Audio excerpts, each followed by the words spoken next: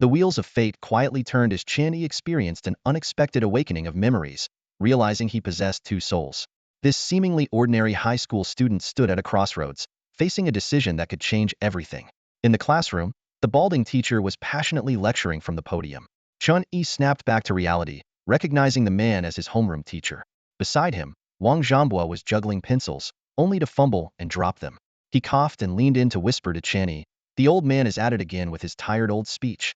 I've known these cliches since I was a kid. By the way, you've been a bit out of it these past few days. Are you feeling better?" Before he could finish, a white chalk flew through the air, hitting Wang Zhanbua squarely on the forehead. The teacher snorted and sternly reprimanded, "Chatting during class? Are we? Bold of you. Since you're so talkative, Wang Zhanbua, why don't you lead the lesson? If you don't do well, we'll have a nice discussion with your parents. And call me homeroom teacher." Wang Zhanbua quickly apologized, trying to shift the focus away from Chen Yi. "Please don't be angry, homeroom teacher. I was just worried about Chen Yi's health. He's been fainting a lot lately." At the mention of Chen Yi, the teacher's tone softened considerably. "Chen Yi, are you dizzy again? Perhaps you should rest at the nurse's office?" This scene vividly depicted the double standards in how the teacher treated high achievers versus problem students. Chen Yi shook his head, clarity returning to his eyes. "I'm fine now, teacher." Seeing this, the teacher said no more and turned to Wang Zhanbua. "Well then, start your presentation." Wang Zhanbua could only smile sheepishly. "As you wish, homeroom teacher." Wang Zhanbua then began to recount fascinating stories about the world of games. Hundreds of years ago, the sky cracked open, and countless mysterious gates appeared on the planet, ushering Blue Star into the era of games. Every citizen of Blue Star, upon turning 16, could pass through these portals into the game world. Some worlds were pre-programmed, while others were real. Yet, without exception, these worlds were governed by game rules. Defeating monsters and completing quests earned experience points and equipment, allowing for personal evolution. After listening, the teacher grudgingly let Wang Zhanbua off the hook. He continued, "Now, I want to reveal some little-known secrets to you." He paused, his expression turning grave. "From this point on, you are considered adults. Let me say something a homeroom teacher shouldn't. I urge you to increase your pain sensitivity as much as possible." The classroom erupted into noise, but the commotion didn't last long. After years together, the students still held a sense of respect for their teacher. The teacher continued, "You've all played games, so you understand the importance of equipment. But have you considered whether your families can afford to provide you with the right gear? Even if they go bankrupt buying equipment, what ability do you have to keep it? Remember, the greatest threat in the game world is often not the monsters, but other players like you." After calming down, the teacher went on, "The moment you step into the game, the gap between people becomes apparent. To bridge this gap, you can only rely on hard work and reality settings. Higher reality settings can reduce the materials needed for level breakthroughs, saving your families a lot of money. Avoid ending up like me, exhausting my revival coins without gathering enough breakthrough materials, ultimately losing the courage to re-enter the gates and wasting away at level 19. The teacher spoke earnestly, "Though it's a game world, once you increase the reality settings, it becomes a real battlefield. Do not treat it as an ordinary game. Do not see players as glamorous professionals. Its essence is a brutal battlefield. If you lack the courage, I suggest you settle for an ordinary life. Never having it might spare you the disappointment. Lastly, never set reality to full. Even at 99, only a soul projection enters the game. At 100, your physical body enters, raising the difficulty significantly. It's said that the beginner village has no revival coins, meaning death is true death." Even after the teacher left the classroom, the students remained in shock. This information was vastly different from what they usually knew, leaving many confused. Chen Yi realized this was an information cocoon, as he couldn't find any trace of what the teacher had just said in his past memories, whether online or in reality. Regardless of the truthfulness of the teacher's words, Chen Yi decided to verify them himself. In truth, the teacher left much unsaid. He knew even the simplest beginner village would eliminate most students. They lacked the mindset and necessary skills. Fairness was absent from the start, not just in equipment but also in knowledge and preparation. Children from ordinary families often exhausted their revival coins in the beginner village, losing the courage to re-enter the game. Those with exceptional talents eventually joined guilds for growth. Year after year, there were no exceptions. On the way home, Chen Yi pondered the teacher's words. A real battlefield? Yet he was unprepared. One path led to a mundane life after failing to enter with his soul, the other to entering with his body, facing either death or transcendence. How to choose? Had Ming Po's soup gone awry? At 16, Chen Yi recalled memories of his past life. He was still Chen Yi, but his mindset had shifted drastically. In his previous life, he toiled endlessly for an unstable livelihood, working overtime for meager pay. It wasn't until he lay on his sickbed, realizing a lifetime of hard work couldn't cover medical bills, that he felt like a joke. That day, he refused his parents' funeral money, pulled out the needles, and felt pain throughout his body, yet he laughed. For that moment, he finally felt the reality of being alive. As a youth, he had once harbored lofty ambitions, considering himself exceptional. No one is born to work overtime. If given a choice, I would definitely. After school, Wang Zhambua, ever the chatterbox, continued his rambling. Hey, Chen Yi, do you think I'll awaken some rare talent when I enter the game tomorrow, attracting all the major guilds? Then who should I join? Haha, I can already see myself becoming CEO, marrying a wealthy beauty, and reaching the peak of life. Just thinking about it is exciting. Chen Yi was speechless. Despite this, he felt grateful to Wang Zhambua. In this life, as a reborn orphan, if not for Wang Zhambua's parents' frequent help, growing up smoothly might have been uncertain. Chen Yi grabbed the exuberant Wang Zhambua, his expression serious. Listen, tonight you must seriously discuss the reality settings with your parents. This could be a turning point in your life. Be very, very, very cautious. Seeing Chen Yi's solemn face, Wang Zhambua finally realized the gravity of the situation. Those who haven't experienced a turning point in life can't understand its importance. Upon returning home, Chen Yi summoned the panel with a mere thought. Data sprang to life before his eyes. Constitution 4, Strength 3, Intelligence 5, Agility 3, Spirit 10, with 5 being the maximum for an average person. The skills section displayed. No soul energy, the simulation function unavailable due to insufficient soul energy. This was Chen Yi's long-awaited cheat, a basic attribute panel. Though he was unaware of its origin, Chen Yi instinctively understood how to use it, a feeling both familiar and alien. The panel's introduction mentioned soul energy, a unique energy formed by the fusion of dissipated souls and fortune of the deceased strong. Chen Yi pondered what strong truly meant here. Was it someone genuinely powerful, or merely an opponent he perceived as formidable? With questions in mind, Chen Yi conducted a small experiment on his way home. He attempted to hypnotize himself into believing insects and ants were strong, then crushed them underfoot. However, his soul energy remained at 0, proving this method ineffective. Night fell, and soon it was the next day. The school organized an event where students entered a special door. This door was merely a frame, dark red, about 8 meters tall and 4 meters wide. The middle was empty, allowing the scenery beyond to be visible, yet students vanished upon stepping through. Wang Zhambua stood beside Chen Yi, looking disinterested, clearly having had a disagreement with his parents the previous day. He moodily brushed his bangs aside and asked, Do I look like a brooding protagonist now? No, this level of brooding isn't enough. How can I enhance the vibe? Otherwise, I don't feel like the main character. Even with a second chance at life, Chen Yi found it hard to understand such juvenile angst. He patted Wang Zhambua's shoulder and asked, Have you made up your mind? Wang Zhambua spread his hands, then clenched them into fists. Yeah, my parents want me to set the reality level to 0 and just aim to reach level 9, prioritizing safety. I don't blame them. They went through the same. But I want to take a shot at this. I don't want to end up with regrets like our old teacher. Besides, wouldn't the game world be dull without a protagonist like me? He then asked Chen Yi, What about you? Chen Yi simply smiled. If you're the protagonist, how could a friend like me hold you back? This statement delighted the young dreamer, who declared Chen Yi a teachable child. Soon, it was their class's turn to enter. Chen Yi stepped through the door into a blank space. This was where Blue Star players first entered to load their game panel and undergo body modification. However, unlike the others, Chen Yi was immediately plunged into darkness, seeing nothing but a flickering panel. He felt something crucial slipping away, powerless to stop it. Then, a wave of intense pain hit, and he blacked out. When he regained consciousness, light returned to his eyes. The panel seemed altered. Class, none. Constitution, 4 related to health, armor, resistance, strength. 3 related to physical attack power, carrying capacity. Intelligence, 5 related to spellcasting speed, element particle gathering. Agility, 3 related to movement speed, attack speed. Spirit, 10 related to mana, spiritual perception. Affinity, fire affinity enhances fire skill mastery, increases fire element damage by 10. Skills, soul energy, 0. Simulation, insufficient soul energy. Recommended class, mage. The panel's text appeared dimmed, as if Chen Yi's cheat conflicted with the game world. He realized his crossing over might not have been accidental, and his body seemed altered after the game's transformation. Suddenly, several enormous statues appeared out of nowhere on the ground, representing warrior, mage, priest, archer, and assassin. Chen Yi unhesitatingly chose mage, following the panel's suggestion. He approached the mage statue holding a staff and placed his hand on it. The other statues vanished, and the mage statue lit up, flooding Chen Yi's mind with information. 2 skills were loaded onto the panel.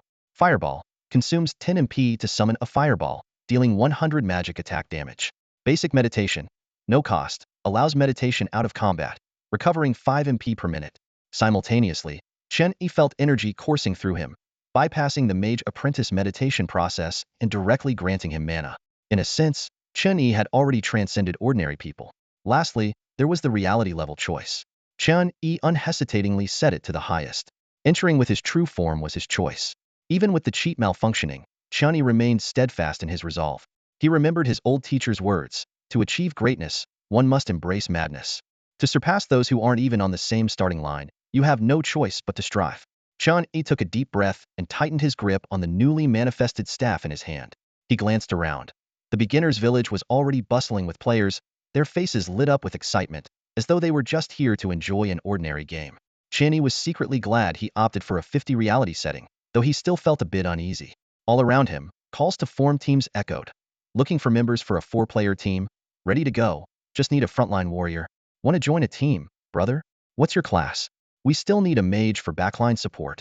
The town, as a safe zone, prohibited attacks, and its atmosphere mirrored the game world promoted online. If it weren't for what Old Ban had said, Chen Yi might have also seen this as just a glamorous profession like everyone else. Soon, someone extended an invitation to him, but Chen Yi politely declined, expressing his desire to get familiar with the environment first. Beginner's Village number 101101. Although he had heard it was just a copied program, being there in person still intrigued Chen Yi. The village was small, with only 5 NPCs. Aunt Wang selling food, Pharmacist Li selling potions, Master Zhang selling weapons, Boss Xiaohua running the inn, and the village chief. These NPCs mechanically repeated their lines and occasionally handed out simple tasks. Chen Yi initially thought he might encounter some special NPCs or hidden tasks, but after some probing, he found nothing of the sort. He felt a bit disappointed, realizing that even the beginner's village in the game world was rather perfunctory. By completing a few simple errands, Chen Yi acquired a basic staff. He checked his attribute panel. HP, 100 physical form cannot be fully digitized. MP, 100 mental 10. Weapon, rough staff gray rating, limited world quality. Though he didn't quite understand the meaning of limited world, having a weapon gave Chen Yi some confidence. As Old Ban had said, entering with one's true form meant no revival coins, and stepping into this unknown world barehanded was indeed nerve-wracking. Next, Chen Yi accepted the only available task, collecting 5 rabbit legs for Aunt Wang, with rewards of some experience and copper coins. He headed to the rabbit plains on the west side of the village, ready to try out the fireball spell he just learned. Chen Yi didn't chant any incantation. Instead, he constructed the framework of the fireball spell based on the new knowledge in his mind. The process took about 10 seconds, and finally, a flickering fireball formed before him. The instability of the fireball was due to his imperfect construction, but Chen Yi couldn't wait to hurl it. With a roar, the fireball hit the ground at a decent speed, leaving a charred mark. Chen Yi stared at the ground, falling silent. No one knew how many thoughts raced through his mind at that moment. It took a long time before he calmed down. However, a question suddenly surfaced in Chen Yi's mind. Why didn't school teach any combat skills, instead focusing on subjects like language, history, and math, just like the real world? This question left him deeply puzzled. After using his skills, Chen Yi noticeably felt not only his mana depleting, but also his mental exhaustion. Besides casting spells slowly, he discovered he had the ability to cast spells quickly, as if a button had appeared in his mind. By pressing this invisible button, a fireball instantly formed in front of him in less than 1.5 seconds. The fireball hovered steadily, showing no signs of exploding. Chen Yi mentally guided the fireball to fly out, creating a small crater on the ground. After using the quick cast ability, the button, in his mind, couldn't be pressed again, leading Chen Yi to suspect it might have a cooldown mechanism. He tried to construct the spell structure again, and after more than 10 seconds, a barely formed, wobbly fireball took shape. Chen Yi, sweating profusely, immediately flung it out, and with a bang, the fireball exploded. This attempt made him realize that while his spellcasting had no cooldown limit, his lack of experience resulted in prolonged casting times. Looking around, Chen Yi found that apart from a staff, the quest provided no other equipment. He recalled that the cheapest black bread in Aunt Wang's shop cost 2 copper coins each, and to avoid starving, he needed to earn at least 2 copper coins today. Despite this, Chen Yi didn't immediately start searching for rabbits. Instead, he clumsily entered a meditative state, and after a long time, he barely calmed down enough to slowly recover the mana he had used. Though named Rabbit Plains, the terrain was not entirely flat. Dewdrops clung to the grass, emitting a fresh scent, indicating it had rained not long ago. Holding his staff, Chen Yi tiptoed carefully across the plains, trying not to leave obvious footprints. Finally, He hid in a dense patch of grass. The grass poked through his clothes, causing an unbearable itch, but Chen Yi endured the discomfort, remaining perfectly still, even trying to lower his breathing. He knew that the rabbits, which could be killed for leveling up, were no ordinary creatures, and acting rashly would be extremely dangerous. As for teaming up, it was out of the question. Encountering players with bad intentions or being used as a pawn could lead to dire consequences. It wasn't long before a team of 3 appeared on the plains. Judging by their weapons, they seemed to be a male warrior, a female archer, and a male cleric. They all looked quite young, likely from the same batch of players who had just entered the game. This gave Chen Yi some relief. Youth meant they were probably inexperienced, and although his hiding skills were poor, the chance of being discovered was low. The warrior, carrying a sword, led the way, followed by the cleric, with the female archer at the rear. Suddenly the archer, Zhou Xiaoxiao, frowned and said, "Zhou Su, please be serious. The instructor said this game world is dangerous." She had obviously noticed the warrior Zhou Su's nonchalance. Zhou Su shrugged. "Isn't the game world just about fighting to get stronger? What's there to be cautious about? The instructor might not always be right. Don't worry, no rabbit can break through my defense." The cleric, Zhou Weirong, remained silent but seemed to agree more with Zhou Su, as if saying, "What's so scary about rabbits?" Just then, a shadow shot out from the grass, ramming directly into Zhou Su's chest. The previously confident Zhou Su was knocked over a meter backward. The shadow landed gracefully after a backflip. It was the quest target, the rabbit. This rabbit was several sizes larger than normal, with gray-black fur and blood-red eyes, devoid of any cuteness. Is the damage really that high? Zhou Su wiped blood from the corner of his mouth, but charged at the rabbit as if nothing had happened. The rabbit was incredibly fast, yet still visible to the naked eye. Zhou Weirong used a massive cross to block the rabbit's charge, and as Zhou Su swung his sword, the rabbit kicked off the cross, dodging the slash and creating distance between them. Having waited for the perfect moment, Zhou Xiaoxiao released her bowstring, and the arrow whizzed out, narrowly missing the rabbit and embedding in the ground. "Use a skill," Zhou Xiaoxiao cried out, almost in tears. "I already did," Zhou Su replied, clicking his tongue as he rushed at the rabbit again. Zhou Weirong lifted the cross high, and a beam of light enveloped Zhou Su, visibly boosting his condition. Zhou Su swung his sword, but his lack of refined swordsmanship meant he only occasionally hit the target. He was repeatedly struck by the rabbit's ears, losing health despite the cleric's support, and his impatience grew with each failed attempt. "Die, die, die. Combo attack," Zhou Su shouted, and after a brief pause, his sword suddenly slashed twice as fast as before. The rabbit couldn't evade and was struck in the throat. It collapsed lifelessly to the ground, and with a crisp sound, its body turned into light and disappeared, leaving behind 2 copper coins. The trio picked up the coins and, after a brief rest, continued deeper into the plains. It was only much later that Chen Yi emerged from the grass, grateful he hadn't acted recklessly. The rabbit's speed far exceeded his reflexes as a combat novice, and acting rashly would likely have led to disaster. In the beginner's village, so many people teamed up, which made Chen Yi more cautious. Now it seems that being careful in the game world isn't a bad idea.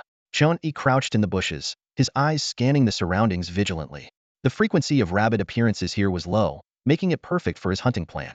Time ticked away, and Chen Yi's legs were already numb, but he kept a watchful eye on his surroundings, unwilling to miss even the slightest movement. Suddenly, a faint rustling sound set his nerves on edge. A black rabbit poked its head out, cautiously surveying the area. Once it deemed the coast clear, it began nibbling on the grass. Chen Yi held his breath, staying perfectly still. He knew he wasn't close enough yet, and patiently waited. The rabbit, unsuspecting, moved closer to Chen Yi, searching for fresh leaves. As it entered his attack range, Chen Yi's heart pounded. He quickly constructed the structure of a fireball spell in his mind, and a slightly unstable fireball formed and shot out. The rabbit looked up at the sound, but the fireball was already upon it. It tried to leap away, but it was too late. With a boom, the explosion sent the rabbit flying.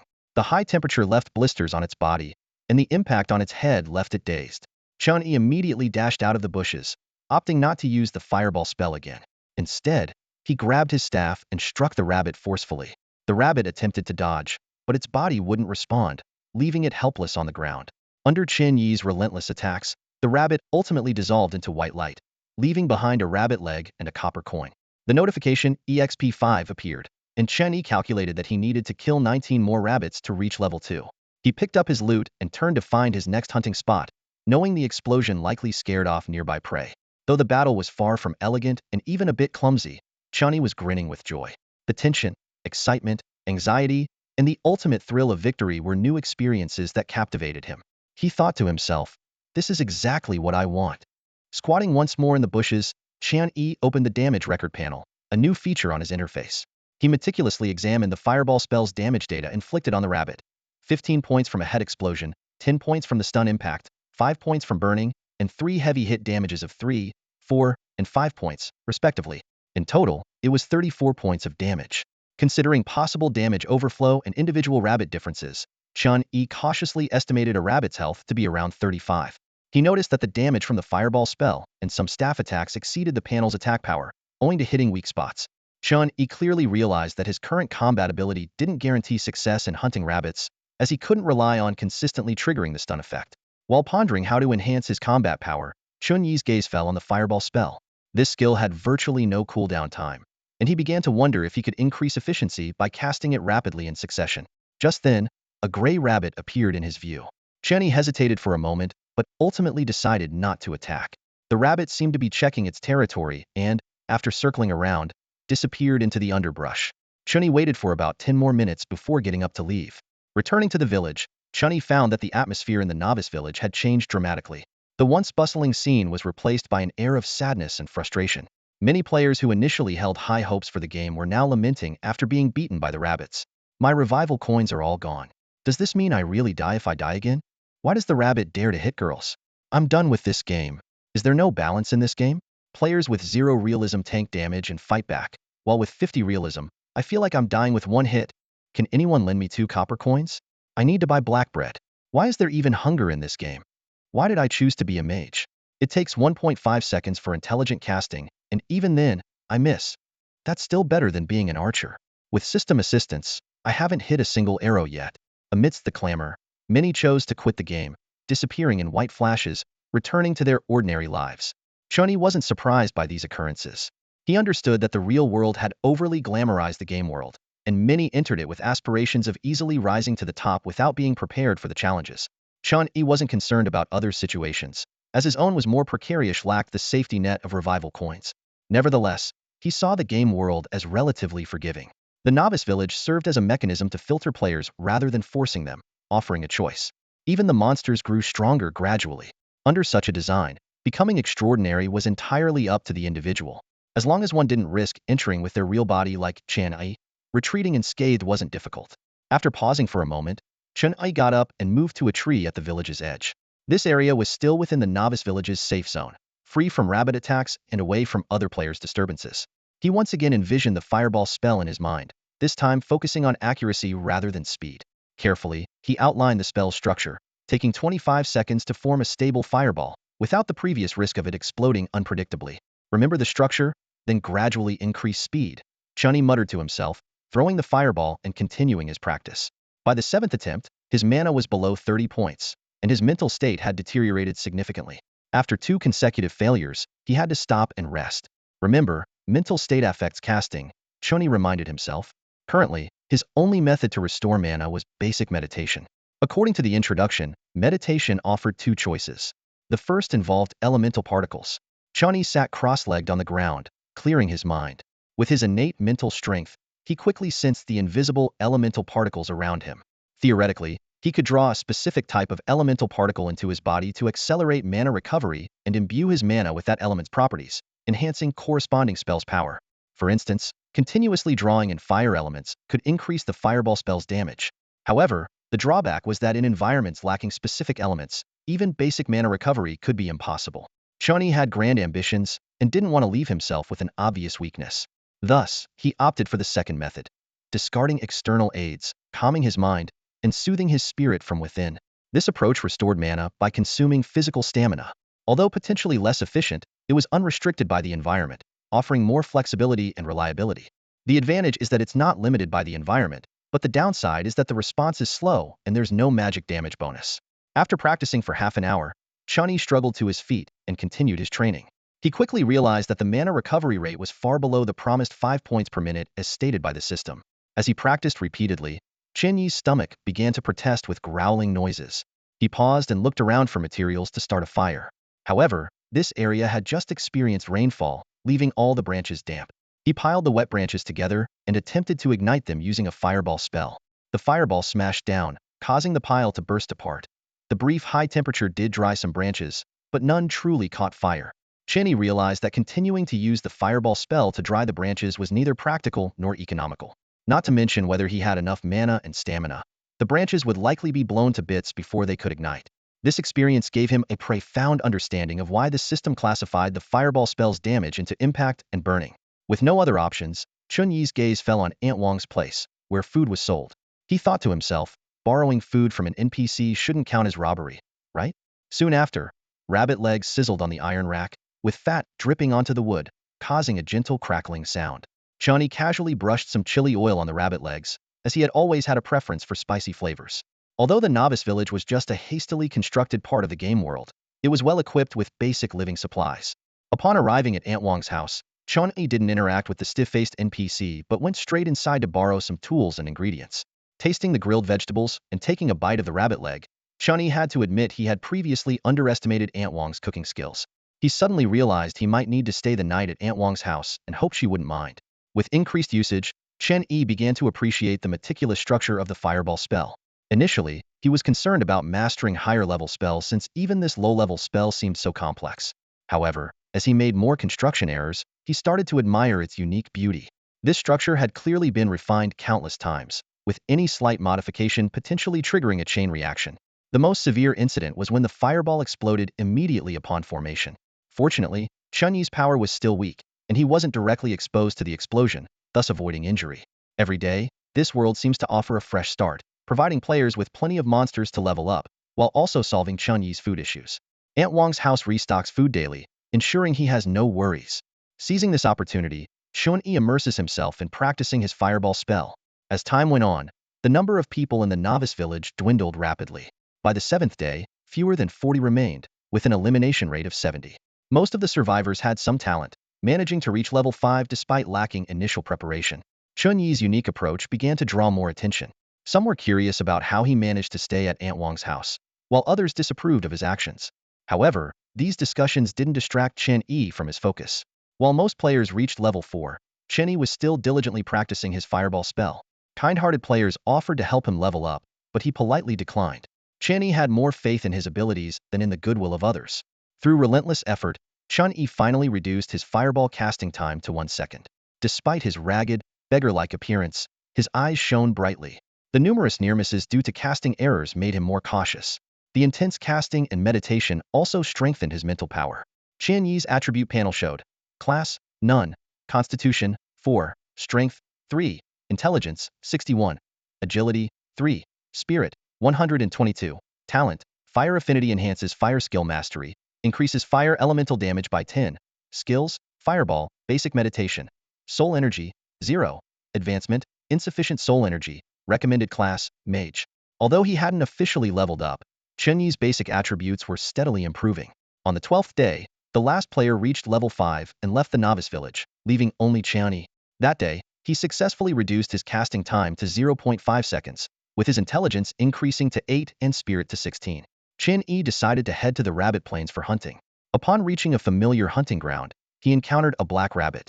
They locked eyes for a moment, and the rabbit darted in a zigzag pattern like a shadow. Chen Yi could barely keep up with its movements, thanks to his enhanced mental power. The rabbit swiftly approached, preparing to attack. Chen Yi rolled away just in time, raising his staff to conjure a fireball. The fireball hit the rabbit squarely, sending it flying.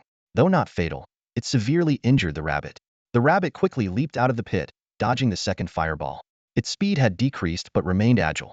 Chen Yi dared not approach recklessly, retreating while casting spells. The third fireball missed, but the fourth hit, further wounding the rabbit. The final fireball defeated the rabbit completely. The EXP5 prompt made Chen Yi feel a tangible sense of growth. He picked up 2 copper coins, disappointed that no rabbit legs were dropped. Returning to the novice village, Chen Yi tossed the coins into the jar at Aunt Wang's house and began reflecting on his experience. He decided to meditate to restore his state before every future action. However, not every hunt went smoothly. During an encounter with a white rabbit, Chen Yi was deceived by its feinting tactics. The rabbit pretended to crouch for a charge, prompting Chen Yi to dodge, only to launch a real attack afterward. The blow struck Chen Yi's abdomen heavily, as if hit by a sledgehammer.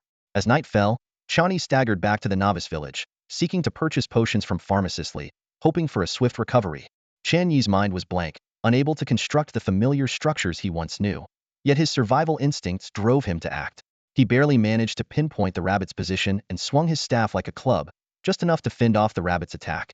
Though the move was hasty, it granted Chen Yi a moment to catch his breath. He staggered back a few steps, creating some distance between them. A sharp pain coursed through his body like electricity, beads of cold sweat forming on his forehead as his breathing grew rapid. However, the danger was far from over. The white rabbit charged again with astonishing speed, closing the gap between them in the blink of an eye. Chen Yi's eyes were locked onto the rabbit, his muscles tensed, ready to dodge. Suddenly, he noticed something was off. The rabbit's legs weren't coiled for a real attack. It was a feint. Chen Yi resisted the urge to dodge, standing his ground. Sure enough, the white rabbit deftly leaped past him.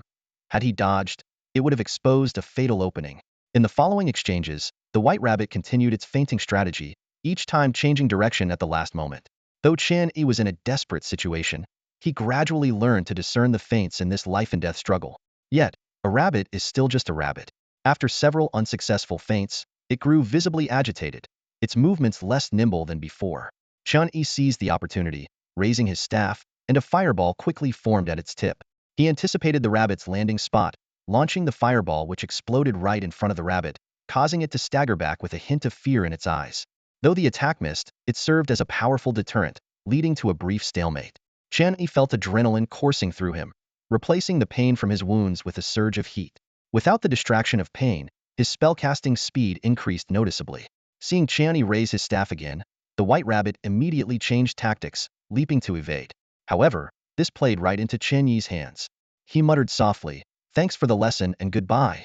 Before the words had fully left his lips, a series of fireballs struck the rabbit with precision. The first hit it in midair, the second exploded as it landed, and the third shattered any hope of its escape. With a system notification of EXP5, the white rabbit's body disintegrated into fragments, leaving behind a rabbit leg and 2 copper coins. Panting, Chen Yi wondered to himself, is this thing really mass-produced? There was no time for further thought. Chen Yi immediately sprinted towards the newbie village. Although he couldn't feel any pain at the moment, he knew it was merely the effect of adrenaline. Once the hormones wore off, he might be too injured to move, potentially leading to his demise on the desolate plains. Returning to the present, Chen Yi stumbled back into town and approached Apothecary Li. After a brief conversation, a light screen suddenly appeared before them, displaying only 2 items, a red potion and a blue potion, simple and straightforward. Chen Yi clicked on the description of the red potion. A rough healing potion that slowly restores 20 HP. The review stated, a newbie's practice work. Not only does it taste terrible, but the effect is poor. Are you sure you want to drink this? The price was 10 copper coins. Feeling increasingly weary, Chen Yi ignored the review and purchased the red potion. A red bottle materialized in his hand, the glass exterior reminding him this wasn't a chewable pill. Opening the bottle, Chen Yi poured the red liquid into his mouth, his face immediately scrunching up. This tastes awful, he complained internally, wondering if Apothecary Li had a special talent for concocting such unpleasant potions. Despite the taste, the potion's effect was evident as Chen Yi felt his condition gradually improving. He then checked the description of the blue potion, a crude mana potion that slowly restores 15 MP. The review was blunt. Unless you're about to die, I can't imagine why anyone would buy this. The price was also 10 copper coins. Chen Yi silently agreed, thinking it was audacious to sell such junk for 10 copper coins. Afterward, Chen Yi found Aunt Wang and submitted the rabbit leg collection quest. A system notification chimed, "Congratulations on completing the quest. Aunt Wang's ingredients. You received 20 copper coins and 20 EXP. Chen Yi couldn't help but grumble about Aunt Wang's stinginess, but he comforted himself by considering the rabbit legs as covering his lodging for the next few days. Without a system storage, he had to toss the copper coins into a basin at Aunt Wang's house. Taking stock, Chen Yi had a total of 26 copper coins and needed 25 more experience points to level up. At his current pace, reaching level 2 by tomorrow seemed feasible. Instead of resting, Chen Yi reflected on his reactions to the white rabbit and his ability to sense its attacks. He realized that feints could expose an enemy's weaknesses, and as an ordinary person lacking combat experience, he needed to build it up gradually.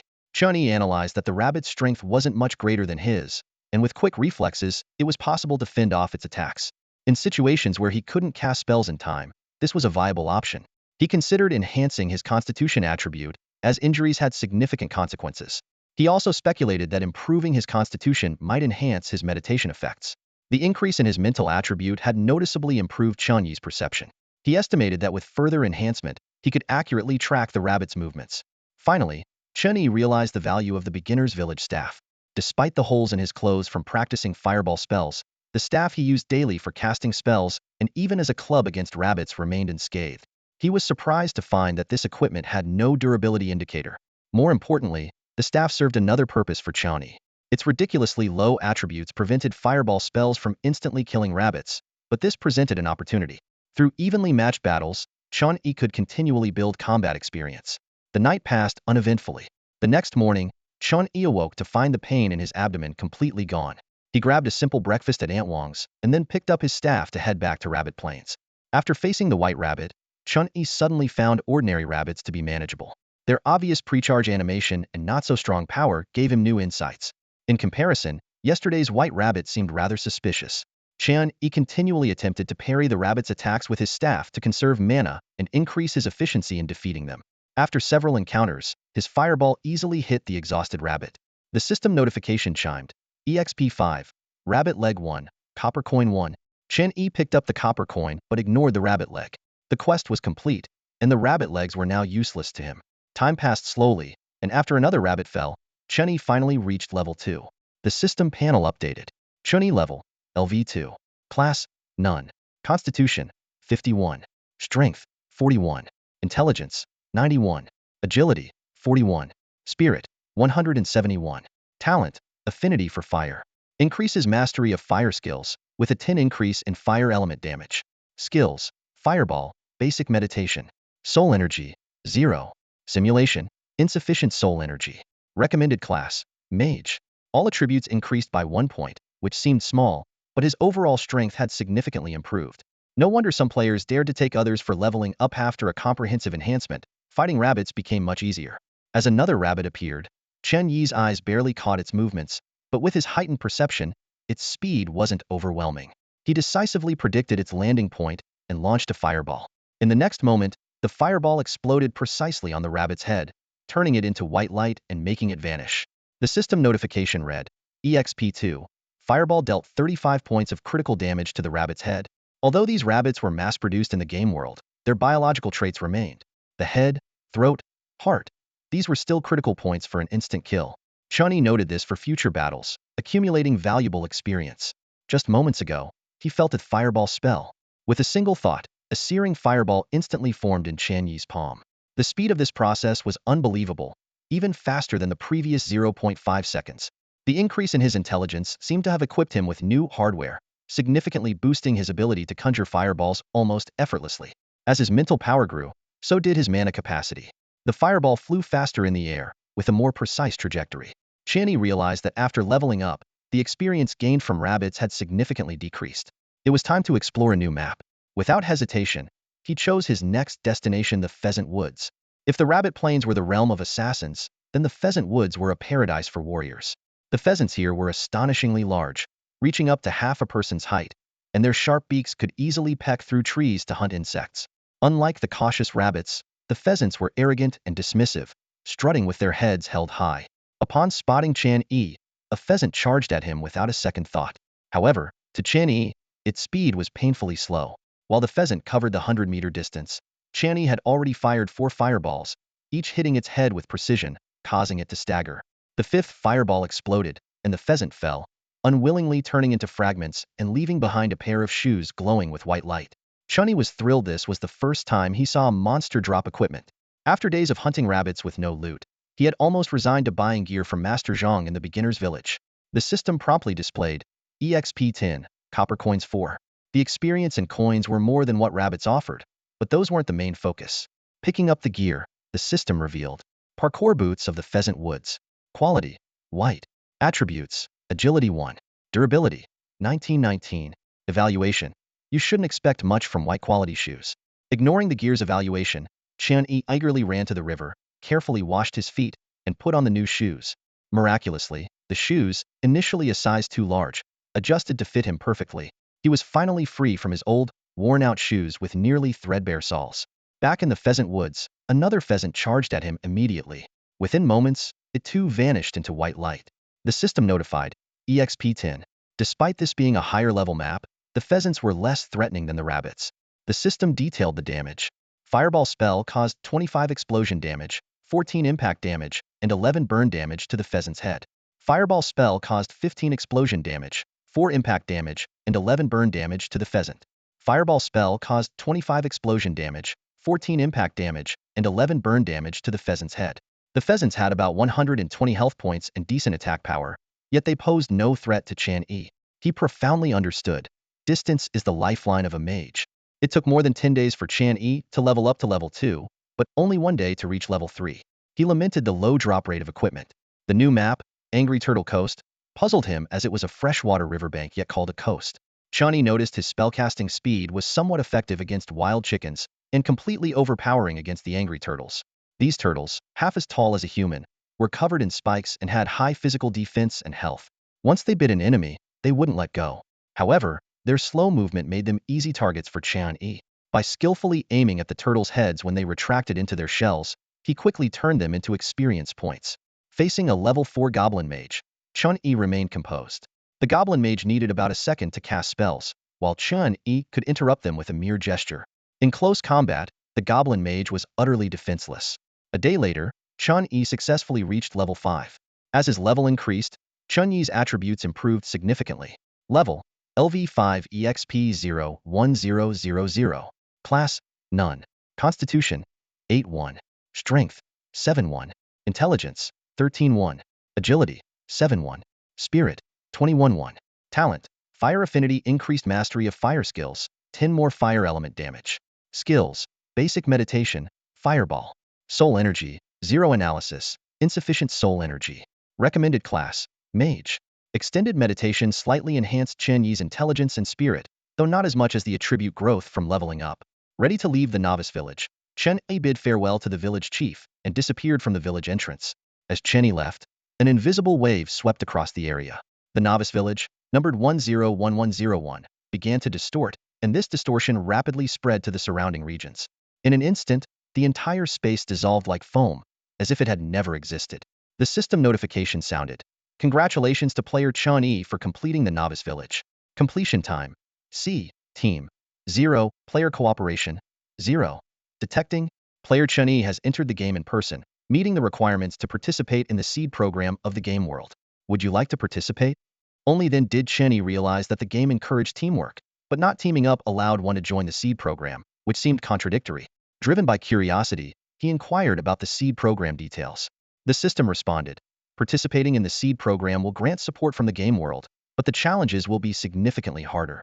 Entry requirements: enter the game in person and successfully leave the novice village without forming a team. Would you like to participate?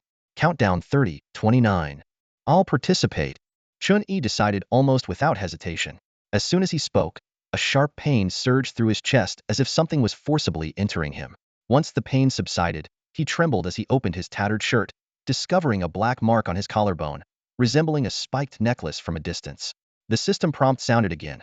Soul branding successful. Welcome player Chen Yi to the game world. Evaluating player. Combat awareness: C. Learning ability: B. Talent: outstanding intelligence and spirit. Mage class recommended. Completion rating: Chen Yi then received a series of rewards. An opportunity to switch to the mage class, a random skill choice X1, permission level upgrade, a resurrection coin X1. Additionally, the backpack function, chat function, arena, enhancement hall, and residence were unlocked. The system emphasized that information regarding the seed program must not be disclosed, under penalty of erasure. An overwhelming amount of information flooded Chen Yi's view, marking his true entry into the game world as a player, with many basic functions now available to him. He couldn't help but think that if he had had these functions earlier, his experience in the novice village might have been smoother. But reality offered no such ifs, so he had to keep moving forward. Suddenly, the surrounding white space vanished, replaced by a dark expanse of water. Caught off guard, Chen Yi fell into the water, losing control of his body, able only to see with his eyes and hear with his ears. Despite the water being the only thing around, it felt as if countless voices were speaking. Various voices echoed in his ears. A sharp female voice: a mage can do anything. If you can't, it's just because your knowledge is insufficient. A kindly old lady's voice: mages weren't originally created for combat. Their essence lies in the use of rules, not just spells. A voice full of arrogance: elemental particles are the mage's true companions. If you don't use them in battle, do you even deserve to be called a mage? Finally, a magnetic male voice spoke: why define a mage by your understanding? Chen Yi abruptly sat up, gasping for air as if he had just escaped drowning. An influx of knowledge about mages, mage apprentices, meditation, and spells filled his mind, bridging the gaps in his foundational understanding. Class change successful, the system announced. Acquired skills: Wu Wei meditation, spell analysis, mental force, blink, fire repulsion ring. Received mage growth template. Eagerly, Chen Yi opened his attribute panel. Level: LV5 EXP 01000. Class: Mage. Constitution: 8. Strength: 7. Intelligence: 15-2. Agility: 8-1. Spirit: 25-4. Talent: Fire affinity, increased mastery of fire skills, 10 more fire element damage. Skills: Wu Wei meditation, spell analysis, mental force, blink, fire repulsion ring, fireball. Soul energy: 0 analysis, insufficient soul energy. Chen Yi carefully examined each newly acquired skill. Wu Wei meditation. Instead of relying on elemental particles to enhance his spirit, Chen Yi the mage decided to explore within, increasing mana recovery speed and enhancing intelligence and spirit training effects, while mana in turn strengthens the body. CD 0 consumes a certain amount of stamina. Spell analysis. Not content with merely using skills, Chen Yi the mage seeks to understand their composition. CD 0 consumes a large amount of mana. Mental force. Utilization of mental power. CD 0 consumes a small amount of mana. Blink. A preliminary understanding of space, enabling a short-range teleportation. CD 60s. Mana consumption depends on the distance moved, maximum distance 1 meter. Fire repulsion ring.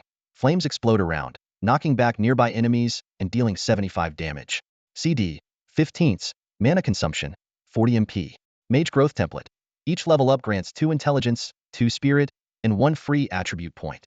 Chen Yi realized that leveling up no longer provided the benefit of 1 to all attributes, which was a special reward given to players by the game world. The Novice Village's class change was not a true class change, but rather an opportunity for players to experience the combat style of a class. Wu Wei meditation was a unique meditation method Chen Yi acquired after making a choice in the mage inheritance place. He felt gratified that his efforts in the Novice Village finally paid off at this moment. Chen Yi couldn't help but think, the game world is indeed generous. Out of habit, Chen Yi reached for his staff, only to find it missing. He frowned, checked his interface, and realized the starter village staff had been reclaimed. A twinge of regret passed through him. Despite its mediocre attributes, its indestructible nature could have made it a top-tier shield. Never mind, Chen Yi thought to himself. If I don't have a staff, I'll just buy one. Let's try out some skills first. Blink, he called out in his mind. Instantly, a complex structure formed in his brain. Chen Yi vanished from his spot and reappeared a meter behind. Mana cost: 100 points, he calculated silently. The cost is indeed high. But what's the cooldown principle of this skill? Is it that my body can't handle the spatial fluctuations? Or does space itself need time to stabilize? Next, Chen Yi tried out other skills one by one. Spell analysis was hard to utilize at the moment.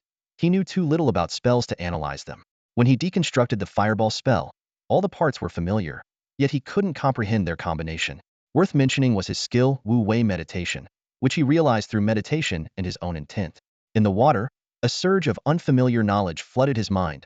Spell structures constantly shifted, eventually forming this unknown yet usable self-created skill. It allowed mana to flow through his entire body rather than being confined to his mind, speeding up recovery while nourishing his body. Once familiar with the skills, Chen Yi began exploring the new features. With a thought, he opened the inventory interface. The inventory had 20 slots, similar items could stack, but the weight limit was 50 kilograms. The lower left corner showed he had 1,952 copper coins, a weightless currency unique to the game world. On the right was a precious resurrection coin, the last safety net for players who entered with their true selves. Chen Yi noticed that as a true body player, the cost of buying resurrection coins was much higher for him than for others. Even though his current strength was still weak, a single resurrection coin cost him 7,000 copper coins, while virtual players of the same level needed only 500. This meant that despite the facade of having a chance for error, he essentially had only one shot at survival. Trading multiple game earnings for a resurrection coin was akin to a slow death, as the game difficulty would only increase. He glanced at the store interface, noting that the resurrection coin option was grayed out, indicating he already had one and couldn't purchase another. The chat interface was buzzing with activity, messages scrolling by. Summer Fangjia LV25 Gentleman's House. Looking to buy a blue quality rifle, price negotiable. Enemy Wu LV7 Lone Wolf. Hey pros. Why do we only get one free attribute point after level 5? How can I change jobs? Yang God 1125 Dynasty. If I enhance again, I'm a dog. If I enhance again, I'm a dog. If I enhance again, I'm a dog. Important things must be said thrice. I heard this enhancer was really used by Kelly that. Next time I go to the dungeon world, I'm going to find her and blow myself up. Chen Yi casually closed the chat interface and turned his attention to the last support option. Random skill choice 1. Random? Seeing the word, Chen Yi suddenly felt dizzy, his heart racing as if he were on the brink of death. He licked his dry lips, trying to calm himself. Don't scare yourself. Failing to get gear isn't because I'm unlucky. It must be the low drop rate in the starter village.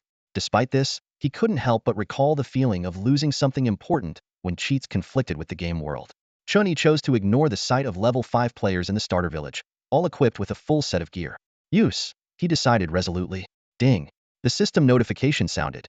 Choose skill inclination fire. Game skill extraction in progress.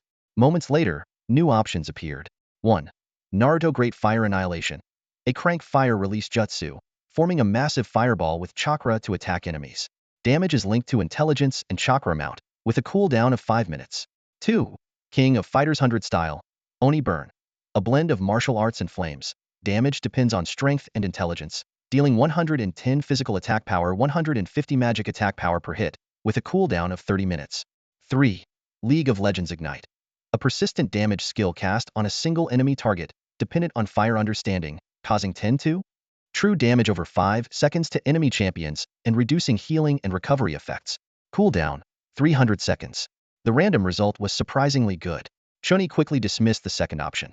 Despite having practiced melee combat, he didn't plan to develop in that direction. The first option, Great Fire Annihilation, could be considered an early game ultimate, useful for clearing mobs or fighting bosses.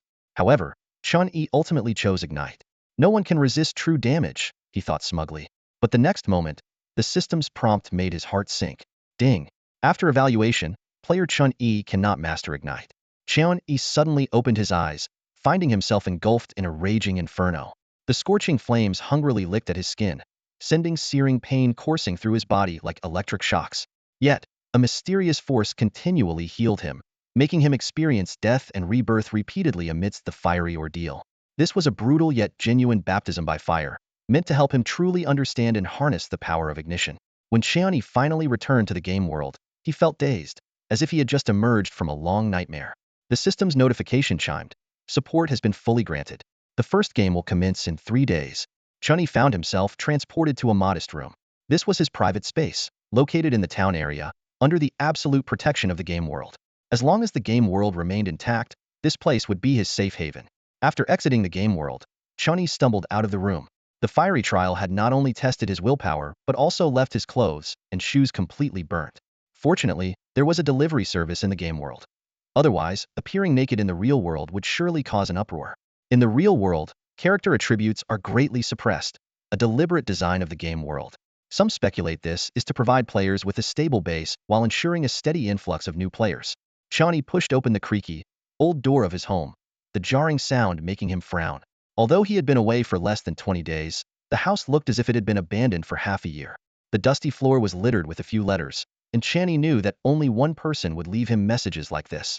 He picked up the first letter, which read, Chen Yi, I can't believe you're still not out. I wanted to show off my black iron sword to you. It's a noble white quality weapon. Jealous yet? If I told you this weapon adds 25 attack points, would you be green with envy? Chen Yi chuckled softly. It seemed this guy was doing well. He continued to read the second letter. Still haven't seen you return. Some say you're dead, but I don't believe it. I've set my realism to 90 and often felt close to death, yet I always crawled back to the novice village. So I refuse to believe you die so easily. I'm the protagonist, after all, and my chosen sidekick can't just die like that, right? The last letter said, the next game session is about to start, and you still haven't returned. Don't tell me you've gone to the novice village for a matchmaking event? Never mind. I'll carry you through it. By the way, my game name is Wu Di. I wanted invincible, but someone else snagged it first. Almost drove this protagonist crazy. Chen Yi set the letters down, a slight smile playing on his lips. It seemed a brand new adventure was about to begin. The town buzzed with excitement at night, swarming with players below level 20. The streets were teeming with people. Some hurried along, while others indulged in revelry. A dazzling array of weapons was on display in the players' hands, ranging from cold steel to firearms, from staffs to concealed weapons. Recruiting. Recruiting. A loud voice pierced through the clamor. The Dynasty Guild is recruiting newbies. Great benefits and high perks. On the street corner, a vendor enthusiastically pitched to passers-by, brother, This sharpshooter job change certificate is absolutely worth 1,000 copper coins. For early stage players, having a gun makes all the difference. Trust me, I've been playing for a while. I wouldn't lie to you. Chen Yi paused to listen, soaking up knowledge of the game world like a sponge. He quickly grasped the main player factions. The traditional gameplay faction focused on leveling up in gear, while the scholar faction concentrated on understanding skills. At a small stall, Chen Yi picked up a withered vine staff and a contemplation ring. The staff enhanced the effect of fireball spells, while the ring boosted meditation. Despite spending most of his copper coins, Chen Yi felt it was worth the investment. After a simple night's rest in his small abode, Chen Yi headed straight to the arena the next day, ready to test his skills. Inside the arena, Chen Yi faced a level 12 sharpshooter. The opponent sneered, "Kid, are you in the wrong place? This is the arena for those over level 10. You should be playing house with the other newbies." Chen Yi remained silent, focusing intently as the countdown ticked away. He had his reasons for being there, and his opponent's taunts didn't waver his determination. As the countdown neared its end, the tension in the arena continued to rise. 2, 1. As the countdown reached its final second, Chen Yi immediately started zigzagging. The spot where he had been standing was instantly riddled with bullet holes. Despite the sharpshooter's players showing disdain for Chen Yi, his attacks were relentless. At this level, both sharpshooters and mages are mid-range classes, able to attack each other without moving, relying on the speed of their actions and projectile velocity. Bullets, evidently, had the upper hand. Whoosh, whoosh. The revolver bullets zipped through the air. With mental acuity far beyond this level, Chen Yi barely managed to track their trajectory, but his evasive maneuvers were clumsy and awkward. Damn, he's like a slippery eel, the sharpshooter cursed. Each revolver held 6 bullets, and he was running low. He quickly pulled an ice grenade from a pouch on his left hip, tossing it toward Chen Yi while sprinting in the opposite direction to reload. However, the ice grenade, intended to immobilize Chen Yi, froze midair. Under Chen Yi's mental control, it reversed course and flew back toward the sharpshooter. "What?" he exclaimed. With a sound like shattering glass, a small patch of ice formed on the ground, freezing his feet in place. Before he could use his revolver to break free, a barrage of fireballs rained down on him. System notifications flashed by. You received 25 damage from a fireball. You received 20 damage from a fireball. You received 22 damage from a fireball. You lost the match. By the time the sharpshooter realized what had happened, he had been forcibly ejected from the arena. Damn, he's a scholar-type mage?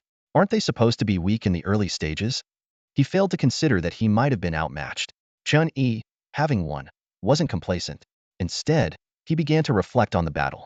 Distance is crucial for a mage's survival, but it's also vital for other classes. Facing opponents with quicker attacks, he realized he lacked effective strategies. Chen Yi had been battling in the arena for 2 days, with a dismal record of more losses than wins. He encountered a variety of classes and bizarre skills, even running into second-generation guild players who thrived through heavy spending. As he watched these well-equipped players, he couldn't help but feel envious, shedding tears over his inability to even gather basic gear. The library is another important area in the town. Recently, Chen Yi has been spending his time either in the arena or buried in books here. The shelves are filled with various texts, ranging from tomes on mages to warriors. After setting down Mage Apprentice Essentials 3, Chen Yi heard a prompt from the game world indicating it was time to play. He picked up the book and walked to the front desk, where he found not a person, but a plump tabby cat. This cat, known as Cat Master, was as hefty as any ginger cat. "Cat Master, can I borrow this book?" Chen Yi asked. Cat Master opened its eyes begrudgingly, clearly annoyed at having its nap interrupted. Nevertheless, it dutifully stretched, attempting to mimic a typical cat stretch, though its belly fat jiggled humorously. Suddenly, a notebook beneath Cat Master floated up, pages turning on their own. A quill dipped in ink scribbled quickly across the pages, recording something. "Off to the game again. Huh?" Cat Master stated rather than asked, clearly more familiar with the game world than Chen Yi. "This book requires a deposit of 100 copper coins. Will you pay in coins, or offer a collateral item of equivalent value?" Chen Yi handed over his remaining copper coins as a deposit, silently lamenting his impending poverty. As the game commenced, he disappeared into the library with the book. Cat Master curled up again, reluctantly pressing the notebook beneath it, hoping to reclaim its lost slumber. The game's teleportation left Chen Yi dizzy and retching on the ground, internally cursing the rough transition. Though the surrounding 25 participants noticed his reaction, they paid little attention. The game system quickly announced the mission details. Location: Plants vs. Zombies World. Mission: survive for 4 days, defend Dave's house, and protect your brain. Rewards: copper coins, green quality equipment. Chen Yi thought, with the help of plants, this mission should be manageable. A burly man carrying a cross stepped forward. "Everyone, quiet down. I'm He Dason from the Iron Fist Guild. Are there any guild members here? Soon after, a woman in a cheongsam with a graceful figure called out, I'm Mu Qingna from the Rose Guild. Any sisters from the guild? Players began searching for their guild members or joining temporary teams they fancied. What class? He Dason asked Chen Yi. Mage, Chen Yi replied. How can you prove it? Chen Yi raised his staff, and 1.5 seconds later, a fireball appeared out of thin air. He Dason nodded approvingly, welcoming him. Players naturally split into two groups, led by He Dason and Mu Qingna. Participating in such a scene for the first time, Chen Yi quietly stayed at the back of the group, pretending to be experienced while actually observing other players' actions. As preparation time ended, language features were enabled, chat channels opened, and protective shields vanished. He Dason and Mu Qingna headed towards the only house nearby, clearly Dave's residence. Chen Yi took the opportunity to survey the surroundings. The sun was shining, yet it wasn't a strange phenomenon for someone like him, sensitive to temperature changes after experiencing the fiery hell. Dave's yard was empty, devoid of any plants. There were no trees nearby to obstruct the view, providing a clear sight line. Yet this only added to the unease. Where would the zombies come from? Suddenly, the door burst open, and a man with bloodshot eyes emerged. It was Dave. He looked utterly exhausted. Mu Qingna was about to speak when Dave warmly embraced the two leaders. Oh, my friends, warriors from another world. You're finally here. He Dason and Mu Qingna exchanged puzzled glances, realizing that this world's situation didn't quite match the guild records. Dave began speaking incessantly. These damned zombies have been attacking my house, and I haven't slept in ages. You'll protect my house and let me get some sleep, won't you? Ha ha ha, I knew you would. He continued, spinning in excitement. You know, these zombies seem interested in a madman's brain. I say they must be crazy too. And someone, I don't know who, added 3 more doors to my house. Now, zombies can come from 4 directions. Oh, my poor brain. If I find out who did it, I'll shove their head in the toilet. Mu Qingna parted her lips slightly, drawing all the players' attention. In a plaintive tone, she said, Don't worry, Mr. Dave, we'll help you. But is there anything that can assist us? A system prompt suddenly echoed in Chen Yi's mind. Player Mu Qingna has used charm on player E. Spirit check passed. Player Chen Yi is immune to this charm. An indiscriminate charm skill. Chen Yi was relieved, knowing that without the spirit check, he would have fallen for it. These players were indeed formidable. Dave seemed unaffected by the charm, instead starting to nod off. Suddenly, he snapped his eyes open wide. You're looking for a madman's help? Ha ha ha, you're truly my friends. But I'm just a madman. Wah rua. With that, he slammed the door shut.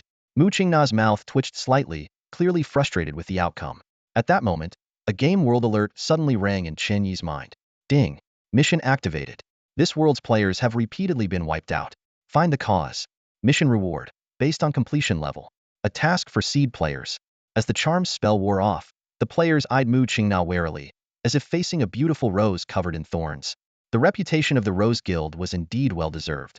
The team members quickly set aside their individual agendas, and the atmosphere became much more harmonious. He Dason smirked, thinking to himself that the Rose Guild members loved to play these mind games. Although it was a bit cliché, he had to admit it was effective. He felt relieved that collaborating with his own guild members offered a greater sense of security. Mu Qingna, with a serious expression, surveyed the area before speaking. Everyone should be familiar with the game Plants vs. Zombies. Normally, we need to plant special vegetation to stop the zombies from eating Dave's brains. But as you all saw earlier, Dave, who should have supplied the plants, had an unexpected mishap. He Dason nodded in agreement. Indeed, several members of the Iron Fist Guild have also been to this world. Under normal circumstances, Dave would provide players with plant seeds, and after repelling zombies, he would offer new seeds. This world originally tested players' reaction speed and plant arrangement skills. The team members remained silent, waiting for the leader's next instructions. Mu Qingna continued, without the aid of plants, this mission has shifted from a tower defense game to a survival game. He Dason chimed in. Although there has been an unexpected twist, it also means the rewards upon completion might be greater. Similar scenarios have occurred in other games. As long as we work together, clearing the level isn't impossible. The first decision made by the two leaders was to send scouts to survey the surroundings in hopes of locating the zombies and taking the initiative. However, their hopes were quickly dashed. Only barren ground surrounded them, with not a single tombstone in sight. As time passed, each team split into smaller groups, with 4 squads guarding the 4 directions of the house. Chen Yi's squad consisted of only 6 members, 3 frontliners, 1 healer, and 2 backliners. Confident in his ability to ensure the safety of the frontline, He Dason allocated only 6 members to this team, while the other team had 8. Feeling bored, Chen Yi pulled out Apprentice Mage Essentials 3 from his backpack and began studying, fully aware of the long and arduous path of a mage. Dason raised an eyebrow but did not stop Chen Yi. The calm did not last long. Suddenly, Wu Shiyong, who was at the front with a shield, shouted loudly, "Something's happening." Soon after, similar cries echoed from other directions in the yard. Chen Yi quickly closed his book and tucked it back into his space backpack. The once clear sky suddenly darkened, as if day had turned to night. In the pitch-black yard, the sound of zombies emerged from all directions, as if the darkness itself had brought forth these creatures. Wu Shiyong shuddered, gripping his shield tightly and exclaiming, "Something touched me." The other two frontliners began to panic as well. Dason urgently called out, "Stay calm. Did anyone bring a flashlight? Anything that can provide light?" But the players, always frugal, did not carry such useless items in their backpacks. At that moment, Chen Yi tapped his staff on the ground, conjuring a fireball larger than usual, which he propelled to the center of the yard with mental force. This fireball, unlike ordinary ones, emitted a light similar to that of an incandescent bulb, instantly illuminating the entire yard. The three frontliners realized they had accidentally bumped into each other and that the real zombie enemies had yet to appear. They exchanged awkward glances and silently decided not to speak of it. A female gunslinger in the backline glanced at her rifle, suddenly finding it less appealing than before. Although Chen Yi hadn't spent coins to learn the light spell, his spell analysis skills and the knowledge from Apprentice Mage Essentials allowed him to fully grasp the structure of the fireball spell, enabling him to release this variant spell by altering its framework. Dason smiled and asked, "What's your name, brother?" Since Chen Yi hadn't spoken in the channel, Dason didn't know his game name. Chen Yi remained silent because talking in the channel would reveal his level. "Just E." Chen Yi replied succinctly. Dason continued, "Brother E, how long can this fireball last? Does it consume a lot of mana?" Chen Yi pondered for a moment and exaggerated the mana consumption. "It can last about 10 minutes, consuming 40 mana." Dason eagerly asked, "Can you maintain 4 of them simultaneously?" The public channel is in chaos, and it's clear the other areas haven't solved their lighting issues. Chen Yi nodded but added, "Just the mana consumption?" Seeing Chen Yi nod, Dason was overjoyed and quickly assured, "Everything else is a minor issue." Dason Iron Fist LV12. Is the crazy lady still alive? Mukingna Rose LV12. Release. Chaos spread not only in Chen Yi's area but throughout the entire team, plunging everyone into disarray. Mukingna was doing her best to use her charm skills to stabilize her teammates, but her patience was wearing thin. Her terse and irritated response was a clear indication of her inner anxiety. Dason Iron Fist LV12. Brother E can handle the lighting, but we need to address the mana consumption. Mukingna Rose LV12. I'll take care of the consumption. Moments later, Chen Yi nimbly climbed onto Dave's rooftop. With a wave of his hands, bright fireballs illuminated the 4 corners of the courtyard. Mukingna looked up, feeling for the first time how precious light was. However, her delight quickly turned to annoyance as she shot a glare at someone. Despite having a mage in their team, they couldn't even manage basic illumination. Worse still, that mage accidentally hit a teammate with a fireball, causing chaos even before the zombies arrived. The mage stood aside with an embarrassed yet polite smile, attempting to justify himself. No normal mage would learn non-combat skills at this stage. After a discussion, everyone agreed that Chen Yi's position was crucial and he shouldn't move easily. Without light, they would be defenseless against the zombies. However, maintaining the fireballs would drain Chen Yi's energy, reducing his monster-killing efficiency. To compensate for this loss, Mukingna generously took off her necklace and handed it to Chen Yi, and other players also offered valuable mana stirring potions. Chongyuan Necklace. Quality: green. Intelligence: 2 mana 50. Effect: restores 1 mana per minute. Level: 10. Durability: 1212. Rating: a must-have for novice mages.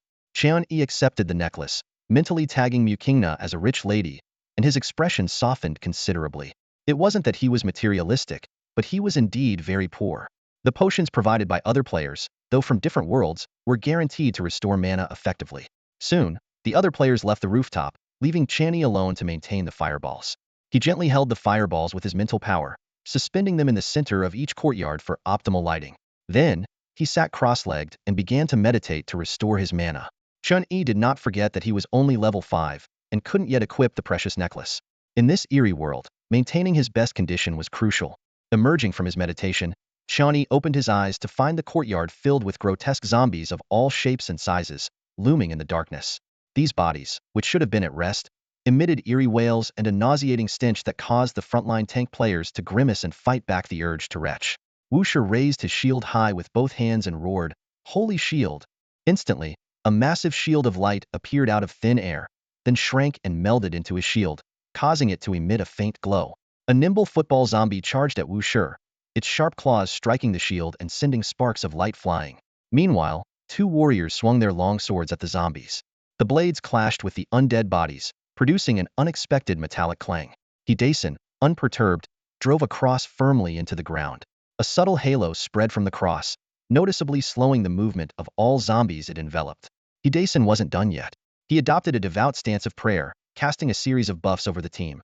Breeze of Agility increased movement and attack speed by 10, Knight's Oath boosted defense by 10 points, and Roar of Glory enhanced physical attack power by 30 points. Empowered by these buffs, the frontline members unleashed their skills to their fullest potential. Chen Yi was not idle either. He understood that every zombie represented valuable experience points. Boom! A fireball exploded in the midst of the zombie horde, followed by a relentless barrage of blasts. His placement was impeccable, avoiding friendly fire while effectively disrupting the zombies' attack rhythm. A quick glance at the damage log brought a gleam to Chen Yi's eyes. The zombies had high resistance to physical attacks, a fact evident from the warriors' efforts. However, the burning damage from the fireball was surprisingly effective, even igniting several zombies. These zombies fear fire. Chen Yi thought with delight and paused his attacks to further analyze the fireball spell structure. While Chen Yi was engrossed in his thoughts, Hidason cast a curious glance at the rooftop but paid it little mind. He understood the early game mechanics of mages. High damage output but quick mana depletion, often requiring breaks to regain mana after a burst of skills. In contrast, physical classes could continue attacking as long as their stamina and health held out, while gunners were limited by their ammo supply. Hidason posted the veteran speculations about the zombies on the public chat, detailing the attributes of common zombies and the Zombie King, along with corresponding battle strategies. He emphasized the importance of maintaining aggro and protecting teammates, while Mu Qingna reminded everyone that completing the mission was the primary goal. Just as Wu Shi struggled to fend off zombie attacks due to his Holy Shield skill being on cooldown, a sled zombie suddenly charged at him. The massive impact nearly knocked him off his feet, gouging deep tracks in the ground and rapidly depleting his health. He quickly pulled out a health potion and drank it. Seeing this, Hidason immediately halted his healing for the other frontliners to fully support Wu Shi. After all, the team's main tank could not be allowed to fall. The female gunner's eyes grew red with frustration. She was annoyed that the zombies' outrageously high physical defense greatly diminished the effectiveness of her attacks. Even with buffs, her bullets only dealt around 32 points of damage to these corpses. It took her 7 precious bullets just to bring down a single ordinary zombie, and those bullets cost real copper coins. She had already used up 200 bullets since the battle began, yet she had gained less than half the expected experience points. To make matters worse, the zombies hardly dropped any equipment upon defeat. Now, she could only hope the scattered copper coins on the ground would be enough to avoid a severe loss. Meanwhile, Chen Yi had been silent for nearly 20 minutes. Aside from occasionally casting fireballs, he was deep in thought. Just as Hidason and the others were considering abandoning the mission, Chen Yi exhaled deeply, as if he had figured something out. Suddenly, a massive fireball with a diameter of over 1 meter appeared in the courtyard. Hidason's face turned pale instantly, and the 3 frontline players looked as if they had seen a ghost. They realized in despair that this deadly attack came from their own teammate. A regretful thought flashed through their minds. If they had known, they might as well have abandoned this damned mission. Now they had to use their expensive resurrection coins. Compared to that, the penalty for mission failure seemed trivial. Those coins were terrifyingly costly. However, the expected explosion never came. The giant fireball burst like a pricked bubble with a soft poof. There was no violent impact or strong blast wave, only flames spreading rapidly. In an instant, most of the courtyard was engulfed in a spectacular blaze. The frontline players, who had thought they were doomed, realized they only felt the sting of their skin being singed by the flames. They hurried to the safety of the house, frantically beating out the flames on their clothes. These flames were sustained by mana and would extinguish quickly without fuel. Moreover, the fireball was incredibly mana-intensive, making it quite useless in the arena. But for the naturally flammable and fire-fearing zombies, this fireball was devastating. Each burn inflicted only 15 points of damage on the zombies, which seemed insignificant, but the damage was continuous. In an instant, Chen Yi's damage logs were flooded with a stream of information. Chen Yi paused to take a swig of mana potion. Amidst the exclamations of his teammates, 3 more gigantic fireballs erupted in different directions. System notifications for Hidason, Mu Qingna, and Wu Shiyong chimed in succession. Hidason Iron Fist LV12, damn. Mu Qingna Rose LV12, damn. Wu Shiyong Wanderer LV11. Break formation. I just want to say Mr. E is amazing. They even had the mood to joke around. Faced with the endless onslaught of zombies, not just Wu Shiyong, but other players had also considered abandoning the mission. They were struggling to hold on the first night. How could they possibly endure the next 3 days? This was not something Chen Yi wanted, as he didn't have extra copper coins to cover the penalty for mission failure. Mu Qingna shot a disdainful glance at the mage in their group. The mage opened his mouth, but ultimately remained silent. He wanted to explain how difficult it was for a scholar-type mage in the early stages, as accumulating knowledge took time. But who cared about that? People only valued results. He sighed inwardly. Fine. Let me bear these sneers and jabs alone. Suddenly, Mu Qingna raised an eyebrow and shouted at the daydreaming mage. What are you doing? Attack. The mage smiled bitterly to himself. Without the power of a pro, yet bearing the pressure of one. Chen Yi slumped on the rooftop, barely maintaining his mental focus. The negative effects of depleted magical energy washed over him like a tide. Weakness in his limbs, persistent ringing in his ears, and a sensation in his mind like a tightly wound string being plucked incessantly. The mana potion needed time to take effect, so he forced himself to clear his thoughts, attempting to enter a meditative state. However, the more he tried not to think, the more intrusive thoughts besieged him. How could he solve the wizard's mana depletion issue? Should he learn more skills? These questions swirled relentlessly in his mind. Then, a cool energy flowed from his arm into his brain and spread throughout his body. The ring of contemplation had activated. This ring, which added only a single point to basic intelligence yet, was classified as green equipment, indeed had its unique merits. Chen Yi's expression gradually relaxed. Through passive meditation, the remaining mana in his body began to circulate slowly, gradually increasing. Meanwhile, other players were not idle. Flames without mana support quickly died out, but the fire on the zombies continued to burn fiercely. Zombies, which originally had ridiculously high physical resistance, now seemed to be under a weakened debuff, much to the delight of the frontline players hacking away at them. Before, with the buff, my skill slash of fury only did 56 damage, but now my regular attack deals 47. One player exclaimed excitedly. Do you feel like the zombies have become weaker? I thought I was getting stronger. Wuxia coldly retorted. Huh? Do you even know your own damage output? If I relied on you to draw aggro, I'd have used a revive token long ago. As he spoke, he didn't forget his tank duties and used a taunt skill. A mass of zombies gathered, and the flames burned even more vigorously. The slower-moving ordinary zombies in the rear fell before they could reach the front lines. Experience points kept popping up. EXP 60, EXP 40, EXP 72. Chen Yi's experience bar grew rapidly. With the overlevel buff, even zombies he didn't directly kill provided substantial experience. And this experience didn't come from just one courtyard, there were 4. Zombies in other courtyards were also falling, further accelerating Chen Yi's experience gain. Congratulations on leveling up to LV6. Congratulations on leveling up to LV7. Congratulations on leveling up to LV8. Chen Yi's face lit up with joy. This was the right way for a mage to level up. As his experience reached LV8, EXP 5402000, the sky began to lighten. With the last zombie down, no more were in sight. The first day of the game had thus ended. Based on the timing of the fireball spell, a night lasted about an hour, meaning a day was actually 2 hours. Due to the relentless zombie attacks, players had no time to clean up the battlefield. As the sun rose, the ground shimmered with green light copper coins everywhere. Scattered among them were pieces of equipment glowing white and green, drawing everyone's attention. Many players looked on greedily, but no one acted rashly. 2 team leaders organized the cleanup, stating that they would handle it so as not to trouble Mr. Yi. Chen Yi sighed inwardly, realizing he now bore the burden of being a high-level player. He thought to himself, in the beginner's village, copper coins seemed cumbersome, but outside, they were never enough. Truthfully, he also wanted to collect the coins. After some organization, the players gathered around as Mu Qingna stood in the center to distribute the loot. She announced, this battle yielded 12,762 copper coins, 24 pieces of white equipment, and 7 pieces of green equipment. And this is just the first day's haul. The other players were amazed, having expected a lot, but not this much. Mu Qingna flashed a sweet smile at Chen Yi and said, normally, the drop rate for zombies in the game is very low. But since we had no help from plants, perhaps the game world increased the drop rate for balance. The biggest thanks, of course, go to the MVP of this game, Mr. Yi.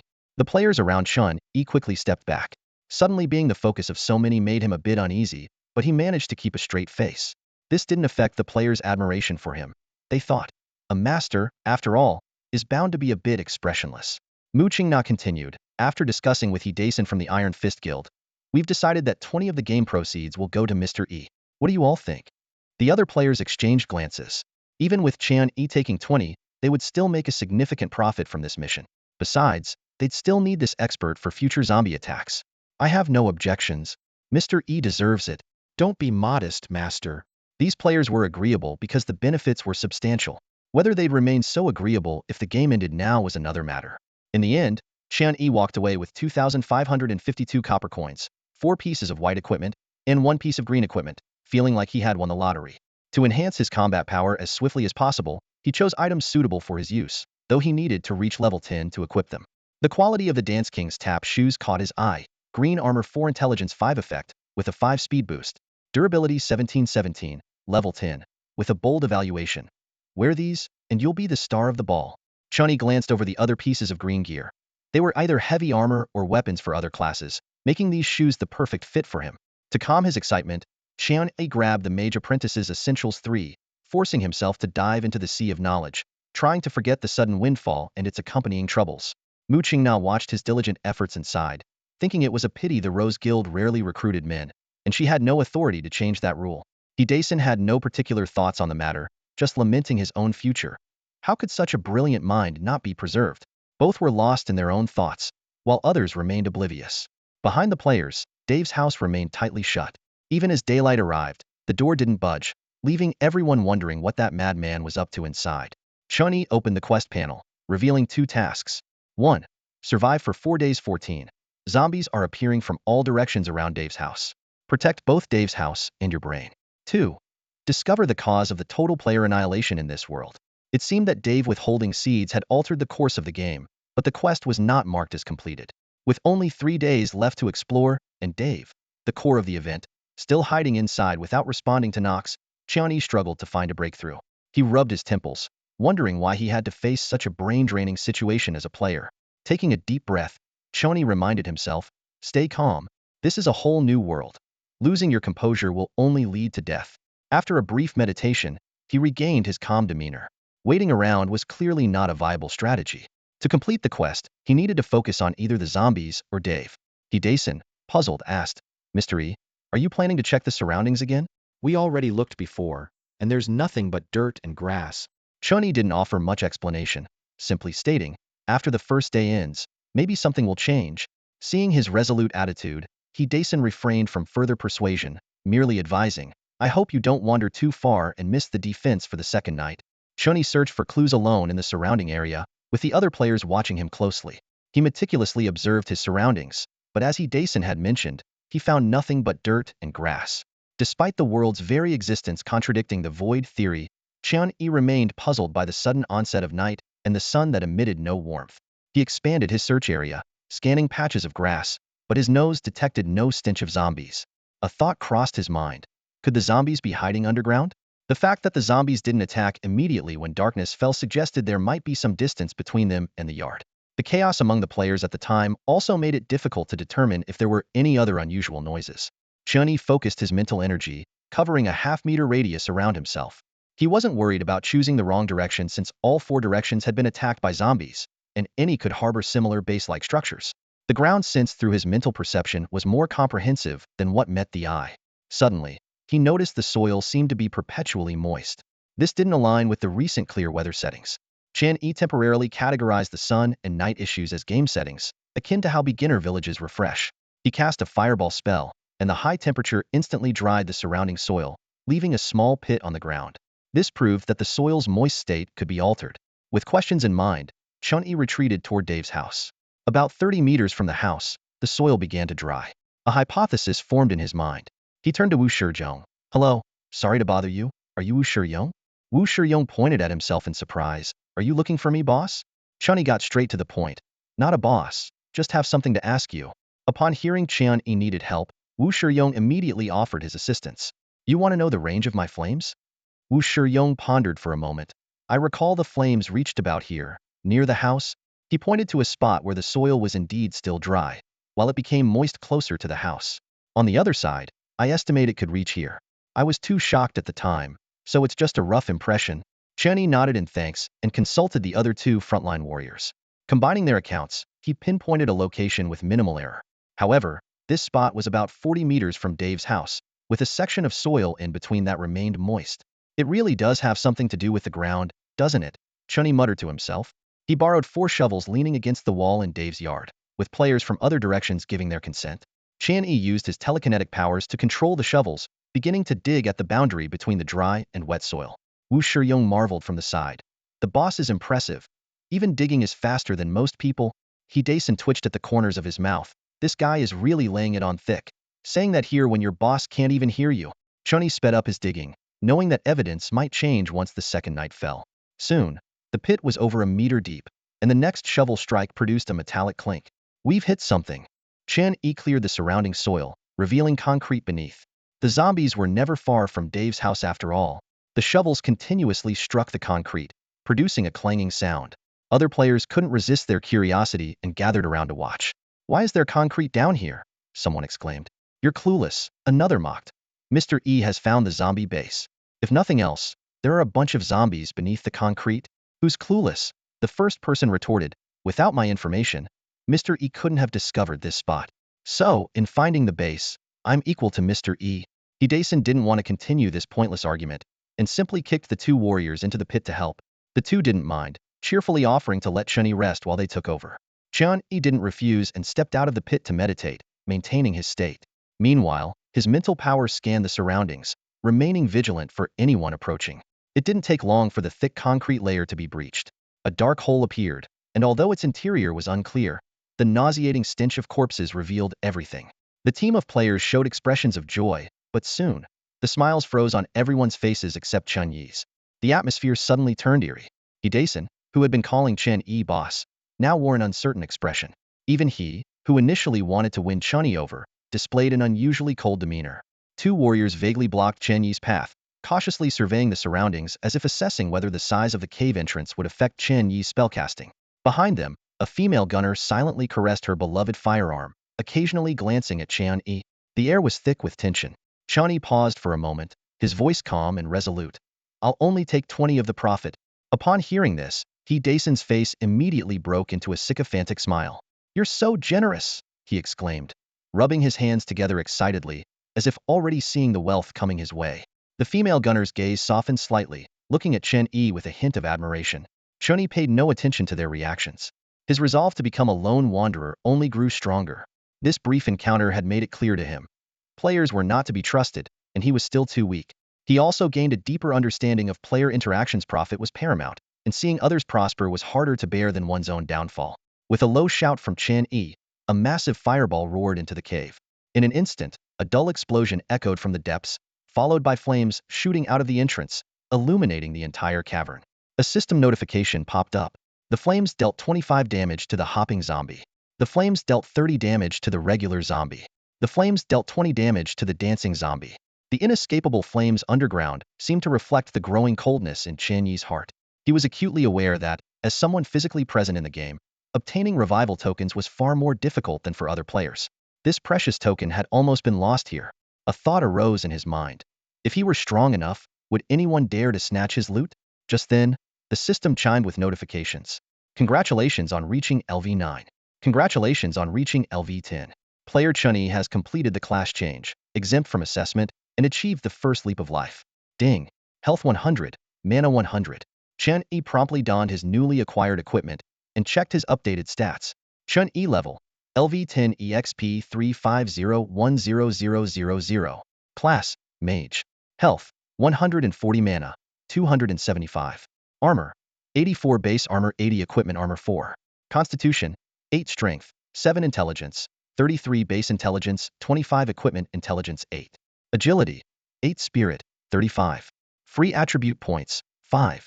Talent, affinity with fire. Increases mastery of fire skills, fire element damage increased by 10. Skills, tranquil meditation, spell analysis, mental force, blink, fire ring resistance, fireball, ignite. Soul power, 0 simulation, insufficient soul power. After a brief hesitation, Chen Yi allocated all 5 free attribute points to Constitution, raising it to 13 points. He couldn't be sure if these players would betray him later, so increasing his health became the top priority. This decision boosted his health by 25 points and his armor by 2.5 points, though only 2 points were displayed on the panel. Chen Yi calculated silently. Thanks to the support from the seed plan, he had obtained a class at level 5, giving him an innate advantage in primary attributes compared to other players who changed classes at level 10. Following this trend, by the time he reached level 20, his intelligence and spirit attributes could easily surpass 49 points. Without waiting around, Chen Yi and the other players sprang into action. The flames underground were still raging, but they had already begun digging new tunnels. Chen Yi skillfully organized the distribution of gains, earning everyone's approval. The warriors, leveraging their strength, managed to dig a hole over a meter deep in less than 3 minutes. As fireballs repeatedly fell into the 3 pits, explosions echoed continuously, and the ground shook violently. In the underground laboratory, the zombie doctor, absorbed in his research, was caught off guard and fell from his chair. This peculiar creature, less than a meter tall with a head-to-body ratio close to 1:1, hit the ground hard with his head and let out a cry of pain. "What's going on?" the zombie doctor shouted angrily. "Did you mess something up again?" He hobbled over to the zombie king and gave it a hard kick.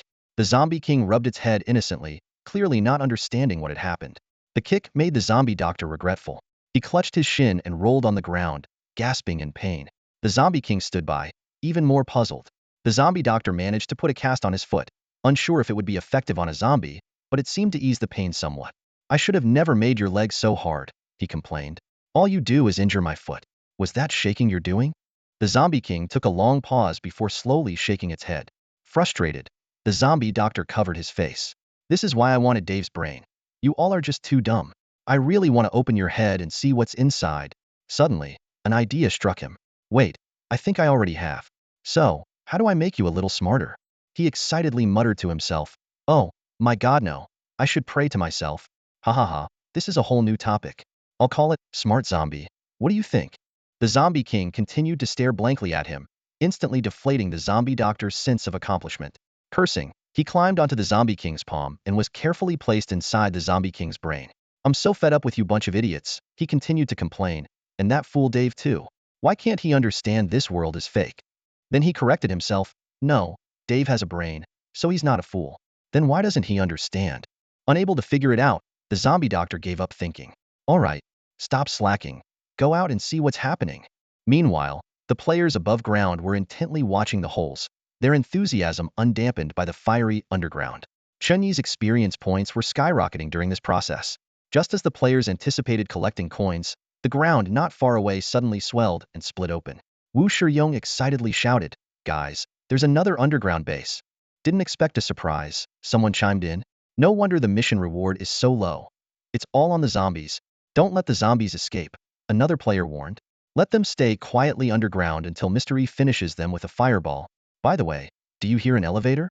Chen Yi quietly retreated to the back and took a mana potion.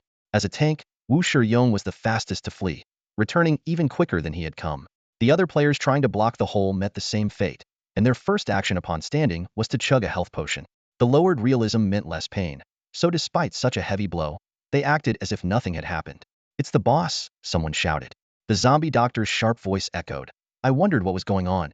"It's you pests again. This is the 152nd time, and you still don't get it?" Chen Yi looked up sharply, realizing the root of the world's problem had finally appeared. The system notification sounded. Ding. Mission complete. Ding. New mission. Eliminate the source, defeat the zombie doctor, and restore the world to normal. Rewards can be stacked, but failure will cancel all rewards. Accept the mission? Chen Yi glanced around, noticing the fiery determination in the eyes of the other players, all focused on the zombie king without a hint of fear. He thought to himself, this might be a significant opportunity. Accept. Chen Yi responded decisively. These players, who had just reached level 10, were still in the mindset of the game's early, easier stages. To them, a boss meant lots of experience, gear, and coins. He Sin shouted, "The zombie king stats are on the public board. Whether we get the first kill depends on our abilities." He then prepared to buff his guild members.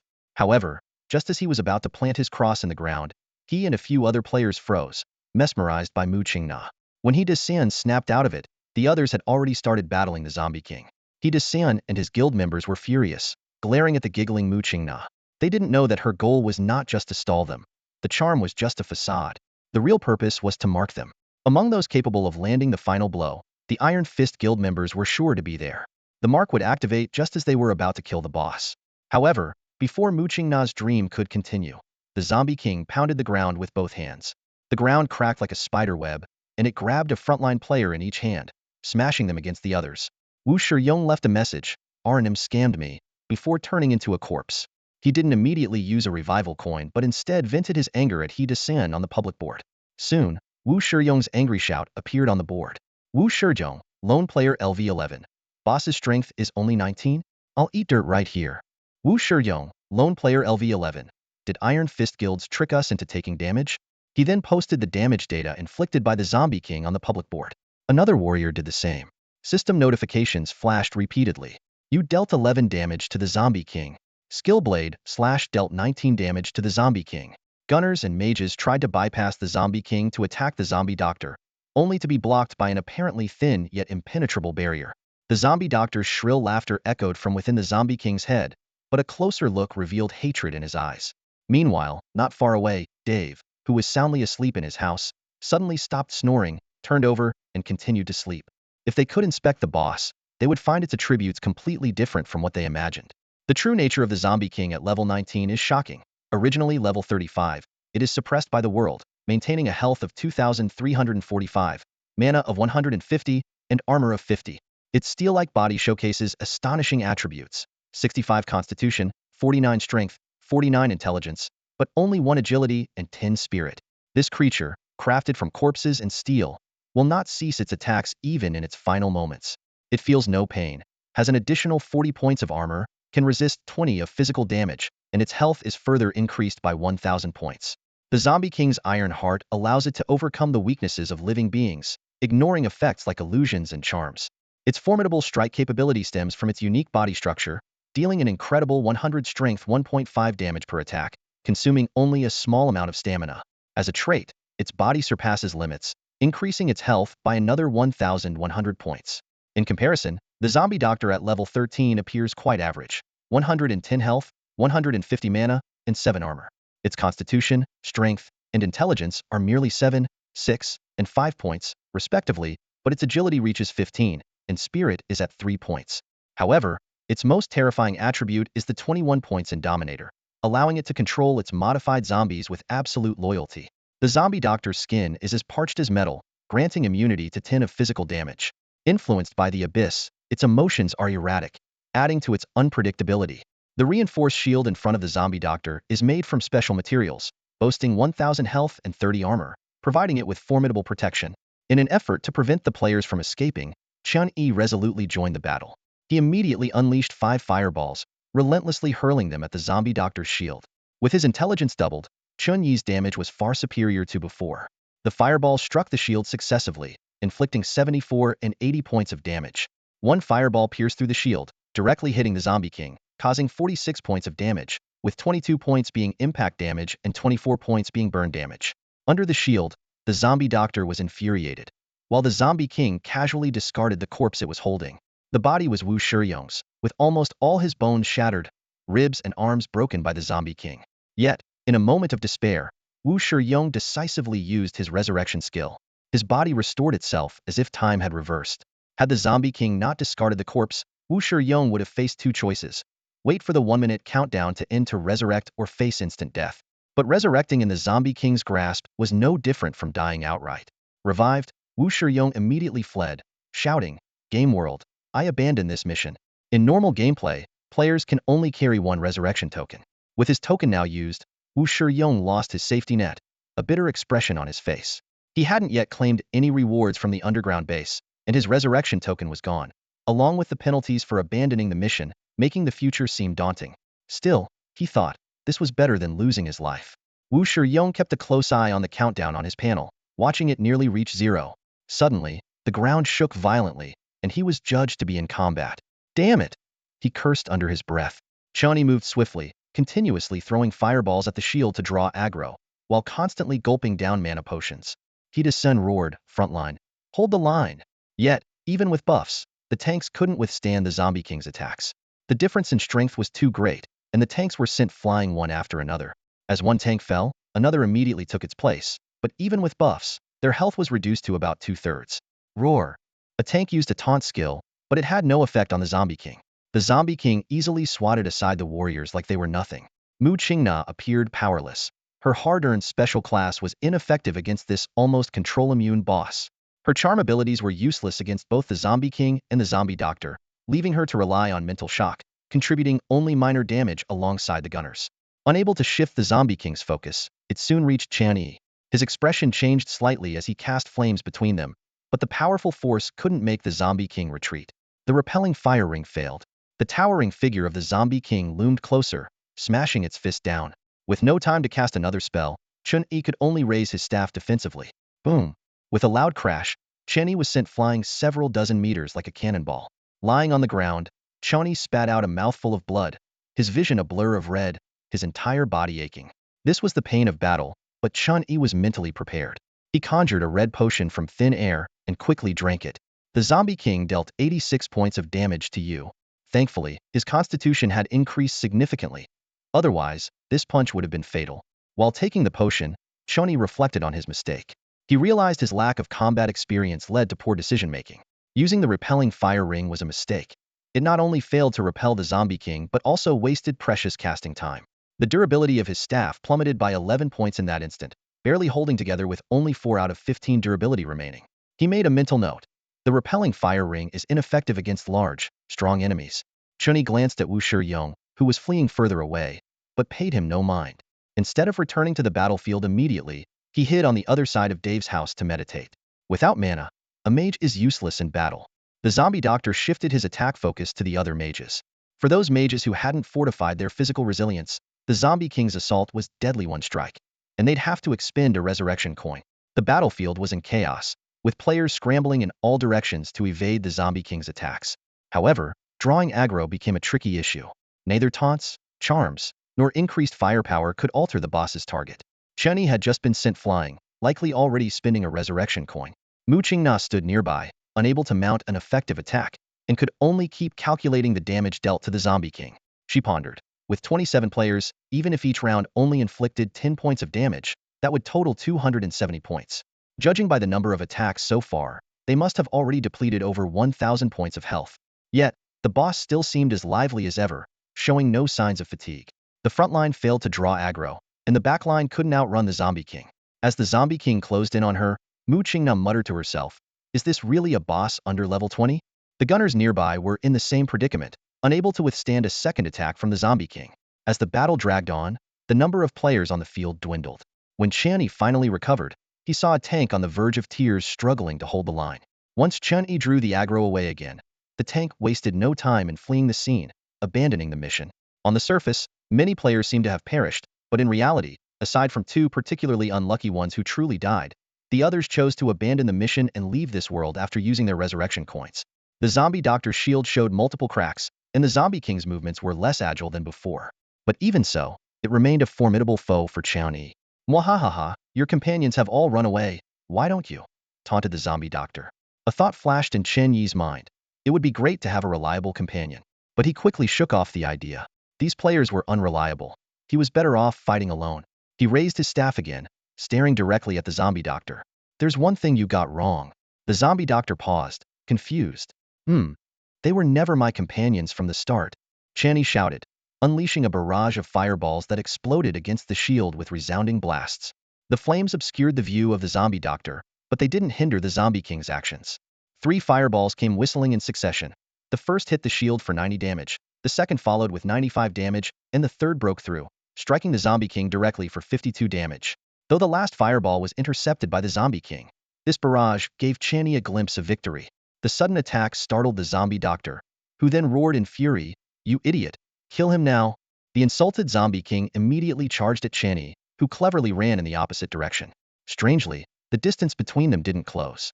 As Chen Yi ran, he occasionally turned back to hurl fireballs at the shield.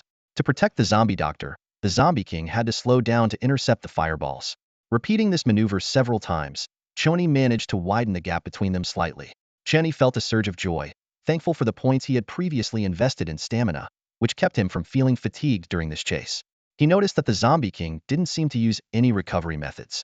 His only limitation was his mana, forcing him to reduce his attack frequency to extend the potion's effect.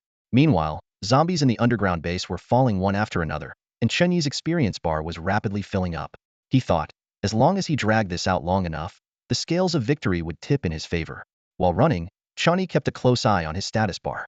Seeing that the mana regeneration effect was about to end, he quickly pulled out a strawberry. It was a mutated strawberry, capable of restoring 150 mana points in 30 seconds. The product description read, "A strawberry from the world of Dungeon & Warriors, certified by the game world, trustworthy, It was a recovery potion given to him by a player to compensate for his lighting expenses, far more effective than the mana potion sold in the game world. Chen Yi had a thought, realizing he should visit player stalls more often in the future, as they seem to have quite a few good items. But for now, he had no time to dwell on it, focusing intently on the Zombie King's movements. After the Zombie King blocked another fireball, the zombie doctor grew increasingly agitated, shrieking, "Why can't you just die quietly? You and Dave are both the same. Just give me your brains." Seizing the opportunity, Chen Yi cautiously asked, "You seem to know a lot. What did you mean by 152 times earlier?" The question seemed to touch a nerve with the zombie doctor. Its large head pulsed with anger as it roared, "Waya. Of course, it's the number of times you pests have come into this world. Why do you treat the great zombie doctor as a game you can enter and leave at will? Why does this cursed world limit me? Damn it." The zombie doctor's fury began to affect the zombie king, whose massive leaps caused the ground to tremble slightly, indicating it weighed several tons. Suddenly, the zombie doctor's anger subsided, replaced by an eerie, cold laugh. "He, Dave is already asleep. I just need to kill you pests and eat Dave's brain, then I can leave this world." Chen Yi exclaimed in shock. "That's impossible. What's impossible about it? Do you know who I am?" The zombie doctor shouted arrogantly, "I am the great zombie doctor. In the past 152 attempts, I've been exploring what this world really is, but I've failed. This world only has zombies, Dave, and his cursed plants." Abruptly, the zombie doctor froze, as if experiencing a strange sense of déjà vu, as though this scene had played out somewhere before. At that moment, with a loud boom, another fireball exploded against the shield. The shield, now full of cracks, shattered like glass. The explosion snapped the zombie doctor out of its thoughts. Wiping the sweat from its brow, it realized that without the shield, it was vulnerable too.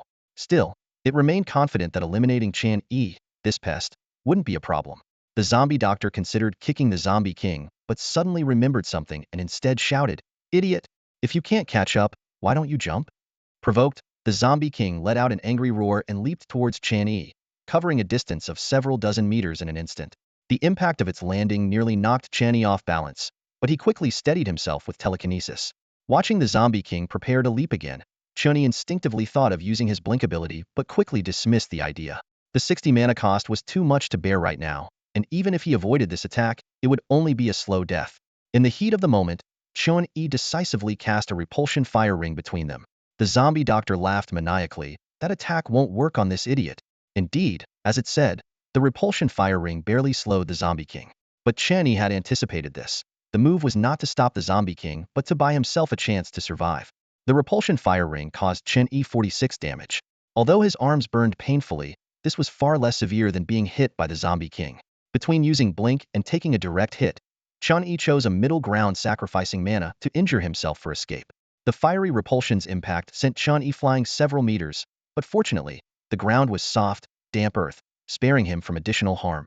Covered in dirt, Chen Yi struggled to his feet, his eyes blazing with determination. With a swift motion, he gathered his energy and launched 2 searing fireballs towards the zombie doctor. Just as success seemed within reach, the zombie king suddenly halted, extending its withered arm to shield the zombie doctor. The fireballs exploded with a roar, engulfing the zombie king in scorching energy, inflicting 70 and 74 points of damage. Seizing the opportunity, Chen Yi quickly distanced himself, all the while keeping a close watch on his gradually replenishing mana. Once his mana reached a certain level, he unleashed another fireball, continuing to harass his foes. 3 minutes passed, and although the zombie doctor was furious, the zombie king had yet to lay a finger on Chen Yi. However, Chen Yi was not unscathed. Most of his injuries resulted from his own frantic escapes. Worse still, his supply of potions had run dry. The few healing potions he had inadequately prepared before entering the game were long gone, and the mana potions he had acquired from other players were depleted in the chase. At this critical moment, a system notification chimed. "Congratulations on reaching level 13. Silently, Chen Yi allocated his newly earned attribute points to stamina. Although leveling up didn't directly restore his condition, the increase in stamina did boost his maximum health, granting him a brief respite. The zombie king, too, showed signs of fatigue, its steps faltering, yet its undead nature compelled it to press on. This battle had evolved into a test of endurance, a matter of who could outlast the other. Chen Yi's mana was nearly exhausted, with only 20 points remaining. To avoid the crippling headache that would come from running out of mana, he altered his strategy. He used telekinesis to control a shovel from Dave's yard, striking the zombie king intermittently. You dealt 3 points of damage to the zombie king. You dealt 2 points of damage to the zombie king. As time wore on, Chen Yi's mental state deteriorated, a trickle of blood starting to drip from his nose. Yet he gritted his teeth and continued to wield the shovel, relentlessly attacking the Zombie King. Finally, with a deafening crash, the Zombie King collapsed to the ground, flinging the Zombie Doctor aside. The system promptly displayed a message. EXP 20,000. Congratulations on reaching level 14. Exhausted, Chen Yi sank to the ground, but his eyes shone with the light of victory. As the Zombie King fell, the ground was littered with copper coins, accompanied by a chest emitting a blue glow and a scroll with the same luminescence. Despite being utterly exhausted, Chen Yi couldn't help but feel a surge of excitement at the sight of these glittering rewards. Unexpectedly, the Zombie Doctor, tossed aside, showed no sorrow over the Zombie King's demise. Instead, it cursed loudly, "Useless.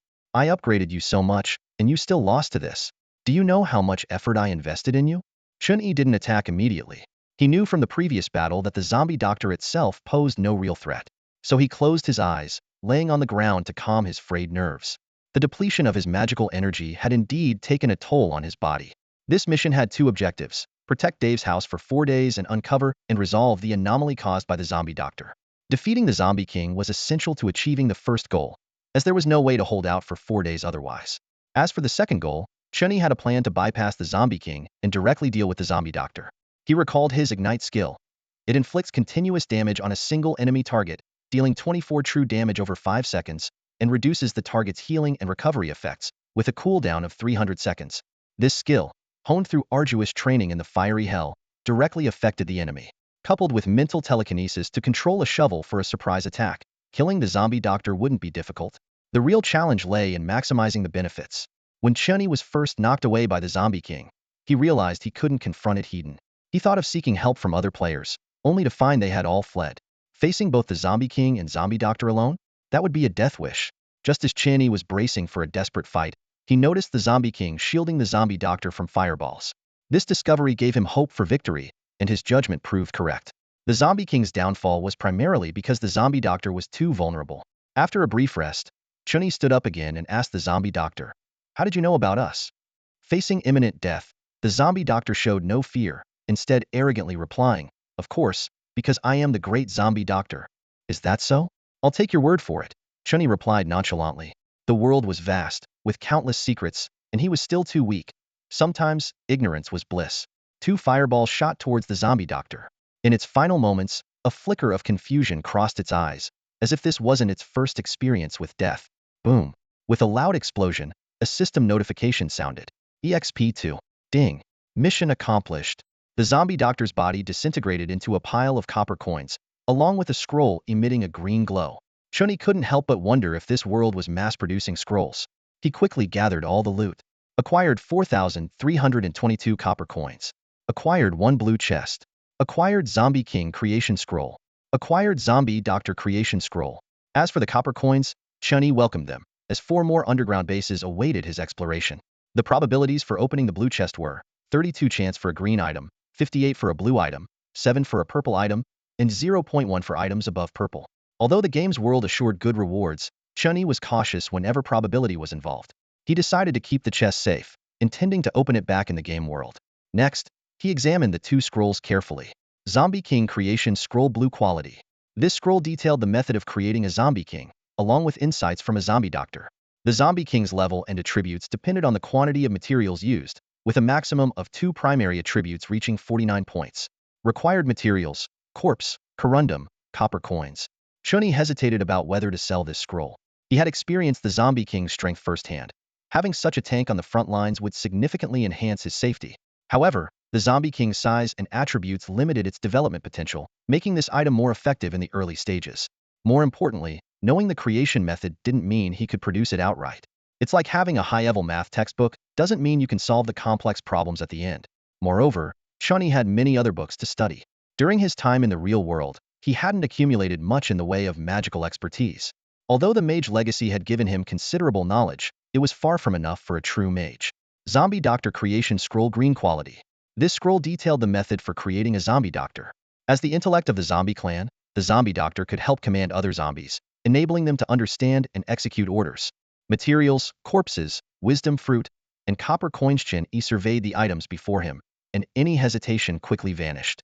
As a fire mage, He had no knowledge of controlling zombies. A zombie king that couldn't be communicated with was useless to him. With swift decisiveness, he chose to sell the two scrolls together, deeming it the best option. Chen Yi sat cross-legged on the ground, closed his eyes, and meditated, patiently waiting for the flames in the underground base to die down. Oddly enough, despite it being time for nightfall, the sun still hung high in the sky, showing no signs of setting. He opened his eyes, glanced at the panel, and noticed that Task 1 still hadn't been marked as complete. The experience bar flickered occasionally, indicating that some zombies in the underground base were still alive. The wait seemed endless. Finally, all the zombies turned to ash, and the underground temperature gradually cooled. Only then did Chen Yi start searching diligently, picking up scattered copper coins and equipment. His eyes were sharp, missing nothing, and after ensuring he left no stone unturned, he softly said, "Task complete." As soon as he spoke, a beam of light appeared before Chen Yi. A system notification sounded. Ding! Maintaining non-combat state in 3, 2, 1. The beam enveloped Chen Yi, taking him away from this world. It was unclear how much time passed before the world fell into an eerie stillness. Even the wind seemed to halt. Inside, Dave slowly opened his eyes. Though still ragged and unkempt, his gaze exuded a chilling, terrifying aura. Just looking at him gave the impression of being consumed by an unknown horror. However, such a fearsome Dave found himself trapped in this seemingly whimsical world. Suddenly, golden letters appeared as if branded in the void. "You lost.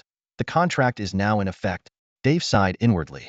He knew the game world was beyond his ability to oppose, and this contract would last another 100 years.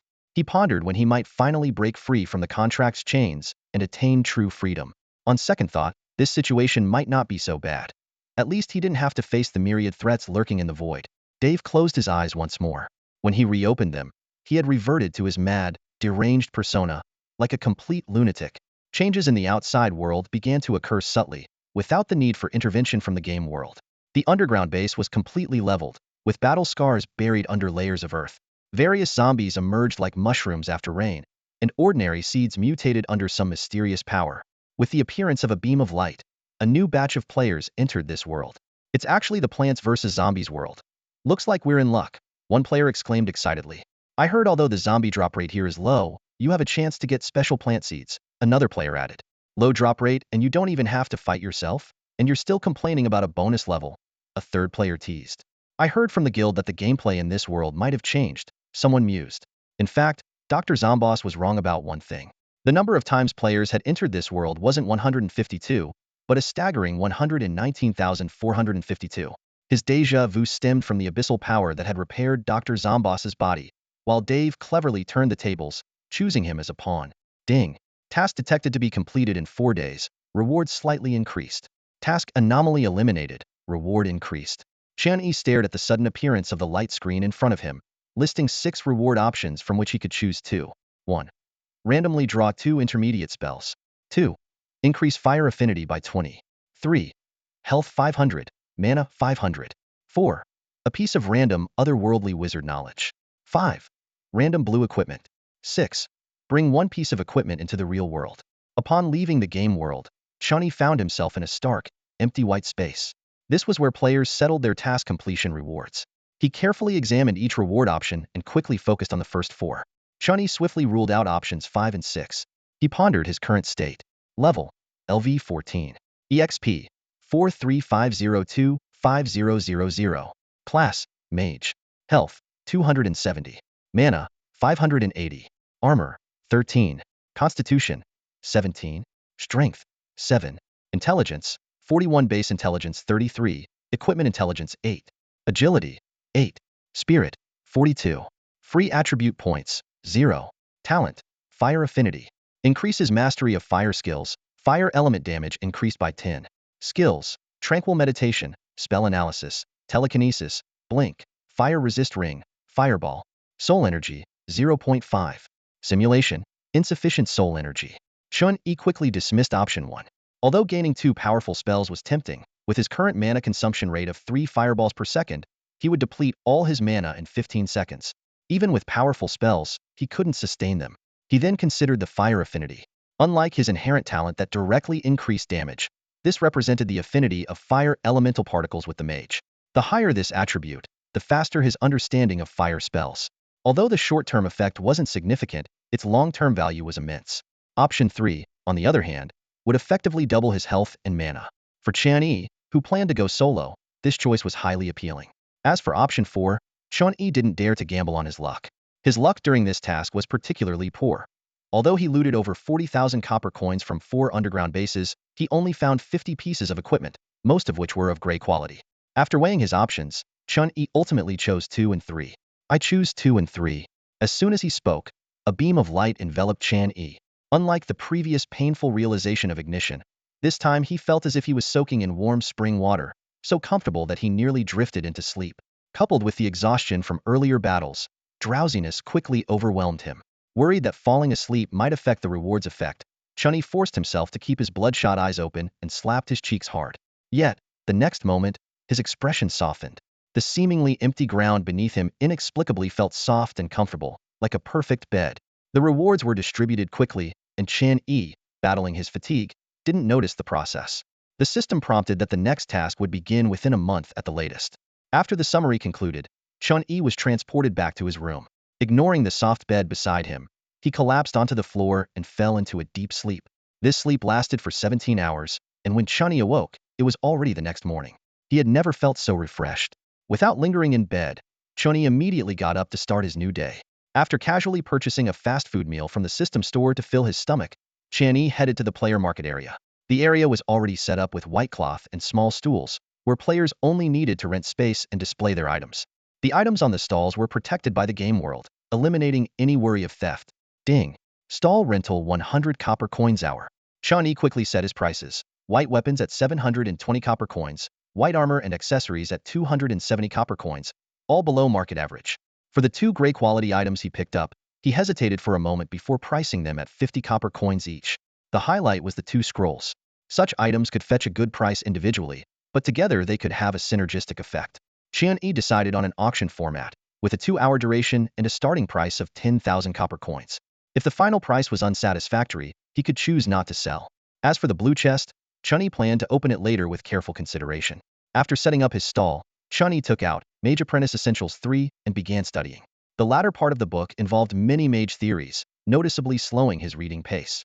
Although Chen Yi didn't advertise his stall, the blue glow of his items attracted quite a few onlookers. Many players, though not buying, squatted in front of the stall, greedily eyeing the 2 summoning scrolls with maxed out attributes. They longed to own them but feared they couldn't utilize them properly, thus wasting their money.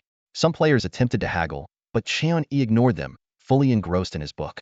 A large crowd gathered around Chen Yi's stall, bringing unexpected traffic.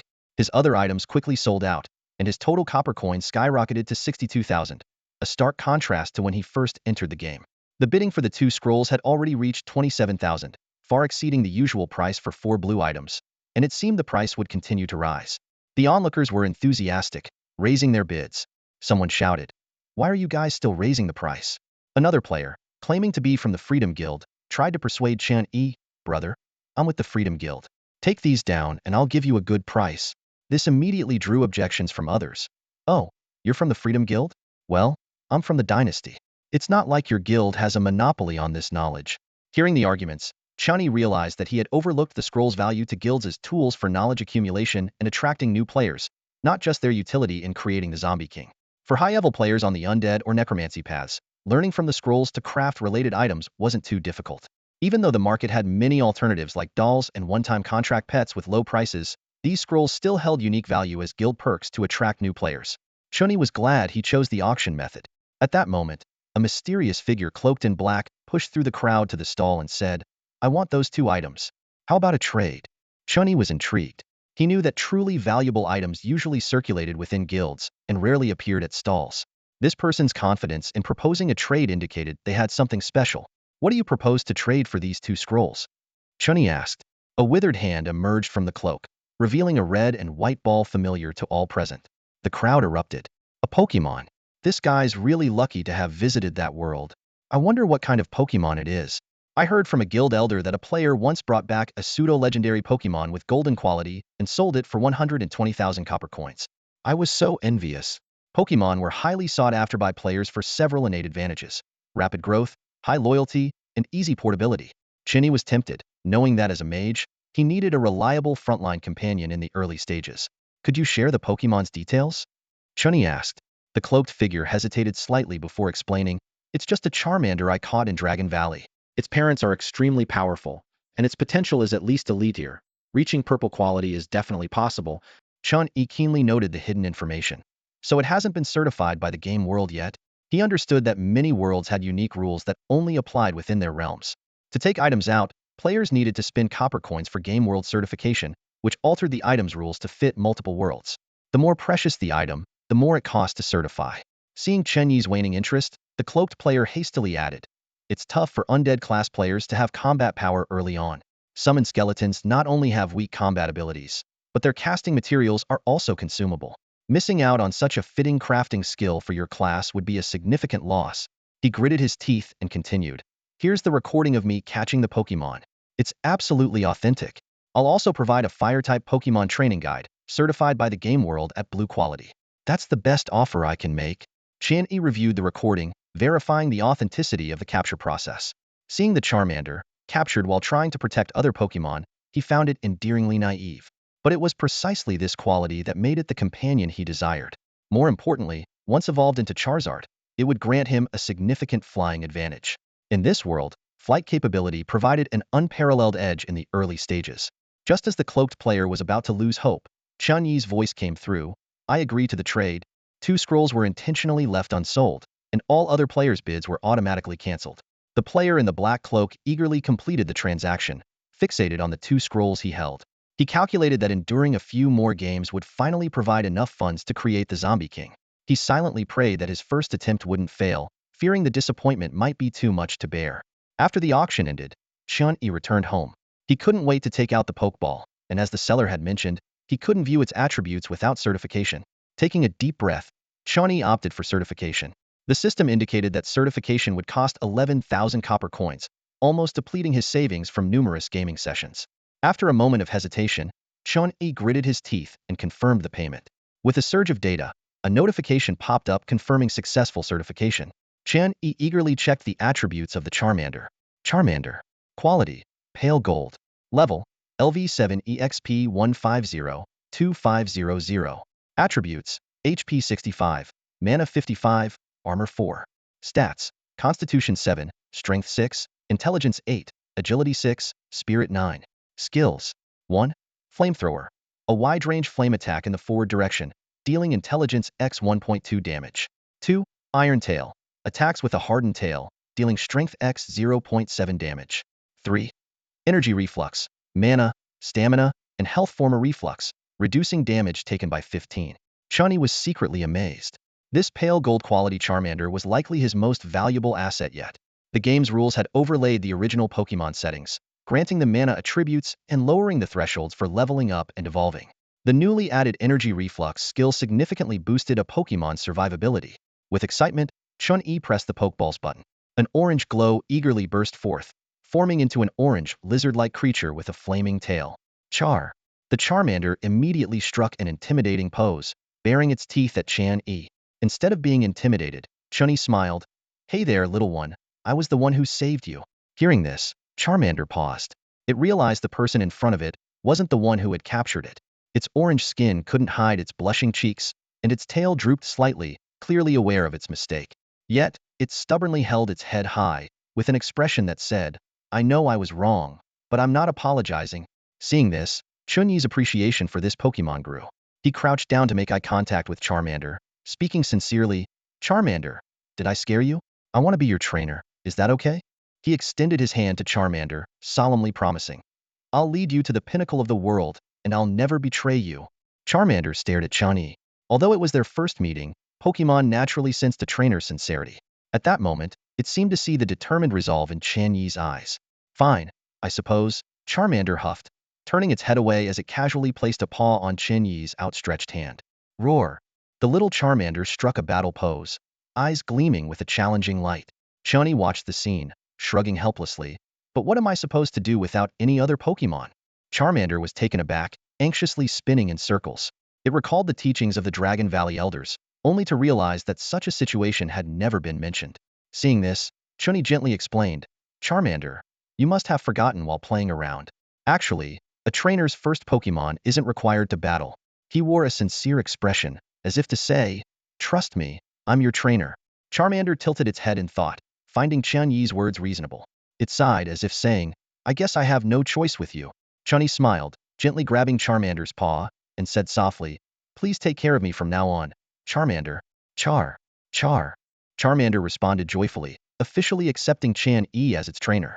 After capturing Charmander, Chen Yi took it back to his room.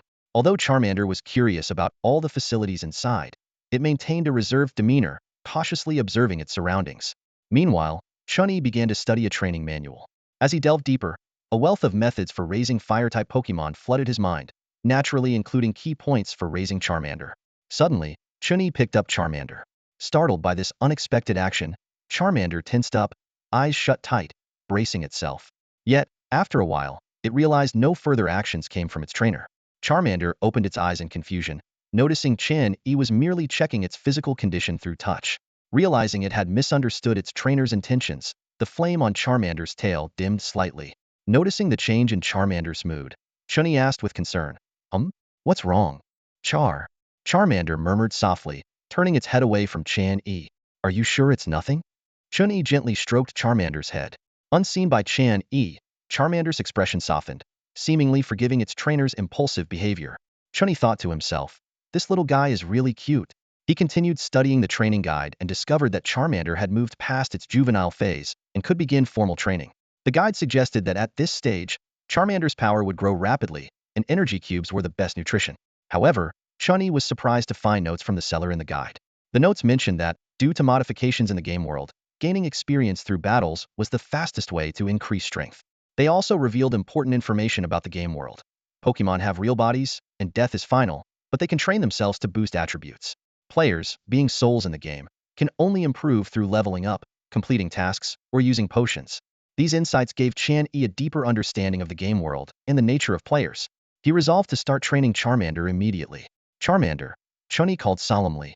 Charmander looked up at Chen Yi, puzzled. To reach the top of the world, hard work is essential. We can't waste any time. Chen Yi declared with determination. Charmander nodded seriously, its eyes filled with dreams of the future. It recalled the majestic Charizards in its clan, fueling a strong desire.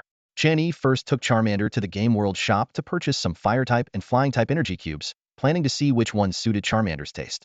Although Charmander was familiar with energy cubes, it was its first time trying such a variety.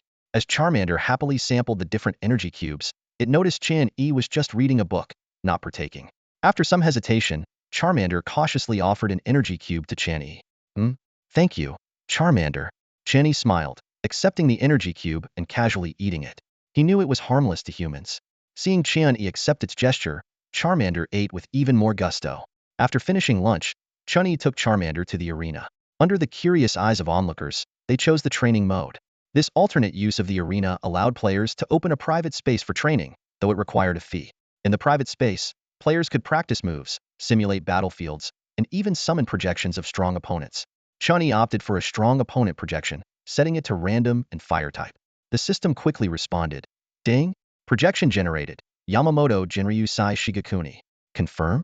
Chen Yi was stunned. This was indeed a powerhouse, but the issue was, he was a mage, not a soul reaper. He pondered deeply about what he needed most to improve. Spellcasting techniques? Advanced spells? Chen Yi shook his head. Still struggling with basic magic books, he wasn't qualified to consider those yet. Suddenly, memories of his battle with the Zombie King flooded back. Chen Yi vividly remembered making poor decisions due to lack of combat experience. Had the Zombie King been more agile, he might have been the one to die. Surviving might have been a stroke of luck, but luck wouldn't always be on his side. Enlightened, Chen Yi realized he needed to learn how to fight. Awakening past life memories hadn't granted him combat experience, and self-exploration was too slow. Resolute, Chen Yi chose to confirm. Though Yamamoto Jinryu Sai Shigakuni might not understand mages, he certainly mastered the art of combat. As a lone wolf mage, Chen Yi was destined to forge a path unlike any other. The system warned that projection time would be billed at 5,000 copper coins per hour. Soon, an ordinary-looking old man appeared before Chen Yi. Yamamoto Jinryu Sai Shigakuni, with a staff in hand, had long white eyebrows and beard. Yet beneath his seemingly frail exterior lay an aura as intense as the blazing sun. Who are you, boy? Yamamoto Jinryu Sai Shigakuni scrutinized Chen Yi, his brows furrowed. Why do I feel compelled to teach you? Never mind, let's begin. Chen Yi breathed a sigh of relief. If he had to explain, he wouldn't know where to start. So, he prepared himself for the upcoming special training. Yamamoto Jinryusai Shigekuni gently tapped the ground with his staff, his gaze sharp as he looked at Chen Yi. What do you wish to learn? Sword techniques, hand-to-hand combat, footwork, or Kido? Chen Yi, accompanied by his small dragon, stepped forward and bowed respectfully. Hello. I wish to learn your understanding of flames and how to fight. The small dragon quickly followed suit, bowing its head.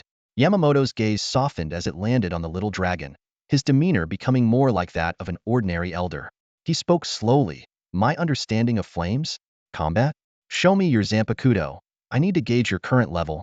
Chen Yi awkwardly produced a staff barely holding together, saying, I don't have a Zanpakuto. Can I use this? Yamamoto glanced at the staff and simply said, Begin. Facing such a formidable opponent, Chen Yi knew he had to give it his all. As he was about to recall his small dragon, Yamamoto's voice rang out, Don't worry, you're not capable of harming it in my presence. Please guide me. No sooner had Chen Yi spoken than flames erupted between them. The fiery blast rushed toward Yamamoto, who, though unfazed, waved his staff to disperse the flames and protect the small dragon. Chen Yi had anticipated this. The fiery blast was just a distraction. As the flames dissipated, 5 fireballs appeared. Yet these two were a feint. The true attack came from the nails behind Yamamoto, controlled by Chen Yi's telekinetic power. Faced with relentless attacks, Yamamoto's brow furrowed slightly in disappointment. How disgraceful! He struck the ground with his staff, sending a powerful shockwave outward. The fireballs exploded on contact, and the nails fell harmlessly to the ground. Young man, do not overly rely on sneak attacks, Yamamoto advised. Your methods suggest you are not on the path of an assassin. Depending on stealth will divert your focus. Though Yamamoto made no further moves, Chen Yi felt an overwhelming pressure. He took a deep breath, waving his staff to cast a series of fireballs while retreating. However, the fireballs exploded harmlessly as they neared Yamamoto. With other tactics failing, Chen Yi resorted to using his ignite skill. For the first time, Yamamoto showed a hint of interest. This boy isn't entirely without merit. Even I can feel the heat. It was a sensation he hadn't experienced in a long time, despite being a mere projection with his original's memories. Enough, young man. I've seen enough of your abilities, Yamamoto declared. Obediently, Chen Yi ceased his attacks, fully aware that this was not a battle but rather a giant observing an infant's play. Kid, you have a lot of issues whether it's your combat experience or techniques. They're as immature as a novice's. Yamamoto Jinryusai Shigekuni's voice echoed through the arena. Chen Yi bowed his head, humbly accepting the criticism, while the little Charmander beside him widened its eyes. It just realized that the seemingly kind old man in front of them, as well as its trainer, were incredibly powerful. The Charmander silently encouraged itself, determined not to fall behind its trainer. Yamamoto continued, ambushing when weak is a viable option, but it shouldn't be your main strategy. It will lead you into a false sense of strength. Also, don't limit yourself to fireballs. Flames have no fixed shape. Any form that can inflict damage is a valid attack. Chen Yi found himself in a dilemma. The essence of the fireball technique is constructing a structure in the mind, guiding fire elemental particles in the air by consuming mana. Altering the shape of the flame requires changing the structure, which seemed beyond the capabilities of a novice mage like him. Yamamoto didn't offer specific methods, only hinted, what you understand on your own is what's truly suitable for you. There's plenty of time. Start training. A strong person must not have obvious weaknesses. Unexpectedly, Chen Yi didn't receive training in fire manipulation. Instead, he began hand-to-hand combat training. Yamamoto's goal wasn't to teach Chen Yi sword techniques or martial arts, but to show him how to control his body in battle, maintain balance, and dodge flexibly on the battlefield. More importantly, he taught him techniques to evade attacks and escape. Living is the path to the future. The elder's words were firm and powerful. Seeing his trainer practicing, the little Charmander joined in as well. Yamamoto occasionally guided it. The productive hour passed quickly, and the elder couldn't impart more knowledge to Chen Yi in such a short time. Much of it would have to be learned through his own exploration. This session gave Chen Yi new insights into some of the puzzles in his meditation practice. After Yamamoto left, the price for the training mode dropped to 100 copper coins per hour, yet most players had never used this feature. Chen Yi and Charmander spent a full 4 hours in the arena, entirely focused on physical training. Afterward, they had a simple dinner. The tired Charmander began yawning frequently. Being young, today's training intensity was already high for it. Chen Yi gently patted its head, and the usually proud Charmander subconsciously nuzzled against his hand. Smiling, Chen Yi returned Charmander to its pokeball and headed alone to the library. In the library, the cat-like teacher maintained its perpetual sleepy appearance. Chen Yi found this nocturnal lifestyle perplexing. As he surveyed the surroundings, he couldn't help but wonder about the library's creator. The library housed a vast collection of books covering warriors, ninjas, assassins, and many other fields, with dozens of versions just on mages from different worlds. However, all mage spells were rooted in the control of elemental particles, a surprisingly consistent theme.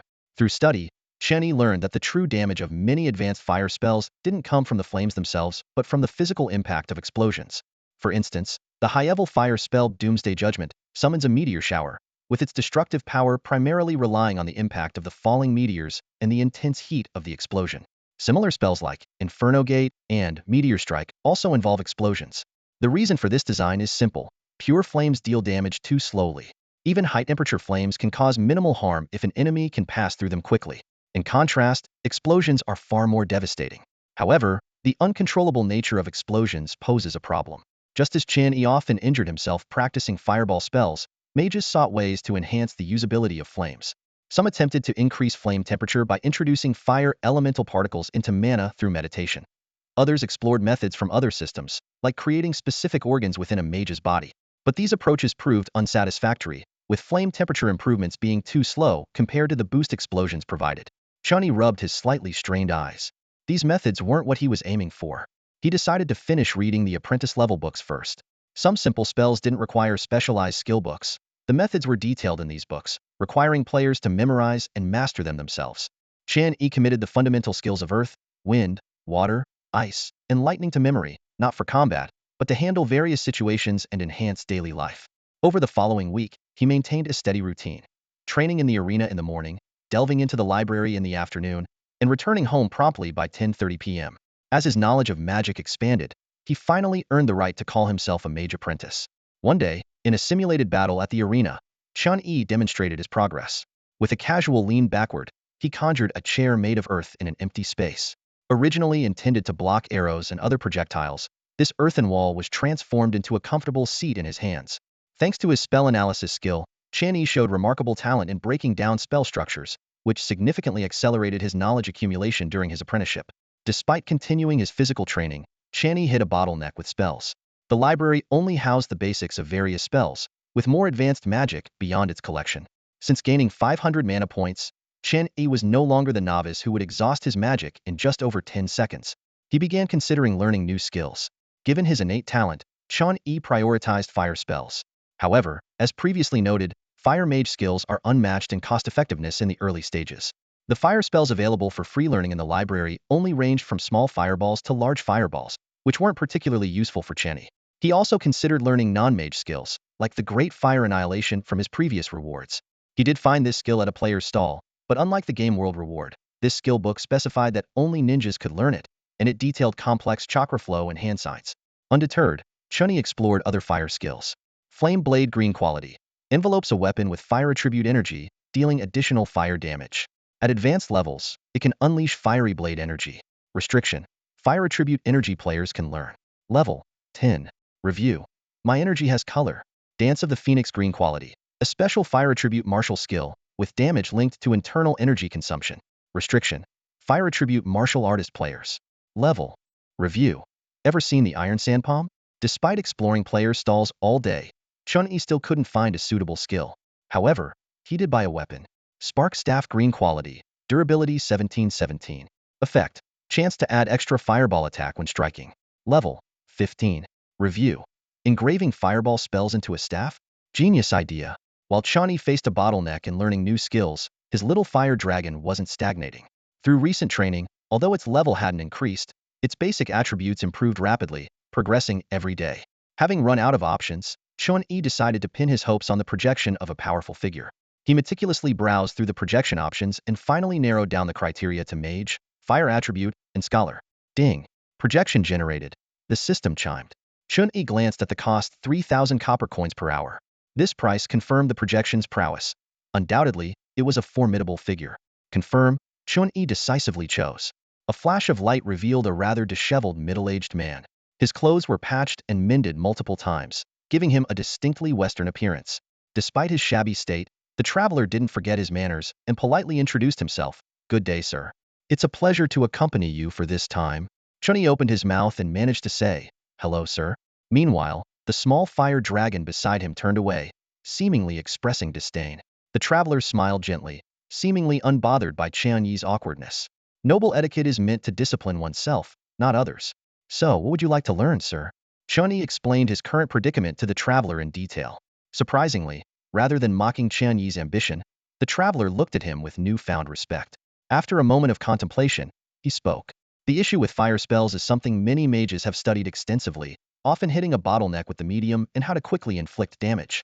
Due to the nature of fire, the only way to cause significant damage instantaneously is through an explosion. Seeing Chen Yi nod in understanding, the traveler continued. To cause sustained damage, the fire must remain attached to the target and continue burning. This is challenging because spells that persist in nature do so at the cost of consuming mana. Fire is no exception. With a snap of his fingers, a flame flickered in the traveler's hand, but extinguished immediately once he stopped channeling mana. Therefore, my advice is to temporarily set aside this line of research. When your knowledge base is sufficiently robust, revisit this area. Given the advice from such a powerful figure, Chen Yi readily accepted it. The traveler then began a detailed lesson on spellcasting. Through his explanation, Chen Yi was astonished to find that even the spells he deemed perfect and aesthetically pleasing had room for optimization. Starting with the familiar fireball spell, its structure was completely overhauled. The summoned spell no longer produced ordinary fireballs, but manifested as fiery birds. The speed and trajectory of the projectile were significantly enhanced. The traveler applauded joyously. Sir, you might be the most gifted individual I've encountered in terms of spell architecture. I truly believe that fire spells will see a revolution at your hands. He tipped his hat to Chen Yi, not as a gesture to his status, but to thank him for the potential new path he might pave for fire mages. Chen Yi eagerly absorbed the traveler's knowledge, continuously refining and optimizing his skills. Except for the spells he couldn't yet comprehend, such as spell analysis and teleportation, all other skills saw marked improvement. This sense of constant progress filled Chen Yi with joy, prompting him to extend the session by another 2 hours. Once the traveler finally vanished, Chen Yi immediately began consolidating what he'd learned, meticulously verifying his memory with notes. The money spent on this projection was worth every copper coin, he thought with satisfaction. Both the previous training with Yamamoto Jinryusai and the traveler's guidance had significantly advanced Chen Yi's ability to wield his power. It was time to test his theories. Chen Yi opted not to compete against players of the same level, confident he could easily outmatch those relying solely on automated casting. After all, the copper coins Chen Yi invested could have outfitted a player with full green quality gear. For a mage, knowledge was always more crucial than equipment. Simulated battlefield, Zombie King and Zombie Doctor combination. As the copper coins were spent, the Zombie King and Zombie Doctor from Chen Yi's memory were vividly recreated, and the surroundings transformed into a scene from the Plants vs. Zombies world. This was a challenge to face the Zombie King alone, without significant attribute boosts or team support. Roar! The Zombie Doctor shrieked. Kill him! The Zombie King leapt into action, creating a web of cracks on the ground where Chen Yi stood. Previously, he could only evade with a fire ring spell, but now, using his physical burst technique, he dodged effortlessly. With precise mental acuity, Chen Yi tracked the Zombie King's position through the dust. 3 fiery birds shot out, targeting the Zombie King directly. Boom! The explosion was thunderous, with projectile speed and blast radius far surpassing previous fireballs. The blast cleared the surrounding dust, yet the Zombie King continued its relentless advance toward Chen Yi. Chen Yi quickly formed seals, and the spell architecture in his mind rapidly took shape. Chen Yi recalled the techniques taught by the self-proclaimed Traveler Mage. When facing challenging or unfamiliar spells, one could use hand signs and incantations to aid in casting. He took a deep breath, swiftly formed the hand signs, and murmured the incantation, Earth Trap. Meanwhile, the Zombie King was in mid-run when one of its feet suddenly sank into a small pit that appeared in the ground. Its massive body lost balance and crashed heavily to the ground. Before it could get back up, Chen Yi had already conjured an arrow made of flames, which whistled through the air towards the Zombie King. The fiery arrow hit its mark, embedding itself into the Zombie King's body. The once stable structure began to swell, and its metal-enhanced body started glowing red under the relentless bombardment of high temperatures. Despite the Zombie King's desperate struggles, its lack of agility prevented it from reaching the nimble Chen Yi. 2 minutes later, the Zombie King finally fell, unable to rise again, while Chen Yi remained full of energy. He silently evaluated the battle. The Firebird technique still needs improvement. The trajectory shouldn't be linear. The way the fire arrow alters structure upon impact also needs optimization. The available methods are still too limited. Attack forms shouldn't be restricted. As he observed his own growth, Chen Yi's Charmander seemed a bit anxious. With a fiery gaze, it stared at its trainer, as if to say, "You've become so strong. Will I, your Pokemon, become insignificant?" Under the Charmander's intense gaze, Chen Yi reluctantly nodded and restarted the simulation battlefield, this time at double the cost in copper coins. The previously ample balance began to deplete rapidly. Meanwhile, player Wu Di received an anonymous email. Wang Zhangbua, who had just emerged from the enhancer, muttered weakly, "Who is it, contacting me at this hour?" He opened the email to find 2,000 copper coins, a green quality longsword, and a letter. Although unsigned, the familiar tone immediately made Wang Zhangbua realize it was from Chen Yi. The letter briefly mentioned how Chen Yi had been cared for by Wang Zhangbua's parents before regaining his memory, and he wanted to repay the favor to his little brother. The main content of the letter advised Wang Zhangbua not to rely solely on intelligent spellcasting, but to truly understand and master the skills. Chen Yi also remarked on the usefulness of the strong projection and simulation battlefield, contrary to other players' claims that they were a waste of copper coins. Wang Zhangbua believed this wholeheartedly. When he attempted to reply, he found the system indicated that the player was currently in game, leaving him with only the option to leave a message. He thought to himself, "Humph, my little brother is forced to hide. He must have crossed someone he shouldn't have.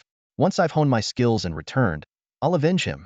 I, Wang Zhangbua, will show them who the real protagonist is." Before long, the copper coins in Chen Yi's hand were all used up. He didn't wait for the game world to prompt the maximum allowed game time and immediately started the next round. After a brief teleportation, a new game world unfolded before him. "Oh, welcome brave adventurers. I am Priest Cross Malin, but you can just call me Malin." A middle-aged man stood outside the summoning circle, a gentle smile on his face. Looking around, Chen Yi noticed that this world seemed to have not yet entered the electrical age. In the center of the summoning circle stood a group of teenagers whose clothing was out of place for this era. Some wore casual clothes, others school uniforms, and with Chen Yi's equipment appearance hidden, he didn't stand out, considering he was only 16 years old. Suddenly, a series of system prompts sounded in Chen Yi's mind. Ding. Quest. Choice. Please choose a faction within 72 hours. Follow-up quest will begin after faction selection. Quest rewards: 500 EXP, 200 copper coins. Ding. This world is a derivative world, not belonging to the game world. Mentioning the game world here is forbidden and will result in obliteration. Main quest: obtain the world source. Current progress 0. Rewards will be settled based on final progress. Language loading complete. Player E begins the game. Chen Yi realized that he was the only player entering the game this time, and a new concept had appeared: derivative world.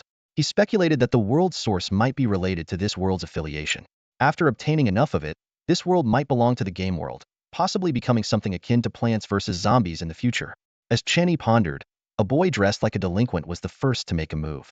His hair was dyed green, and he wore earrings, shouting fluently in Japanese, "Hey, was it you who called me here?" Chen Yi gave him a curious glance, thinking to himself, "A Japanese person? That tongue roll sounds like he's practiced it for quite some time." The other three cautiously distanced themselves from the delinquent. Malin was momentarily stunned, then laughed heartily, as expected of the brave ones, adapting to this world so quickly. "Please don't worry, the Empire summoned you to seek your power. After a short rest, you will meet the king." Several fully armed guards approached, gesturing for them to follow. Despite looking displeased, the delinquent boy clicked his tongue and reluctantly followed upon seeing the sharp axes in the guards' hands. The 5 adventurers were led to a spacious room. The room had only simple tables and chairs, with no decorations. It seemed more like confinement than rest. After a brief exchange, they discovered they all came from Japan, which gave them more common ground. Only Chen Yi was left out of the small group, quietly observing everything around him. A girl with light makeup and some charm whispered to the bespectacled, plainly dressed girl beside her, "Misakan, did you hear that? Priest Malin," Misa softly reminded her. "Right. He said we're heroes. Maybe we'll embark on a journey to defeat the Demon King." "That sounds awesome," said the girl named Maki excitedly. A boy dressed like a socialite, Kenichi, quickly joined the conversation. At that moment, the delinquent, Ida Suzuki, suddenly kicked the table hard. The loud noise echoed in the room, but Chen Yi remained unmoved, merely giving him a cold glance. Using his scouting eye, Chen Yi saw Suzuki's information. Ida Suzuki LV, 3. Health, 35 mana. Armor, 3. Constitution, 7 Strength, 8 Intelligence, 4 Agility, 6 Spirit, 3. Skills: Basic Melee Combat, Intimidation. Basic Melee Combat. Ida Suzuki has considerable fighting experience and knows more about combat techniques than the average person. Intimidation. When in a dominant position, there is a chance to intimidate the enemy through words and actions. This high-tech tool was something Chen Yi had previously obtained from a blue quality box. Scouting Eye. Quality: Blue. Special Accessory does not occupy accessory slot. Intelligence 10. Effect: Can detect others' information, with a chance to detect partial information of enemies 5 levels or more above the user. Can place a nano eye for 2 hours every 24 hours. Evaluation. Cutting-edge goblin technology. Seeing Chen Yi's indifference only fueled Suzuki's anger. He had intended to draw attention to himself, but was now irked by Chen Yi's lack of reaction. Suzuki stood up, kicking his chair aside. The chair crashed into the wall with a loud bang, showing cracks and displaying strength beyond the ordinary. Bastard! What's your problem? Suzuki glared down at Chen Yi, who remained seated. Chen Yi remained expressionless, calmly saying, I suggest you calm down. This expression seemed like blatant mockery to Suzuki. He cracked his neck, anger flashing in his eyes. Huh? Just as Suzuki was about to grab Chen Yi by the collar, his body suddenly slammed into the wall like the chair before. Ugh! Suzuki hit the ground, unable to suppress a mouthful of blood. As a player, Chen Yi was already fundamentally different from ordinary people. The other 3 remained silent, afraid to draw attention to themselves, barely daring to breathe. Chen Yi remained seated, unmoved, his calm demeanor like a block of ice, ignoring the chaos around him. He thought to himself, this is just a warning. I don't want trouble, but I'm not afraid of it either. Losing a brave warrior before the mission even begins could lead to unforeseen complications. The commotion in the room seemed to be sealed off from another world, with the guards outside paying no attention. Time passed in silence until the large doors slowly opened once more. Marin reappeared, her usual smile in place. However, when her gaze fell upon Suzuki by the wall, her smile froze, eyes widening in shock. Oh dear, brave warrior. What happened to you? She exclaimed. Guards. 2 guards at the door rushed in at her call. Marin quickly ordered, take the brave warrior for treatment. Then, turning to the others, she said cheerfully, brave warriors, please follow me to meet the king. His Majesty is eagerly awaiting you. The palace was extraordinarily luxurious, with opulent decorations showcasing the royal family's authority at every turn. Guards lined the way, most of them around level 12. Chen Yi weighed his options silently and decided against a direct confrontation. After a long 20-minute walk, Marin finally led them into the grand hall. At the head of the hall, a man so portly he could barely turn sat on the throne, wearing a crown clearly the ruler of this land. Beside him stood a blonde girl, dressed as elegantly as a porcelain doll. As Marin led the warriors in, the ministers below the steps began showering them with flattery. This was an unprecedented scene for the warriors, leaving them somewhat giddy. The king, seemingly roused from a nap, asked in confusion, are they here? Weren't there supposed to be 5? Marin stepped forward and knelt. Your Majesty, one of the warriors seems to be injured and is receiving treatment. Very well. The king waved his hand. Marin, please brief the warriors on the situation. As you command. Marin stood and began to explain in detail. There are 2 races on the continent of Irwin, humans and demons. The demons are utterly malevolent, and under their assault, the Empire has lost several cities, with its citizens massacred. Chen Yi summarized to himself. The Empire is unable to resist, so they have summoned warriors from another world for help. The warriors can use blessed weapons to grow stronger quickly, and after defeating the Demon King, they can return to their original world. The other 3 listened with fervor, eager to grab their weapons and face the Demon King. Meanwhile, Chen Yi quietly activated the new gear's active skill. A nearly invisible monitor flew from the special equipment and landed on Marin's shoulder. The nano-eye was so small that Marin didn't notice its presence at all. A beautiful woman dressed as a priestess gracefully approached, her regal presence silently acknowledged by the reverent gazes of the surrounding ministers. Bishop Iris offered the heroes a gentle smile, her voice as melodious as a clear spring. These are weapons blessed by the gods. Please, brave heroes, save our people. She gestured towards the neatly arranged weapons. A long sword gleaming with a cold light, an elegantly crafted longbow, a sharp dagger, and a staff adorned with jewels. The heroes' eyes were immediately drawn to the weapons they desired, though Misha hesitated for a moment as Chen Yi moved towards the staff, before ultimately choosing the dagger. After distributing the weapons, Iris gave Chen Yi a thoughtful glance. As she turned to leave, the hero Kenichi watched her with a longing gaze. Although Iris did not intentionally draw attention to herself, her graceful figure had left a deep impression on the heroes. Feeling drowsy, the king assigned the doll-like and adorable Princess Anna to guide the heroes around the palace. In the presence of the amiable and approachable Princess Anna, the heroes from another world gradually let down their guard. They marveled at the novel surroundings, unaware of the fleeting disdain in Anna's eyes each time they exclaimed. Despite being an ordinary person, Anna's noble status allowed them to move freely within the palace. Imitating a traveler's demeanor, Chen Yi gracefully bowed to the princess. Princess Anna, could you tell me where I might learn magic? His manners clearly pleased Anna, and her eyes brightened slightly as she offered a courteous curtsy in return. Anna thought to herself, this one must be a noble from another world, so different from those boorish commoners, not one to shout and make noise. She softly replied, you are called Yi, aren't you, brave hero? Your name does sound quite unique. To learn healing magic, you need to go to the church. With your status as a healing hero, the sisters won't trouble you. Chen Yi politely nodded in gratitude. Thank you for your guidance, Princess Anna. This seemingly ordinary exchange stirred emotions in Kenichi, the sword hero, who glared at Chen Yi with disdain, resenting any man who approached Princess Anna. A mere healer, unable to recognize his place. Kenichi cursed inwardly, a stark contrast to his previously timid demeanor. His open hostility was as apparent to Chen Yi as a firefly in the night. As night fell, Chen Yi's room was empty. He silently made his way to the room of Priest Cross Marlin. As Marlin entered, he warily asked, who's there? Chen Yi calmly replied, no need to be alarmed, Priest Marlin. He snapped his fingers, and a small flame precisely lit the candle on the table, casting a warm glow over their faces. Marlin was taken aback. Lordy, have you entered the wrong room? Let me escort you back. You must rest well for tomorrow's training. His harmless smile did nothing to ease Chen Yi's vigilance.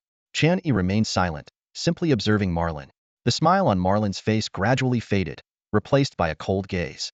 Can we talk now? Chen Yi finally spoke. The room fell silent. Chen Yi pondered how to achieve his goal, while Marlin considered whether he could subdue Chen Yi without alerting the guards. After a long pause, Marlin broke the silence. Aren't heroes from another world supposed to be ordinary people? Generally, yes. I'm just a bit special, Chen Yi calmly replied. Is that so? Yes. Marlin's smile returned, warm and inviting. Then, what brings you to me, Mr. Yi? Chen Yi breathed a sigh of relief. The most challenging part was over. I've always been interested in magic. If there were a place to learn it, that would be wonderful. Leave this small matter to me. A hero's concern is my concern, Marlin readily agreed. Thank you, priest, Chen Yi said before taking his leave. Marlin watched Chen Yi depart, his expression shifting in the candlelight. Chen Yi cautiously avoided the patrolling guards, using his mental prowess to conceal his presence, and quietly returned to his room. Dealing with these old foxes is exhausting, Chen Yi thought. From the moment he stepped out of the summoning circle, he had planted a nano-eye on Marlin. It was this device that had allowed him to behave differently than usual. The brief conversation with Marlin was the result of careful deliberation. Through observation, Chen Yi identified at least 3 factions within the palace: the Empire, the religious authorities, and a mysterious force backing Marlin. The Empire's intentions were clear, as they orchestrated the summoning of the heroes. The religious faction controlled the heroes' weapons, but their motives were unclear. Meanwhile, the objectives of Marlin's backers were even more enigmatic, as they dared not reveal themselves within the palace. However, none of these factions seemed overly concerned with the heroes' true identities, providing Chen Yi with room to maneuver. Despite this, he understood that these forces were far beyond his ability to handle, necessitating a cautious and strategic approach. The healing staff's quality remains uncertified, with its deep purple shaft shimmering with an intelligence 2 effect, enhancing healing effectiveness by 20. Its durability stands at 35-35, rated at 10. This weapon, with the potential to grow stronger, lay quietly in Chen Yi's hand. In the darkness, Chen Yi found himself not meditating as usual. His mind raced, contemplating how to safeguard himself in this game of heroes. As for the true heroes, what did their fates matter to Chen Yi? The next morning, as the first light touched the palace spires, the 5 heroes were summoned by the king. The king generously arranged teams for each hero and bestowed upon them a wealth of gold coins. However, this generosity seemed somewhat biased. Chen Yi, the hero of the sword, received the most coins, while Chen Yi, the healing hero, received the least. This blatant favoritism only fueled Chen Yi's confidence. His gaze towards Chen Yi bore an unmasked threat, as if asserting his superior status. Meanwhile, Misha, unexpectedly delighted with the dagger she received, felt a newfound energy awaken within her normally introverted self, as if the sharp weapon had sparked a transformation. Under the watchful eyes of all present, Chen Yi stepped forward respectfully and spoke. Your Majesty, I have a request. The king's brow furrowed, his tone edged with impatience. What is it? The faces of the surrounding ministers also darkened. The other heroes from the neighboring kingdom sensed the shift in atmosphere, their faces displaying schadenfreude as if anticipating a spectacle. Chen Yi continued with composure. Your Majesty, as you are aware, though I am the healing hero, I am not adept in healing magic. Training alongside priests and clerics may not yield much progress. Therefore, I humbly request that my team be disbanded and that I be granted some gold instead, so I may form my own team among the people. The clerics in Chen Yi's original team were taken aback by this request, but before they could respond, The king's voice resonated. Your request is granted. Someone, provide the healing hero with enough gold to assemble his team. Marlin immediately stepped forward, acknowledging the king's command. Other ministers chimed in, praising the young healing hero's potential and expressing confidence that he would achieve great things. Gold coins, a vital resource in this world. Chen accepted the gold coin, feeling the texture of its surface, and suddenly realized it could be exchanged for copper coins at a 10-to-1 ratio. This discovery lit up his eyes, and his initial plan to find a reason to dismiss a team member instantly changed. He decided to request more gold coins, calculating that even if he failed his mission in this world, having enough gold would still count as a victory. Chen noticed the fiery anger in the eyes of the surrounding clerics, clearly viewing this as a betrayal. But he knew this was merely part of a deal with Malin. Since arriving in this world, he had been contemplating his course of action. Recalling the moment the Saintess glanced at him during the distribution of weapons, he realized it wasn't due to any attraction. Combining Princess Anna's previous words, he deduced that the healing hero held a special status within the church. During the distribution of gold coins today, the obvious targeting from the kingdom made Chen aware of the tension between the kingdom and the church. Malin seemed to play a unique role in this conflict. Despite the threat from the demon race, there was an undercurrent of turmoil among humans, presenting a complex situation that Chen struggled to fully grasp. He sensed a conspiracy, realizing that the hero's identity could either be a safeguard for life or a pawn ready to be sacrificed. Thus, he decided to leverage Malin as a third-party force to extricate himself from the intrigue. Inside the church, sunlight streamed through the stained glass, enveloping Elise in a holy glow. Witnessing this, the worshippers fell to their knees in prayer. A nun hurriedly approached, whispering a few words into Elise's ear. She merely nodded gently, her expression remaining calm. This scene silently underscored the reality that divine authority overshadowed royal power. The palace's every move was under the church's surveillance. In contrast to the excitement of other clergy members, Elise appeared indifferent, even finding it childish. She was well aware of the empire's royal family's repeated attempts to reclaim power, summoning the hero to defeat the Demon King and bolster their influence. However, in the eyes of the common people, the hero was always a blessing from the gods. No matter how the healing hero performed in the campaign against the Demon King, it couldn't shake the church's standing in the eyes of the populace. Therefore, she paid little heed to the royal family's maneuvers. Besides, the new Demon King had only recently ascended, and even a single hero would suffice to deal with him. After leaving the palace, Chen began searching for his teammates. Although unfamiliar with the area, he trusted his allies to handle the situation. He raised his staff, flagged down a rickshaw, and spent a silver coin to reach the Mages Association. Compared to the small libraries within towns in the game world, the Mages Association's collection of magical books was incomparably vast. Every book here was related to mages, and although this world wasn't very large and high-level spells were rare, it was more than enough for Chen. He knew that during the apprentice stage, accumulating knowledge of spells was crucial. Good day, gentlemen. Please show your identification. The woman at the front desk blocked Chen with a blank expression. Naturally, he had no identification, and even if he did, freely browsing magical books wasn't possible, as each book required contribution points. Chen glanced to his right rear, where a previously empty spot suddenly revealed a person dressed as an assassin. The person seemed surprised that Chen noticed him but said nothing, merely handing over a badge. The receptionist immediately allowed passage, without mentioning contribution points or other regulations. Clearly, rules were made for those who follow them, not for those who create them. Chen wasn't picky about magical books and started reading from the first shelf. Each world's understanding of mages differed, but this didn't prevent Chen from absorbing the knowledge. Most of the content in the books didn't directly state results, but instead dedicated extensive sections to describe the research process and reasoning. With his spell analysis skill, Chen didn't need to personally undergo the arduous exploration of these mages. He could learn spells more quickly and accurately, understanding every detail of a spell structure, as if working backward from the result. Ice arrow spell? His approach is different from mine, but it seems worth borrowing. Chen eagerly took out a notebook to jot down insights. Just as he was engrossed, a voice interrupted his thoughts. Sir, if you wish to experiment with spells, please do so in an open area. Thanks for the reminder. Chen waved his hand, as if dismissing the gathered elemental particles before him. He purchased a notebook from the front desk, simulated the spell structure in his mind, recorded what he was about to attempt, and continued browsing the next magical book. The person assigned to monitor Chen expressed skepticism about his reading speed, wondering if it was truly possible to memorize spell structures in such a short time. If Chen knew of his doubts, he would likely shrug and say, people have different constitutions. His body, having been modified by the game world, only needed to simulate the spell structure multiple times in his mind, and the panel would display the skill. It's impossible to forget at this point, although mastering spells quickly is another matter entirely. Chen Yi gazed at the mountain of spellbooks, his eyes gleaming with longing. Without hesitation, he decided to move into the Mage Association, immersing himself in the ocean of knowledge. 3 silent days passed. No one came looking for him, and there were no watchful eyes on him. Chen Yi realized he seemed to have been forgotten, but the reason was a mystery. He shrugged off his doubts and dove wholeheartedly into the world of spellbooks. Meanwhile, the paths of other heroes were fraught with challenges.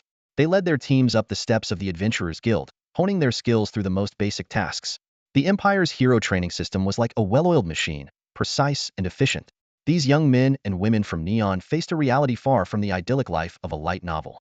The king's supply of gold coins was limited, making magical transportation a luxury. Most of the time, they had to travel on foot, their clothes soaked with sweat. From the first time they were brought to tears by a slime to being able to chase and beat goblins, their weapons indeed grew stronger.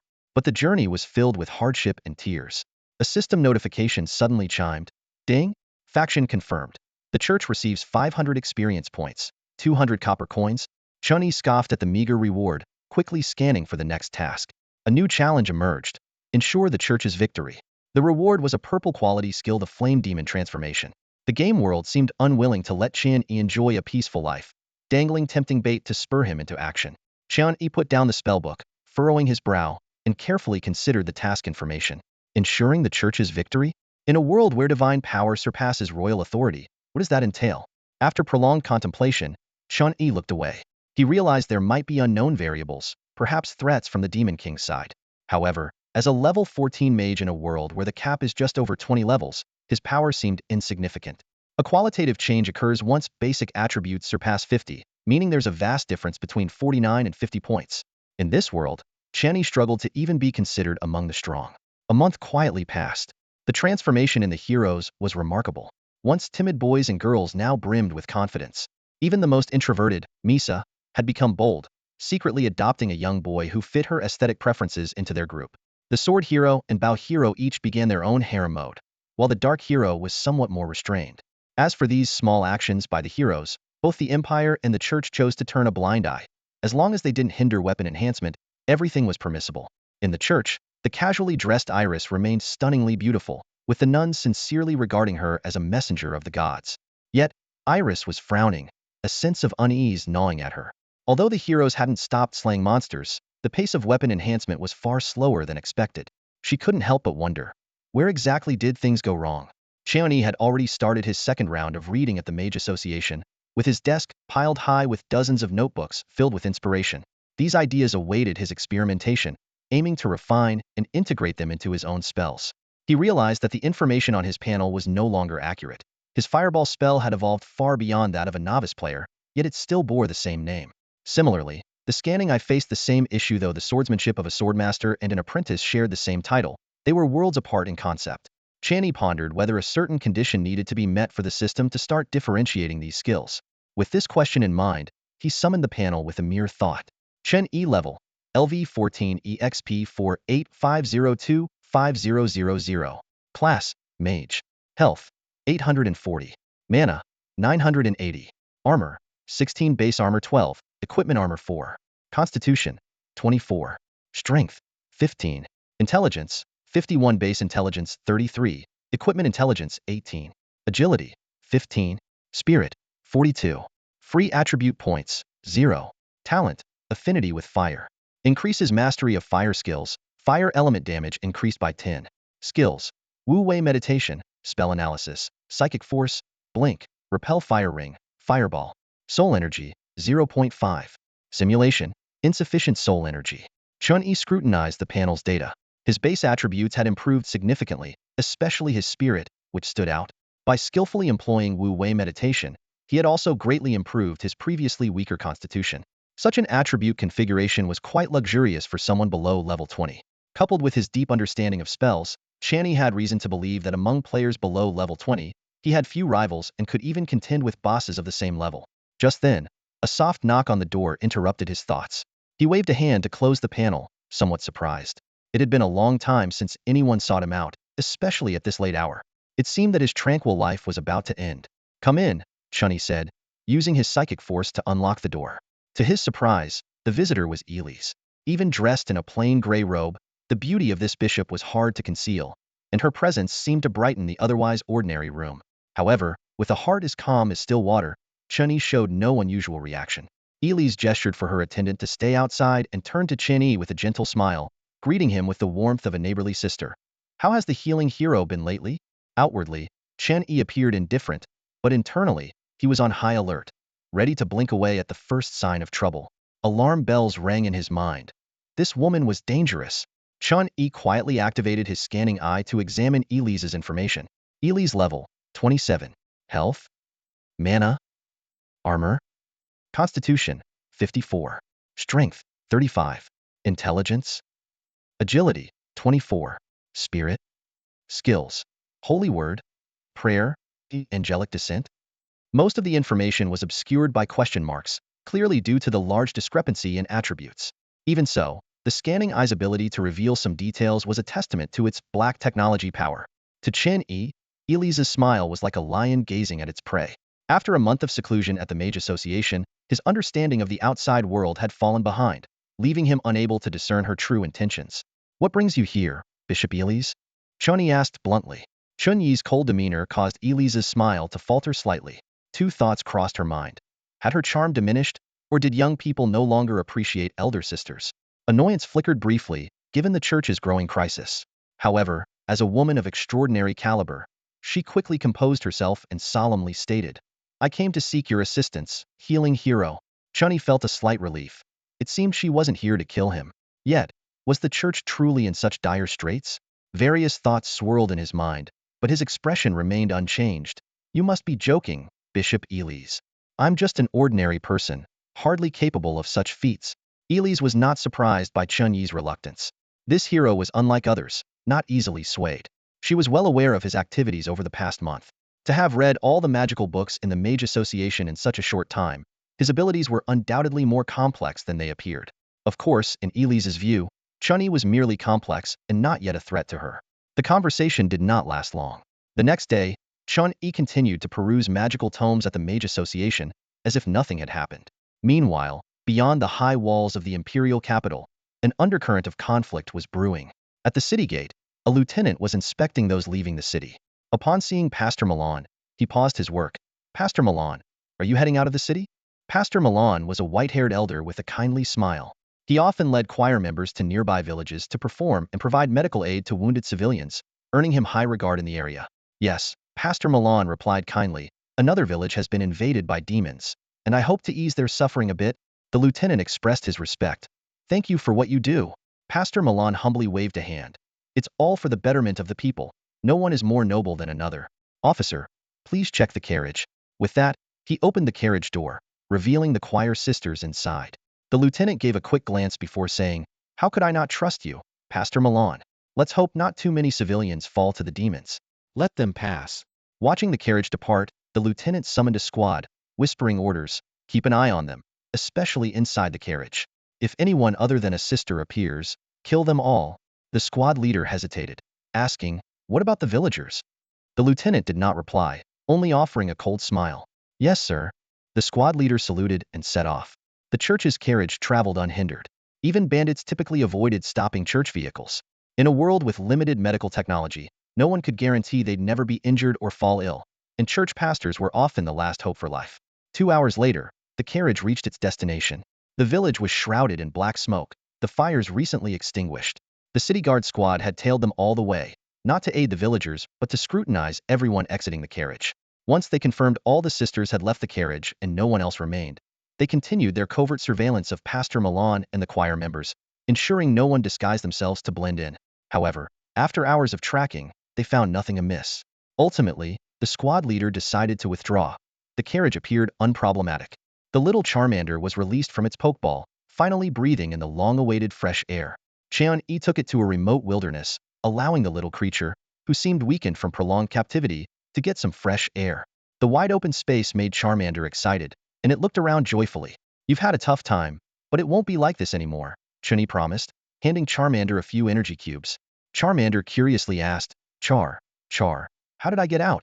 Chen Yi explained, I hid under the carriage. As a mage skilled in various types of magic, escaping was a piece of cake. With no one around with high spiritual power, they couldn't even detect the spatial fluctuations. Char? Why did we come out this time? Charmander inquired further. To make you and this weapon stronger, and to test some theories I've recently developed, Chen Yi replied. Having been unable to express its nature for so long, Charmander became particularly clingy, asking questions about everything. Char? Why am I not leveling up? Chen Yi patiently explained. If we don't break through the attributes, my main attribute can only reach 49 points. Instead of pursuing this minor improvement, it's better to perfect your magic and combat system. The two headed towards the Empire's border. Along the way, they saw many displaced civilians. Kind-hearted Charmander, under the guise of a mimicry spell, couldn't help but feel compassion for them. Charmander seemed eager to help these people. Chen Yi shook his head. We don't have the ability to save others right now. Besides, if they saw your true form, they'd probably run for their lives. 3 days later, Chen Yi encountered the first magical creature of this world, a dark venom spider. This pitch-black creature stood 50 centimeters tall, with eerie patterns on its back, occupying the entire forest. Thick webs sprawled between the trees, with spiders patiently waiting for prey. Ready for battle, Charmander? Chen Yi asked. Charmander replied energetically, eager to fight. Chen Yi took out the Staff of Healing, added Charmander to the party, and set the experience gain ratio to 6-4. He dispelled the mimicry spell, immediately catching the attention of the spiders. Use Flamethrower. Chen Yi commanded.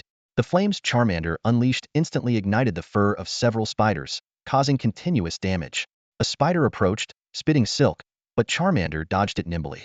Chen Yi estimated. 3 is probably the limit right now.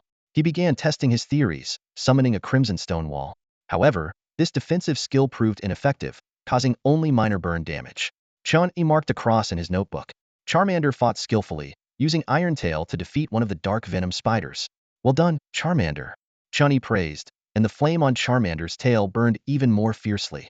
Facing the oncoming swarm of spiders, Chen Yi unleashed a massive fireball.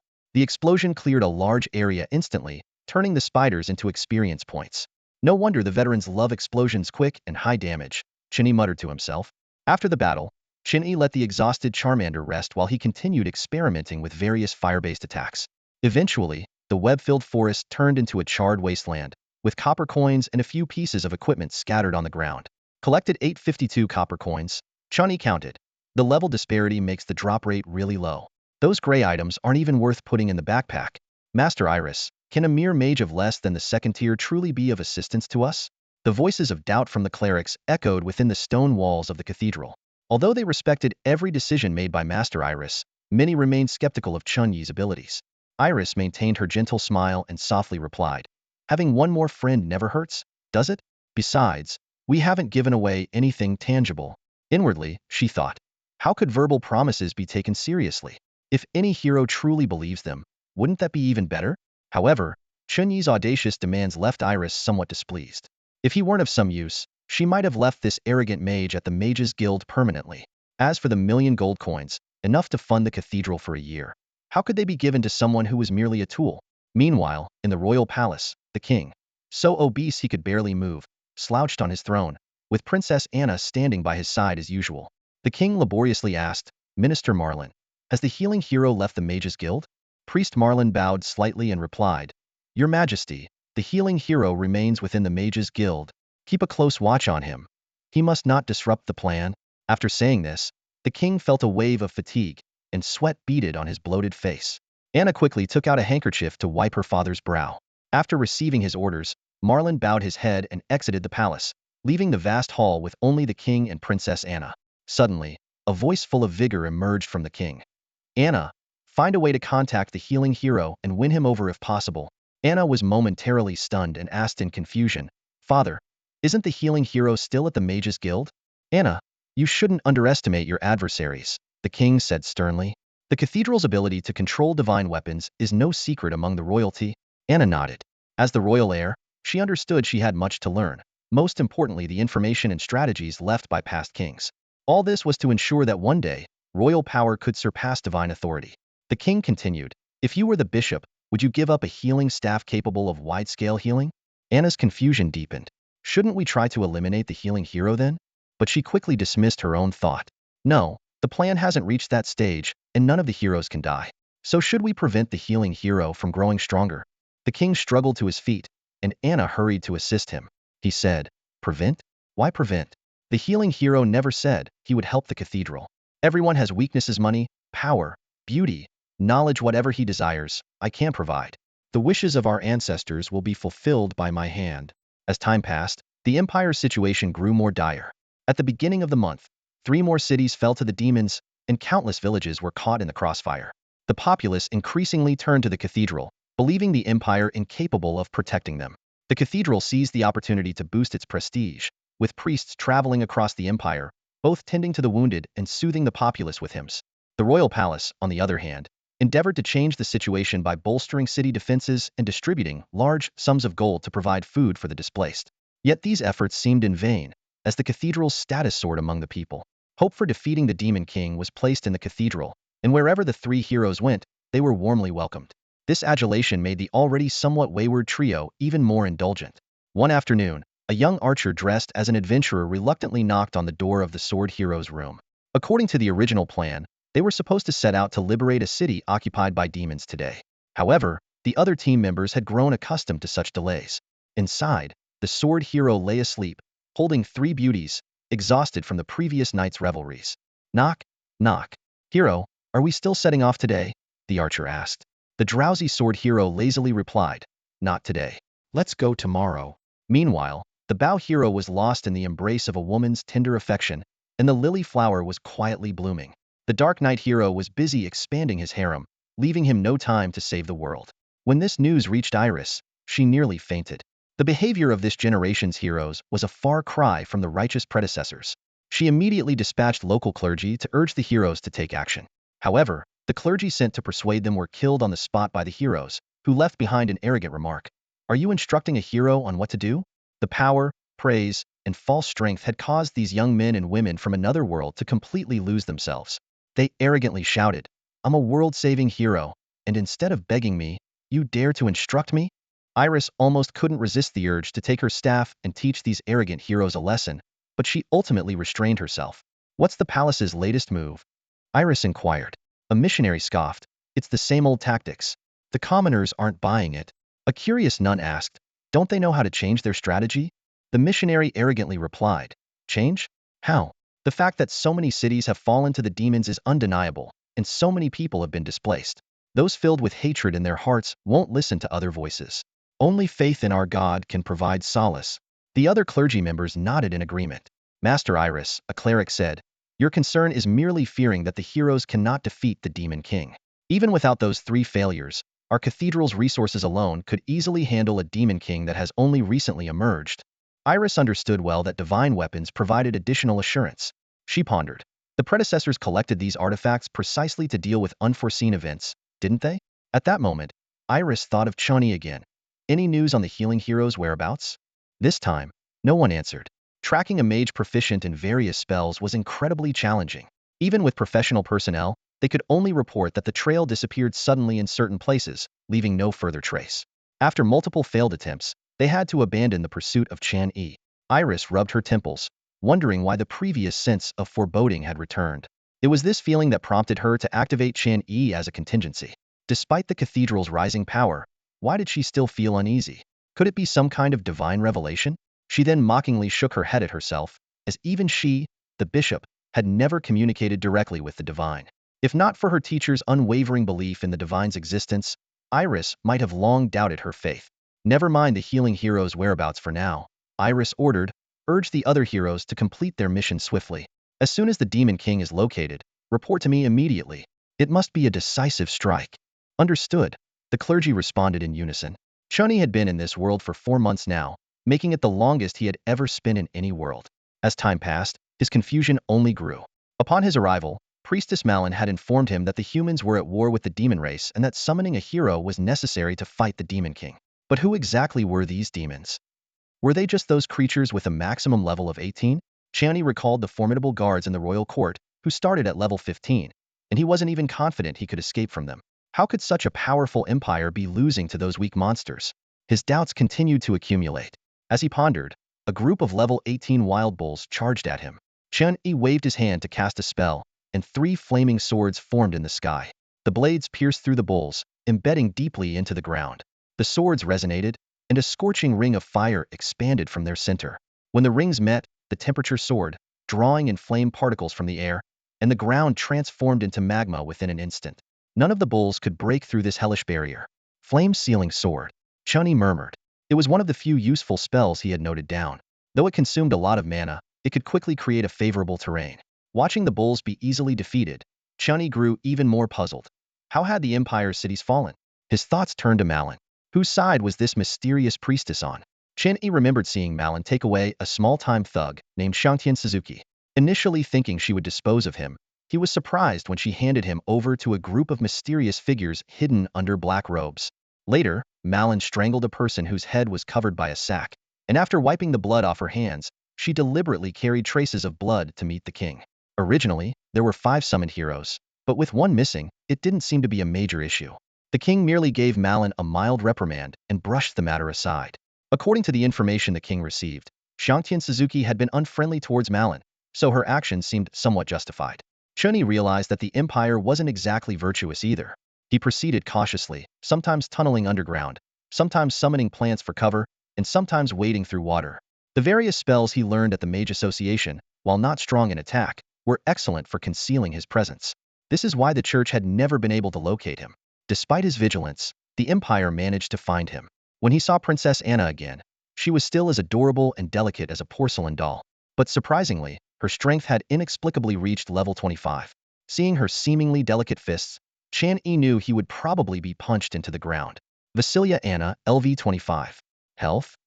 Mana? Armor? 77. Constitution? Strength? Intelligence? 49. Agility? Spirit? 52.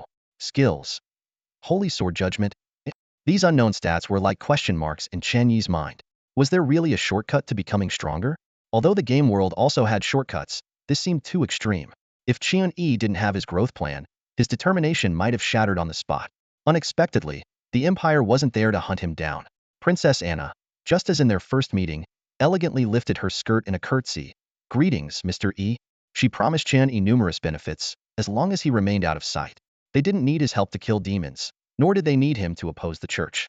This implied that the Empire was already confident of victory. Thinking of the church's current advantageous position, Chen Yi suddenly felt a chill. The people in this world were not only powerful but also incredibly shrewd. After accepting Princess Anna's gifts of 100,000 gold coins, a royal family magic book, and a blue-quality staff, Chen Yi decided to continue exploring with his Charizard, staying out of the public eye for now. The little fire dragon had evolved and was no longer just a simple Pokemon. Through modifications in the game world and fighting higher-level monsters, its level had risen rapidly and would soon undergo another evolution. When that happened, the Charizard would give Chen Yi an aerial advantage. Chen Yi upgraded the healing staff to level 20. Healing staff cannot be taken out of this world. Quality: Deep Purple. Intelligence 24. Durability: 1935. Heart of Recovery. Increases healing effect by 25. Hero's Engraving. The staff was nurtured by Hero E, and Hero E can use it unconditionally. Heart Strength. Instantly unleashes all the staff's energy to heal all allies with Intelligence 10 healing, after which the staff's level resets to 1. This ability can only be triggered by Hero E and level 20. 10. Evaluation. Due to the rules of this world, it cannot be taken out of this world. This staff might be Chen Yi's greatest gain, essentially a free deep purple staff. Although it currently cannot be taken out of this world, once Chen Yi uses the heart strength effect, he can take it out and have it authenticated in the game world. With these questions and rewards, Chen Yi continued his adventure. Chen Yi decided to let things slide in this world. He didn't abandon his mission outright, but instead chose to observe the trajectory of these old silver coins. After encountering them, Chen Yi began to deeply reflect on himself, pondering how he too could evolve into an old silver coin. Charmander, let's go, Chen Yi said softly. The matters of this world no longer concern us. With that, he and his Pokemon quietly left, disappearing over the distant horizon. Chen Yi had prepared extensively for his mission, including the soon-to-evolve Charizard, but unfortunately, all his meticulous preparations were ultimately unnecessary. As time passed, the frequency of the demon tribe's attacks increased, and the Empire lost more and more cities, painting a bleak picture of impending doom. In these dire times, 3 heroes stepped forward. Although some questioned why there were 3 heroes instead of 4, their remarkable achievements rendered such doubts insignificant. Since Chen Yi was already at level 14, he didn't gain much experience from defeating monsters. In contrast, the heroes wielding divine weapons faced higher-level challenges with every battle against the demons, drawing their strength from their weapons. Encouraged by the church, the heroes resumed their mission. Extra! Extra! A newsboy shouted on the street. The sword hero successfully reclaimed the city of Mon the other day, driving out the demons with his teammates. Thanks to the divine protection, this calamity must have befallen us due to our lack of piety. With the Bao hero reclaiming the city of Oma 10 days ago, and the knight hero recovering the fort of Sishui, it seemed that expelling the demons from the empire was within reach. More and more people flocked to the church to donate and pray. However, witnessing all this, Iris grew increasingly uneasy. A sense of foreboding lingered, and she kept asking herself, what's going wrong? Why am I the only one feeling this way? Is the empire truly so incapable? Unfortunately, no one could answer her questions, as all the clergy were basking in the glory of the divine. No, I must go myself, Iris resolved, preparing to arm herself and personally venture into the demon territory to investigate. Before Ellis could take action, the news of the Demon King's slaying of 3 heroes spread throughout the entire empire. This news, like a bolt of lightning, caused a huge upheaval across the empire. This is impossible, Ellis roared internally. A Demon King that just emerged, who might not even have reached the second-tier strength. How could it possibly kill 3 heroes? Yet, no one could answer her questions, for the monsters had already broken through the royal court's defenses. The soldiers on the city walls had vanished without a trace, and a large number of monsters surged into the royal court like a tide. The civilians were terrified, unable to comprehend how the capital, the royal court, could be breached so easily. They fled desperately, wishing they had more legs to carry them further away from the monsters. The entire royal court was filled with wails, explosions, and cries for help, with panic spreading throughout the city. Churches scattered across the city became refuges, packed with people seeking shelter. Among them, someone shouted loudly, "God, please save your faithful followers." Another yelled at the priest inside the church, "Hey, Priest Milan, kill these monsters now. I have money. I'll donate it all to the church." Someone else questioned, "You said that faith in God would bring salvation. Wasn't my husband devout enough? Why didn't you save him? Where are the heroes? Why haven't they killed the Demon King?" Someone asked anxiously. "Still calling for the heroes. Don't you know the heroes have already been killed by the Demon King?" Another voice responded. The church was filled with all sorts of people, but their faces were uniformly marked by deep fear. Outside the church, more people were trying to get in, as if entering the church would grant them safety. Ella's face was grim as she swiftly gathered the choir members. Soon, the nuns stood orderly before her. "For the sake of God, for the church," Ellis commanded with the authority of a bishop, "I order you to lift your restraints and slaughter all the monsters in the city." The seemingly delicate nuns were silent for a moment, then a deranged smile appeared on their faces. Their attributes were instantly revealed. Nun LV 17.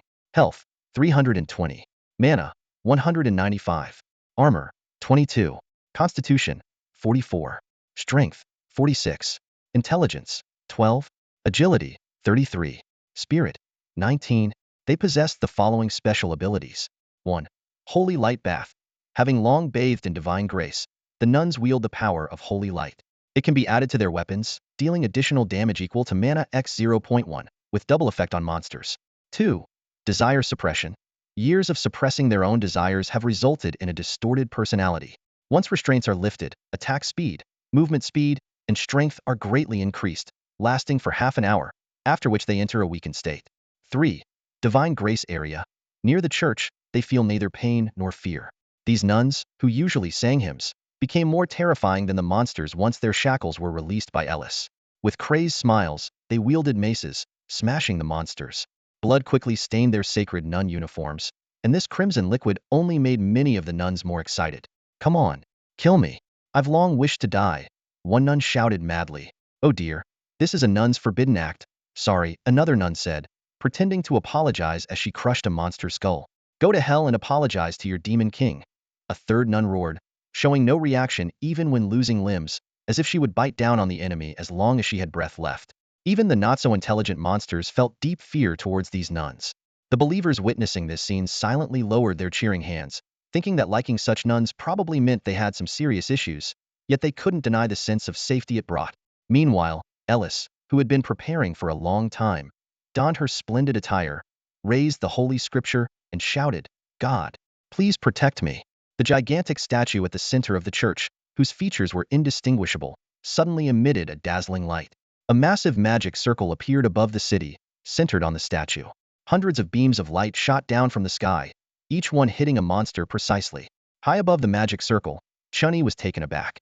Although he knew Ellis was terrifyingly powerful, the mental strength to cover an entire city seemed excessively astonishing. He quickly had his dragon fly even higher.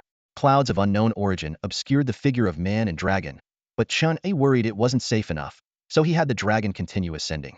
However, this probably isn't her own power, Chen Yi muttered to himself. His eyes, enhanced by an eagle-eye spell, allowed him to see the city's situation clearly even from 1,000 meters away. His perspective was like a super magnifying glass, enlarging the minute details many times over. This statue is likely not just a simple sculpture. Chen Yi observed Ellis using the statue as a conduit for her spellcasting and suddenly thought of the main quest that had been puzzling him. Main quest: obtain the source of the world 0. Current progress: 0. Initially, Chen Yi believed that the divine weapon was the source of the world, thinking it was a crucial component to defeating the Demon King, with the heroes being mere tools. However, after acquiring the healing staff, the quest progress remained unchanged. He tried other methods afterward, but none had any effect. Still lacking in strength, Chen Yi pondered, if I could break through the attribute limits, I'd have more options. Down below, the magic circle launched another attack.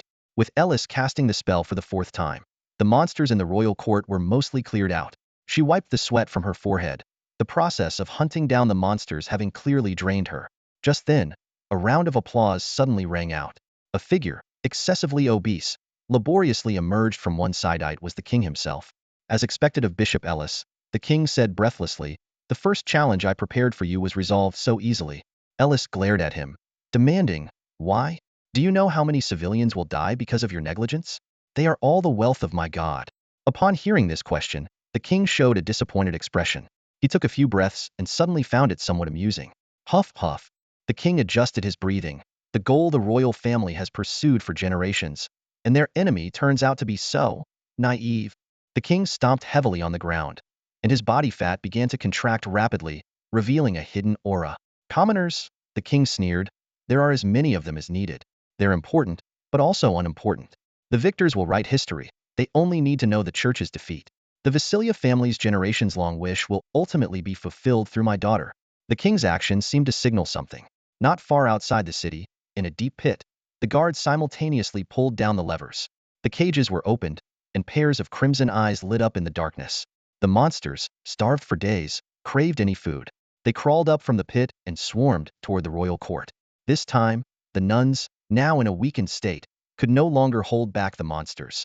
The despair following the shattering of hope was more terrifying than anything else, and the civilians' deeply ingrained faith began to waver. At that moment, the soldiers who had vanished suddenly appeared from all directions. Princess Anna, clad in shining armor and wielding a spear, stood in the sunlight, resembling a valiant Valkyrie. "All troops, ready your weapons." Princess Anna commanded loudly, "Attack!" Anna, clad in shimmering silver armor, sat atop a tall white steed, her petite frame contrasting starkly with the nearly tumtor-long lance she wielded. At her command, the fully armed soldiers let out a thunderous roar. Charge! Though the soldiers lacked the explosive power of the nuns, they were still capable of defeating the monsters in unknown combat. For dramatic effect, they often attacked in groups, quickly overwhelming a single monster. Anna, spear raised high, plunged into the throng of creatures. Her lance moved with the precision of an extension of her own body, slicing through limbs and horns with the agility of a living being. High above, Chen Yi watched Anna's commanding presence, but couldn't shake an inexplicable sense of discord. Meanwhile, the once corpulent king was nowhere to be seen, replaced by a tall, gaunt man with dark skin and an ominous aura of black energy. Ellis looked distressed, feeling an innate aversion to this dark energy, as if confronting a natural adversary. "Where did you find this energy?" Ellis exclaimed, then suddenly realized, "Wait, you are the Demon King?" The king, who hadn't shown his true form for a long time, was in no rush to attack. He began to explain, "The discovery of this energy happened a very long time ago. The territory of the demons was secretly breached by the previous king, coinciding with the birth of the Demon King. The space tore open, and from the Crimson Rift, a sinister black energy emerged, enveloping and permeating an ordinary creature, setting it on a path of evolution." He continued, explaining that since that time, the Empire had been studying the rift and the energy behind it. This energy was mysterious and powerful, with an extraordinary ability to assimilate and corrode, capable of overwhelming other energies within the body and rapidly enhancing them. Its only drawback was that those who absorbed it would gradually become violent and lose their sanity. The previous king, having accepted the traditional legacy passed down through the royal line, was unwilling to risk destroying tradition for the unknown. It wasn't until the current generation that, after the mages had a rudimentary understanding of the energy, the reigning king chose to abandon the royal legacy, passing it to his still maturing daughter, while he absorbed the energy to become the Demon King. To conceal his identity, he used a royal secret technique to make himself extremely obese, becoming the fattest king in Vasilia's history and a laughingstock of the empire. The fat suppressed the bizarre energy within him, preventing it from directly affecting his personality and allowing him to maintain his sanity. However, as the black energy continued to consume fat to grow stronger, the king had to keep adding more fat to suppress it, eventually leading to difficulty in movement. Even so, the time the king could suppress the black energy grew shorter, forcing the plan to commence prematurely. The Demon King was born, the hero was summoned, and when the king removed the secret technique, he revealed himself as the true Demon King. The Demon King flexed his body, remarking, "Bishop Ellis, I invite you and the church to accompany me in destruction." Before he finished speaking, he lunged at Ellis. Ellis's pupils contracted as she saw the Demon King approaching in an instant. She quickly chanted, "God says, the enemy before us shall be pierced by 1,000 arrows. God says, slow. God says, heal." Suddenly, countless arrows of light appeared behind the Demon King, and his speed was significantly reduced. Ellis's condition improved as well. The Demon King curiously waved his hand, causing the black energy around him to surge and dispel the invisible forces restraining him. The arrows relentlessly struck the ground, leaving the church in ruins amidst the thunderous noise, with only the towering statue remaining untouched. The Demon King searched for Ellis amidst the dust, black blood occasionally dripping from his back, indicating that some arrows had struck him. The particles from the exploded light arrows attempted to enter his body through the wounds, but were quickly devoured. "God says, fiery serpent." Ellis's voice rang out again, as a giant serpent made of flames lunged at the Demon King through the dust. The instinctive aversion to the dark energy allowed Elise to pinpoint her opponent's location ahead of time. She acted decisively, unleashing a fiery serpent that coiled around the Demon Lord, leaving searing marks on his body. However, the Demon Lord reacted swiftly, tearing the fiery serpent to shreds in an instant. Show me why the church believes it can stand above the throne." Elise shouted fiercely, quickly casting a holy shield. The Demon Lord delivered a powerful punch, easily shattering the light shield in front of Elise. The intense shockwave from the collision swept away the surrounding dust. His figure began to flicker across the ground, leaving small craters with each appearance. Elise refrained from attacking recklessly. Instead, she focused her energy, using her eyes and strong mental power to continuously sense the Demon Lord's position. Although his speed far exceeded hers, he could not completely evade her keen perception. Suddenly, Elise sensed danger. "Behind me!" The Demon Lord launched a fierce kick aimed at a spot 5 paces to Elise's left. The Elise, who had been searching for the demon, flickered a few times before dissipating into a phantom. The real Elise was engulfed by tremendous force and slammed heavily against the wall. Drip, drip. Blood trickled from the corner of Elise's mouth. Her hair was disheveled, obscuring her face, making her expression unreadable. The once revered bishop now appeared as disheveled as a madwoman. The Demon Lord's figure reappeared on a high platform, arms crossed, with a hint of disappointment in his voice. "Is this all you've got? You're not even close to satisfying me." He glanced down at his hands, which were gradually becoming less human, as his black nails slowly grew longer. The dark energy, at some point, began to influence the Demon Lord. Previously, he would have launched a relentless assault, stopping only when Elise was on the brink of death, before proceeding with his next plan. But now, he seemed particularly belligerent, eager to destroy everything in sight. The plan was once again disrupted. If the influence of the energy deepened, the Demon Lord might not fall by Anna's hand, diverging from the original plan. Observing from above, Chen Yi found the spectacle enlightening, gaining considerable insight. Since he had no personal stake in the outcome, he hoped the battle would intensify, potentially allowing him to glean some valuable combat experience. The determined Demon Lord vanished once more, streaking like a black lightning bolt straight towards Ulysses. With her face obscured by her hair, Ulysses extended her hand, and an ancient spellbook appeared in her palm. She chanted softly, "Invocation, Church of Beliar." As the incantation concluded, the spellbook disappeared, replaced by a semi-transparent palace that materialized out of thin air, resembling a grand cathedral. The Demon Lord's body suddenly felt heavier, his speed drastically reduced. This time, it wasn't the wind that hindered him, but the increased gravitational effect within the Church of Beliar's domain that affected enemies. Not giving the Demon Lord a moment to breathe, another spellbook appeared in Ulysses' hand. "Invocation, Alice's dream," she declared with determination. As soon as she spoke, 4 knights clad in gleaming armor materialized, drawing their swords and charging at the demon lord with speed second only to his own. Each knight possessed a power level of around 21 and could remain for half an hour. But this was far from enough. Ulysses was truly angered this time, determined to show the demon lord the consequences of provoking a woman. The generations of accumulated power of the cathedral were finally about to shine in her hands. Forgiveness, Alexia's holy sword, Ulysses shouted, and a seemingly toy-like small sword began to radiate a brilliant light. Forgiveness, Latin's redemption. In total, Ulysses had activated 9 one-time use items. Some were imbued with the full power of previous bishops on their deathbeds, while others were meticulously crafted.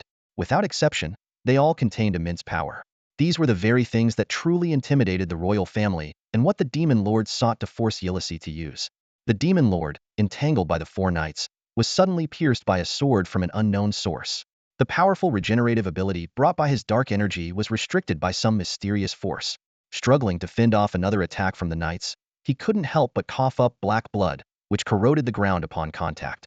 The once dominant demon lord was now gradually losing ground. Meanwhile, Ulysses, who had been severely injured, miraculously recovered completely, holding the staff of her predecessors, seemingly protected by angels. Just as Chen Yi thought the battle would continue, synchronized footsteps approached from the side. The king's guards arrived on the battlefield with a group of captured nuns and clergy. It turned out that the other members of the cathedral had noticed the commotion, but were intercepted by guards who had been lying in wait nearby. The weak nuns were easily captured, while the stronger clergy fell in battle against multiple guards. Further away, Princess Anna was heroically slaying monsters to the cheers of the townsfolk. However, the excited townspeople who ran to the city walls to watch failed to notice that there wasn't a single person from the cathedral among them. Seeing the blood-stained nuns and clergy, Ulysses' hand holding the staff trembled slightly. Suddenly, the knights attacking the demon lord faced a fierce assault. Ice Spike, Fire Blast, Triple Slow. These spells revealed the identity of the attackers. The Mage Association had joined the fray. Repressed for too long under the church's dominance, these truth-seeking mages were finally making their stand. The ease with which Chen Yi acquired the Mage Association's spellbook showed how much the association supported the empire. To defeat the church, the royal family had allied with every possible force. In this battle, the church had no chance of victory. The cathedral fell into an eerie silence, with only the fierce combat between the demon lord and the 4 knights breaking the stillness. Even the sound of the wind seemed piercing. Ulysses stood in a daze, surrounded by enemies on all sides. God, tell me what to do, she murmured out of habit. Yet, this habitual whisper brought an unexpected response. For the first time, Ulysses felt a divine presence, as if the environment around her transformed. Gentle light enveloped her, soothing her anxiety, unease, and anger. Ulysses felt unprecedented warmth, as if she had entered the divine realm described in the scriptures. The light coalesced into a humanoid form before her. Although she couldn't see its face, Ulysses knew this was the deity the cathedral had long worshipped. The deity had finally come to save its religion. At that moment, Chen Yi appeared at the center of the battlefield, his expression bewildered, blurting out, "What the?" High above, a spatial disturbance occurred beside him, transporting him next to Ulysses, with a healing staff from his backpack summoned by a mysterious force. Simultaneously, blood rain began to fall from the sky. The system began analyzing this anomaly.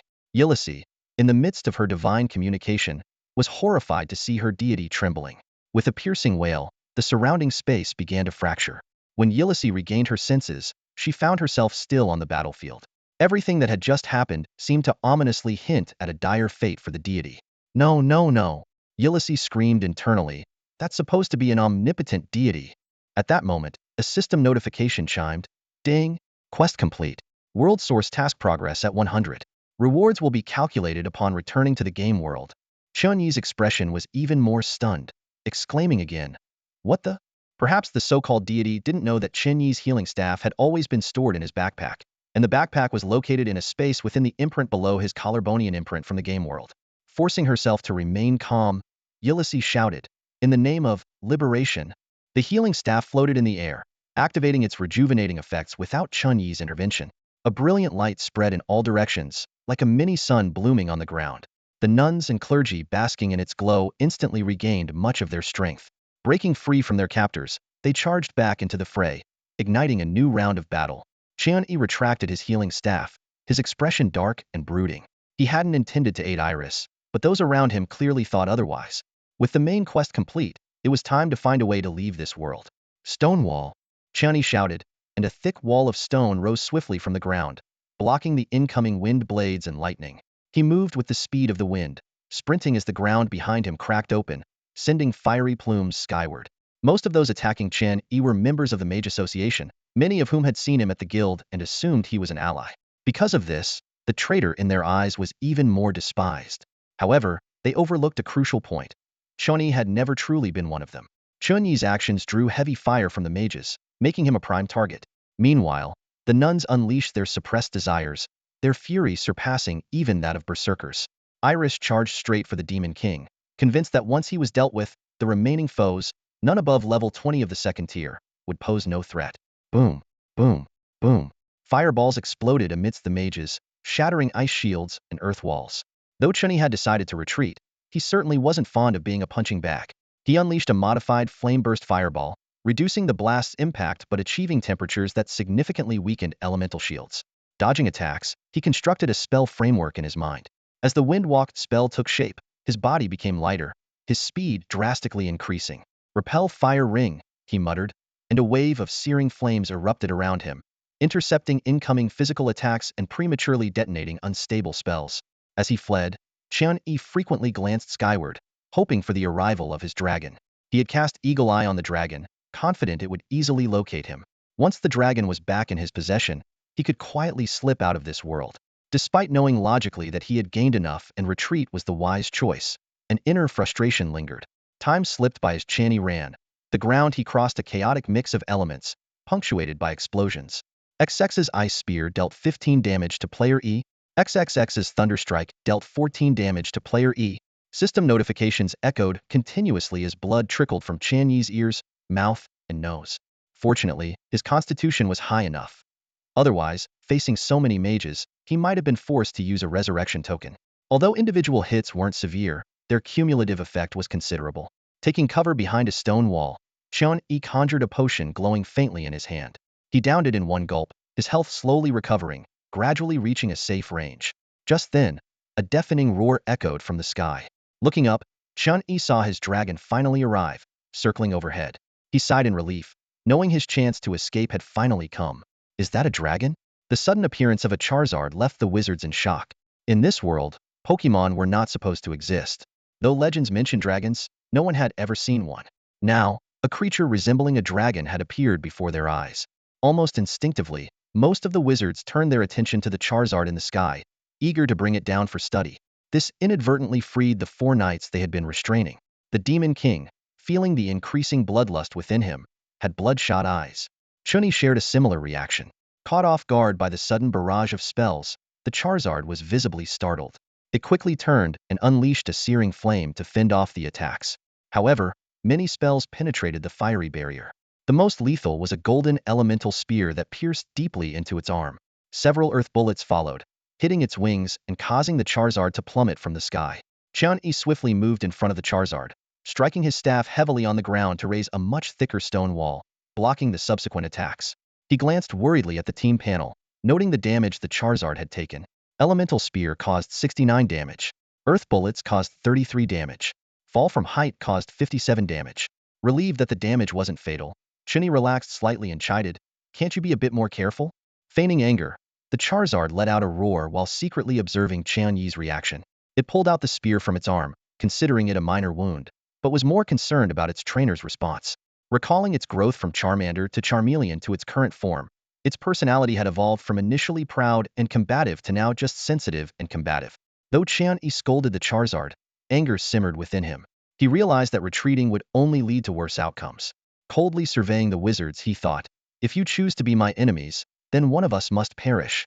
At that moment, the Charizard swallowed an omelet rice. It was a dish lovingly prepared by Lu, seemingly infused with a girl's affection. In just 15 seconds, the Charizard regained 140 health points. Chen Yi silently acknowledged. A girl's love is not to be underestimated. Suddenly, with a loud crash, the reinforced stone wall collapsed under an elemental bombardment. A shadow darted through the explosion's smoke. Chen Yi, now standing on the Charizard's back, his eyes filled with icy determination. The Charizard, sensing its master's emotions, had its gentle gaze turn fierce. The flames it breathed grew larger, surging toward the ground. Ice and earth shields in its path couldn't fully block the intense heat. As the Charizard flew lower, Chen Yi drank a blue potion to restore his mana and leaped off. Flame-sealed sword. With his shout, a surge of mana conjured 3 massive flaming swords descending from above. The wizards below widened their eyes, quickly using blink to dodge. The swords landed silently, seemingly weightless. As nearby wizards thought it was mere intimidation, a scorching fire ring expanded rapidly from the swords. The heat was so intense that the air began to warp. Those who couldn't escape in time found their clothes and hair igniting instantly. System notifications flashed. You dealt 79 burn damage to Triple X. You dealt 14 burn damage to XX. You dealt 14 burn damage to XX. Even those who blocked the fire ring felt their breathing become painfully labored, as if inhaling flames. Their shields couldn't withstand the rising temperature. With the resonance of the 3 fire rings, fire elemental particles gathered, causing a sudden temperature spike. The ground swiftly turned into molten lava. Nearby wizards quickly suffered casualties, clutching their throats in vain attempts to alleviate the searing pain. For these fragile wizards, death was never far away.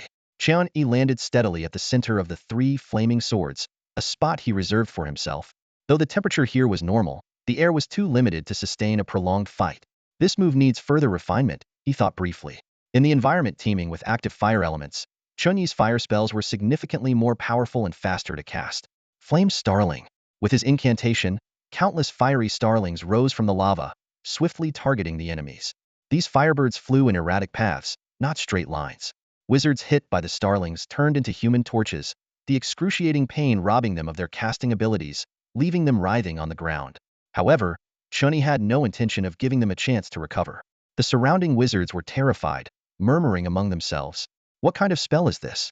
Why isn't it recorded in the Mage Association? Is there such a move in fire magic? Does anyone know how to counter this? They tried using ice crystal spells to block the starlings, but with little success. Unless they controlled them with mental power individually, the sheer number of starlings made it impossible to intercept them all. To their growing unease, aside from fire spells, the power of other elemental spells seemed to be diminishing. Panic spread among the wizards as they realized this battle might be more challenging than anticipated. The encounter had barely begun, and already the Mage Association had lost 14 of its mages. Considering they had only brought 62 mages today, this loss accounted for nearly a third of their available forces. On the battlefield, magical lights flashed while the mages' robes whipped fiercely in the wind. Becoming a mage required extraordinary mental talent, a powerful memory, and impressive learning abilities. But death took only a moment. The intense battle quickly caught the attention of others. Elise stood at a distance, a hint of disbelief in her eyes. What she had considered a minor move by her subordinates had unexpectedly turned the tide. As she stood momentarily stunned, a fiery serpent suddenly erupted, entwining itself around the Demon King. Elise was jolted into realization. If they could take down the Demon King, their plan would unravel effortlessly. In the center of the battlefield, Chen Yi was struggling to breathe as the surrounding temperature soared. This was a common issue for fire mages. The fiery environment they created was often inhospitable even for themselves. In a moment of distraction, the storm clouds above him burst apart. Boom! A bolt of lightning struck, sending Chen Yi flying. Immediately, a barrage of elemental attacks followed. System notifications flooded the screen. XX dealt 105 damage to player E, 75 lightning damage, 20 burn damage, 10 fall damage. Triple X dealt 32 piercing damage to player E. XX dealt 49 freezing damage to player E. Chen Yi's health plummeted, and if not for his robust foundation, it might have hit rock bottom. Enduring the searing pain, he performed a quick teleport to escape his position. Charizard! Chen Yi shouted. Though exhausted from its recent flare blitz, Charizard turned swiftly at its trainer's call. A massive fireball exploded in front of Chen Yi, stirring up a cloud of dust. Using the dust as cover, Chen Yi quickly dug a small pit in the ground, clutching a health potion as he took refuge. At that moment, he couldn't help but long for the invigorating effects of a healing staff. One good boost would restore both his and Charizard's health to full. Amidst the dust, sporadic explosions could be heard, but the frequency of enemy mage attacks had noticeably decreased, indicating their dwindling mana reserves. In contrast, Chen Yi, who had been consuming potions, still had 230 mana points remaining. To the enemy's eyes, Charizard had also disappeared into the dust, when in reality, Chen Yi had returned it to its pokeball, only to summon it back to his side. Chen Yi handed Charizard an omelet rice, which had superior healing effects compared to ordinary potions, though it had to be consumed completely to be effective. Charizard devoured it in one bite, beginning a rapid recovery. Chen Yi conjured a stone wall in front of him and carefully applied a special potion for Pokemon on Charizard's various injuries, opting against using unfamiliar water-based healing spells due to their slow and ineffective nature. In less than half a minute, Both Chen Yi and Charizard had their health restored to over 300. They charged out of the dust once more, launching a fireball accompanied by a flare blitz into the scattered group of mages. How does he still have mana? Isn't he a hero? Who sold him those mana potions? Maybe we should surrender. I can already feel the mental strain. Without us, the Empire should be able to handle it, right? The mages from the association began to waver. Only 27 remained, all in poor condition, and the agony of mana depletion was something they were reluctant to endure again. In such a state, they were defenseless, and continuing to fight would only lead to their deaths. However, the issue was that they had initiated the battle, and the decision to end it was no longer in their hands. Heal the hero, we surrender, someone shouted. If you spare us, we promise not to interfere with the Empire and the Church. Yes, yes, another voice echoed. We can negotiate with the Mage Association to have other mages support you. Their pleas were met with only the roar of incoming fireballs and Chen Yi's cold gaze. As Chen Yi had stated earlier, once the Mage Association chose to continue their assault, one side would inevitably have to fall. As the fierce battle raged on, a group of onlookers, cloaked in black, observed from a distance. Leading them was the priestess, Malin, who stood out conspicuously at the edge of the battlefield, unmasked. Though not powerful enough to directly influence the outcome, their presence could very well tip the scales. Among them was Ida Suzuki, a once notorious hero now standing silently, devoid of his previous disdainful demeanor. He whispered, "Priestess, shouldn't we make a move? Once Chen Yi deals with the Mage Association, the other battlefield will soon see a conclusion as well." Malin paused, then shook her head. "Let's wait and see." Her eyes scanned the battleground, calculating. These were opportunists, ready to side with the victor. A wrong choice would not only nullify years of effort, but also endanger her life. She held the weapons of the other three heroes, her true bargaining chips. Malin's original plan was to secretly acquire a liberated divine weapon and have Ida Suzuki upgrade it. However, she hadn't anticipated the heroes being surrounded by the Empire's people. At the king's command, these heroes perished without resistance. Ironically, the sword hero, bow hero, and knight hero all died in their beds. What surprised Malin further was that the Empire left the weapons untouched, seemingly for her. No one knew her feelings then, as she knelt, bowing deeply in the direction of the royal court, until the king's messenger arrived. Now, through her eagle-eye spell, Malin observed the distant battlefield with a bitter smile. She refrained from acting not because the time wasn't right, but because she hadn't received the king's signal. She dared not act rashly. Meanwhile, Princess Anna led her soldiers in exterminating all the monsters within the royal court, now dragging demon corpses through the streets as a demonstration. The commoners lining the streets cheered, "Princess Anna! Princess Anna! Long live the Empire! Long live Princess Anna!" They cheered for her, for the Empire, for humanity, celebrating their survival. Unaware of the full plan, the soldiers held their heads high, basking in the glory of heroes. The monsters' corpses bled continuously, yet the people showed no fear or disgust. Instead, they cheered, with some children even picking up stones to throw at the bodies. Finally, Princess Anna led her troops to the ruins of the church. Inside, the people had already heard the uproarious cheers. The Demon King gritted his teeth under Iris's assault, crashing with her into the last remaining door of the church. The knight had vanished, and faced with such a self-damaging attack, Iris had no other options. With a loud crash, the two burst onto the street. The church's facade crumbled. Seeing the Demon King's eerie skin, gasps echoed among the commoners. Someone recognized him. Is that? It must be. He's the Demon King. They recalled from history books. The Demon King with black skin, surrounded by ominous dark aura. A race not singular, but every appearance brought unprecedented disaster to humankind. And the other is Bishop Iris. Someone recognized Iris. Sensing an opportunity, Iris immediately launched an attack, golden shockwaves forcing the Demon King to evade, unable to speak. "Believers, I have something to tell you. Form ranks." Iris's words were cut off by Anna's command. The soldiers, though weary from battle, stepped forward, their demeanor filled with lethal intent. Princess Anna rode to the front, declaring loudly, "Rest assured, my people, the Empire will protect you." Yet no one noticed her hand holding the spear trembled slightly. Iris looked on in astonishment. Isn't all this the Empire's doing? Believers, don't be deceived. The Empire is the true culprit. The Demon King is this generation's king. But no matter how she pleaded, the commoners only watched Anna, curious why she hadn't yet ordered an attack on the Demon King. Faith was never a solid foundation. Once shattered, it was hard to mend. And humans particularly trusted what they saw with their own eyes. Someone scoffed. "This is the king? Don't be ridiculous. Everyone knows the Empire's king is too fat to move." Iris, who had remained composed throughout the battle, now showed panic. Look closely, he really is your king. He resembles Anna so much. Haven't you suspected? The former obesity was just a disguise. A spear blocked Iris. Princess Anna, expressionless, said, "That's enough, Bishop Iris. Please maintain noble decorum. You may be distraught over the hero's defeat and the church's downfall, but rest assured, the empire can now protect its people. I, Anna, swear by the Vasilia family name." The accompanying commoners erupted in cheers for the empire, for Princess Anna, drowning out Iris's protests. In the distance, the king was shrouded in a dark energy, yet his expression was one of satisfaction. This was the culmination of his lifelong plan, awaiting only his death at Anna's hand to bring it to a perfect close. He cast a glance at the robed figure, Malin, who returned a respectful bow, not daring to harbor any disloyalty even in the face of his dying sovereign. Chen Yi and his dragon stood atop a tall building, enjoying a meal while watching the father-daughter duel unfold below. Members of the Mage Association decided to join the fray, generously gifting Chen Yi a few items of green quality gear before departing. Some soldiers noticed Chen Yi's presence, but were held back by their participating comrades. Suddenly, Priest Malin appeared beside Chen Yi, offering a deferential smile. "Healer of heroes, you jest? What are your plans after this?" Chen Yi gave him a cool glance, reflecting on how, only months ago, he was filled with trepidation, yet now Malin approached him with such caution. This was the allure of power. The dragon gulped down chunks of meat, nudging Chen Yi for more. He gently patted its head, reminding it, "Mind your manners, you're a lady dragon." He then turned to Malin, saying, "Naturally, I'll be heading back. This isn't my world." Malin breathed a sigh of relief.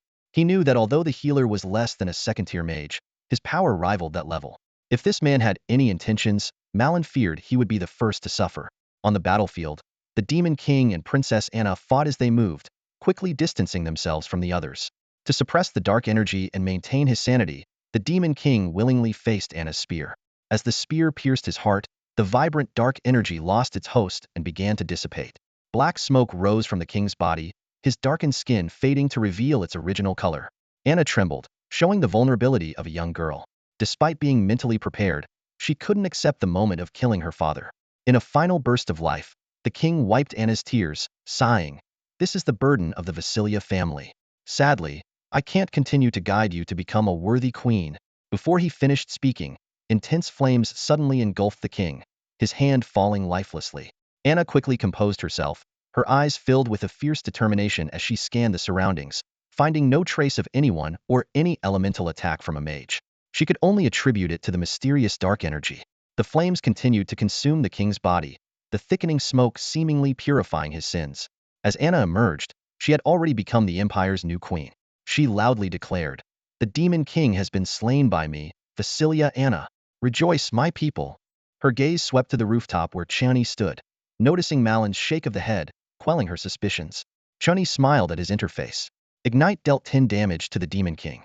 Ignite dealt 10 damage to the Demon King. EXP 18,000. Congratulations on leveling up to LV 17. Though most of the damage wasn't dealt by him, and he gained only a small amount of experience, Chen Yi wasn't concerned about the loot from the Demon King's death. The drop rate was notoriously low for bosses defeated in collaboration with non-players. Then, Chen Yi glanced at the dazed Iris and shook his head. The previously agreed 1 million gold coins seemed unlikely to be recovered.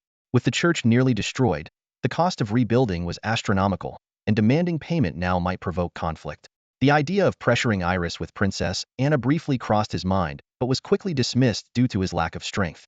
Chen Yi always remembered that 50 attribute points marked a significant difference. He bid farewell to Malin and left this world under his watchful gaze. However, unbeknownst to Chen Yi, the moment he departed, time in this world suddenly froze.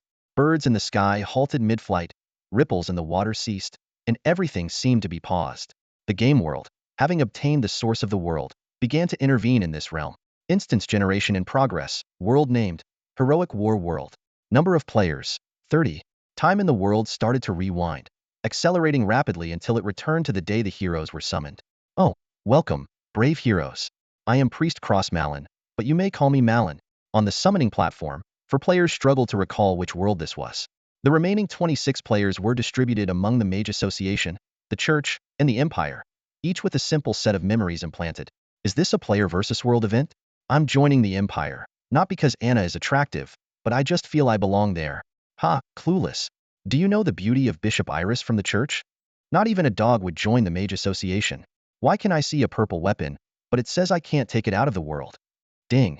The notification sound for task completion rang out, causing Chen Yi's heart to race. He had completed the main quest and acquired the world's source, but the faction mission had failed, with the church not securing the final victory. Fortunately, the main quest's priority was higher, sparing him from the faction mission's penalties. Eagerly, Chen Yi checked the rewards from the game's world. At level 14, the experience gained from slaying monsters was minimal, and sharing experience with the fire dragon and the healing staff severely slowed his leveling progress. However, the numerous monsters bred by the royal family provided an abundant source of copper coins. From the initial 2,453 copper coins when he entered the game, his balance had skyrocketed to 125,640. His inventory also contained 15 green quality items waiting to be sold, while white quality items had been discarded due to lack of space. Once the settlement was complete, the system notification sounded again. Player Yi's permissions have been upgraded, permission level LV3. Immediately, 6 reward options were presented to Chen Yi. Free attribute points 10. Purple quality skill Inferno transformation. HP 700, MP 700. Purple quality random staff X1. Personal guild permissions. Free breakthrough attempt X1. Chen Yi frowned slightly, surprised by the generous rewards. Sensing his confusion, a stream of information flowed into his mind. It turned out that entering such a non-game world realm was akin to pioneering. Although challenging, the rewards after obtaining the world's source were exceptionally generous. The most valuable aspect wasn't the selectable rewards, but the elevation of game world permissions, granting more information and conveniences to aid in his quest for strength. After careful consideration, Chen Yi decisively chose options, and he allocated all 10 free attribute points to his constitution, bringing it to 40 points. Instantly, a warm beam of light enveloped him, and his cells seemed to absorb energy, becoming more robust as mana flowed rapidly through his body. The light beam didn't dissipate. Instead, it grew hotter. Scorching energy swept through his body like boiling water pouring into his veins, first breaking down and then repairing. Chen Yi could feel his fire element resistance increasing rapidly, a prerequisite for mastering the Inferno transformation skill. Infernos are unique creatures that dwell in magma, typically over 3 meters tall and possessing remarkable resistance to fire elements. Although using the skill doesn't require directly confronting an inferno, as a fire mage, having high fire resistance is essential. Chen Yi felt a sense of relief. This transformation not only granted him a powerful skill but also laid a solid foundation for his future growth. This pain was beyond the depletion of mana. Chen Yi collapsed heavily to the ground, his body convulsing uncontrollably. Charizard anxiously circled around him, trying to pull Chen Yi out of the pillar of light, but was stopped by Chen Yi's gaze. He understood well that the path to becoming stronger was accompanied by pain, and that power gained cheaply often came at a cost. He was mentally prepared for it. After a full 10 minutes, Chen Yi's body finally adapted. He felt the surge of new power within him and silently checked his status. Level: LV 17. EXP: 5200500000. Class: Mage. Health: 1500. Mana: 1590. Armor: 24 base 20 equipment 4. Constitution: 40. Strength: 15. Intelligence: 61 base 43 equipment 18. Agility: 15. Spirit: 48. Free attribute points: 0. Talent: Fire affinity increased mastery of fire skills, 10 increased fire elemental damage. Skills: Wu Wei meditation, spell analysis, mental power, blink, fire ring repulsion, fireball. Resistance: Fire elemental resistance 30. Soul energy 2. Simulation: Available. Chen Yi carefully studied the newly acquired skill. From the description, it seemed somewhat like the Susanoo from the Erju family, but how to develop it specifically needed further exploration. It could be used as a summon or controlled internally by the user, making it flexible and versatile. The final reward was personal guild privileges. Chen Yi had always been a lone wolf, unwilling to entrust his life to others, so he never considered joining a guild. However, he had heard of some guild functions. A personal guild, strictly speaking, doesn't belong to guild players. It's just another way for solo players to enhance themselves. Name your guild, the system prompt sounded. Chen Yi, being terrible at naming, instinctively looked to Charizard for help. After a brief explanation, both fell silent. Chen Yi couldn't help but sigh. No wonder people say Pokemon gradually take on their trainer's personality. After much deliberation, Chen Yi finally typed whatever into the naming field. Thus, the whatever personal guild was born. The mark below his collarbone instantly connected to an unknown space, and guild warehouse access unfolded before Chen Yi. Currently, the whatever guild was rated F, the lowest rating, which wouldn't add any attributes. Each completed task would increase the rating's experience, which would eventually lead to attribute improvements. The system prompted that the next game must start within a month. After the rewards were distributed, Chen Yi and Charizard were transported back to his space in the town. Having been away for nearly half a year, the room remained as tidy as when he left, without a speck of dust. Charizard's little nest from when it was a Charmander was no longer needed. Sleep or eat first? Chen Yi asked. Having not rested after the battle, fatigue quickly set in. After a quick wash, both he and Charizard squeezed onto the bed and fell into a deep sleep. They slept straight through to noon the next day, nearly 20 hours. Although his mana had recovered, his mental state still needed rest, just as a full health bar didn't mean a player wasn't fatigued. After waking, Chen Yi, with a discerning palate, selected from a restaurant. Some players with culinary talents had ventured into chef-type worlds, creating dishes that were not only delicious but often had special effects. The omelet rice he previously fed Charizard was bought here. The restaurant owner, Xiao Lu, was cute and had a typical lowly physique. Seeing Chen Yi hesitate to order, she became annoyed. Are you going to buy or not, Mr. Yi?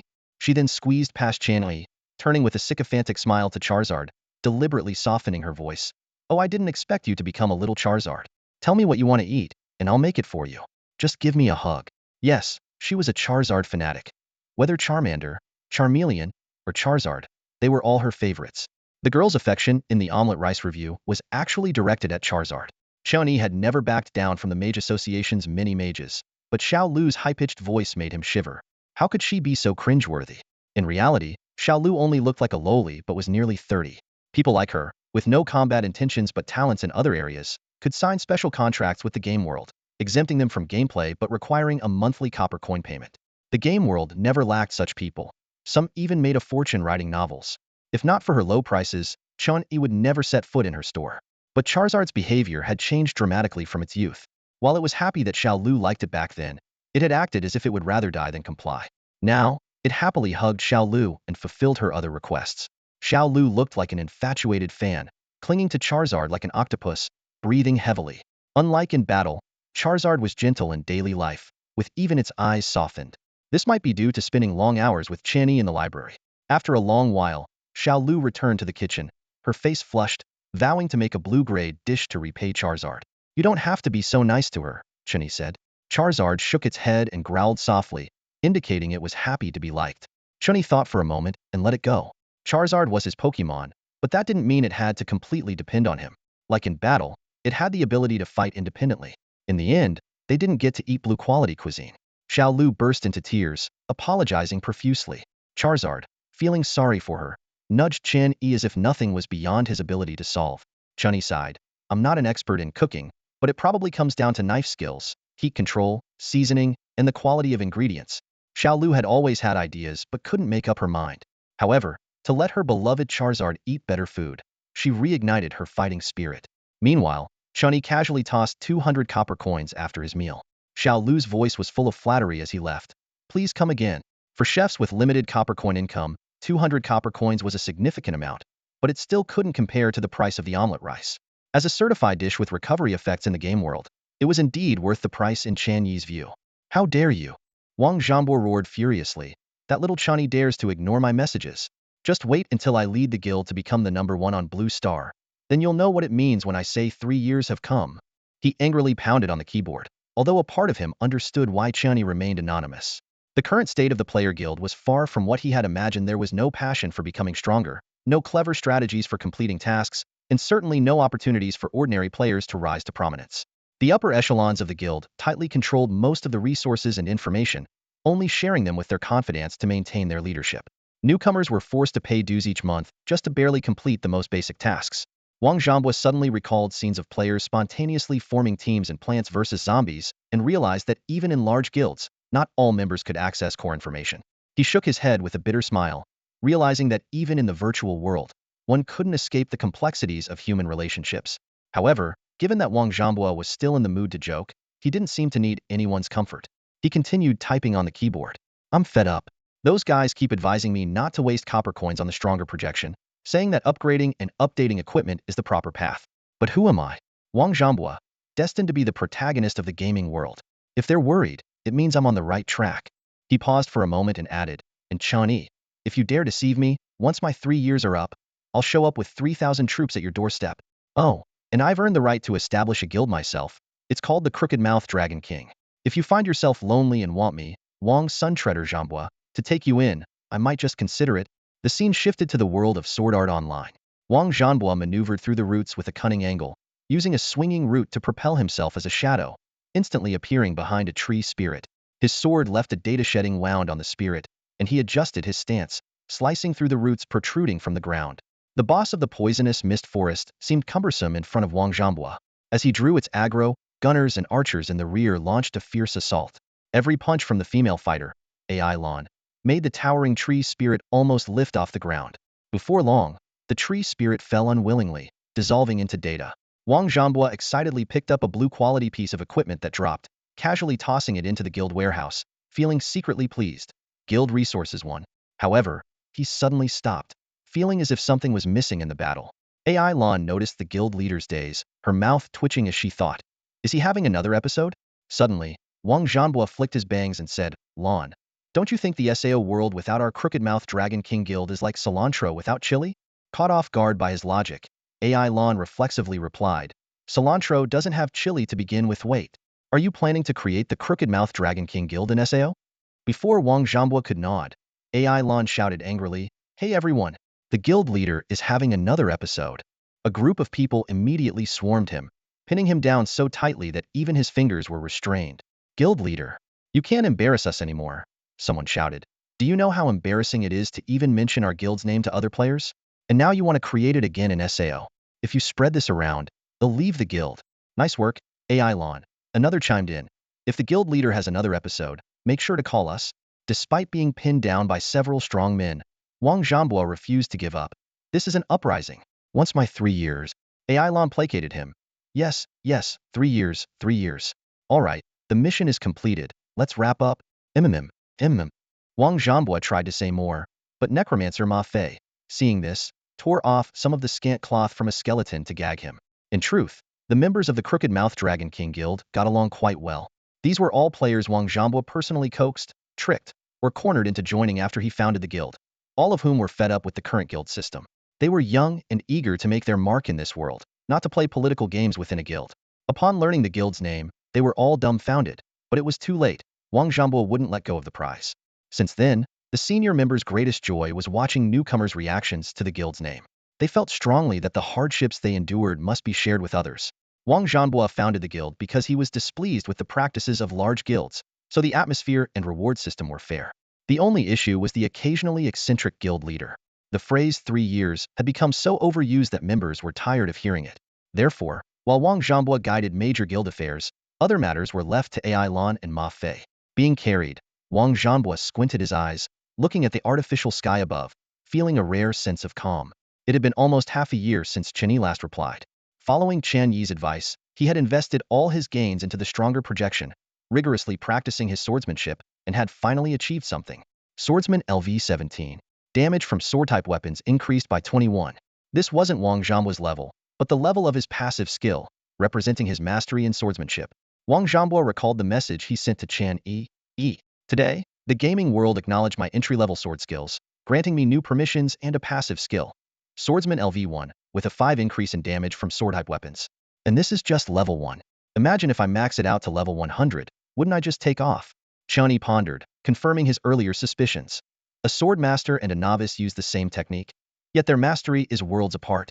So, how does a mage unlock this potential? Through fireball spells? The thing is, Chen Yi could bet that very few in the entire gaming world have invested as much effort into fireball spells as he has. Even so, his fireball spell still showed no level. Could it be the wrong direction? Gaming world, is my permission level insufficient to understand this information? Chen Yi silently inquired. Ding. Player E, permission assessment in progress. Assessment complete. The benefits of the increased permission level began to manifest. After absorbing a wealth of information, Chen Yi suddenly understood the fundamental difference between techniques and principles. The fireball technique represents a specific method of use, and even if you force a distinction, it only breaks down into levels like beginner, advanced, mastery, and transcendence. For Chen Yi, his understanding of the fireball technique had surpassed that of its original creator, reaching a level that could be considered transcendence, yet there was no room for further improvement. If he continued to deepen his understanding, it would no longer be the fireball technique, but would evolve into a new spell. In contrast, principle represents a deeper level of understanding. Chen Yi thought of Wang Zhanbua's passive skill swordsman. which wasn't about enhancing a specific skill but about overall strength, encompassing swordsmanship, agility, combat experience, and more. When numerical strengths are similar, the level of swordsmanship often determines the victor. Chen Yi pondered. How should he train in this area? Principle is more profound than skills like the fireball technique. He first thought of the projection of strong individuals, but not every strong individual suited him. With these thoughts in mind, Chen Yi and Charizard returned to the arena, opting for training mode. In the open training ground, Chen Yi explained the newly acquired information to Charizard, proposing the idea of focusing on developing their flame abilities. Unexpectedly, Charizard shook its head and let out a low growl. It had keenly noticed that Chen Yi's greatest weakness in battle was his frontline capability rather than firepower. Thus, Charizard decided to begin training its close combat skills. This is precisely the significant difference between a pale gold Pokemon and a player. Players need to determine their development direction by level 10, while Charizard can make a choice before reaching level 20. Chen Yi reviewed Charizard's current state. Charizard quality, pale gold level, 17 EXP, 46503500. Health, 2795 mana, 1290 armor, 47. Constitution, 43 strength, 39 intelligence, 46 agility, 42 spirit, 38. Skills. 1. Flamethrower. Performs a wide-range flame attack in front, dealing intelligence x 1.2 damage. 2. Energy reflow. Mana, stamina, and health form a reflow, reducing received damage by 15. Each evolution brought comprehensive attribute boosts to Charmander, which is the advantage of Pokemon in the early stages. The rapid strengthening can provide players with a significant edge. With enough training time, Charizard could max out all its attributes to 49 points before level 20. After that, it would need to determine a development direction, as simultaneously developing all attributes would severely slow progress. Since the last battle in the derivative world, Charizard had been considering how to better assist its trainer. In terms of firepower alone, the trainer could surpass it several times over. Charizard's advantages lay in resistance, flight, and speed.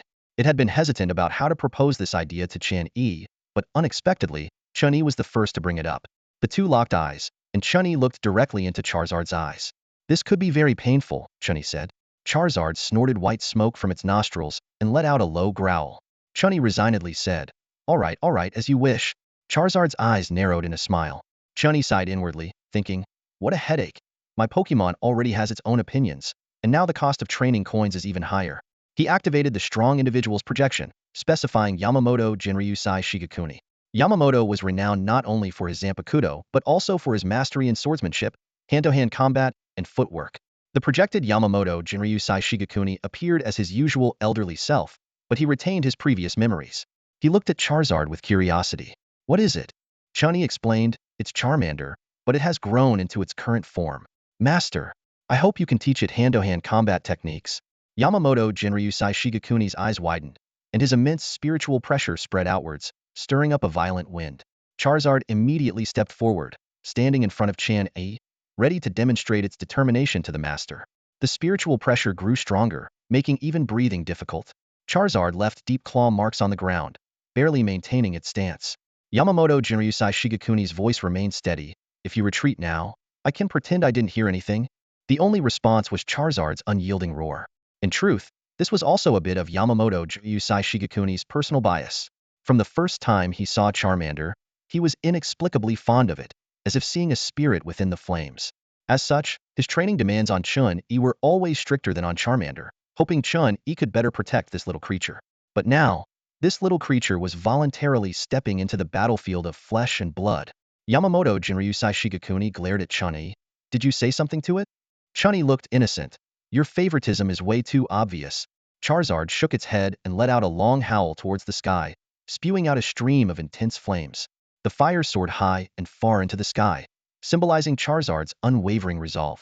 From the flames, Yamamoto Jinryusai Shigekuni sensed Charizard's determination.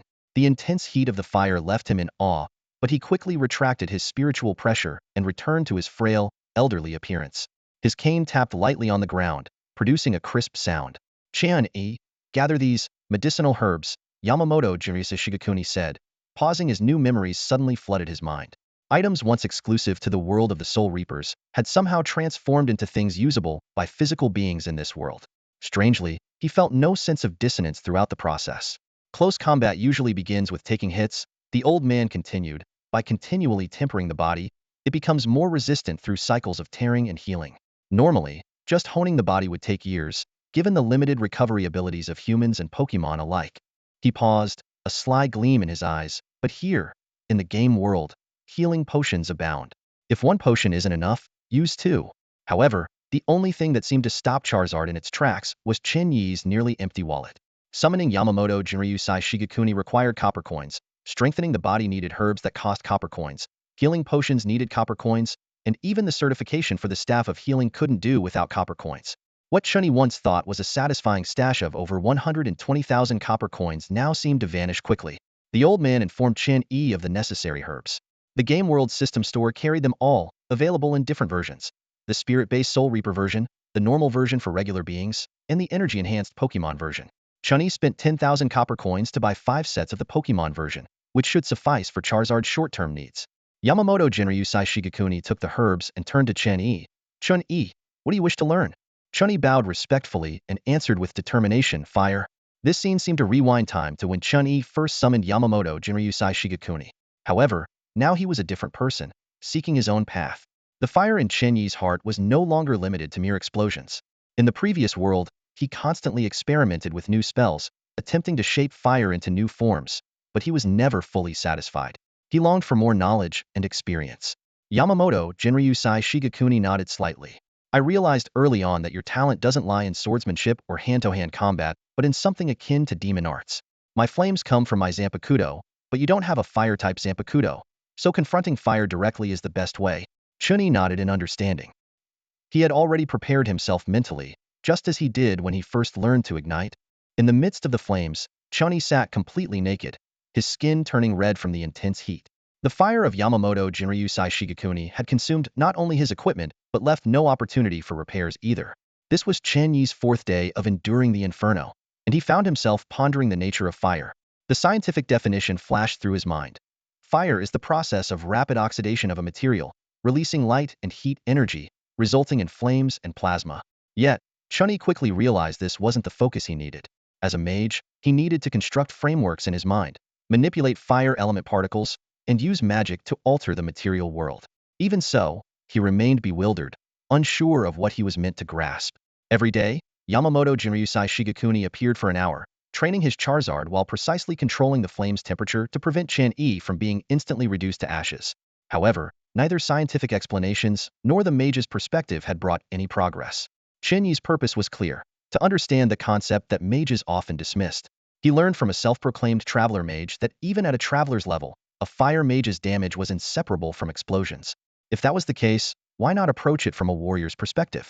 Chen Yi, stop. Continuing this is futile. Yamamoto Jinryusai Shigekuni retracted his Ryujin Jaka, and the surrounding flames dissipated. Chen Yi quickly donned his gear and habitually downed a health potion. Yamamoto Jinryusai Shigekuni stroked his long beard, pondering, perhaps my method doesn't suit you. If you were a Shinigami, I might have other methods to try, but you are not. You should think carefully about this. With that, he focused on instructing his Charizard, ignoring Chen Yi. Chen Yi understood the truth in Yamamoto Jinryusai Shigekuni's words. Continuing was merely a waste of copper coins. He suddenly realized why the concept was never mentioned in mage biographies. In the eyes of mages, everything had its rules, even seemingly unscientific magic. So the question arose: what gives a randomly ignited flame a concept that even the mage doesn't understand? The source, composition, and duration of this flame were all known to the mage. To increase the flame's temperature, shouldn't it be about enhancing intelligence to expand control over fire element particles, altering frameworks to boost magic output, or triggering a larger explosion? Was it overthinking that prevented grasping the concept? Chen Yi's thoughts shifted, and he summoned the training mode's initial interface. He input keywords: mage, fire concept, teaching. However, the game world showed no such powerful projection. A mage willing to grasp the concept was truly an outlier among outliers. Stay calm. Chen Yi forced himself to consider other methods. He began meditating, striving to clear his mind. Half an hour later, Yamamoto Jinryusai Shigekuni had vanished from the space, with only Charizard persisting in training. Chen Yi slowly opened his eyes, and a figure flashed in his mind. Someone whose thinking aligned with a mage's, whose energy system was akin to a mage's, yet wielded techniques similar to the concept. The key wasn't finding someone to teach him how to perceive the concept, but someone who could help Chen Yi shift his mindset. How to think was crucial. He decisively input the keyword: ninja, Orochimaru. 1,500 copper coins per hour. Soon, the projection began to take shape, and a figure exuding a chilling aura appeared before him. Orochimaru opened his narrow, slit-like eyes, first curiously scanning the surroundings before focusing on Chen Yi. He licked his lips, his voice low and deep. "Tell me, what do you want me to do?" Chen Yi briefly described his predicament. Orochimaru's interest peaked further, his eyes gleaming with a desire to research. Seeing this, Chen Yi quickly reminded him, "Orochimaru, your time is limited. I can't give you time to thoroughly understand mages, and you can't take memories from here back to your original form." Chen Yi's promise sent a whirlwind of thoughts through Orochimaru's mind. He was filled with doubts. What exactly is the world he comes from? Why can't memories be brought back? This stranger seemed to know him inside out. Despite his mind racing, Orochimaru maintained a calm demeanor, a slight smile playing on his lips. "He, I accept your terms. Even if you hadn't asked, I would have had to help you." Chen Yi appeared composed, but internally, he was assessing the situation. He knew well that genuine help and mere lip service were worlds apart. "I understand you're curious about magic," Chen Yi stated plainly. "It's a common trait among wizards, and certain individuals delve into the unknown. Coincidentally, I happen to be a wizard." Orochimaru's interest deepened, feeling a certain kinship with the person before him. A surge of curiosity washed over him, and his tongue instinctively flicked out, as if tasting the air like a serpent. After a moment of contemplation, Orochimaru spoke. "The question you raised is somewhat akin to the nature transformation of chakra. I assume you're familiar with chakra, so I won't elaborate. Each ninja's chakra nature is unique, generally categorized into water, fire, earth, lightning, and wind. The essence of chakra nature transformation is imbuing chakra with a specific attribute. I must admit, I'm not an expert in this area. That fool is more adept at it." Chen Yi wasn't surprised by this admission. He understood that, much like wizards, overthinking could hinder the grasp of an idea's essence. Orochimaru was pleased to see Chen Yi grasp his point, as he typically found conversations with dull-witted people tiresome. "Everyone interprets attributes differently," Orochimaru continued. "Take water, for example.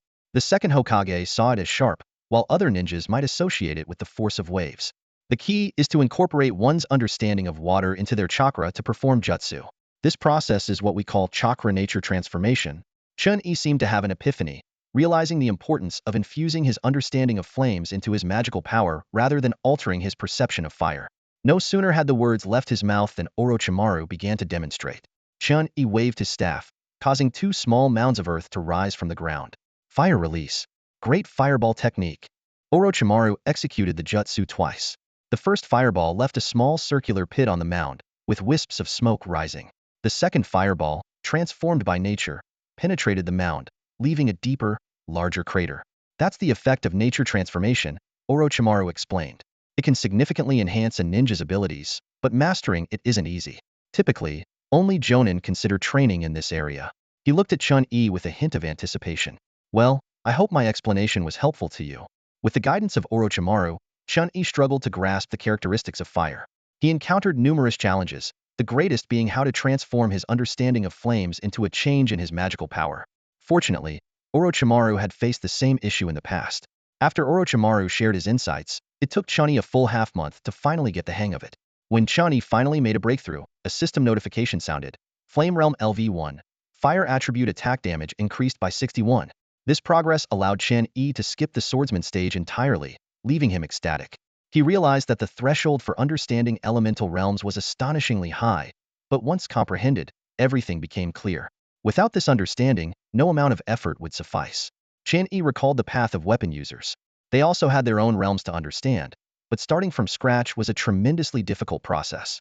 Fortunately, predecessors had paved the way with various martial arts. Sword learners had the swordsman stage, and those who learned to wield blades had the blade master stage, sometimes referred to as the apprenticeship period. With enough effort, one could generally enter this stage. As they progressed further and gained a new understanding of their weapons, they could develop towards higher-level realms. However, mages did not have such a preliminary process. This was not an advantage. Rather, it presented a high barrier. Mages focused on the use of elements and the construction of spells, which had nothing to do with realms. Chen Yi speculated that the difficulty for mages to grasp realms was not only due to this, but also because of the way they meditated. Adding realms to mana without attributes was already challenging, let alone mana influenced by elemental particles. Meanwhile, Chen Yi's Ignite skill also saw significant improvement. The system displayed, Ignite, a skill that inflicts continuous damage on a single enemy target, dealing 75 true damage to an enemy hero over 5 seconds and reducing the target's healing and recovery effects. Cooldown time. 300 seconds. Chen Yi's strength experienced a leap forward. Orochimaru, who was focused on studying mana, noticed Chen Yi's delighted expression and clapped in congratulations. Congratulations, Chen Yi-kun. It seems you've finally mastered it. Chen Yi replied sincerely, thank you. I won't forget what I promised you. Orochimaru said meaningfully. The real me eagerly awaits your arrival, Chen Yi-kun. Trust me, I will be very pleased. Chen Yi replied thoughtfully, perhaps. With his newfound strength, Chen Yi had an idea. He wanted to know what level his abilities had reached, and whether he was qualified to compete with level 20 players. He looked around and his gaze landed on Orochimaru, suggesting, there's a very suitable target right now, isn't there? Orochimaru, do you have any interest in sparring? A flash of excitement appeared in Orochimaru's eyes. He had always been curious about Chen Yi's strength. Previously, restricted by the game's world, every time he had a mischievous thought, he couldn't act on it. An invisible presence silently monitored him, silently showcasing its terror, and Orochimaru didn't want to court death. But now that Chen Yi had actively suggested a spar, the situation was different. Orochimaru's pupils slightly dilated, and a smile appeared on his lips. Well, Chen Yi-kun, let's begin. Before the words even finished, two pythons lunged at Chen Yi. This was Orochimaru's usual opening move, hidden shadow snake hands, a technique that required no hand seals and was extremely agile. The pythons easily pierced through the earth wall Chen Yi hastily erected, but Chen Yi had already quickly distanced himself. While retreating, Chen Yi waved his staff, and fire elemental particles gathered at an incredible speed. In an instant, fiery sparrows flew towards Orochimaru in erratic trajectories. The sparrows moved swiftly, with flames flickering at their tails like stars in the night sky. Orochimaru retracted his snake-transformed hands, but before he could form seals, the sparrows were already closing in. He abandoned his original plan to feign death, relying on his modified, flexible body to constantly dodge. Although it seemed perilous, not a single fiery sparrow managed to hit him. The sparrows hit the ground, and the intense heat from the explosion nearly melted the soil. Realizing the sparrow's power, Orochimaru put away his playful attitude. While dodging, two venomous snakes silently slithered from his wide sleeves, quickly approaching Chen Yi. When Chen Yi sensed the danger, the venomous snakes had already opened their jaws wide. Unable to change spells in time, Chen Yi could only rely on his mental power to predict, using a fiery sparrow to intercept one of the snakes. The snake struggled briefly in the flames before turning into a pile of black ash. The other snake bit into Chen Yi's staff. Just as the ring of fire was about to erupt, Orochimaru seemed to hold a whirlwind in his hand and slammed it onto the ground. An invisible shockwave rushed towards Chen Yi. Wind release. Great breakthrough. The wind release shockwave collided with the explosive impact of the ring of fire, creating a massive gale that swept outward. Neither side stopped casting their spells. A flaming sword appeared above Orochimaru's head, but he ignored it and continued forming seals. Chen Yi immediately realized the danger and decisively summoned a second flaming sword to fall behind him. At that moment, a python suddenly emerged from the previously flat ground behind Chen Yi. However, the python was not the real threat. The true danger came from the blade in its mouth. The Kusanagi sword clashed with the flaming sword, producing a crisp metallic sound. Missing its target, the python quickly retreated underground. The original Orochimaru was split in half by the flaming sword, his body twitching as it disintegrated into soil. Earth release. Earth substitution. Chen Yi realized in shock that he hadn't detected when Orochimaru had formed the hand signs, nor could he pinpoint his exact location now. However, Chen Yi didn't panic. The third flaming sword had already descended, bringing with it a resonating force that was both awe-inspiring and terrifying. With 30 fire element resistance, Chen Yi was confident in his safety. The fire ring, centered around the flaming sword, rapidly expanded, carrying with it a suffocating heat. To his surprise, Chen Yi remained unharmed. He paused for a moment, then understood. This was the subtlety of mastering fire essence, allowing him to maintain control over the fire ring. As the rings of fire intersected, the ground melted under the extreme heat, turning into scorching magma. Only a small patch of ground beneath Chen Yi's feet remained intact. Orochimaru, beneath the earth, felt the drastic temperature change above and could no longer remain hidden. He had to quickly burrow deeper and emerge from another location. The once empty battlefield had transformed dramatically. On one side, towering flames roared, and on the other, a coiled giant serpent loomed. Emerging slowly from the giant serpent, Orochimaru's body was slick with a viscous fluid. Without hesitation, he bit his thumb, forming hand signs at an astonishing speed, then slammed his hands onto the ground. Summoning jutsu. Where his thumb touched, a complex summoning circle formed instantly on the ground. A towering white mist surged forth, and when it cleared, a massive serpent, stretching dozens of meters long, appeared. Orochimaru stood firmly atop the serpent's head, gazing down at Chen Yi. The serpent, Manda, angrily lashed its tail, striking the ground with a deafening crash. Orochimaru, it's you again, it roared. This time, I want 100 sacrifices. Orochimaru remained unfazed, thinking to himself, as long as it remembers afterward. Seeing this, Chen Yi immediately cast Flame. Fireball explosion. However, what seemed like a formidable attack was nothing more than a tickle to Manda.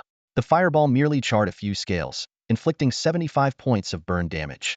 Manda barely acknowledged the attack, dismissively glancing at Orochimaru. Is this kid the enemy? Since when do you need to call me out for such small fry? At that moment, Chen Yi finally grasped the vast disparity in their power. Orochimaru seemed to still have more tricks up his sleeve, while he was left with only one desperate option. The Flame Demon transformation was his last resort, but the more mana he used, the stronger the demon would become.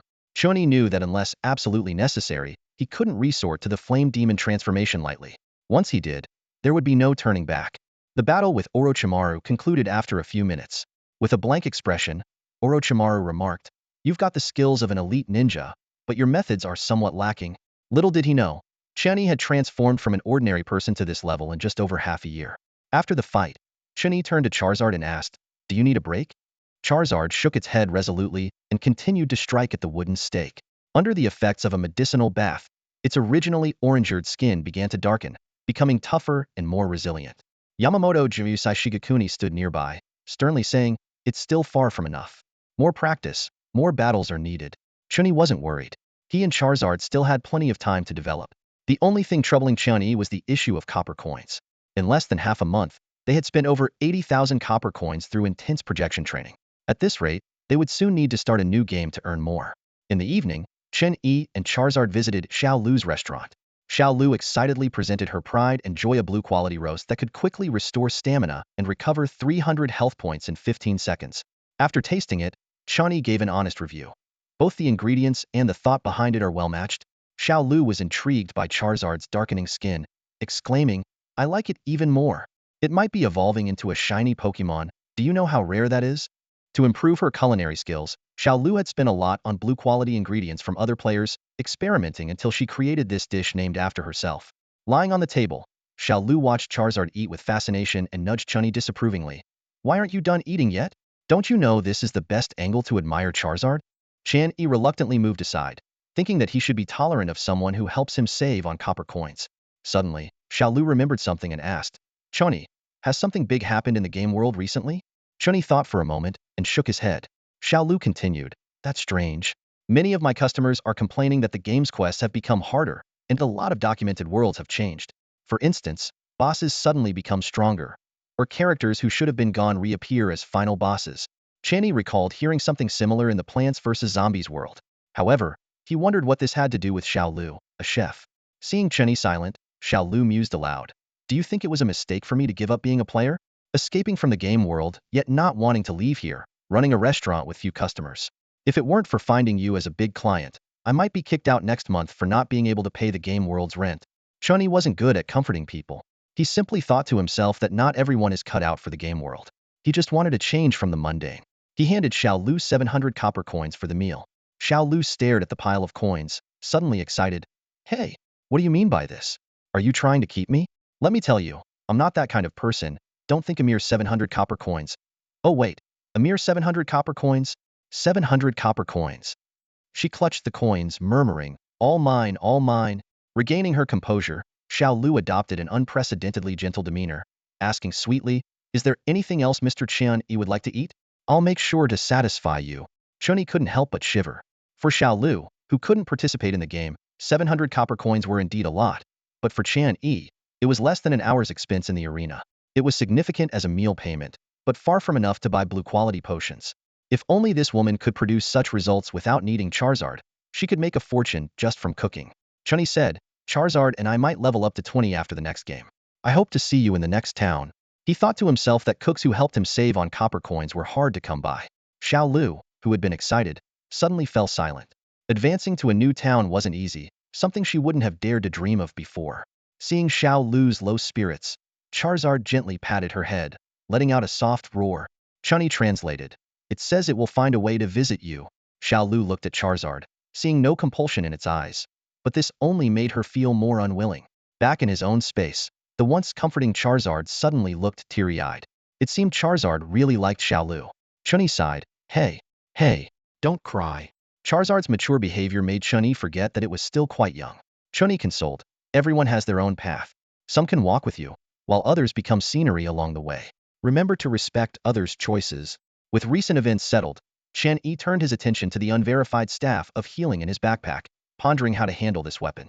Initially, he intended to keep it because it had a group healing skill that could turn the tide in battles. But Chen Yi knew he couldn't stay at this stage forever. Might as well authenticate it, Chen Yi decided. The system prompt sounded. Ding! Staff of healing authentication requires 3,000 copper coins. Proceed with payment. After payment, the staff disappeared before Chen Yi, only to reappear half a minute later. The system displayed the staff's detailed information.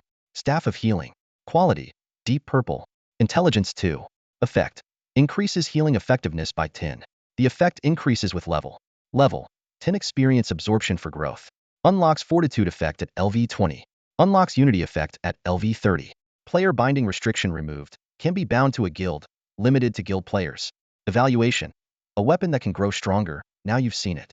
Due to changes in the game world's rules, the staff's application range has expanded. Chen Yi hesitated for a moment, then decided, I'll sell this staff. True strength comes from within. I can't delay my progress for a healing effect. He reasoned. This equipment would share experience with Charizard, but wouldn't provide the same returns. It can't accompany me into the future like Charizard can. Better to convert it into gains to enhance my current self. Once again, Chen Yi found himself on the bustling street, lined with player stalls, knowing this might be his last transaction in the town. He skillfully hung a sign reading, Quality Shop, at his stall, and began unloading a collection of green quality gear from his backpack.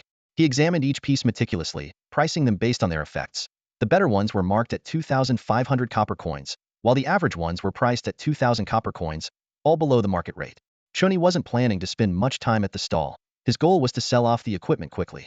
For the most valuable item, the healing staff, he opted for an auction format, a 3-hour limit with a starting bid of 30,000 copper coins, hoping it would fetch 90,000. Although the staff was only of pale gold quality, Chen Yi believed the major guilds wouldn't pass up this opportunity. After all, the heart-strengthening effect could turn the tide of battle if used well, and the unified mind skill could protect the back line, though it wasn't particularly useful for Chen Yi himself. Amidst a sea of white and green gear, Chen Yi's purple staff stood out like a firefly in the dark, instantly catching the eye of passing players. It wasn't long before his stall was surrounded by curious onlookers. A purple quality item. I thought gear below level 20 maxed out at blue quality. You're missing the point. This equipment is upgradable. Forget the heart strengthening effect. With a 10 healing boost at level 1, this staff is already top tier. Players quickly informed their guild leaders, and the news spread like ripples on water. High-level players were initially skeptical until they saw the screenshots confirming it wasn't a joke. Keep the seller there.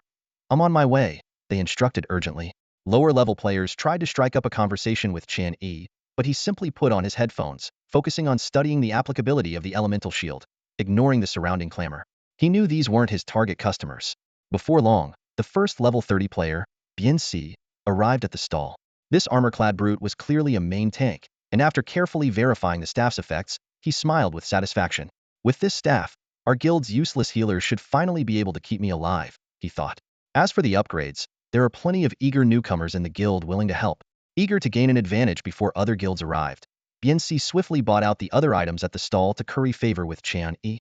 Even though he couldn't use the gear himself, they could be stored in the guild's warehouse to train new recruits, making it a worthwhile investment. Hey, young man, can we have a chat? Bianxi, despite his burly appearance, spoke with a surprisingly youthful voice. Chen Yi closed his book and calmly asked, what would you like to discuss? Seeing Chen Yi's lack of curiosity about his voice, Bianxi's smile grew even more genuine. You've got skills. Managing to get purple quality gear before reaching level 20, he complimented, quickly moving to the point. I'm not the only one interested in this staff. How about 92,000 as a straight buyout? Before Chen Yi could respond, a cold voice interjected, 10,000 copper coins, plus a chance to join the Dynasty Guild's outer circle. Bianxi frowned at the newcomer. He knew his guild wasn't strong enough to oppose the Dynasty, but he also felt a sense of relief, thinking that the Dynasty's reckless behavior would eventually open up opportunities for other guilds. The Dynasty member, Dingli, was hoping to snag a bargain. In his eyes, granting access to the Dynasty Guild was entirely at his discretion, and reselling the staff could lead to a hefty profit. For most novice players, joining a major guild and earning some copper coins through missions was their ultimate dream. However, Chen Yi was clearly not among them. He turned to BNC and calmly asked, "Is your offer still valid?" BNC was momentarily taken aback by Chen Yi's refusal of Ding Li's offer, while Ding Li silently noted Chen Yi's appearance before leaving. Later arriving players were unwilling to provoke Ding Li, known for his erratic behavior, so no one else bid. BNC completed the transaction with a wry smile, reminding Chen Yi as he left, "That guy's a madman. Be careful in the game, young man. And if you're from the same real world, I'd suggest staying away." Chen Yi felt a chill but maintained his outward composure, simply murmuring, "Thank you. It seems returning to the real world won't be possible anytime soon." Chen Yi glanced around, his thoughts drifting to the reality he was familiar with. Despite the tight information lockdown, he knew a bit about the major guilds dynasty, rows, and tribe. In this virtual gaming world, encounters between members of these guilds often ended in fierce battles. Reflecting on the intense fight with Orochimaru, Chen Yi gained a new understanding of his own strength. A slight smile appeared on his lips, revealing a hint of confidence. The game world has its unique rules. Players of a higher rank cannot attack those of a lower level. As a level 17, Tier 1 player, Chen Yi didn't need to worry about facing off against level 20 Tier 2 players for the time being. The Mage Association had taught Chen Yi a valuable lesson. Compromise achieves nothing. His eyes glimmered with determination as he clenched his fists. The only option was to fight. Fight until the opponent was terrified. Chen Yi quickly packed his gear and headed towards the arena with determined strides. He silently vowed to keep improving himself, so that when he met Ding Li again, he would give him a real surprise. Suddenly, a bold idea flashed through Chen Yi's mind. He asked the void, "Ding, choose the battlefield to simulate. Simulate the environment when I learn the ignite skill." After all, the game world didn't explicitly prohibit changing the environment, did it? The system responded promptly, "Request processing, permission granted. Simulation environment cost 3,000 copper coins per hour." Chen Yi was quite pleased with the upgrade in permissions. With this, his operational space in the game world undoubtedly became broader. Although the cheat he brought along with him could perform simulations, Chen Yi quickly stopped after trying it out. His current soul energy was far from sufficient, and to truly enhance himself, he needed to continue accumulating. Refocusing, Chen Yi began to keenly observe the surrounding flames. With his increased fire resistance and the fire affinity bonus he had previously gained, he now had a deeper understanding of the flames around him. Intense, fierce, yet seemingly filled with hope. As he felt the flames, he pondered how to replicate this unique sensation in his own fire. Time quietly passed as Chen Yi and his Pokemon worked diligently. A week later, due to a shortage of copper coins, this kind of training was forced to stop. Chen Yi spent all his remaining copper coins on potions and Xiaolu's barbecue. The most expensive was Remy's aid, costing a hefty 8,000 copper coins, a price that could buy a low-quality blue item. Remy's aid was a blue-quality item. It instantly restored 30 of the user's health and mana, but a second use within 24 hours would be ineffective. The item description read, "A peculiar supply from the dungeon world. Trust Remy and live forever." Chen Yi mused that if it weren't for the long cooldown time, the value of this item would likely exceed its blue quality. The game began with a sudden blackout for Chen Yi, followed by a dizzying, tumultuous sensation akin to being tossed into a high-powered washing machine, leaving him helplessly tumbling. This ordeal seemed to last an eternity, and when it finally subsided, just as he was about to speak, a wave of nausea surged up his throat. He quickly covered his mouth, struggling to suppress the discomfort. At that moment, a choice interface appeared before him. "Ding. Choose the faction you wish to join. Freljord, Demacia, Noxus, Piltover, and Zon. Mount Targan, Shurima, Ionia, Bilgewater." Chen Yi steadied his churning stomach and, with a trembling left hand, carefully selected option, Noxus. He couldn't help but inwardly criticize the game's mischievous design knowing he was a mage. Yet placing Demacia and Noxus, two opposing choices, side by side.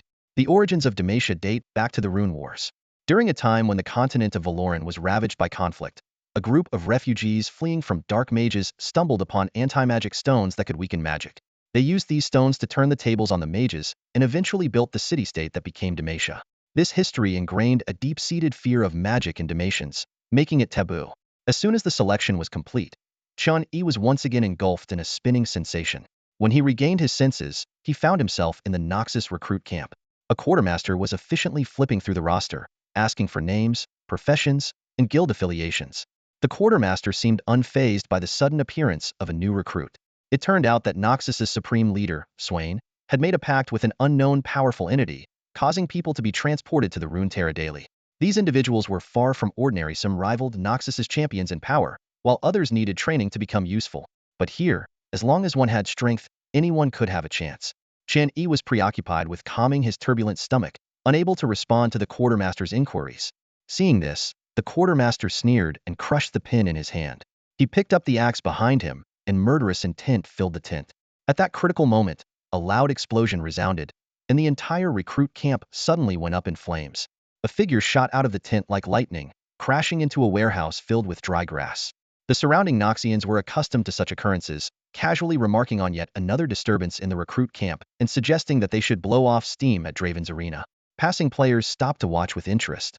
However, the figure emerging from the tent wasn't a battered recruit but a young mage Chen Yi. His magma shield was slowly dissipating, revealing his youthful face. Chen Yi coldly eyed the quartermaster.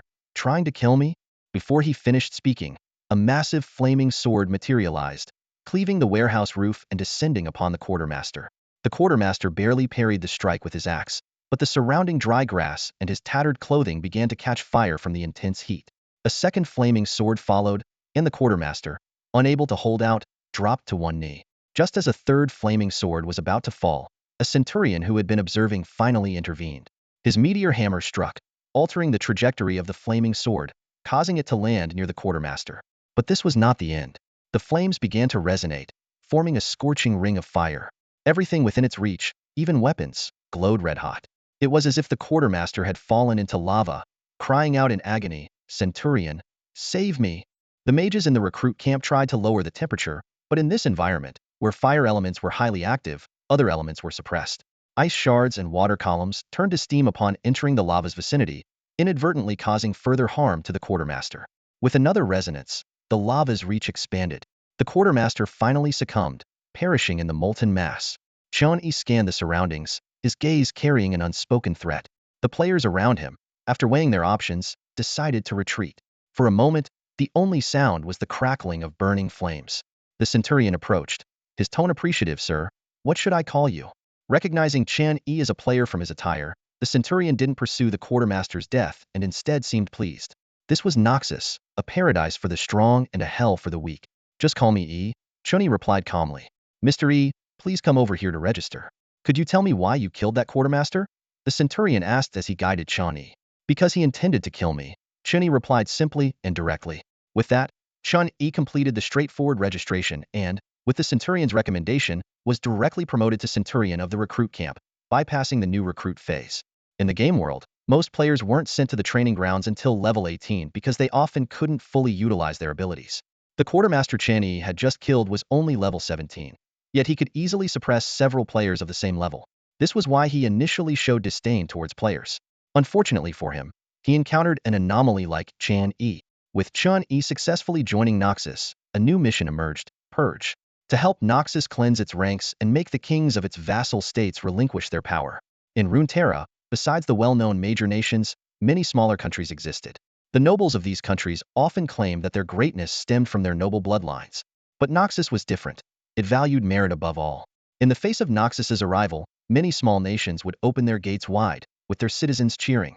Noxus didn't seek senseless slaughter. It needed more people, land, and food. As long as they were willing to submit, Noxus would accept them all. However, some small country rulers, intoxicated by the glory of power, ignored Noxus's commands, dreaming of restoring their royal authority. Now, the Triferix Council had already declared judgment on these nations. Led by Darius, one of the council's 3 members, the cleansing operation began. Chen Yi's task was to assist Darius in completing this mission. The training methods at the new recruits' camp were somewhat different from what Chen Yi had anticipated. The players weren't separated, but instead trained collectively in guilds. Noxians taught the players how to fight, while the players assisted Noxians in achieving their goals. On the training field, the instructor's shouts echoed continuously. "Is this how you fight? My grandmother wields a sword better than you. Pathetic. You dare call yourself a mage? I'd slice you up before you even cast a spell. Standing there waiting to die.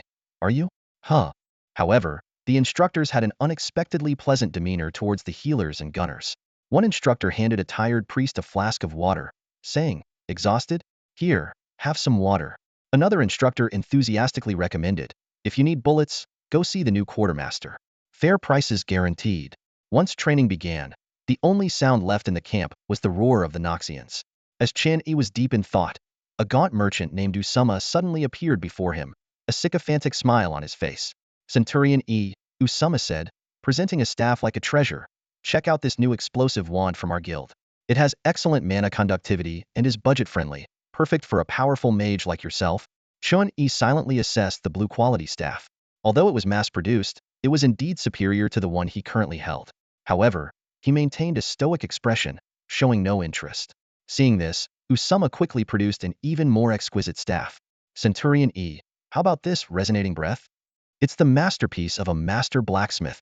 The purple-quality staff was indeed tempting, but Chen Yi remained composed. He knew well that he was currently penniless, with less than 1,000 copper coins to his name. Even if a gold-quality staff were placed before him, he could only look on helplessly. Resigned, Usama respectfully handed over a business card, indicating that Chen Yi could visit the Wu Yi Guild for any needs.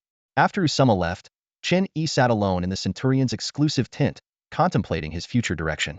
First, there was the issue of tasks. He needed to find out if the new recruit camp would be participating in any cleansing missions to ensure he could complete his objectives. Secondly, there was self-improvement. Although accessing rune power was currently out of reach, studying the magical system of Runeterra might yield some benefits. Lastly, he had to consider how well he should perform in this mission. Chen Yi fell into deep thought, meticulously preparing for the challenges ahead.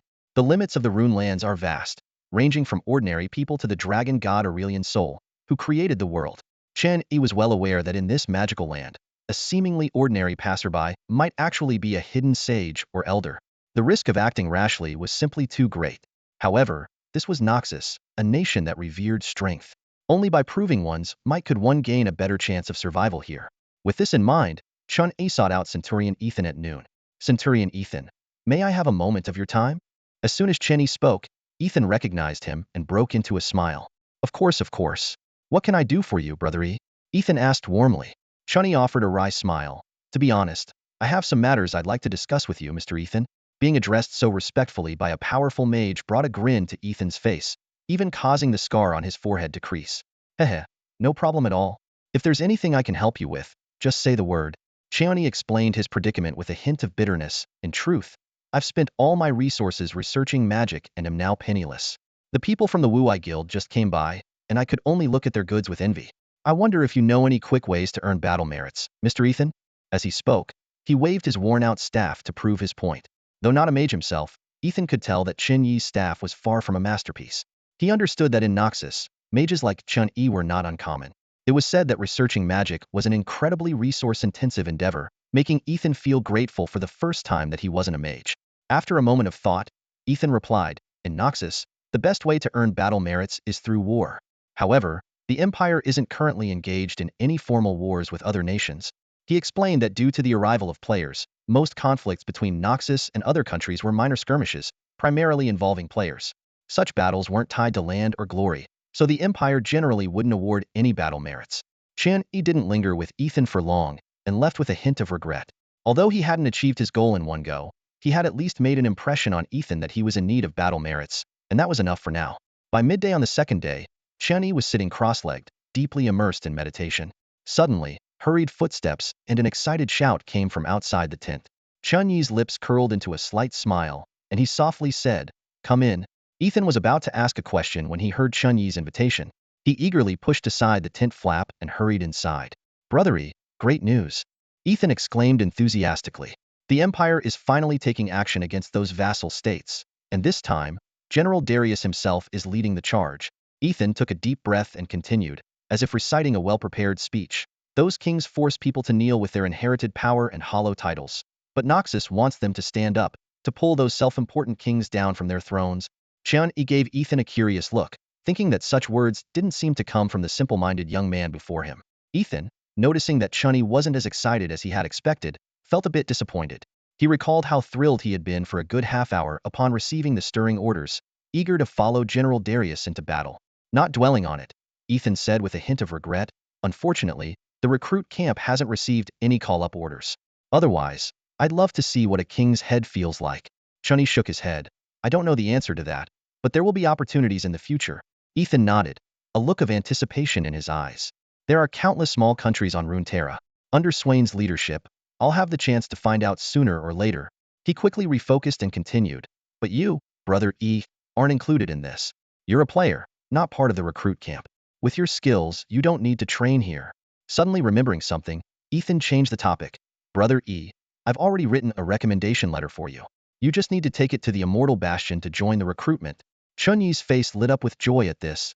Thank you, Mr. Ethan. After a brief conversation, Chen Yi took Ethan's recommendation letter and set off for Noxus's capital, the Immortal Bastion. The recruit camp in Drekken wasn't far from the Immortal Bastion. On his way, Chen Yi noticed the land of Noxus was very barren. He picked up a handful of soil, feeling it coarse like sand. It wasn't due to desertification, but rather the soil contained traces of dark energy, leaning towards necromancy and the undead. A flame ignited in Chen Yi's hand, burning the soil in his palm. As the flame flickered, black smoke slowly rose. He realized this energy could be dispelled, but fire wasn't the right element for it. Even without the dark attribute, this land struggled to support plant life. A gust of wind scattered the soil, and Chen Yi shook his hand to extinguish the flame. The state of the land made it clear why Noxus was so driven to invade. For survival, for food, they had to plunder. It was a policy to sustain the nation's development. Chen Yi encountered countless bandits along the way. There were beggars, mercenaries, and even soldiers from vassal states. Under Noxus's oppressive rule, no one dared cause trouble within the city, but outside was a different story. What puzzled Chen Yi was why they all seemed to target him. This was the sixth encounter with robbers, and he couldn't help but wonder if he looked wealthy or an easy target. I have a question, Chen Yi asked the 6 mercenaries. Why do you all come after me? The mercenaries didn't even bother disguising themselves, lazily covering half their faces with black cloth as they robbed. Chen Yi's question amused the mercenaries. One laughed and said, "See, guys, I told you this is a big catch. Some rich kid who read a few adventurer stories and decided to explore. Look at his fair skin and confused expression. He must be from Piltover." Another mercenary added, "You're lucky to have run into us. We'll teach you about the world's harshness. We don't ask for much, just have your family pay a ransom. Oh, and strip down so we can have some fun." Chen Yi's face darkened. He wasn't one for unnecessary violence. But in the next moment, a thunderous explosion erupted as fireballs rained down like a storm. The barrage lasted a full minute, leaving a half-meter-deep crater where the mercenaries had stood. Only then did Chen Yi stop. The ground was pockmarked and radiated intense heat. The mercenaries had vanished without a trace, their weapons melted away. What a nuisance, Chen Yi muttered under his breath. Aside from the rampant banditry, Noxus was overrun with impoverished people. No one here offered a helping hand. Aiding the poor was more Damasia's style. But this was Noxus, a place where the law of the jungle was taken to the extreme. Chen Yi wasn't one to meddle unnecessarily. Following the river, it took Chen Yi half a day to reach the Immortal Bastion.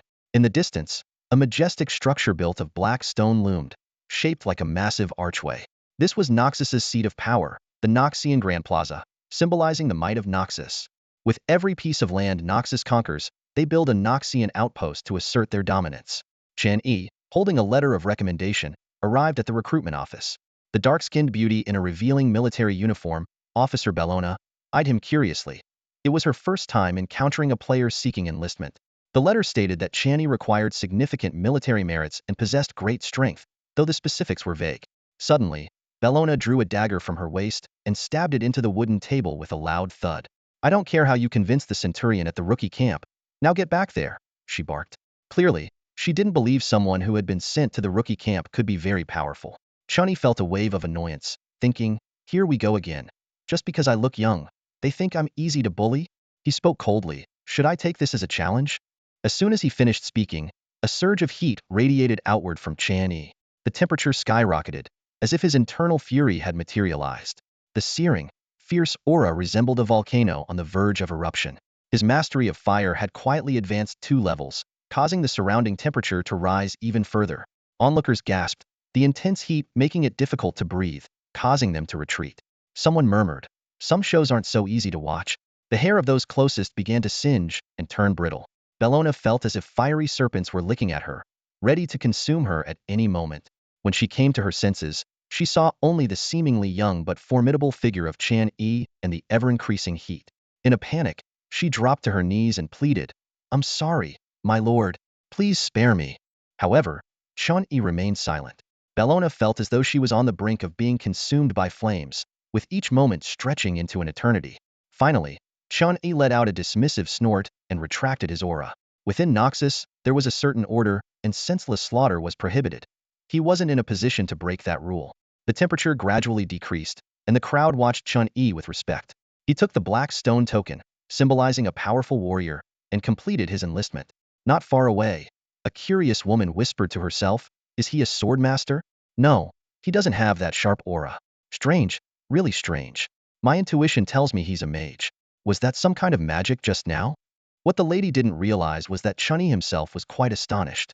His actions earlier were purely instinctual, driven by anger. Normally, to achieve a heating effect, one would need to cast a spell to create flames. Yet now, Chen Yi could accomplish this with just a thought, indicating his mastery over fire elements had reached a new level. A system prompt echoed in his mind. Fire intent LV5. Fire attribute attack damage increased by 65. This concept brought new possibilities for mages. Chen Yi found a random inn to stay in at the Immortal Fortress. Thanks to the generosity of the bandits he encountered on the road, he had plenty of money. In the inn, he first fed his Charizard, then spent most of his time meditating. He slept for less than 4 hours, but this brief rest was enough to alleviate mental fatigue, something meditation couldn't replace. Early the next morning, Chen Yi hastily finished his breakfast and headed to the square. Despite arriving early, the square was already crowded. Most were clad in armor, and a few carried longbows. As time passed, by around 9 a.m., the square was teeming with people, roughly estimated to be in the tens of thousands. Among them were formidable figures with all attributes marked as question marks, at least level 30 and above. In the bustling crowd, one group stood out. Disciplined and silent, they wore uniform armor and maintained their stance, eyes fixed on the platform. This was the troop meticulously trained by Darius. Suddenly, a burly figure ascended the platform. Holding a giant axe and clad in heavy armor, a menacing scar ran from his forehead to his left cheek, exuding an intimidating aura. However, when he spoke, his voice was unexpectedly calm and powerful. "Silence! Warriors of Noxus!" He thrust his giant axe into the ground, the deafening boom instantly capturing everyone's attention. The bustling square fell silent. Satisfied, Darius nodded and continued, "I'm sure most of you know me, but I'll introduce myself nonetheless. I'm Darius." As soon as he finished speaking, a synchronized clashing of weapons and a thunderous roar echoed. "Roar!" Darius gestured for silence, his voice resonating throughout the square. "The kings have once again been blinded by power, and I intend to wake them up. My goal is clear, to shatter their authority, drag them into the dust. Let those deluded by false glory face their true selves. We will no longer tolerate the existence of cowards. Noxus will rise." Roar! The Noxians responded enthusiastically, welcoming the prospect of war. The soldiers were then divided into 6 units, with mages forming a separate group, numbering less than 50. Despite their small numbers, mages of the same level could wield destructive power far beyond that of warriors. Swain had attempted to cultivate more mages, but becoming a powerful mage largely depended on talent and luck. Take Chen Yi, for example. Without the conveniences of the game world, merely memorizing spell structures and mobilizing mental power the first step could have perplexed him for years. Not to mention the subsequent need to memorize vast amounts of knowledge, understand spell structures, and develop combat systems. The journey from mage apprentice to true mage is extraordinarily arduous. Mages in Runeterra have always looked down on those from the game world who rely on intelligent spellcasting. Their power depends entirely on equipment, leaving them helpless against Damasia's anti-magic stones. After the divisions were complete, the army, led by Darius, set out. The mighty force left the Immortal Fortress, heading southeast. Their first destination was the Bloodcliff region, a flat area near the sea, where favorable geography had bred more ambitious individuals. On this land, smaller than the Immortal Fortress, there were actually 3 regimes. Though they had succumbed to Noxus's might and become vassal states, they were still unwilling to relinquish their power. This cleansing mission was a result of Noxus's exasperation with these vassal states. "You must be the player." Darius approached Chen Yi, speaking warmly. As the only player in the mage unit, Chen Yi piqued his curiosity. Darius was aware of the contract Swain had signed with that great being. Most powerful high-level players had their movement areas restricted, yet Chen Yi was not among them. Noticing Chen Yi's surprise, Darius chuckled. "As long as you have strength, Noxus will grant you freedom and wealth, even if I'm a player?" Chen Yi asked. "Indeed," Darius replied firmly. His voice was soft but carried a convincing power. This resolve earned Chen Yi's trust. Chen Yi smiled, and so did Darius. He saw a flame in Chen Yi's eyes, a strength different from ordinary mages. He eagerly anticipated Chen Yi's performance on the battlefield. As the leader of this cleansing mission, Darius didn't have much time to converse with Chen Yi and soon left. Other mages cast friendly smiles at Chen Yi. This was Noxus. The army continued its march, encountering no resistance, as no bandits dared to block their path. Along the way, excited citizens watched the army pass by. The gene of conquest seemed ingrained in their blood, and Noxus's strength filled them with pride. Thanks to his high constitution stats, Chen Yi showed no signs of fatigue during the intense march. In contrast, higher-level mages beside him were already struggling. Darius, experienced in understanding mages' weaknesses, ordered a rest after a while. Chen Yi had no intention of mingling with the other mages and sat alone. He took out his pokeball and gently caressed it. Charizard, it looks like you'll be making an appearance too. The pokeball wobbled slightly, as if responding to Chen Yi's words. Initially, Chen Yi hadn't planned on deploying Charizard. Until reaching a certain level of power, the ability to fly was an absolute advantage. But his brief conversation with Darius had changed his mind. As long as he advanced quickly enough, he would have a continuous supply of resources. The battlefield was far beyond Chen Yi's imagination. Facing the Noxian army, the kings did not surrender without a fight. The number of troops on the battlefield had exceeded 100,000, with over 20,000 from Noxus against nearly 80,000 from the opposing forces, a result of forced conscription by 3 regimes. On the tall city walls, soldiers stood densely packed like swarms of ants. Behind the gates, more soldiers were poised for battle, their hands gripping weapons so tightly that their knuckles turned white, and sweat began to bead on their foreheads. Despite Noxus having fewer troops, fear loomed over the opposing camp. Darius said nothing further, simply ordering the advance. Attack! With that command, the war machine was set into motion, displaying a current battle merit of 0. The Noxian vanguard lifted their heavy shields, leaving deep footprints with each step. Behind the shield bearers were lightly armored soldiers, armed with spears or swords, with grim smiles on their faces.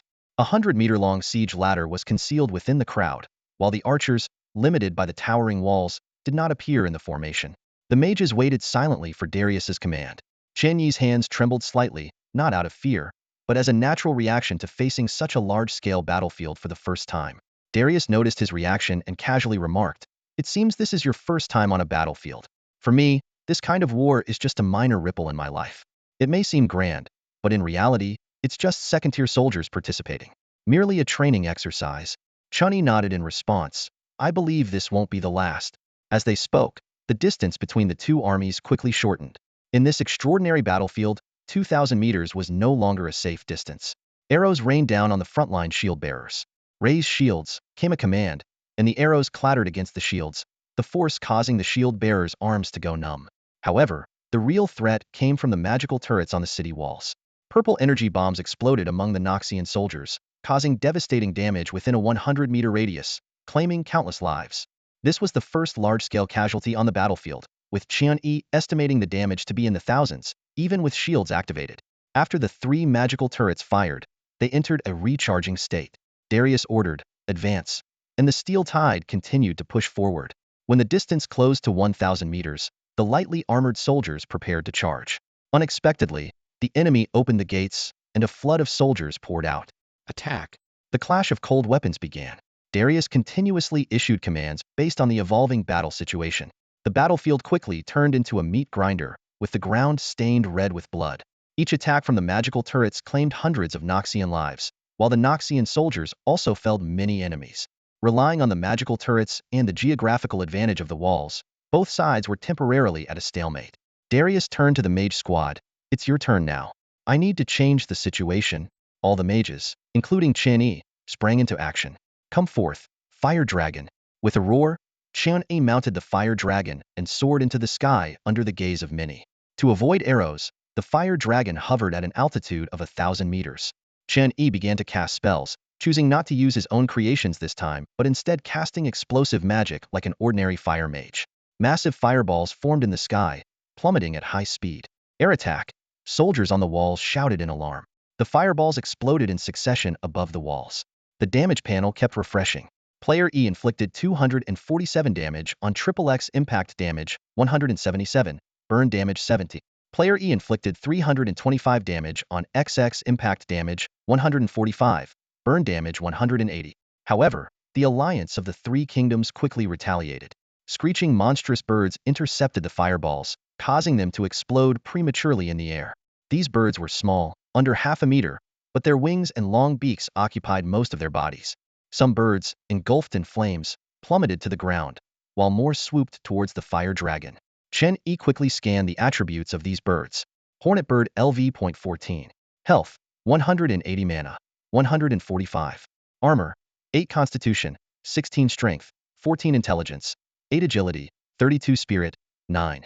Skill, Sonic Chirp Hornet emits a piercing cry targeting the spirit, dealing Spirit X 1.2 damage, can stack, damage decreases with distance. Chen Yi swiftly assessed the situation, preparing to deal with the incoming swarm of hornet birds. With his own resistance, a single sting from a humming wasp could only inflict about 6 points of damage on Chen Yi. However, if surrounded by hundreds, both he and Charizard wouldn't last more than 4 seconds. In the sky, Chen Yi rode on Charizard, confronting the swarming mass of humming wasps. Charizard suddenly dove, unleashing a massive fire explosion below, swiftly creating distance. Chen Yi's mental power controlled the continuously forming fireballs, precisely detonating them among the wasp swarm. Each explosion severely damaged multiple wasps, yet their dying wails persisted. System notifications flashed rapidly. Humming Wasp deals 6 points of mental damage to player E. Humming Wasp deals 9 points of mental damage to Charizard. Dozens of similar damage logs flooded the screen. Blood began to seep from the corners of Chen Yi and Charizard's eyes and nostrils, but Charizard's flight remained steady. Chen Yi, with bloodshot eyes, gently patted Charizard to signal moving forward. Relying on its overwhelming speed, Charizard continued to outpace the wasps, rapidly widening the gap, though not reaching supersonic speed. Meanwhile, Chen Yi kept launching fireball attacks, creating a spectacular scene as flames rained down from the sky. Inside the city, Blood Mage Carol quietly emerged. His pale complexion had often made Chen Yi suspect he might be a vampire. Carol was quite pleased with Chen Yi's performance, which effectively drew attention and absorbed the enemy's firepower. Playing with fire? Only blood is the true essence, Carol murmured to himself, then transformed into a burst of blood. Unaware soldiers passing by were silently ensnared as the blood crept onto their bodies and infiltrated them. Soon, bloodshot eyes began to appear among the soldiers, spreading rapidly. Naewyn, what are you doing? The enemy is over there. Bentley, have you lost your mind? Controlled by the blood, soldiers suddenly turned their weapons on their comrades, catching them off guard and causing some to fall from the city walls. Amidst the intense battle, these acts of betrayal went unnoticed. We are little blood drops. Little blood drops, Carol reappeared, noticeably more vibrant, flanked by several vacanted enemy soldiers. What do you think of my singing? Totally master level, right? Carol asked himself, nodding in satisfaction before shaking his head in regret. It's a pity singing is just a hobby. I hope one day to become that great blood mage. I wonder how my blood sorcery would be evaluated by them. Meanwhile, lightning mage Yokozuna cast long-range spells through thunderclouds. In collaboration with the two mages, a miniature model of the city walls appeared before Yokozuna, accurately replicating even the clouds in the sky. Lightning flickered over the model's walls, each strike dealing over 1,000 points of damage. Although the cloud required some time to recover after each attack, this small magical turret packed a formidable punch. Other mages without a clear specialty attempted to open underground passages. These mages, who behaved so obediently in front of Darius, were far from harmless. This was precisely why Swain sought to cultivate mages. While their unknown combat skills might be inferior to many soldiers on the battlefield, they could exert far greater influence than any soldier. As the mages joined the fray, Noxus's front line steadily advanced. However, Darius remained dissatisfied with the pace of progress. The city walls, constructed from black stone, were virtually indestructible. Below them lay a grand gate forged from metal, standing in stark contrast to the rest of the structure, which was built from ordinary stone and wood. Mages were busy reinforcing these ordinary parts. From above, the entire castle resembled a grander version of a Western medieval fortress. The walls reached a height of 100 meters, not quite as tall as those of Dalmatia, but still impressive. Beyond the outermost walls, there was a labyrinth of rooms. Behind the castle lay the residential area for the kingdom's people, where the tallest building housed the three kings. To fend off the threat from Noxus, these kings reluctantly formed a trination alliance. Sensing Darius's displeasure, the mages hastened their work. At this moment, Carol quietly appeared in the area housing the magic artillery. Who goes there? The magic artillery area is off limits, the guards shouted sternly. Carol ignored them and continued forward. Just as 5 guards were about to intervene, he suddenly stopped. Carol gazed obsessively at the base of the magic artillery, a masterpiece of magic and alchemy. It was housed within a black stone chamber, with a crystal orb protruding outward. The glowing patterns on its surface indicated it was charging. Both the design and the patterns were knowledge Carol had never encountered before. Unfortunately, he had to destroy this masterpiece. If only I could operate the magic artillery, then I would surely. Carol murmured to himself. The guards exchanged glances, clearly thinking he was mad. One guard turned to the soldiers behind Carol and said, "Hey, you guys need to get him out of here. If the overseer sees this, there'll be trouble." Though Carol seemed out of his mind, he was still their comrade. The guards could afford to turn a blind eye, but if the nobility found out, it would be disastrous. Hearing the guards' words, the bloodshotted soldiers behind Carol moved forward. However, instead of stopping him, they embraced the guards to their astonishment. "Hey, what are you doing, man? Don't touch my butt. Hey, it's not even dark yet. This isn't right." The guards were flustered. Ignoring their reactions, Carol pretended to wipe tears from his eyes. "If I could take this magic artillery, how much could I sell it for?" He mused. "Thanks for the reminder and goodbye." Before he finished speaking, Carol transformed into a pool of blood and slipped through the room's cracks. The soldiers he controlled began to swell, their bodies growing larger. Boom! With a loud explosion, one of the renowned magic artillery pieces on the battlefield fell silent. Carol had used most of the blood he collected on the battlefield for this explosion, and he was quite pleased with the result. "Glory, here I come," Carol thought to himself with glee. Mage Yukazona grew anxious upon seeing that the magic artillery had been destroyed by another mage. He unleashed his power, manipulating the storm clouds above to reduce the cooldown time. Yet, despite his efforts, the magic artillery remained unscathed. The artillery had been designed with the possibility of external attacks on the crystal orb in mind. The most effective way to destroy it was from the base. Yukazona knew this well, but the other two mages agreed to cooperate precisely for the glory of taking down the artillery. Reluctantly, he continued his assault. Meanwhile, the underground team of mages successfully infiltrated the castle's walls. Except for Damasia's fortress, built with anti-magic stone, few walls could impede a mage's movements. "Alright, now it's every man for himself." "Indeed. Let's hope the one above can hold out a bit longer." They were referring to Chen Yi. If a large number of hornets returned, the situation could become quite dire. Once inside the walls, dozens of mages fought independently. Proud and arrogant, they each sought more glory. Many lone soldiers quietly vanished around corners, and even the general's orders went unheeded for a time. However, the mage's luck didn't hold for long. When Carol killed a royal general, chaos erupted within the walls. Yuck, yuck, yuck. Carol spat repeatedly, as if trying to expel the blood he had just consumed. He had assumed the royal general would be formidable, or that the royal bloodline would have some extraordinary traits. After all his planning, he found that the strength lay only in the guards. Nonetheless, the outcome was satisfactory. After killing the so-called royal general, he eagerly extracted the blood and took a hearty sip. Ugh! Carol almost gagged. The blood lacked any power and tasted awful, a waste among wastes. Even at his lowest, Carol would have scorned it. Such trash, yet surrounded by dozens of guards, unable to even hide the magic artillery. "How do you call yourself a general, with your royal honor in my blood, huh?" Carol cursed as he sought his next target, unaware of the trouble his actions caused the other mages. The fall of a single magic artillery piece was insignificant. The news of a royal death within the city struck like a thunderclap, sending shockwaves through the hearts of the three kings. Their fury erupted like a volcano, swiftly consuming them. "How dare these lowly commoners?" one king roared, slamming his fist onto the armrest of his throne. "It must be the slaves. I've always said they can't be trusted," another king said coldly, his eyes glinting with menace. The three kings completely disregarded the fierce battlefront against Noxus, their attention solely fixated on this affront to royal authority. They immediately issued a draconian order. The generals on the city walls must deliver the culprit's head beneath the throne. The generals received the command with resignation etched across their faces. They were forced to withdraw some troops from the front line, and as soon as this decision was implemented, the consequences of the king's actions became apparent. The Noxian forces surged forward like a tidal wave, reaching within 500 meters of the city walls with alarming speed. This absurd spectacle left the Noxians puzzled, the Damasians begrudgingly accepting, and the stubborn elders of Ionia staunchly supportive. But for the kings, this was a matter of power they were willing to defend to the death. They would not tolerate anyone challenging royal authority and living to tell the tale.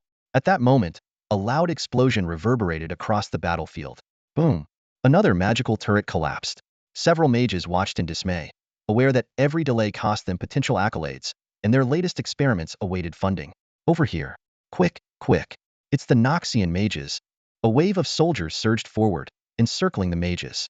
The mages were taken aback by the Noxian soldiers' unexpectedly rapid response. Scenes like this repeatedly unfolded behind the city walls. The mages, forced into the open, saw their threat diminish. Against some formidable soldiers, they struggled even in unknown encounters. Surrounded by numerous troops, many mages had no chance to escape. In the sky, fireballs rained down like a storm. As they relentlessly bombarded, buildings within the city began to burn. A single hummingbird might seem insignificant, but in swarms, Their power was formidable. Although the dragon was mighty, its flight speed couldn't surpass the speed of sound, heightening the hummingbird's threat. Chen Yi continuously used fire resistance rings to maintain distance, striving to deal with these pesky birds. But by the time he finally cleared them, both he and the dragon were utterly exhausted. Now, he could only manage to throw a few fireballs, barely contributing to the battle. Fire's spreading. Someone, help put it out, a voice shouted from within the city. Stop yelling. A soldier snapped back. I don't know about putting out fires, but if we don't catch these mages, we're all dead. This statement plunged the surrounding soldiers into silence, and no one mentioned firefighting again. Chen Yi suddenly felt underestimated, but this only sparked an idea in his mind. Initially, he just planned to assist, but now a bold thought emerged.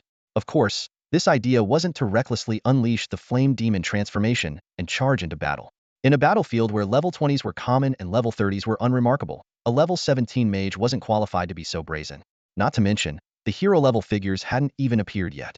Chen Yi had tried to check Delius's attributes earlier, only to be met with a series of question marks and a warning glance from the other side. These hero-level characters possess strength beyond imagination. Even with the flame demon transformation, Chen Yi couldn't dominate the battlefield. Defeating the Hornets only earned him 65 battle merits, indicating their high value. As dusk fell, the first day of battle concluded. Both sides temporarily ceased fighting, leaving the battlefield strewn with bodies and broken weapons, the air thick with the scent of blood. Reports showed that Noxus lost 2,352 soldiers, but destroyed 2 magical turrets and killed over 8,000 enemy troops, marking a significant victory. Without turret support, the losses for the Tri-Nation Alliance were bound to increase. Delius noticed Charizard's unusual behavior, knowing that players don't die easily. Unfortunately, he couldn't understand Pokemon language, so he watched as Charizard gestured for a long time before stopping in frustration. Delius reassured him, saying, "There's no need to rush. Cross-species communication takes time and patience. It highlights the bond between you. Your master likely has a plan of his own. Just go ahead with confidence." Chen Yi's feat of dealing with the Hornets earned him more leniency from Delius. Seeing Charizard emerge from Delius's tent, some surviving mages had to abandon their thoughts. At dawn on the second day, a tense atmosphere enveloped the battlefield. Even the wind seemed to pause in fear. The Noxus army advanced slowly, with Delius testing the range of the magical turrets while waiting for the mages to destroy them. Meanwhile, the loss of 2 magical turrets left the kings uneasy, prompting a hasty recruitment drive that left villages nearly empty. They managed to gather 4,000 adult men, who were not warriors and struggled even to draw a bow, but they had no other choice. The battle commenced, with blood spilling from a house. The blood mage Carol reappeared from behind the city walls, having never left the previous night. His target today was the last magical turret, and its destruction would secure funding for his recent research. For some reason, today felt particularly hot to him. As Carol scanned the surroundings, a large fiery character spelling "explode" suddenly appeared in the sky. Carol nodded in satisfaction, appreciating the young one's mischievous style. Turning flames into words before detonating them was likely an insult, but he enjoyed the flair. The surviving mages from yesterday had repositioned themselves, tunneling up from underground, and were more cautious today. "We're just little blood drops," they hummed softly, trying to bolster their courage. "Heh heh heh. Here comes the magical turret." One mage chuckled sinisterly. "Don't laugh so creepily. It makes us sound like villains." Another mage complained. "Huh. We're not the bad guys." A third mage asked in confusion. "Of course not. We are the righteous force pulling these kings from their decaying thrones," the first mage declared seriously. "Don't you think it's unusually hot today?" Just then, footsteps approached, and the mages quickly fell silent and hid. In the central command of the castle, generals from the 3 nations set aside their differences to resist the Noxus assault. However, the previous day's defeat and the death of royal family members had caused the kings to lose faith in these generals. Only royalty can lead the nation to victory. They firmly believed in the power of their noble lineage, a belief that deceived not only the ignorant populace but also themselves. The 3 princes received command from the general and immediately issued a defensive order. The city walls buzzed with activity as soldiers hurriedly adjusted their defensive formations, while the generals wore expressions of concern. "All soldiers will defend from within the walls, avoiding direct confrontation," one prince announced confidently. The other 2 nodded in agreement, convinced that the fortress's black stone walls were impervious to any assault. "Noxus? Just a paper tiger," another prince scoffed. However, an experienced general quickly stepped forward to advise, "Your Highness, if I may speak frankly, engaging the enemy heathen is not a wise move. There are several key reasons for this." The general's words captured the prince's attention, and he continued, "First, we need to send out scouts to gather intelligence on the Noxians' movements. If their archers find suitable vantage points, it could be disastrous for us. Secondly, the general paused to ensure he had the prince's full attention. We should keep the Noxians within the range of our magic cannons. Without mages to operate them, the cannons lack precision, but by restricting the enemy's movement, they can still be quite effective. Just as the general was about to present his third point, Prince Chillin suddenly erupted in anger, cutting him off. Silence. Are you challenging the authority of the royal family? The general immediately bowed his head, replying respectfully, I would not dare. Prince Chillin continued his tirade. It's absurd orders like yours that have cost the lives of so many soldiers. Do you intend to mislead me today as well? The general hung his head lower, not daring to speak further. The other two generals remained silent, having anticipated this reaction and quietly pondering their next steps. Seeing this, the other two princes intervened to calm Prince Chillin. It's our first time leading troops into battle. Let's not spoil the mood. As the defensive orders were relayed, cheers erupted along the city walls, with soldiers shouting, Long live the princes. Clearly, they were relieved to avoid a direct clash with the Noxians. Hearing the cheers, the three princes beamed with pride, secretly congratulating themselves on their noble lineage, as if leading an army was a trivial task. Yet they failed to notice that only one general remained standing, his face full of guilt as he wrestled internally with how to save the nation from peril. Meanwhile, 50 meters below the castle, Chen Yi struggled to maintain his flame demon form. The tunnels previously excavated by mages had been hastily filled by the Three Kingdoms' forces, leaving large voids that Chen Yi exploited. He had considered hollowing out the entire area beneath the castle, but lacked the magical power for such a colossal undertaking. Lowering the castle by a meter or two seemed insignificant. It seems I'll have to rely on my fire abilities, Chen Yi mused, beginning to plan his next move. Chen Yi spent an entire night digging out a massive cavern beneath the castle. He couldn't afford to relax for a moment, so he immediately meditated to recover his magical energy and then swiftly conjured 3 flaming swords. These swords pierced the soil, and as they resonated, they attracted the omnipresent fire element particles from the surroundings. The temperature around the flaming swords soared, and the solid earth quickly turned into scorching magma. Chen Yi's goal was clear, intended to simulate a volcanic eruption. The first step was to create a large quantity of magma. As the solid earth transformed into liquid magma, its volume would inevitably increase, which was why Chen Yi had excavated the hollow space beforehand. The second step was to simulate the necessary pressure. As the magma filled the cavern, Chen Yi continued to create more. The excess magma would build up immense pressure, and when it reached a critical point, it would lead to dramatic consequences. This process required a lengthy preparation time, and if the enemy noticed something amiss and dug underground, all efforts could be in vain. It was the enemy's underestimation that sparked Chen Yi's bold idea. However, Chen Yi wasn't willing to rely solely on the enemy's negligence. To disguise his actions, he had a dragon use fire-based skills like flamethrower from high above, creating the illusion that he was still in the air. The flamethrower released from such a height was vastly different from the fireballs Chen Yi had meticulously refined. The distance weakened the cohesion of the flames, rendering them almost harmless to the enemy. However, they were more than sufficient to distract the enemy and ignite buildings. The burning structures not only diverted the enemy's attention, but also masked the abnormal underground temperature. Even if these preparations didn't yield the desired effect, Chen Yi was confident he could earn some battle merit in the magma-filled underground space and then make a safe retreat. By now, the magma underground had expanded to a size hundreds of meters long, several dozen meters wide, and several dozen meters deep. The searing magma completely filled the hollow space, devoid of breathable oxygen and unsuitable for human survival. However, having transformed into a flame demon, Chen Yi stood unharmed at the bottom of the magma. The flame demon, conjured through magic, stood just under 3 meters tall. With a humanoid shape, its entire body seemed to be made of flowing magma, radiating an intimidating heat. It stood in the magma without discomfort, and there were no damage indicators on its status panel. Chen Yi controlled this flame demon form with his mental power, akin to the Susanoo from anime. Chen Yi hadn't anticipated that his first use of the flame demon transformation would be to survive in magma he had created. He continuously channeled magical energy into the flaming swords below to maintain their effect while cautiously stabilizing the surrounding magma. Occasionally, he entered a meditative state to restore some magical energy. As time passed, the flame demon began to sustain damage from the magma. A system notification sounded. Player E takes 10 points of pressure damage. The pressure within the magma was steadily increasing. The influence of the underground magma on the surface became increasingly pronounced. The most evident impact was the temperature, which had far exceeded any ordinary heat wave. The entire castle felt like it was inside a gigantic oven, with someone continuously stoking the fire. Inside the castle, Carol's sixth sense was on high alert. even making the fresh blood he had just extracted from soldiers lose its appeal. Damn it! Why do I sense the presence of death? Am I surrounded? He quickly transformed into a pool of blood and slipped through the cracks in the room, encountering no enemies along the way. Even after escaping to another room, the ominous feeling lingered. Frustrated, Carol kicked over a chair and cursed, "Damn it! Damn it! Damn it! Even the weather is against me." The high temperature caused his blood to evaporate significantly as he moved. Suddenly, a thought struck him. Wait, is this temperature really just due to the weather? Carol was filled with resentment. The defense of the magical turrets had been strengthened several times, leaving no opportunity to approach. No, I have to retreat. If I stay any longer, I feel like I'm going to die. No amount of money is worth it if I can't live to spend it. Carol had always trusted his sixth sense. Carol wasn't the only one who noticed the temperature anomaly. Nearly all the mages within the castle had sensed something was wrong early on, and as the temperature continued to rise, they too decided not to linger.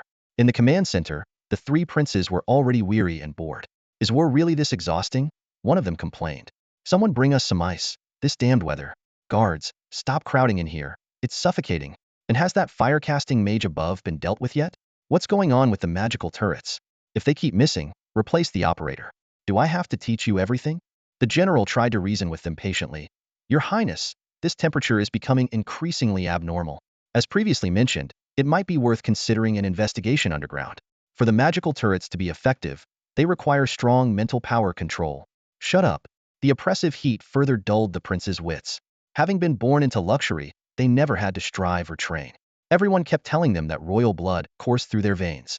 In reality, these so-called princes were nothing more than ordinary men. At this moment, the sun blazed fiercely overhead, the heat almost unbearable. The general could barely endure the sweltering conditions, while the pampered princes were already drenched in sweat, on the brink of dehydration. Get some ice here now. That's an order, one of the princes demanded, his voice laced with undeniable arrogance. The lone remaining general shook his head in resignation, silently regretting his decision. He suddenly realized he should have left this absurd situation with the other two wise colleagues. Meanwhile, Darius's stern gaze landed on the mages who had fled back in a panic. In Noxus, cowardice was never an acceptable excuse. Feeling the general's icy stare, the mages hurried to explain, their voices tinged with fear and urgency. Sir, the temperature beneath the castle is unbearably high. We're lucky to have escaped alive, one mage stammered. We even suspect this castle is built atop an active volcano. Darius listened intently to the mage's report, gradually piecing together the castle's perilous situation in his mind. Suddenly, he recalled the mysterious player who hadn't returned last night, and the dragon that kept gesturing. A dreadful thought formed in his mind. Could this be the young mage's plan? As Darius pondered, a faint tremor rippled through the ground. Though slight, it was enough to alert him. Moments later, Darius made a surprising decision. Ceasefire, he ordered in a deep voice. Let's leave the stage to that young mage. Lord Darius commands, retreat. The messenger shouted loudly.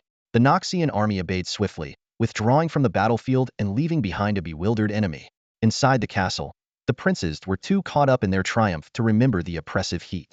They eagerly climbed the walls, watching the retreat of the Noxian forces, lost in what they believed was a glorious victory. However, before their cheers fully subsided, a second, more intense tremor struck. A guard rushed in, stammering in fear. Your Highness, the lowest level of the ground? What about the ground? One prince demanded sharply. The guard struggled to describe the scene. The once smooth stone floor was now riddled with cracks, trembling slightly as if alive. Meanwhile, deep within the castle, Chen Yi was engaged in a desperate struggle with the magma. Despite his best efforts, the increasing volume of magma was overwhelming. The situation had completely reversed. It was no longer Chen Yi controlling the magma, but the magma pushing him. The system continuously notified Chen Yi of the damage he was sustaining.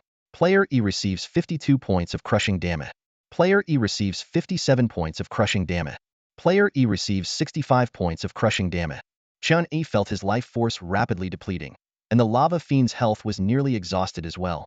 He realized he was nearing his limit, and continuing might mean his end. Well, it's time.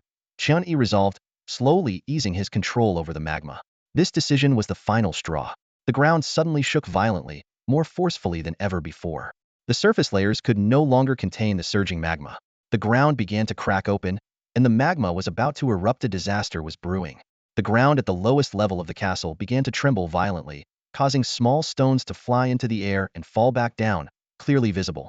Suddenly, the ground split open, and one of the pillars supporting the castle sank, while the surrounding walls emitted a piercing noise. This was the damage caused by the second earthquake. As Chen Yi released his restraint, a third tremor followed, more intense than the previous ones. The cracks on the ground rapidly expanded, connecting like a spider's web. However, this tremor did not last long and abruptly ceased. Just when the people inside the castle thought the crisis was over, Chen Yi, controlling the flame demon, tightly clung to a massive rock. This brief calm was merely the lull before the storm. The breach had appeared, and the real disaster was about to unfold. The magma, long restrained, finally burst through the ground with overwhelming force. With a thunderous roar, it erupted like a natural catastrophe. The pressure gave the magma immense power, and the first wave of the eruption penetrated half the floors of the castle. Wherever the scorching magma reached, fires spread instantly. Soldiers unlucky enough to be directly hit by the magma were reduced to ashes in agonizing struggle. System notifications flashed repeatedly.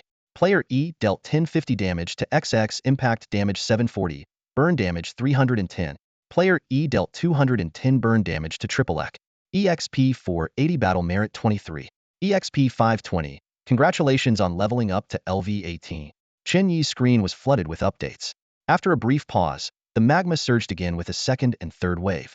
The 100-meter-high castle could not withstand the assault and was completely breached.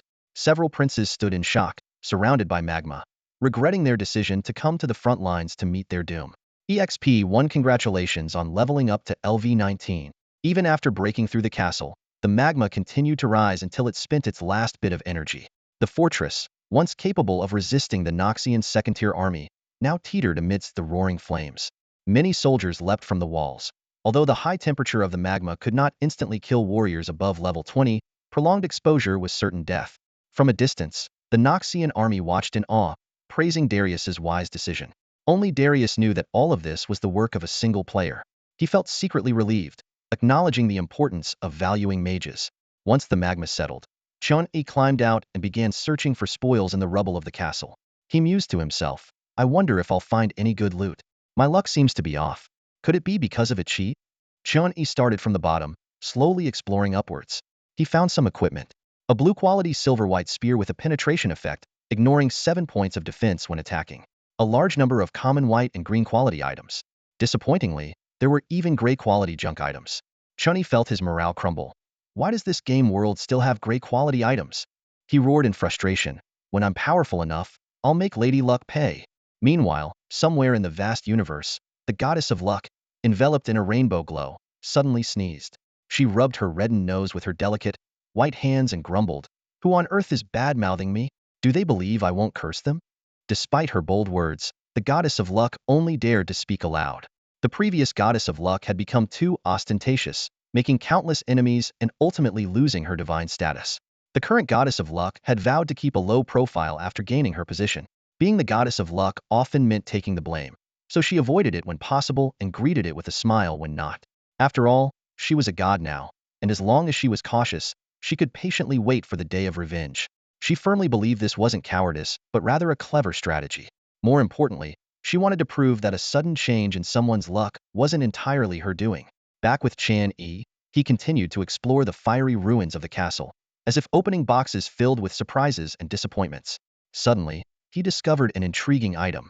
Useless bloodline. Quality: white. Effect: the bloodline contains false glory, which might give you courage. Evaluation: does anyone really buy this stuff? Chen Yi hesitated, considering whether to throw it into the guild warehouse. After a moment of thought, he decided against it. Although bloodline items were usually valuable, this one clearly was not. Not far from this white bloodline, Chen Yi was thrilled to find a purple glow. It was a small, elegant ring. Confused wheel. Quality: deep purple. Intelligence 18. Resilience: will not lose combat ability before dying. Confused will: amplifies the power of a skill, with the extent determined by the player's strength. Durability: 1515. Level: LV20. Evaluation: he regretted not escaping at the last moment, despite his learned skills. Chen Yi was ecstatic to have finally found a top-tier item he could use. The resilience feature allowed him to drain every last bit of mana, enabling him to continue fighting as long as his health wasn't near zero. The confused will was also highly versatile, potentially enhancing the effects of his flame demon transformation. As for why the amplification effect was based on the player's strength, it was a limitation of the equipment. The stronger the player, the less the equipment could amplify, whereas weaker players received a greater boost. The energy within the equipment was finite, and when it was insignificant to powerful players, it couldn't make a difference. Other items followed similar principles. For example, the meditative ring Chen Yi had initially obtained. Meditative ring. Quality: green. Intelligence 1. Effect: enhances meditation to some extent. Durability: 55. Level: LV5. Evaluation: a gift from mentor to apprentice. As Chen Yi's understanding of meditation deepened, this ring had long since lost its usefulness. The arrival of confused will was indeed timely. Chen Yi continued his search, scanning every corner. His haul was substantial: 56 white quality pieces of equipment, 17 green quality pieces, 1 blue piece, 1 purple piece, and over 60,000 copper coins. With a personal guild warehouse, even the white quality equipment wouldn't go to waste, as they could all be exchanged for copper coins. Reluctant to miss anything, Chen Yi meticulously searched once more. Only after confirming there was nothing left to find did he leave the crumbling castle. As the flame demon dissipated, the long-term use of mental energy to sustain it started showing its side effects. If running out of mana was like having a nerve stretched taut in his mind, now Chen Yi felt as if something was using his nerves to pluck a military march. Despite his increased tolerance, Chen Yi was in such pain that he rolled on the ground, his face twisted in agony, unable to make a sound. This pain was different from the side effects of the Erzhuang family using mechas, which often led to blindness or bleeding. Chen Yi's use of the flame demon involved consuming mana and mental energy, with the side effect being a one-time massive mana drain, leading to mental fatigue. Charizard landed beside Chen Yi at some point, looking exhausted but still vigilantly scanning the surroundings, alert to any movement. After a long while, Chen Yi finally calmed down and slowly got to his feet. "Thank you, Charizard, you can rest now," Chen Yi said softly. Charizard shook its head, letting out a confused roar. Gently stroking Charizard's wing, Chen Yi said, "You've worked hard today too. Go rest. I've recovered enough. A good night's sleep should do the trick. Besides, I still have some mana left, as long as I don't use any high-consumption spells." Satisfied that Chen Yi wasn't overexerting himself, Charizard returned to its Pokeball. Having spent a long time flying at high altitude, it was also significantly drained. Chen Yi then returned to the Noxian base. Without the castle walls and their generals, the soldiers of the Three Kingdoms Alliance surrendered en masse. Surprisingly, they weren't mistreated but were welcomed by Darius. "Noxus welcomes all strong individuals," Darius proclaimed loudly. When Chen Yi returned, Darius greeted him with a smile. "Welcome back." The Noxian soldiers, unaware of Chen Yi's involvement in the castle incident, were curious about the young man receiving such a warm welcome from their general. Despite his youthful appearance, Chen Yi exuded a fiery aura like molten lava. If he were to walk the streets of Noxus now, no bandit would dare to rob him. Was this change a transformation of his demeanor, or the burden of sins on his soul? Chen Yi didn't regret his actions. When he chose to enter the game world in person, he was ready for the consequences. He nodded to Darius and said briefly, "I've used up quite a bit of energy. I'll go rest first." Darius showed a hint of concern. "Is it serious?" "It's all right. A good night's sleep should help me recover," Chen Yi replied. "Then go ahead and rest," Darius said. This reflected the Noxian attitude towards talent. In this land where only the strong survive, even slaves could gain recognition if they were strong enough and loyal to Noxus. Nevertheless, most players wouldn't choose Noxus. They preferred joining Demacia or Ionia. Those Chen Yi met in the training camp were assigned here by the game. Ordinary players didn't share Chen Yi's fundamental resolve to grow stronger. He slept soundly through the night until the next morning. Upon waking, Chen Yi felt his mental fatigue had dissipated, and he even faintly sensed he had grown stronger. He shook his head, attributing it to being just an illusion. Once Chen Yi was awake, Darius began organizing the day's operations. As a key figure in swiftly concluding the war, Chen Yi couldn't miss any important events. Noxus's army quickly marched to the palace. Darius led the way with Chen Yi, and the remaining royal guards were no match for them. Darius swung his axe to break open the door, and the three kings on the throne immediately broke into a cold sweat. Despite this, they tried to maintain their royal dignity. Darius, looking relaxed, said, "It's over. Hand over the crowns." Two soldiers placed a high-temperature furnace nearby. One king roared, "What does Noxus want to achieve? This is a betrayal of the gods." Another king echoed the sentiment, their anger directed more at Darius's attitude than their fallen soldiers. The captain of the guards below the throne attempted to defend the king's honor, but was promptly beheaded by Darius. As Chen Yi slowly approached, the king's voices grew weaker. "The crown is part of me." Using telekinesis, Chen Yi removed the crown and held it above the furnace. With a thud, the crown fell into the molten lava inside, quickly melting into liquid metal. As the crown dissolved, so did the three kingdoms. The relentless march of Darius's war continued. but the subsequent events had little to do with Chen Yi. After completing his mission, Chen Yi's actions accelerated Noxus's internal purging process, and his outstanding performance in the war earned him an unexpected reward. This made him realize that exceptional performance indeed brings additional benefits. The harsh reality of war resulted in a massive enemy death toll, which provided Chen Yi and his Charizard with a significant amount of experience points. However, they found themselves stuck at the threshold of level 19. To advance to level 20, they needed to undergo a life leap, a challenge considered nearly insurmountable in their small world. In the world defined as the Brave Warriors War world, many had stalled at this point. Only 3 individuals had managed to break through. Anna, with her royal lineage, Elise, with the church's backing, and the king, who absorbed abyssal energy. However, for Chen Yi, who had the advantage of the game world, there were plenty of ways to break through. He could either complete trials within the game world, or purchase the necessary materials to achieve a minimal breakthrough.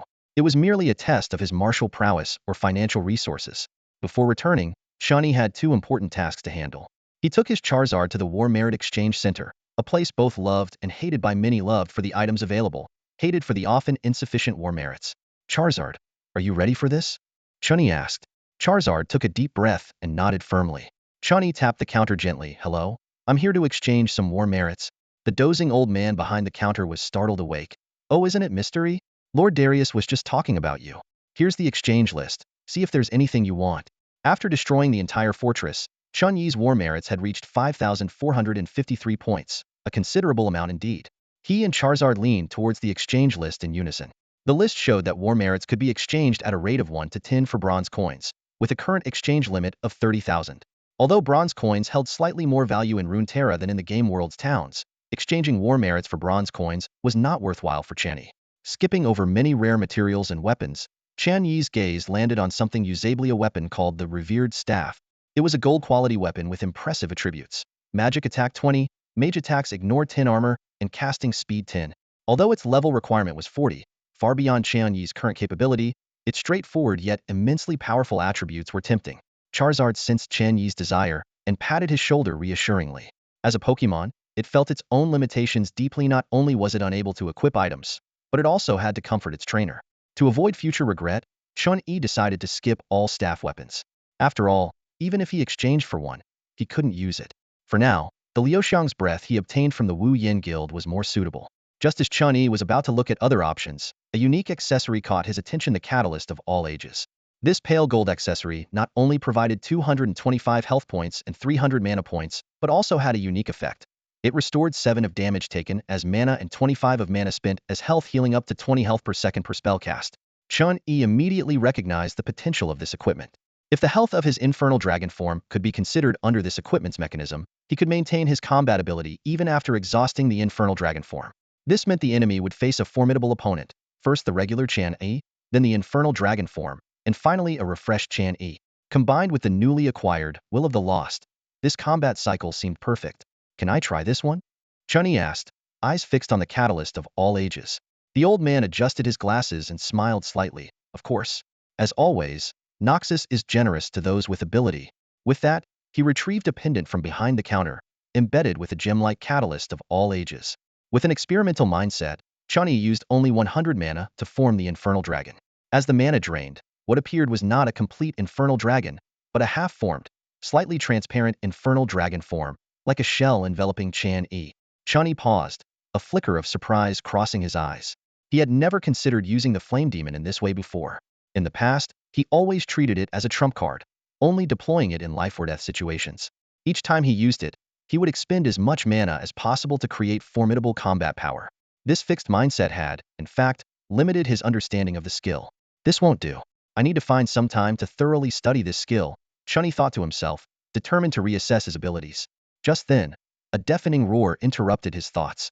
The fire-breathing dragon swung its tail fiercely at the flame demon, landing a direct hit. Chen Yi felt a sharp pain as his health dropped by 23 points. However, the attack also restored 1 point of mana. Suppressing his inner excitement, Chen Yi calmly said, "Hello, I'd like to exchange for this." The old man leisurely pulled out a thick ledger from behind him and searched through it. Let me see. Ah, found it. You have 5,453 battle merits. After deducting, what's it called? The Eternal Catalyst Stone. Alright, that's 4,500 battle merits deducted. Chen Yi glanced down at the pendant in his hand, and then at the old man. He ultimately decided not to say anything further. By the way, the old man continued, this is from Lord Swain, who hopes you'll study it well. With that, he handed over a hefty book.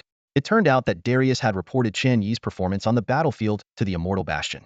Swain, impressed by Chen Yi's prowess, especially his focus on fire elements, had thoughtfully selected this magic book for him. The book, untitled, had a heavy cover and was nearly 10 centimeters thick. Chen Yi accepted the book with a solemn, I will. In his heart, Swain was a complex figure. The Noxian leader had acquired the memories of a millennial demon, rich with magical knowledge. Under his leadership, Noxus had been reborn and risen to its current status. Swain was not only a sage and a magician, but also a staunch imperialist. It was rumored that he could even glimpse fragments of the future.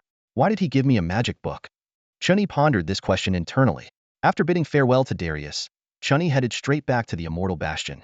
Following the address on a card, he quickly found the Black Eye Trading Company. Usama rambled on with pleasantries before giving Chen Yi a slight discount.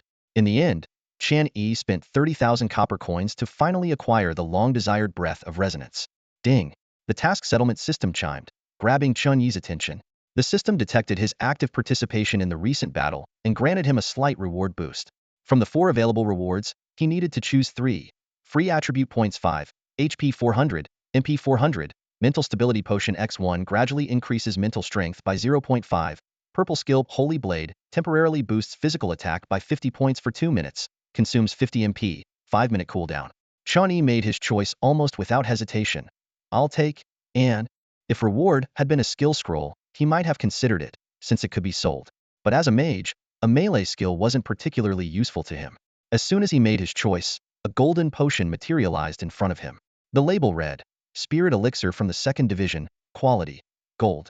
Consuming it gradually increases up to 5 attribute points, 555 HP, 555 MP, and 0.5 mental strength. Each player can use it only once. Note: effects may vary, with a minimum gain of 300 HP, 300 MP, and stable mental strength improvement. Chen Yi marveled at the genius behind this creation and wondered why the maker was so fond of the number 5. He suspected this potion might be available on the market, reaffirming the importance of currency.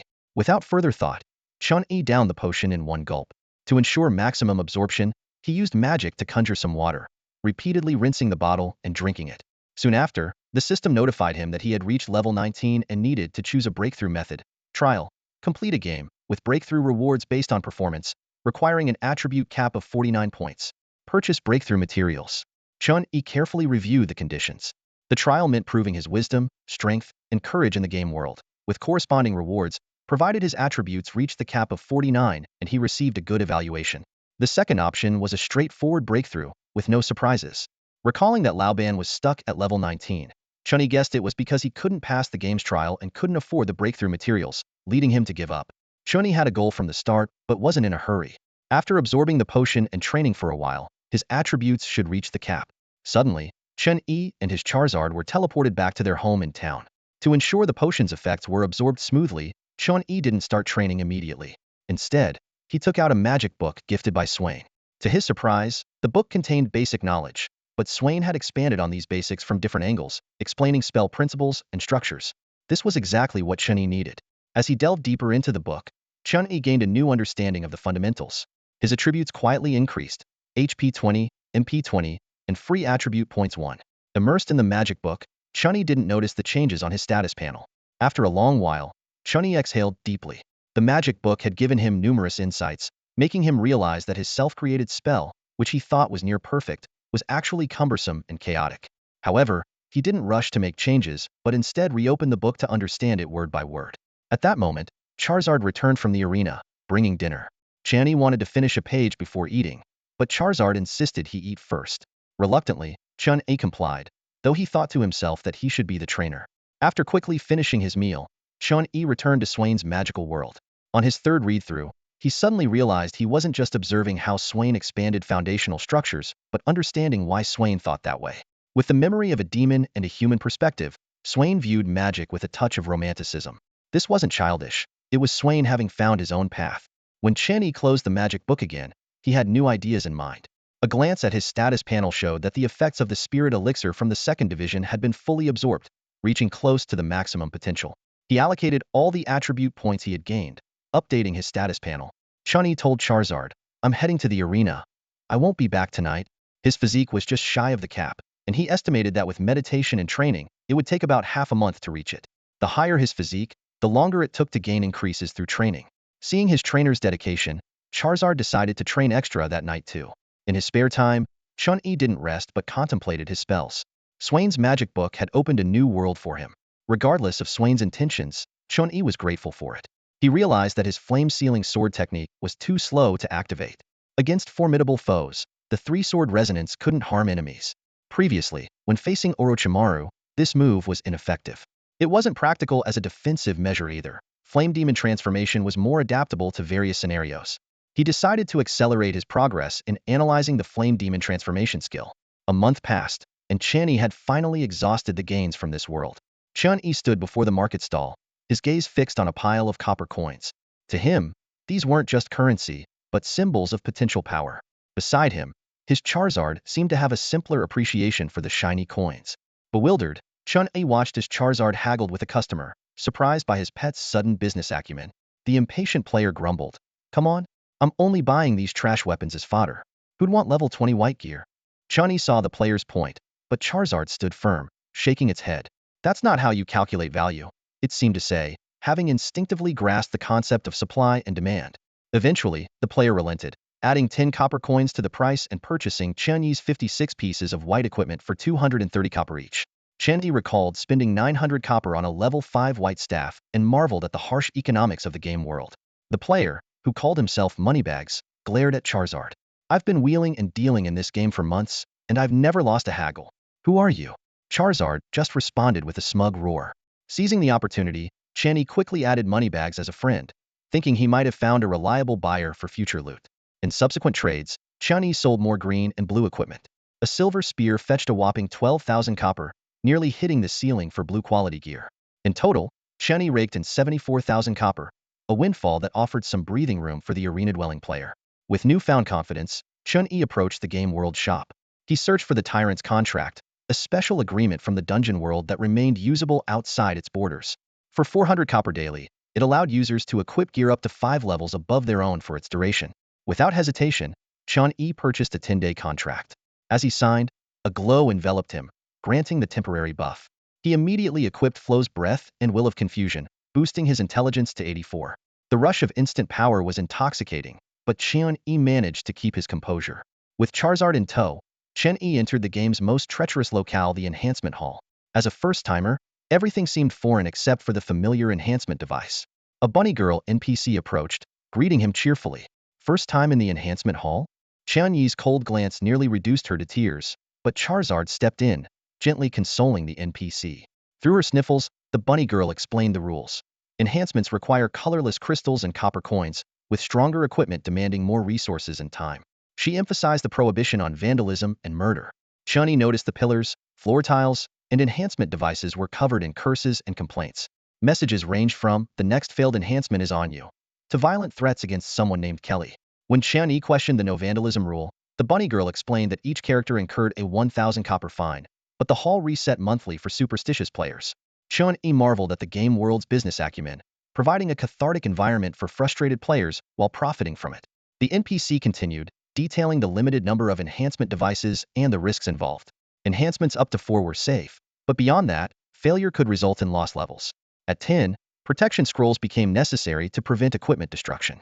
She hinted at additional requirements for higher-level enhancements, though her low level left her uncertain of the specifics. After finishing her explanation, the bunny girl hurriedly left. Chen Yi stood in front of the enhancer, feeling anxious and uncertain. This was his first time attempting to enhance something, and he wasn't sure about his luck.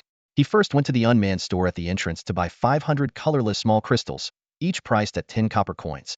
Then, Chen Yi found a relatively clean enhancer and prepared to start enhancing his equipment. Flowing Echo, Stone of Eternity, and Wandering Will. Chen Yi pressed the red button beside the enhancer, and a slot popped out. He carefully placed the Flowing Echo into it, and the slot automatically retracted. The interface in front of the enhancer showed that the enhancement required 1,000 copper coins and 10 colorless small crystals. Without hesitation, Chen Yi agreed, and the items were immediately deducted from his backpack. The enhancer began to hum, and after about 10 seconds, it released a small amount of steam. A message saying "Congratulations on successful enhancement" appeared. Chen Yi quickly checked the weapon data. Flowing Echo 1. Quality, purple. Durability, 1919. Flowing Echo. Reduces casting cost to some extent, regenerates 2 mana per minute. Gleamstone. Lowers equipment level requirement by 5. Level, 25. Evaluation. Not perfect, but definitely better than the junk you're holding. Although the level 1 boost wasn't significant, Chen Yi decided to continue enhancing. In the following attempts, he successfully enhanced Flowing Echo to 3 but failed 3 times at 4. With a blank expression, Chen Yi removed Flowing Echo and switched to the Stone of Eternity. This piece of equipment had a higher initial enhancement cost, requiring 1,400 copper coins and 16 colorless crystals. He succeeded in enhancing it to 4 but failed at 5, dropping the level back to 3. The atmosphere around him grew tense as Chen Yi struggled internally, unsure whether to blame his luck or the whims of Lady Luck. He muttered a curse under his breath, then removed the Stone of Eternity and placed the final piece of equipment, Wandering Will. However, Wandering Will failed after just one successful enhancement. Chen Yi was completely frustrated by the enhancer. It was then that he noticed a crowd had gathered around him. These people, each with their own superstitions, were looking for enhancers that had failed many times, believing the chances of success were higher afterward. They were enhancing not just weapons, but also their own luck as players. A grinning gunslinger approached him and kindly advised, "Hey, buddy, still enhancing? If your luck's that bad, maybe try again next time." A player dressed as a ninja chimed in, "Yeah, we've all been through it. Don't take it too hard. You can always come back when your luck's better." The gunslinger glared at the ninja, implying he was there first. The ninja, unfazed, smiled and said, "There's no first come, first served rule in the enhancement hall. Maybe you should stop enhancing for now, pal." "Exactly, sometimes luck just isn't on your side," they both agreed, mainly worried that Chen Yi would use up the good luck accumulated by the enhancer. Chen Yi's hands shook as he put away his equipment. It wasn't fear, it was anger. After enhancing his staff to 3, his magic attack power only increased by 3 points. The Stone of Eternity provided 20 HP and 30 MP. For such negligible gains, he'd spent 21,000 copper coins. After storing his equipment, Chen Yi stood quietly with his Charizard to watch how others fared with their enhancements. The ninja quickly used a teleportation technique to reach the enhancer first. He smiled smugly, "Sorry, this one's mine."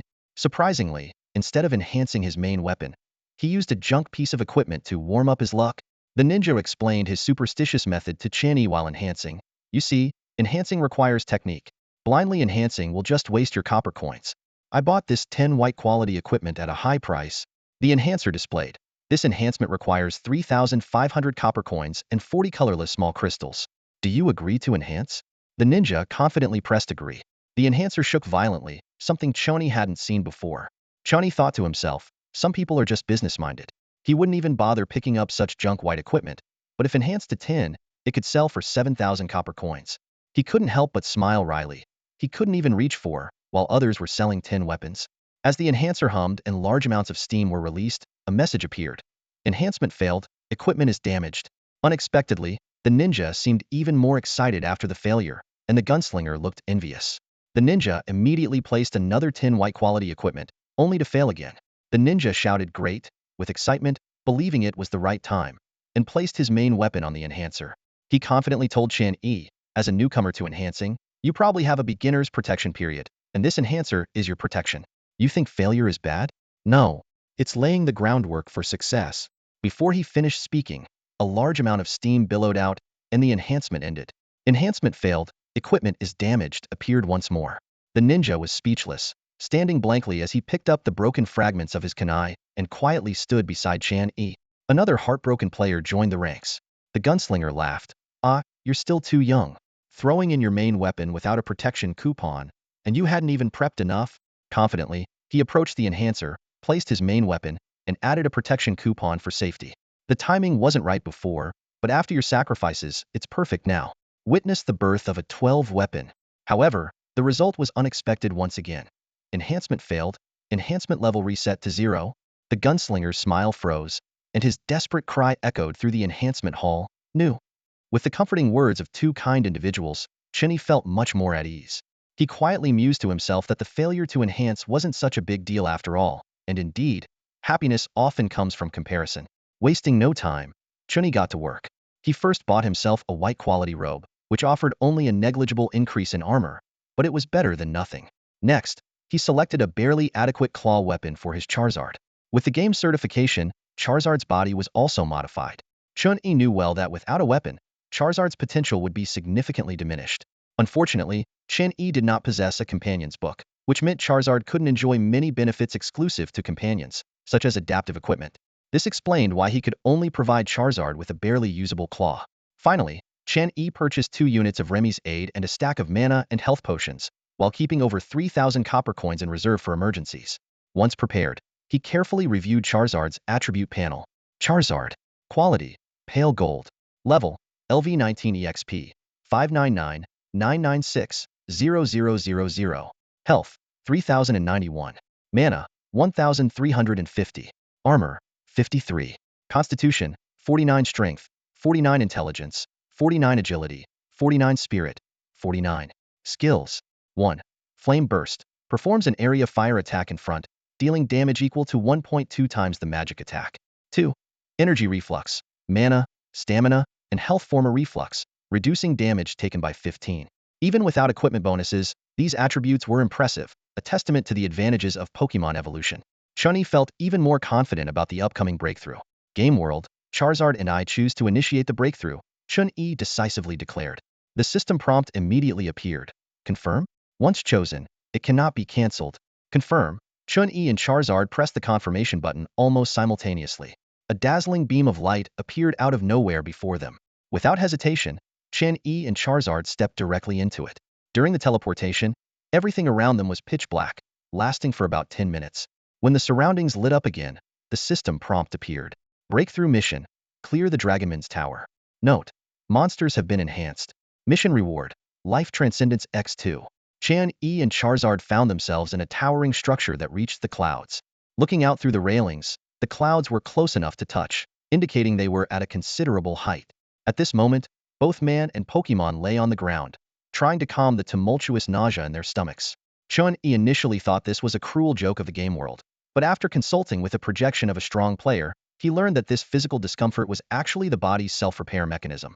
In simple terms, their bodies were too weak to handle long-distance teleportation. Even with the game world's protection, they weren't spared. After a brief rest, both man and Pokemon regained their composure. At this point, the tower echoed with dragon roars, and various bones lay scattered around. Some belonged to adventurers, others to dragonmen. Chen Yi had some knowledge about the Dragonman's Tower. This tower was located in the Sky Tower of the Dungeon World, where the magic of the Sky Sea influenced all living beings. Under its influence, dragons evolved into dragonmen with human forms. These dragonmen existed solely to guard their territory, mindlessly blocking adventurers' progress. Any form of civilized communication was futile with them. Due to the presence of the Sky Sea, dragonmen appeared continuously, making the Dragonman's Tower a common mission in the game world. Suddenly, a sharp dragon screech pierced the silence. A squad of 8 blue-winged dragons swooped down from above. They weren't very large, about 1 meter tall, with wings that allowed them to maneuver nimbly in the air. Charizard reacted swiftly, darting forward in an instant. It pinned one blue-winged dragon firmly to the ground with a claw, while unleashing a scorching flame at the others. As the blue-winged dragons were pushed back by the flames, Chen Yi summoned a series of fire sparrows that flew towards the enemy flock. Boom! The moment the fire sparrows collided with the blue-winged dragons, they exploded into fiery bursts. The system prompt immediately popped up. Charizard dealt 77 damage to the blue-winged dragon, 46 impact damage, 31 burn damage. Player E dealt 221 damage to the blue-winged dragon, 154 impact damage, 67 burn damage. The ambushed blue-winged dragons shook their heads and quickly got back on their feet. Chen Yi quickly activated the surveying eye to scan them. Blue-winged dragon. LV. 19. Health. 1340. Mana. 95. Armor. 61. Constitution. 49 Strength. 42 Agility.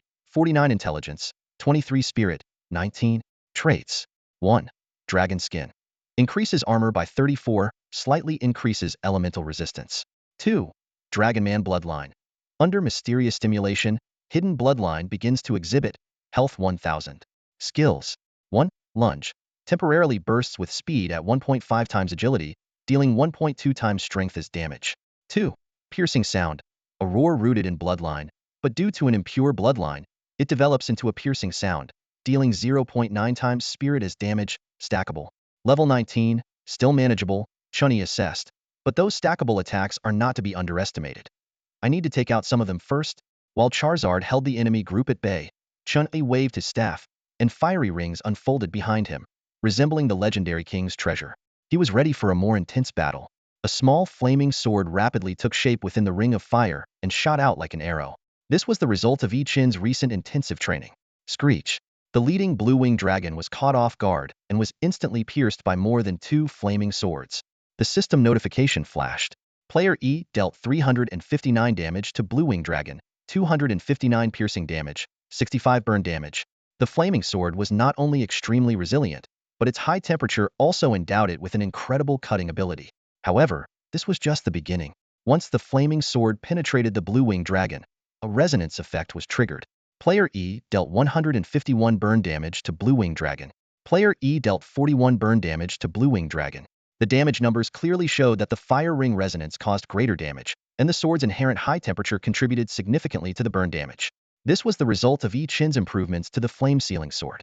He abandoned the design that attracted fire element particles to create a magma environment, opting instead for mutual resonance to increase temperature.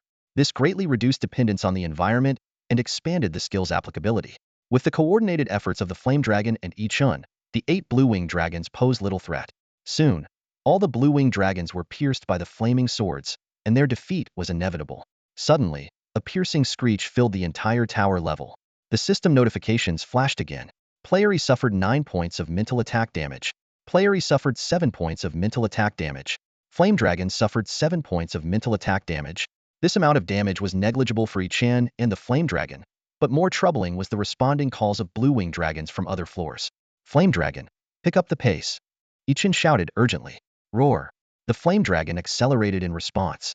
The blue-winged dragons, briefly catching their breath, launched a series of thrusts. Yi Chen remained vigilant, raising his staff, and several earth walls instantly appeared in the flight paths of the blue-winged dragons. However, Yi Chen underestimated the strength of the blue-winged dragons, or perhaps overestimated the sturdiness of his earth walls. Caught off guard, Yi Chen was directly knocked flying by a blue-winged dragon. He struggled to maintain balance in midair and barely managed to land on his feet. Flame Dragon, don't worry about me, Yi Chen shouted. The threat of death seemed to unleash the latent power of these blue-winged dragons. They relentlessly charged at the Flame Dragon and Yi Chen. Once dominant, Yi Chen now found himself constantly dodging. This battle once again proved that victory is never determined by surface statistics alone. Battle experience, willpower, and strength all play crucial roles in determining the outcome. A few seconds later, the blue-winged dragons were ultimately defeated, falling one after another. However, before their demise, they left Yi Chen and the Flame Dragon with considerable injuries. Though victorious, the cost was significant. Chen Yi handed a healing potion to the Charizard. This was a white-grade potion meticulously crafted by Xiao Lu, capable of restoring 2 health points per second for 3 minutes. The potion emitted a rich aroma of sauce, a unique scent attributed to Xiao Lu's special talent.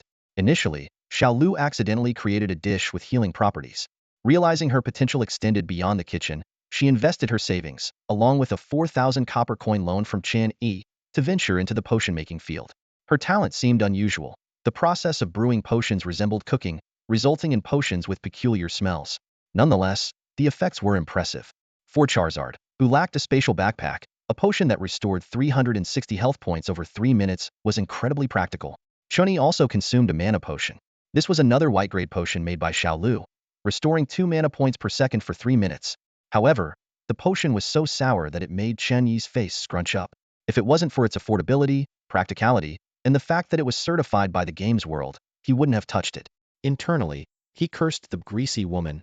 At that moment, the roar of the dragonkin brought Chen Yi's attention back to the battlefield.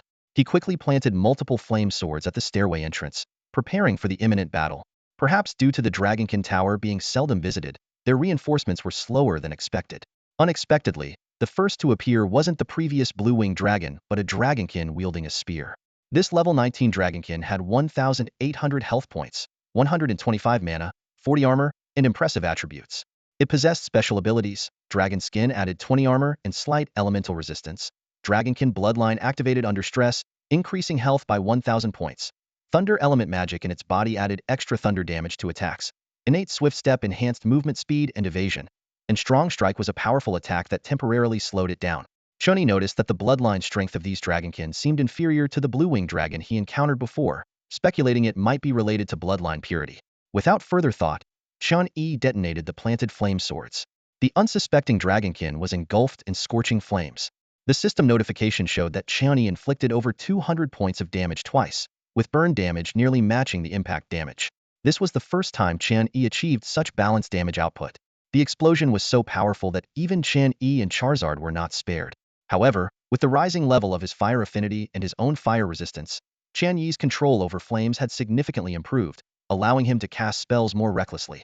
The ground turned red-hot, continuously damaging the dragonkin standing on it. Despite this, they showed no intention of retreating. This was their territory, and any intruder would face relentless pursuit by the dragonkin. Chen Yi warned Charizard to be cautious, emphasizing the formidable strength of these dragonkin, and suggested employing a kiting strategy. Charizard nodded in understanding and began maneuvering around the dragonkin, skillfully dodging spear attacks while launching long-range fire assaults. While Chen Yi tirelessly fought, Charizard never ceased its training. Now, those efforts finally paid off. Charizard could skillfully handle 5 dragonkin simultaneously, showcasing remarkable combat skills. Meanwhile, 3 other dragonkin charged towards Chen Yi. Although Chen Yi's flame swords pierced their bodies accurately, they couldn't halt their advance. The dragonkin, with their immense strength, ignored the knockback effect of the flame swords, swiftly closing the gap with their peculiar footwork. Chen Yi quickly erected an earth wall, blocking the dragonkin's assault and obscuring their vision. The dragonkin, wielding their spears with great force, easily pierced through the earth wall. However, behind that wall lay even more earth walls. Simultaneously, firebirds flew in erratic patterns around the barriers, bombarding the dragonkin. The system notification indicated that Chen Yi inflicted 201 points of damage, including 121 points of impact damage and 80 points of burn damage, followed by an additional 21 points of burn damage. Suddenly, another roar echoed from the stairs. A blue-winged dragon effortlessly soared over the walls, charging at Chen Yi. He swiftly cast fire resistance, momentarily halting the blue-winged dragon's advance, buying himself a bit of casting time. Facing an increasing number of adversaries, Chen Yi realized his current strategy was unsustainable. While flames could pierce through the dragonkin, they couldn't stop their movements. Suddenly, an idea struck him wings. He quickly adjusted his tactics, driving a flame sword into a blue-winged dragon, sending it flying with tremendous force. Then, the flame sword appeared again, this time directly targeting the dragon's wings. The wingless blue-winged dragon let out a harrowing scream, unable to rise from the ground due to its severe injuries. Chen Yi had an epiphany. If he could sever the blue-winged dragon's wings, he would only have to deal with the already wounded dragonkin. He immediately gave new instructions to Charizard. Charizard, dodge around the walls. Look for chances to rip off their wings. Charizard let out a loud roar, indicating it understood Chen Yi's command. Chen Yi continued casting, raising more earth walls from the ground. One wall wasn't enough, so he created several. Charizard nimbly maneuvered between the walls, while the dragonkin's attacks were blocked by the earth barriers, and the straightforward blue-winged dragons were hindered by the walls. Throughout this intense battle, Chen Yi and Charizard's health and mana fluctuated, but remained within a relatively safe range. The flaming sword pierced through the body of the blue-winged dragon, and the fire dragon slammed down on the sword's hilt, driving the blade through the dragon's form. This was the last surviving blue-winged dragon, which let out a raspy roar and unwillingly succumbed to the burning sword. As it fell, a piece of equipment glowing with blue light and a few copper coins dropped to the ground. Chen Yi and the fire dragon didn't rush to collect the loot.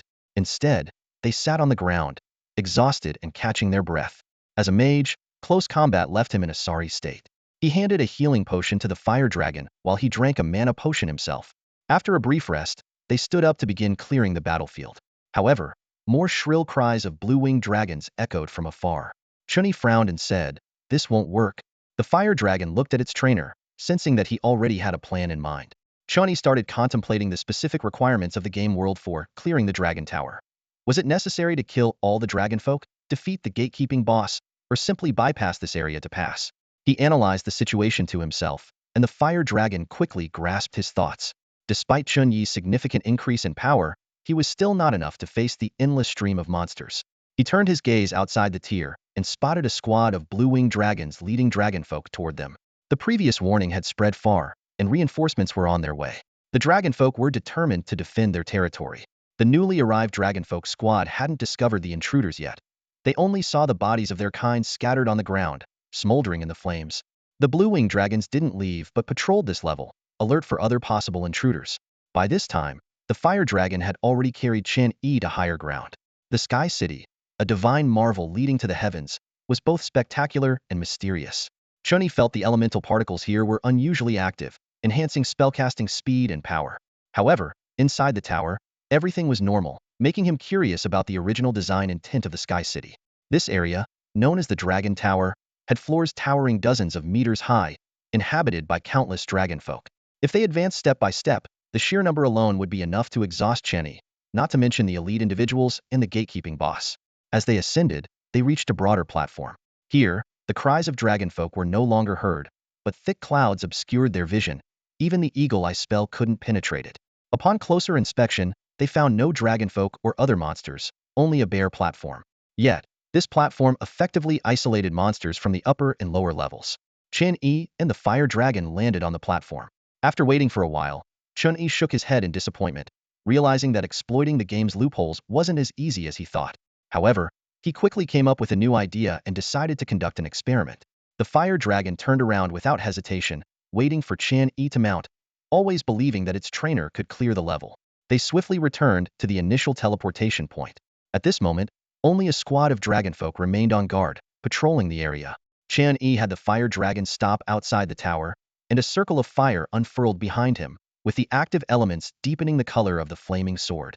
With a thought, Chen Yi sent the flaming sword hurtling toward the dragonfolk inside the tower. However, before the blade could enter, it was repelled by some force. This unexpected outcome prompted Chen Yi to ponder. Was it the defense mechanism of the Sky City itself, or was the game world obstructing him? He spent some effort clearing the dragonfolk on this level and continued his attempts. He severed a wing from a blue-winged dragon and had the fire dragon carry it to the monster-free platform above. Sure enough, the game's enhancements vanished, and the blue-winged dragon reverted to a level 17 monster with significantly reduced attributes. Chen Yi was confident he could defeat it with 2 strikes, but he refrained. He needed this blue-winged dragon to lure other dragonfolk. Originally, Chen Yi intended for the fire dragon to take action, but he decided to do it himself. He put away his staff and conjured a fireball with his bare hands, hurling it at the blue-winged dragon. Without the weapon and the Fire Realm's enhancement, the fireball's power relied solely on Chen Yi's intelligence and magic, greatly reducing the damage. The blue-winged dragon, knocked to the ground by the fireball, roared defiantly, showing no fear. Its cries were answered by other dragonfolk from the staircases above and below, but they merely blocked the staircases, hesitant to advance. Chen Yi launched another fireball. With the previous wing injury, the blue-winged dragon's condition worsened. Yet, it continued to roar furiously at Chen Yi. The dragonfolk at the staircases screeched, seemingly warning him not to act recklessly. "Not sure if you can understand me, but are you really not coming to save it?" Chen Yi remarked while sending another fireball whizzing toward the dragon, perfectly embodying a villainous demeanor. The fire dragon beside him almost felt a pang of sympathy for the blue-winged dragon, but quickly dismissed the thought. It firmly believed its trainer was a good person, and that feeling must have been a mistake. Chen Yi stared intently at the blue-winged dragon before him, calculating his strategy. A few more fireballs and this creature would slowly burn to death. He glanced at the staircase, where the dragonmen were hissing continuously, but dared not step forward. Attacking from the upper level was an option, but Chen Yi quickly dismissed it. The dragonmen, bolstered by their bloodline, had high health and defense, making it difficult to defeat them quickly with spells alone. If one wasn't enough, he'd just have to capture more. "Charizard, let's go," Chen Yi commanded decisively. Charizard carried him back to the initial level, where 7 blue-winged dragons remained. Chen Yi swiftly cast a wall of earth to obscure the dragon's view. Then, several fire sparrows shot through the air, targeting one of the blue-winged dragons. The dragon, blasted away, barely regained its balance before Charizard whipped it with its tail, separating it further from its companions. After tumbling across the ground, the dragon took flight again, only to find Charizard blocking its path. Chen Yi knew the power of these smaller blue-winged dragons was formidable. The best way to subdue them was to clip their wings. Just then, the remaining dragons broke through the earth wall, only to be met by Chen Yi's preemptive strikes with fiery swords. Screech! The piercing cries of the dragons echoed as Chen Yi detonated the mist fire swords. Flames filled the air, and Chen Yi dashed to Charizard's side. Charizard seized the opportunity to pin one of the blue-winged dragons down, and Chen Yi quickly severed its wings with a swing of his flaming sword. Chen Yi then aimed at a second dragon. Despite the ferocity of his earlier attacks, these dragons still retained at least 2/3 of their health. Except for the 2 whose wings were injured, the rest stabilized themselves in the flames and charged at Chen Yi once more. System notifications flashed. Blue-winged dragon dealt 78 damage to player. Blue-winged dragon dealt 82 damage to player. Blue-winged dragon dealt 81 damage to player. Chen Yi's 100 mana points formed an illusionary fire demon that was instantly shattered. Meanwhile, the system showed that player E had regained a small amount of mana. "Charizard, the 2 on the ground," Chen Yi ordered decisively. Charizard understood, letting out a roar as fiery letters exploded in the sky. The shockwave pushed back the dragons that had yet to stabilize. Taking advantage of the moment, Charizard swiftly reached the two wingless dragons. Chen Yi followed closely, braving the shockwave to join Charizard. Together, they chopped off the remaining wings of the two dragons, rendering them completely powerless. The remaining four blue-winged dragons struggled briefly before Chen Yi severed their wings. "Let's go," he commanded. Charizard grabbed one of the dragons and, before the dragonmen could arrive, carried Chen Yi away from the level. After repeating this process several times, 8 wingless blue-winged dragons were brought to the platform above. To prevent them from dying from their injuries, Chen Yi kindly removed the flaming swords from their bodies. He didn't waste the extracted swords but threw them towards the staircase. Boom! The sound of the exploding swords echoed as Chen Yi murmured, "Hope you come in handy." He put away his staff and cast a fireball on the ground. With the explosion, the blue-winged dragons let out a chorus of cries. The sound agitated the dragonmen below, who paced restlessly at the staircase. Since birth, they'd been told never to leave their territory. Yet, the summons of the blue-winged dragons were equally ingrained in their bloodline. Finally, as the dragons' cries persisted, one dragonman took that crucial step forward. Chen Yi's face lit up with the long-awaited smile. "Been waiting for you." The system quickly displayed the dragonman's attributes. Dragonman LV.16. Health, 585. Mana, 50. Armor, 28. Special abilities. Dragon Skin. Increases armor by 7 points, slightly enhances elemental resistance. Dragon Bloodline. Increases health cap by 300. Swift Step. A special footwork rooted in the bloodline, enhancing movement speed and evasion. Power Strike. A charged spear thrust, dealing 75 strength x 1.2 damage, reducing speed for a time after use. Chen Yi was secretly relieved that these dragonmen had been downgraded from elite monsters to regular ones. With the appearance of the first dragonman, others soon followed. Charizard, given the go-ahead, charged directly into the dragonman's ranks, each claw swipe and tail swing dealing significant damage. This allowed Charizard to vent its earlier frustrations previously. It had been at a disadvantage in both strength and speed, relying solely on battle experience to barely break through defenses. The system continued to display combat data. Charizard dealt 149 damage to Dragonman.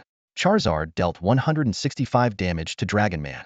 Chen Yi's attacks on the Dragonman were even more astonishing. He picked up his staff again, and the fire ring reappeared behind him.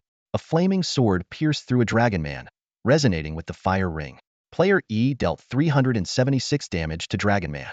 256 piercing damage, 120 burn damage. Player E dealt 36 burn damage. Against such Dragonmen, Chen Yi needed only a single flaming sword, leaving the burning effect to gradually whittle them down. In the combined assault of Charizard and Chen Yi, the number of Dragonmen gathered at the staircase quickly dwindled, soon posing no threat. Yet, even after all visible Dragonmen were eliminated, Chen Yi received no clearance notification. It seemed the game world intended for him to slay every Dragonman to pass. "Keep calling for reinforcements," Chen Yi said to the barely alive blue-winged dragons. Charizard then picked them up and flew to the lower levels. As expected, all Dragonmen pursued Charizard, only to stop at the staircase. Among the Dragonmen, Chen Yi noticed a distinct figure. Although a Dragonman, the others instinctively kept their distance. This individual clearly held a status above the blue-winged dragons, and even from afar, Chen Yi could sense its extraordinary power. The system promptly displayed the attributes of this special Dragonman. Usaru LV.21. Health, Mana, Armor, 101. Constitution, Strength, Agility, 53. Intelligence, 29. Spirit, 39. Special abilities. Dragon Skin. Dragonman Bloodline. Activated under stress, further unleashing the Bloodline's potential, 2,500 health. Brute Force. Swift Step. A special footwork rooted in the Bloodline, enhancing movement speed and evasion. Power Strike. A charged spear thrust, dealing strength x 1.9 damage, reducing speed for a time after use. Blood Fury. Seeing this data, Chen Yi's pupils contracted.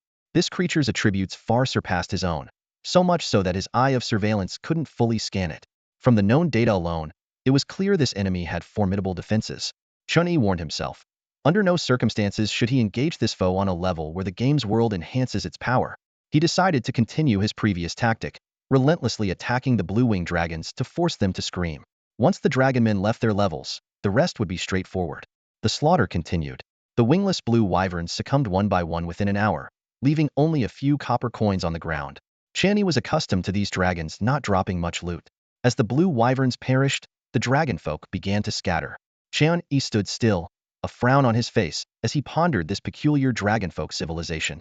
His eyes roamed over the surroundings. Buildings adorned with dragon head sculptures, statues rigged with traps, dragon folk that patrolled their territory and communicated through sound. Though unable to communicate with humans, these creatures were clearly not mindless beasts. What puzzled Chen Yi was that these dragon folk kept falling into traps they were well aware of. Their actions seemed less like an attempt at revenge and more like following orders. However, as a player focused on conquering the Dragonfolk Tower, Chen Yi had little interest in delving into these ecological mysteries. After the Blue Wyvern's demise, Chen Yi, along with his fire-breathing dragon, repeated their previous tactics. They descended to the next level to capture Blue Wyverns, cut off their wings, and brought them back to this level. With the second wave of Blue Wyverns dead, the number of dragonfolk below was no longer enough to fill the stairway entrance. Chen Yi noticed that one dragonfolk, distinct from the others, was among them. Yet, it did not seem to be driven by the Blue Wyvern's commands and had no intention of advancing. Once confirmed that the remaining dragonfolk wouldn't move forward, the fire-breathing dragon lay down cautiously to rest. Chen Yi found a safe spot to meditate and restore his mana. Half an hour later, he opened his eyes, feeling his mana had largely recovered. Suddenly, a system notification sounded. Player has eliminated over 90 of the dragonfolk, achieving a grade rating. You meet the conditions to complete the trial. Do you wish to end the trial? Yes, no. Chen Yi pondered for a moment and asked, do I have the authority to understand the purpose of the rating? The system quickly responded. Checking permissions. Permission granted. A grade rating allows completion with no rewards. Each rating increase accumulates rewards. Do you wish to end the trial? Yes, no. No. Chen Yi replied decisively. The fire-breathing dragon curiously looked up at Chen Yi. He gently stroked its head, and the dragon contentedly closed its eyes, nuzzling his hand. Chen Yi said to the dragon, I'm not satisfied with this rating. Without a guild as backup, the wealth we gain can't compare to a team. As we progress, others do too. To outpace others, we must push ourselves.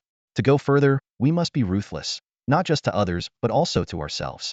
Accumulated task rewards often include things copper coins can't buy. That's how I can quickly grow stronger. This speech was not only for the dragon, but also a self-motivation for Chen Yi. The fire-breathing dragon understood its master's resolve, stood up, patted its chest, and let out a confident roar, indicating it was ready.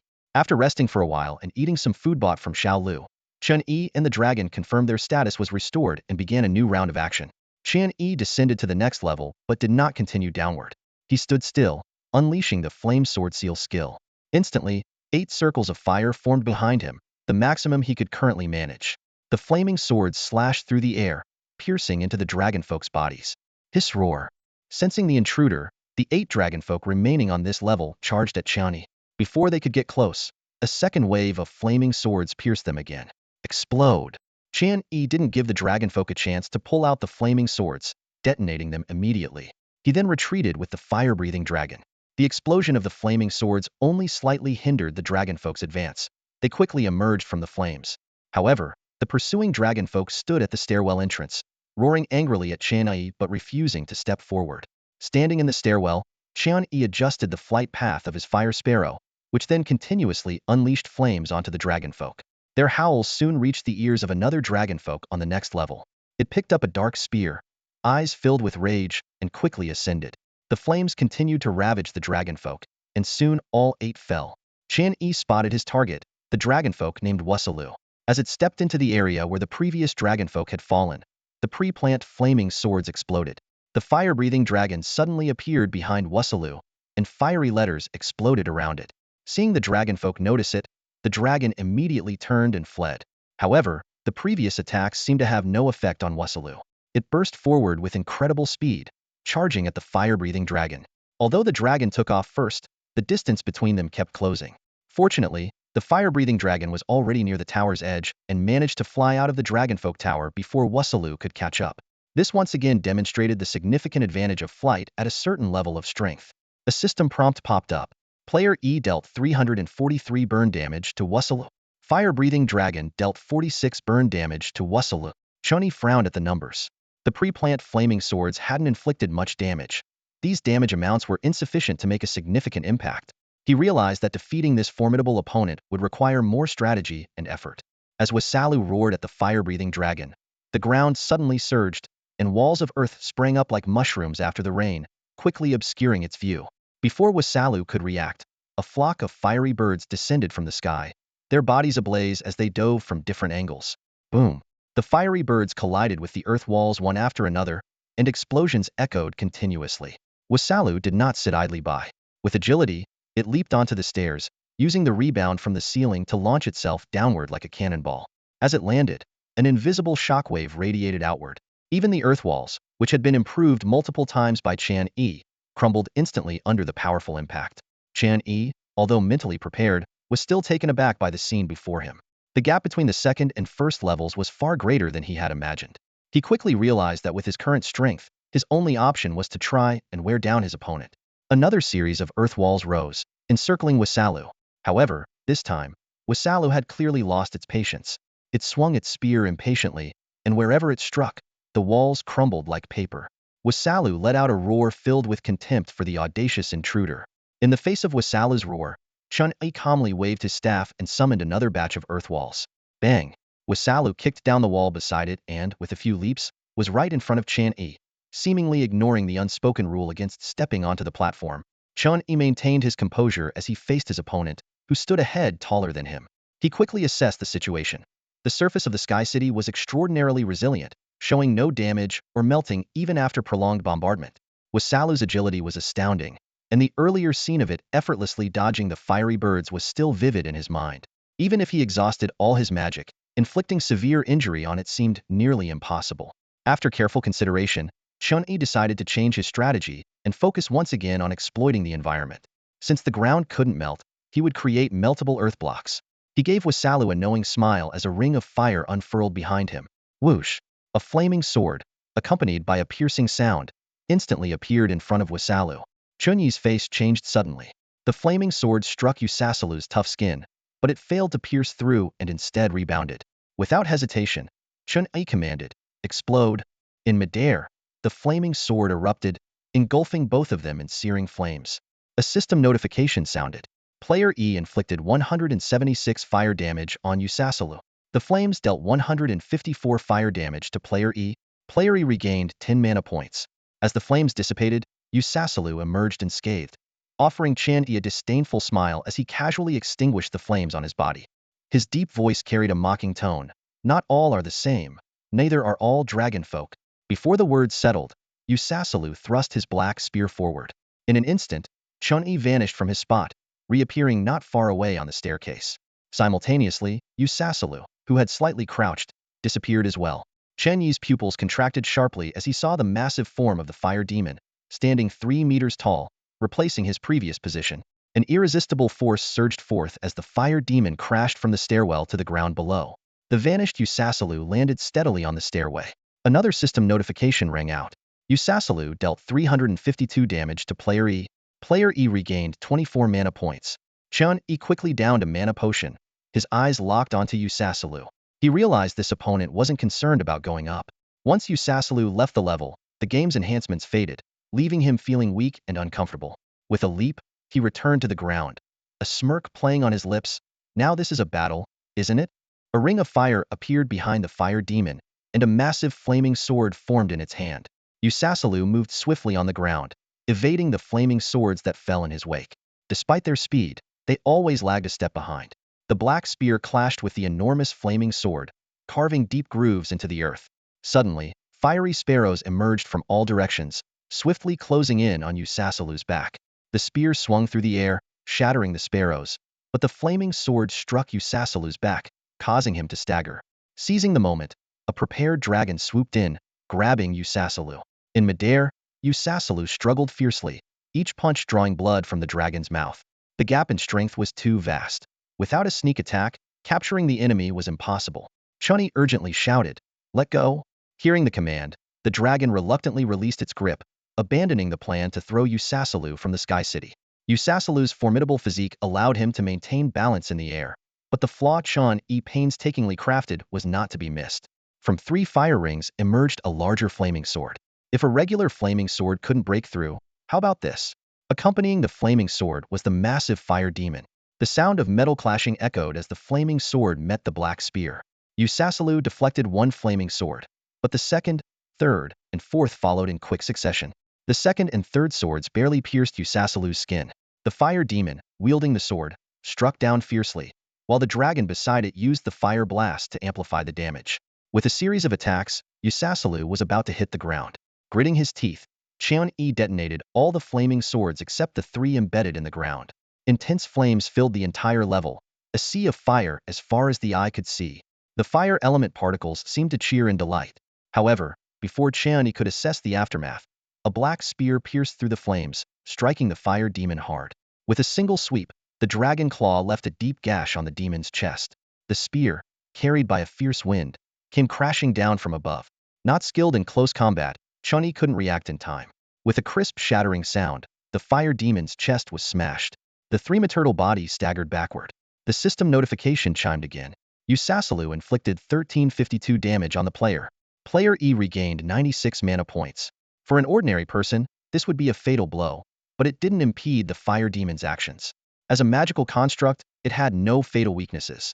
Inside the fire demon, Chen Yi rapidly constructed spells, while Usasalu stepped into the lava not far away. Usasalu started walking slowly, then picked up speed until he was running. Each step he took raised a sudden earth wall, disrupting his sprint. Layer upon layer of earthen barriers attempted to trap him. Fiery sparrows crawled from the lava, easing Chen Yi's mana consumption. Chen Yi popped a Remy aid into his mouth, swallowing it in a few gulps. Soon, a cool energy spread throughout his body, restoring his mana to around 1300. 3 flaming swords were embedded in the ground, continuing to draw in fire element particles. The long-prepared magma terrain was complete, continuously inflicting burning damage on Usasalu while the active fire element particles around reduced Chen Yi's casting requirements. With a loud boom, Usasalu burst through the earthen walls, colliding head-on with the fiery sparrows. The fire demon stomped heavily, causing the flame flowers to bloom once more. At this moment, the black spear in Usasalu's hand had turned iron red, losing its original sharpness and resilience.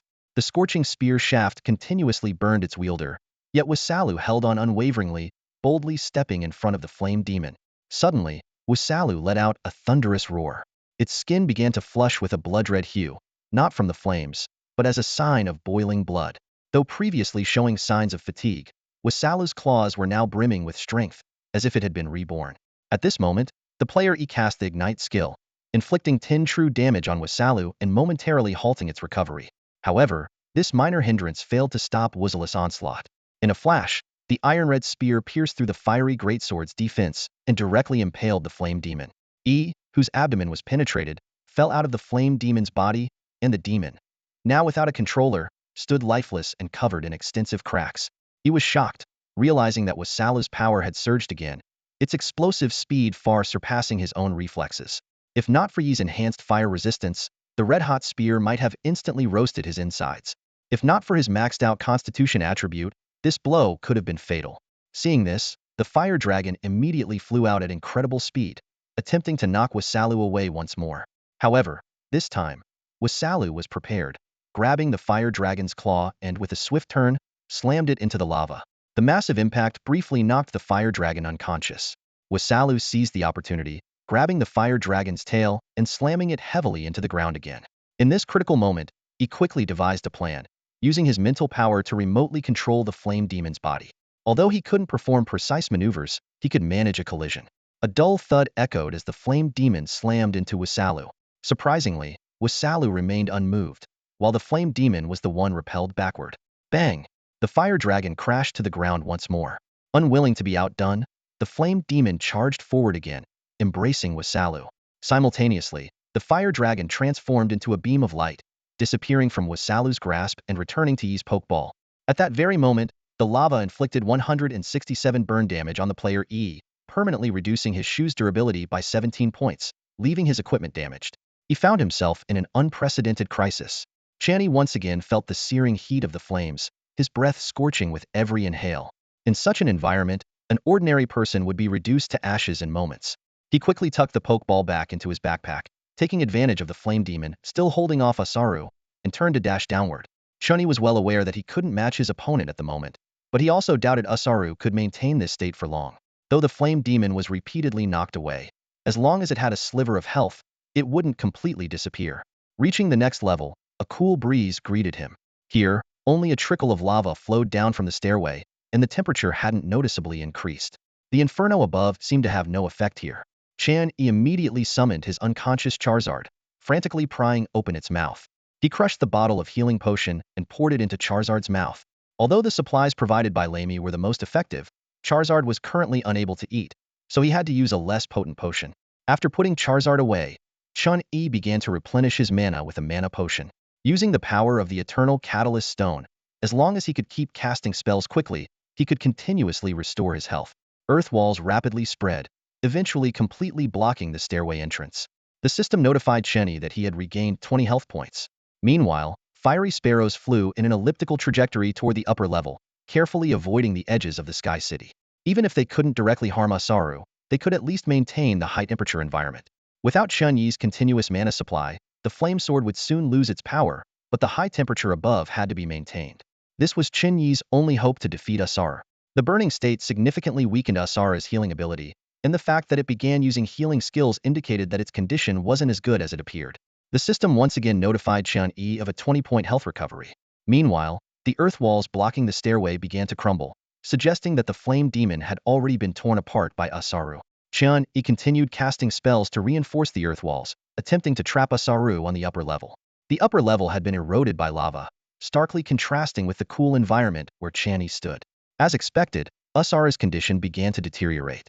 Once the blood rage effect wore off, it appeared listless again. Its spear struck deep into the earth, leaving a pit, but due to Chen Yi's continuous reinforcement of the earth walls, the pit didn't penetrate to the lower level. As the pit formed, lava began to pour in. Even though Asaru had decent elemental resistance, it couldn't completely withstand the lava's erosion. Its eyes were bloodshot, constantly swinging its spear, but the confined space limited its movements. Asaru was perplexed as to how it ended up in such a predicament fighting what seemed to be a weak human. However, even as the lava inflicted significant damage, it showed no signs of retreat. Clearly, it could save itself by retreating to the upper level, but its pride wouldn't allow it to do so. Chen Yi noticed the earth walls ahead starting to crack and realized that patching them up was futile. He took a deep breath, the cool air clearing his mind. He quickly embedded flame swords all over the earth wall, preparing to give Asaru a warm welcome. Driven by a sense of bewilderment, Chen Yi's exhausted mind began to operate at high speed again. He poured his remaining mana into the Flame Demon transformation. Even after channeling over 800 mana points, the Flame Demon grew dimmer. Despite his equipment barely sustaining his consciousness, his spirit was on the brink of collapse. This battle was ultimately a test of will. With a series of loud crashes, the earth walls were about to collapse completely. Chen Yi shouted, "Explode!" and the flame swords on the wall erupted into fierce flames, welcoming Asaru's arrival. The flame demon raised its newly formed fiery greatsword and charged at the opponent, marking the final showdown of this life-and-death battle. The greatsword and spear clashed violently, and the weakened Asaru could no longer overpower the flame demon in strength and speed. Though Chen Yi wasn't skilled in close combat, the flame demon valiantly wielded the greatsword, engaging in fierce combat with Asaru. The system continuously notified of the damage and healing values exchanged between the two, but as the battle dragged on, the damage inflicted by both sides decreased, indicating both were at their limits. In another fierce clash, Asaru was struck by the flame demon's fiery greatsword and sent flying. Despite being heavily injured, its eyes showed a sense of satisfaction, as if it had finally experienced the battle it longed for.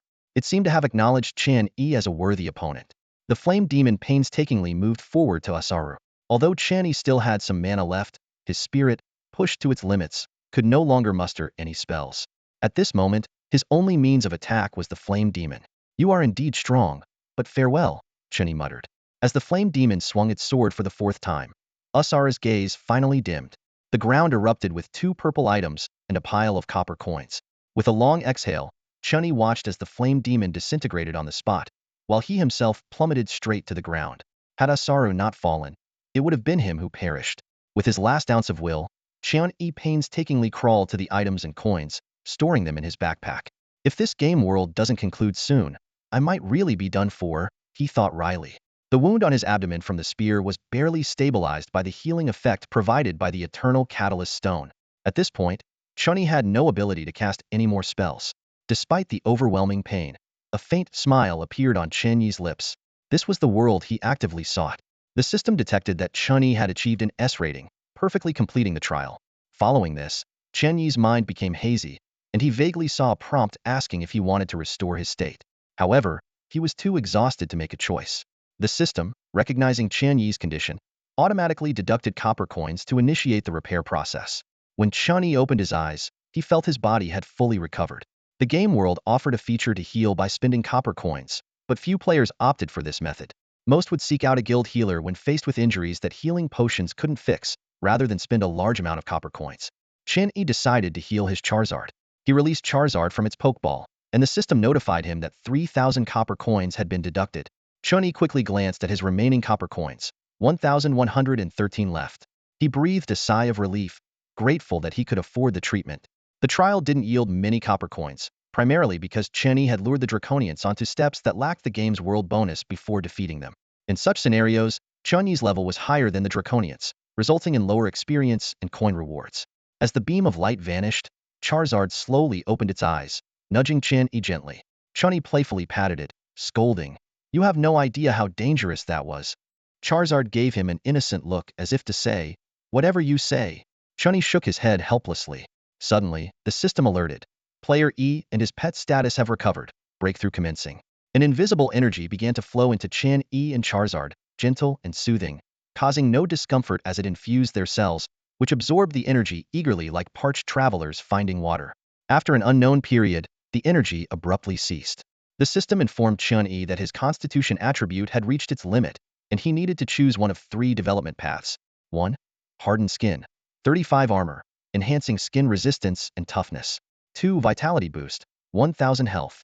3. Mana core special. Greatly enhances mana control within the body, significantly increasing casting speed and spell power. While Chen Yi contemplated, Charizard also made its choice, turning its back to keep it secret from Chen Yi. He refocused on his own decision. He quickly evaluated the three options. Armor is primarily for melee fighters, increasing with each constitution upgrade, signifying defense. High armor means attacks may not penetrate. The second option straightforwardly offered substantial health, representing vitality to some extent. But to be a true tank, high defense was also necessary. Without the third option, Chen Yi might have chosen hardened skin. However, the mana core was uniquely significant for mages. Simply greatly enhancing mana control made it incredibly appealing. Every mage could control their mana, but not as freely as desired, similar to a ninja controlling chakra. Mages construct spell frameworks in their minds to harness mana, while ninjas use hand signs for chakra. When a mage's control over their mana reaches a certain level, they can even perform spells at will. After thoughtful consideration, Chen Yi made his decision. "I'll choose the third option." As he spoke, the energy surged back into him, guiding his body toward the mana core transformation. The process was surprisingly swift. Upon completion, Chen Yi felt remarkably light, as if he'd shed several pounds. Yet before he could test his newfound mana control, the system prompted that his breakthrough wasn't complete. Chen Yi realized three attributes had reached their limits: constitution, intelligence, and spirit. The system immediately presented options for the intelligence attribute. 1. Accumulated wisdom, 5 intelligence. 2. Active mind. Greatly enhances learning ability, slightly increases casting speed. 3. Sixth sense special. Significantly improves perception of hostility, killing intent, and sight. Chen Yi quickly dismissed the first option, considering it a short-term boost, not cost-effective. The second and third options left him briefly undecided. Active mind clearly benefited a mage's growth, while sixth sense enhanced survival skills. After weighing his options, Chen Yi chose the second. Active mind not only accelerated his growth, but also offered benefits beyond its description for mages. Although sixth sense was tempting, it suited warriors better. By enhancing his learning ability, Chen Yi could learn magic faster and pursue his previous interest in learning other languages. With his choice made, a cool energy flowed to his head, stimulating his brain. This process was much slower than the physical transformation, reflecting the brain's intricate complexity. As Chen Yi adjusted to this unique sensation, the system again prompted him that his spirit attribute had also reached its limit, requiring a choice from these options. 1. Mental surge, 1,000 mana. 2. Mind blade. Compress some mental energy to launch a mental attack on enemies. 3. Mana compression special. Every 300 mana increases mental strength by 1. Faced with these options, Chen Yi pondered deeply. Truth be told, he wanted all of them. Mana is crucial for a mage. Without it, they can hardly make a move. Chen Yi faced three choices, his gaze falling on the second Optiona mental attack method, typically hard to defend against. Yet, he couldn't help but feel curious about the third option. Game world, do I have the authority to understand the role of mental strength? Chen Yi asked tentatively. Suddenly, a mechanical voice chimed in. Ding! Access granted. Instantly, information about mental strength flooded Chen Yi's mind. Mental strength corresponds to the cohesion of one's spirit. Mental attacks work by compressing and enhancing a portion of this cohesion to harm those with lower mental strength. Generally, 1,000 points of mana can increase mental strength by 1 point. Chen Yi was surprised to find his current mental strength was only 3 points. I didn't expect my mental strength to be so low, he thought to himself, and that's even after a previous enhancement of 0.5. Understanding the importance of mental strength, Chen Yi chose the third option without hesitation. However, the experience was unpleasant. The energy caused his mana to become restless, crashing around inside him. Meanwhile, he felt like something was hammering his spirit, causing a splitting headache. Finally, a notification of breakthrough appeared. Health 1000, mana 1000. Chen Yi's attribute panel updated, becoming more detailed. Chen Yi. Level, LV20 EXP. 010-0000. Class, Mage. Health, 3725 base health 3500. Equipment health 225. Mana, 3645 base mana 3345. Equipment mana 300. Armor, 40 base armor 35. Equipment armor 5. Constitution, 50. Strength, 34. Intelligence, 85 base intelligence 50. Equipment intelligence 35. Agility, 35. Spirit, 50. Mental strength, 12. Free attribute points, 0. Talent, affinity with fire increases mastery of fire skills. Fire element damage 10. Skills, tranquil meditation, spell analysis, mental force, blink, fire ward, fireball. Resistance, fire element resistance 30. Soul energy, 15. Simulation, available. After gaining access to the game world, Chen Yi noticed a new soul energy entry on his panel, which increased after defeating Yu Sailu. He thought perhaps he could attempt a simulation. Although the changes in attributes after the breakthrough seemed minor, a qualitative leap had indeed occurred. Each point in attributes now equated to 1.5 times their previous value. Along with the 1,000 points gained in health and mana during the breakthrough, this explained why players above level 20 could easily overpower those below level 20. Chen Yi took a deep breath, feeling the powerful energy surging within, readying himself for the challenges ahead. For Chen Yi, the evaluation of Trial S was incredibly significant. He understood that simply purchasing materials to break through would only yield 1,000 mana, 1,000 health, and an increase in attribute transformation. However, as the evaluation level increased, the game world would provide more assistance. At a level evaluation, the game world would help unlock physical potential, albeit with smaller values. And a level evaluation would offer more energy, with values slightly higher than level. Only by achieving its level evaluation would special options become available, with the game world fully developing the player's physical potential and actively providing assistance. Chen Yi knew well that even the game world had limited resources. The essence of the trial was to test a player's strength, wisdom, luck, and perseverance, similar to a seed program. Only by proving one's value could greater support be obtained. Moreover, the more participants in the trial, the higher the difficulty would rise. What Chen Yi faced was essentially a trial enhanced by both the seed program and the Charizard boost. As Chen Yi completed his breakthrough, he noticed that the Charizard beside him had already finished its own breakthrough. At this moment, the Charizard had become even more powerful. Its body color had deepened, not yet completely black, but close to it. Its height had surged from 1.7 meters to 2.3 meters, its claws appeared sharper, its muscles were firm but not overly bulky, and its overall silhouette was more streamlined. As a partner in clearing the level, Charizard also received support from the game world, with all 5 of its main attributes reaching their maximum, receiving enhancements no less significant than Chen Yi's. However, when this fierce-looking Charizard noticed Chen Yi had completed his breakthrough, its eyes squinted into slits, and its fierce aura vanished, replaced by an endearing demeanor. It walked over to Chen Yi, deliberately lowering its head to look at him, seemingly showing off that it was now taller than its trainer, implying that it could now protect its trainer even better. The two were then transported back to their respective rooms. The room that previously fit perfectly was now a bit cramped for the newly grown Charizard. Fortunately, the cost of raising the ceiling in the game world was not high, requiring only 200 copper coins to increase the height. After returning to his room, Chen Yi didn't immediately head to the arena. Instead, he took out 2 purple items he had obtained from Wisasar, a robe and a vial of blood. The robe, name, Pride of the Dragonkin, was of purple quality, providing 16 armor and featuring a blood battle effect. Only players recognized by the Dragonkin could wear it, granting an additional 12 armor points and 5 resistance to all elements. Its durability was 2,121, and it was level 20. The robe felt incredibly soft to the touch, not affecting spellcasting, yet its basic defense was second only to heavy and plate armor of the same level. Considering the blood battle effect, it even surpassed the defense of heavy and plate armor of the same level. Regarding the issue of equipment stats decreasing with player level, the author explained in the book Circle. If a level 20 player acquires equipment with 20 armor, by level 50, the equipment would be almost ineffective. The defense of the equipment would be less than the player's skin, providing little to no benefit, unless it was rule-based equipment. The author believed that equipment is essentially a special energy, usually having its limits.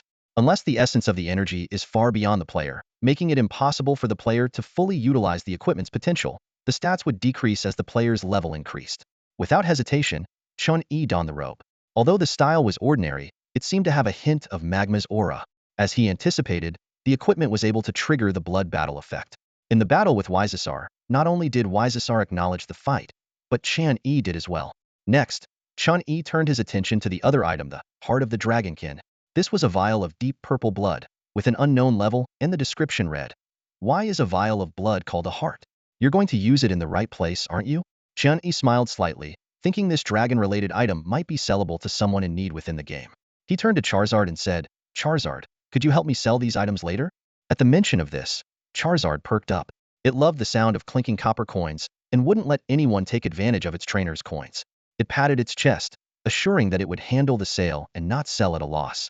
Chen Yi and Charizard stepped out of the room, only to find the environment outside completely different. The area was much wider, and the number of players had suddenly increased. The game world had already transported Chen Yi to a town for players above level 20, making everything around unfamiliar again. Reluctantly, Chen Yi had to wander around with Charizard to familiarize himself with the new surroundings. Unlike the previous town, Charizard was not particularly eye-catching here, as many players owned Pokemon-like creatures. Just then, a familiar voice called out, "Don't miss it, don't miss it. 10 white quality equipment on sale, not for 8,000, not for 7,500, but for only 7,200 copper coins. Bring home 10 white quality equipment." Chen Yi, with Charizard, approached and found that the one shouting was Chen Duo, who had previously haggled with Charizard. This rotund guy was standing at a stall, loudly touting, attracting quite a few players' attention. Chen Yi noticed several familiar pieces of equipment on the stall, which were the ones he had sold to him earlier. He was secretly amazed that something bought for 230 copper coins was now being sold for 7,200 copper coins. Did this guy own the enhancement hall? Chen Yi suddenly understood why this guy maintained his round physique and couldn't help but feel envious. Meanwhile, Chen Duo suddenly shivered, his talent alerting him that someone was watching him. Looking up, he met the eager gaze of Charizard. "It's you." Even with changes in appearance, Chen Duo wouldn't forget this Pokemon that had once earned copper coins from him. He immediately became alert, saying, "I tell you, I won't sell any of these items for a single copper less." Charizard glanced disdainfully at the equipment. Its trainer couldn't even manage 4. So what was the point of 10 equipment? This truly exemplified the phrase, "desireless is strong." At this moment, Chen Yi stepped forward and said, "We meet again." He thought perhaps he could get some information about the town from this guy and sell off his equipment. He only had 2 level 20 blue quality items, and the rest were below level 20, not easy to sell in this town. And Chen Duo happened to be someone who didn't care about equipment level and quality. "Is there something you need from me, big boss?" Chen Yi asked, looking at Chen Duo with a hint of mystery. He wondered whether the term big boss was a compliment, or if Chen Duo had discovered something. "I want to sell some equipment and ask you about a few things," Chen Yi replied straightforwardly. "No problem, no problem. Just give me a moment." Chen Duo quickly packed up his stall and led Chen Yi through the bustling streets to an elegantly decorated bar. He skillfully opened a private booth, and Chen Yi followed silently, marveling at the rich features available in town after reaching level 20. Inside the booth, Chen Duo enthusiastically said, "Boss, this is the most renowned bar in the gaming world. The privacy of these booths is top-notch, so feel free to ask anything." Chen Yi nodded, noting the information, and then asked, "Could you tell me about this town?" "The town?" Chen Duo was momentarily confused, then realized, "Oh, you must have just come out of the town. Let me give you a brief introduction." He spoke confidently. "We're currently in one of the 2 main cities in the gaming world, Dusk City. The other is Dawn City. Towns only have players from their respective worlds, but the main cities gather players from different worlds." Chen Yi interrupted. "What about the revival token limits?" Chen Duo explained, "In regular gameplay, you can only purchase 1 before entering the game. However, in special war modes, you can have up to 2, although the price increases significantly." "War mode?" Chen Yi inquired further. "Yes," Chen Duo continued. "The gaming world has enemies and rivals. The enemies are beings from the abyss, incredibly strong, basically bosses of their level. They're extremely destructive and love nothing more than causing havoc. If you encounter them in the game, the final task is usually to take them down. Chen Yi pondered this, and Qian Duo added, as for competitors, there are many, like the lunatics from the Lord God space and the zealots from Paradise City. When competing for the same world, they often clash, but there's a delicate balance, and the level of players entering this world is restricted. Hearing all this, Chen Yi suddenly understood that reaching level 20 marked the true beginning of the gaming world. But that's what made it exciting, right? Qian Duo went on to share some amusing stories, like worlds focused on technological development, others indulging in bizarre experiments, and one particularly annoying one trying to control player access. Chen Yi listened with interest, secretly grateful for Qian Duo's openness. If you ever run into trouble in the gaming world, come find me. I'll do my best to help you, Chen Yi promised. Qian Duo's eyes turned to Crescent's with a smile, pleased that the long conversation had finally paid off. Later, Chen Yi sold his equipment to Qian Duo. He glanced at the 3 staff in his bag, debating whether to ask for help in upgrading it, but ultimately decided to save his limited copper coins for more crucial needs. After some negotiation, Chen Yi ended up with 42,000 copper coins. Before parting, Qian Duo handed Chen Yi a business card. Treasure Fall Guild Treasure Fall Trading Company, permanent address at Twilight City, 6th Alley of Sunset Street. Please drop by and support my business whenever you can. I will, Chen Yi replied, leaving with his Charizard. As Chen Yi walked away, the smile on Qian Duo's face gradually faded. He pondered over Chen Yi's expressions, wondering if he had revealed too much. As a businessman, Qian Duo always believed in making money amicably. He felt that although Chen Yi didn't seem like a typical good guy, people like him often valued personal connections more. He had seen too many seemingly righteous individuals who would break promises behind one's back. In contrast, those who didn't appear virtuous often had unbreakable principles. Qian Duo had high hopes for someone like Chen Yi, whose strength had surged within a short time. Such talents were not uncommon in the gaming world. Some excelled in combat skills, others had extraordinary talents or incredible luck. Although many of these individuals were somewhat obsessive and often met untimely ends, Qian Duo hoped Chen Yi would go far. After all, that would make his promise all the more valuable. Chen Yi glanced down at the more than 40,000 copper coins in his backpack and hesitated for a moment before deciding not to head to the arena just yet. These coins might be useful for something else, he muttered to himself. Seeing this, the fire dragon had no choice but to follow Chen Yi back home. Once back at his place, Chen Yi spent 500 copper coins to set up a training room, complete with 2 mannequins for practice. He then turned his attention to the cheat panel he had acquired upon his arrival in this world. Recently, Chen Yi had been feeling a strange sensation, as if the game world was aware of his cheat. Many pieces of information only appeared on the panel once certain permissions were unlocked in the game world. However, Chen Yi wasn't overly concerned about this. I'm too weak right now, not even worth exploiting. There's no point in overthinking it, he thought to himself. An earlier attempt at deduction had failed due to insufficient soul energy, wasting some in the process. But now, Chen Yi had a clear direction. To avoid distractions, Chen Yi began with a session of meditation. The mana flowed smoothly through his body, and soon he was fully focused. Let's begin, he thought, and his mind plunged into an unknown realm filled with a flood of inspiration. What am I truly seeking with this flame? Does fire have a temperature limit? A flame that absorbs heat? Is there a limit to the flame demon transformation after a breakthrough in mental strength? Each thought was a valuable topic, but none were what Chen Yi was seeking at the moment. Suddenly, his soul energy dropped by several points, and a flash of insight struck Chen Yi's mind. When the time is right, the universe works in unison, he realized.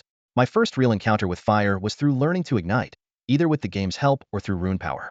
I have never truly understood this skill, just as I have never truly understood fire. Perhaps the mind can merge with fire, and that is my true strength.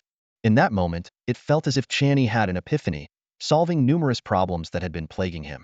The feeling was unprecedentedly wonderful. Even as his soul energy hit 0 on the panel, Chen Yi kept his eyes closed, just a step away from perfecting his discovery. The fire dragon, not training but instead watching its trainer with curiosity, sensed the rising temperature around them.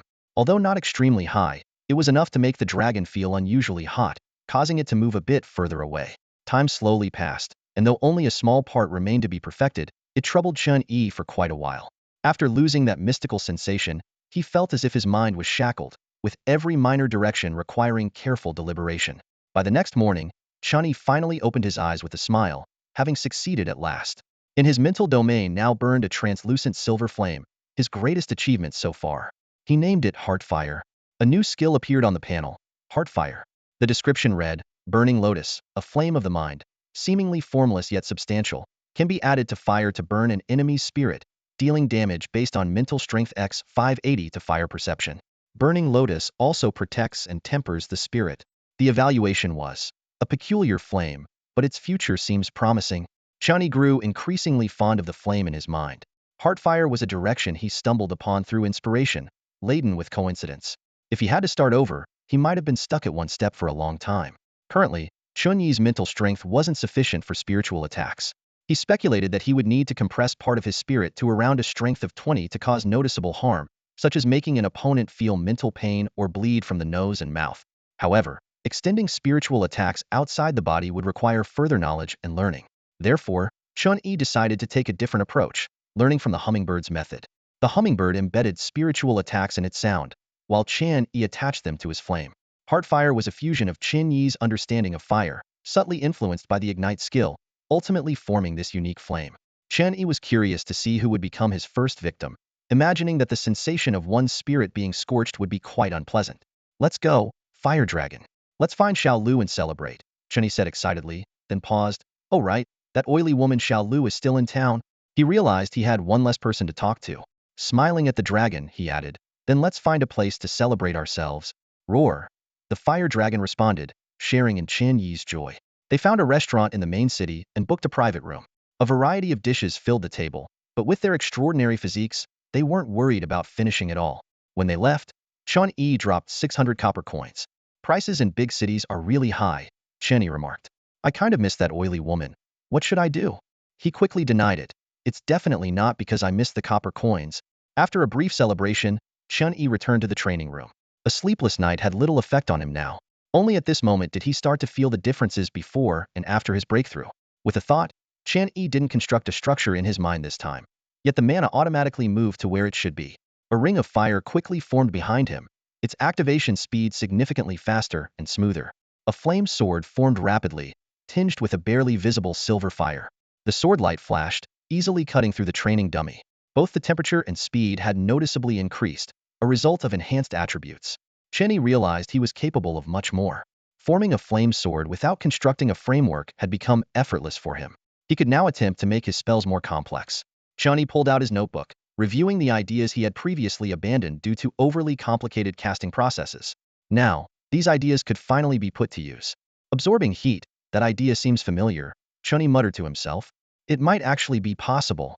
He began considering various possibilities. If a simple earthwall spell can block an attack with a strength of 5, then an earthwall with added water might block an attack with a strength of 1. But if that water freezes, the wall could block an attack with a strength of 15. His thoughts continued to expand. By the way, what's the principle behind sword energy? Could fire mimic that cutting ability? After some contemplation, Chen Yi decided to send a message to a certain friend prone to dramatic flair, figuring it was best to save resources where possible. Achoo. Wang Zhanbo rubbed his nose, wondering who might be talking about him. In that fleeting moment of distraction, the female fighter, AI Lan, was hit hard by the boss's tail.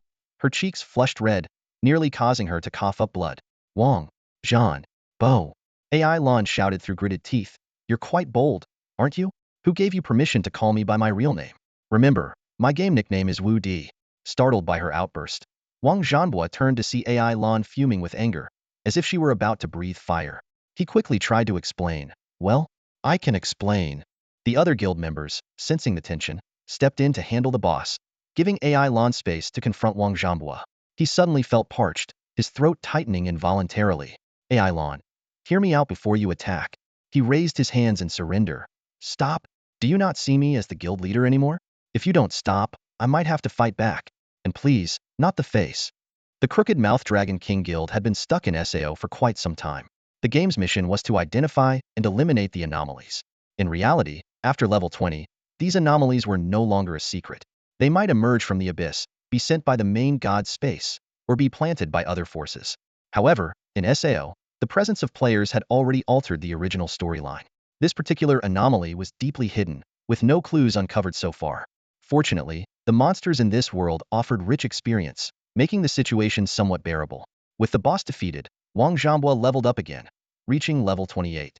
Having been trapped in this derivative world for a long time, combined with the abundance of monsters and bosses, players could significantly widen the level gap. Even though I often mention a 3-year period, they can't seriously intend to keep me trapped here for 3 years, right? Wang Zhanbo muttered to himself. AI Lan eyed him suspiciously. What are you mumbling about? The usually unnoticed necromancer, Ma Fei, suddenly chimed in. He's talking about the 3-year period. Maybe he's got some grievance against you, boss. Wang Zhambua's face changed instantly. You little backstabber. AI Lon. I swear I didn't mean it. Wang Zhambua waved his hands frantically. I'll show you. AI Lon roared, charging at him.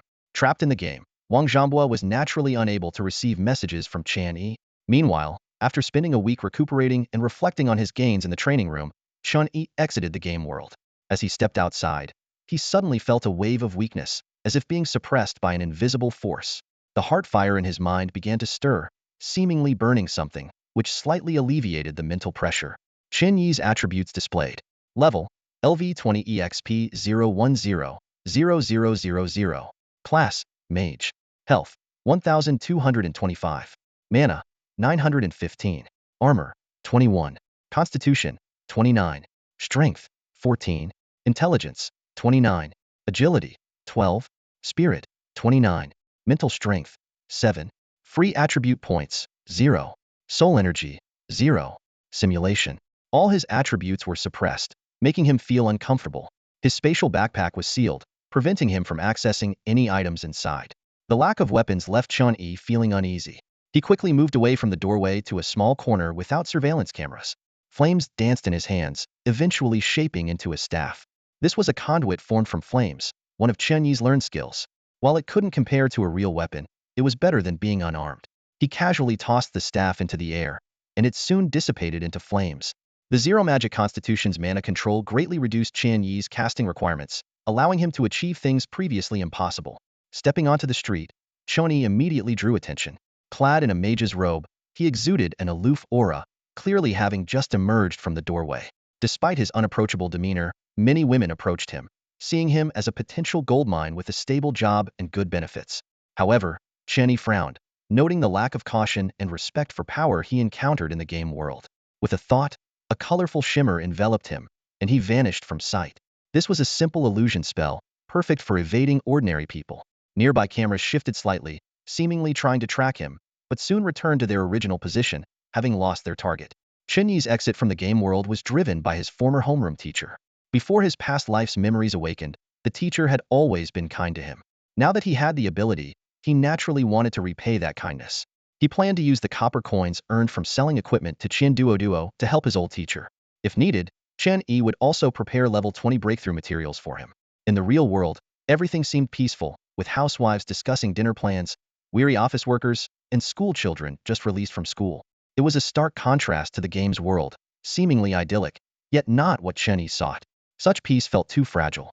Maintaining a calm demeanor, Chen Yi navigated familiar streets and alleys until he reached his former school. After seeing off the batch of students that included Chen Yi and Wang Zhambua, as the new semester began, the school continued to enroll students and teach traditional subjects like Chinese, mathematics, and history. However, knowledge about the gaming world was scarcely covered. One calm afternoon, a gentle knock on the office door broke the silence.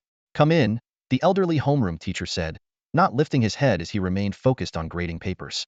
As footsteps approached, the teacher finally looked up, a hint of puzzlement in his eyes. Are you? Chen Yi, he squinted slightly, scrutinizing the young man before him, clearly taken aback by the dramatic change in his former student. Long time no see, sir, Chen Yi greeted with a smile.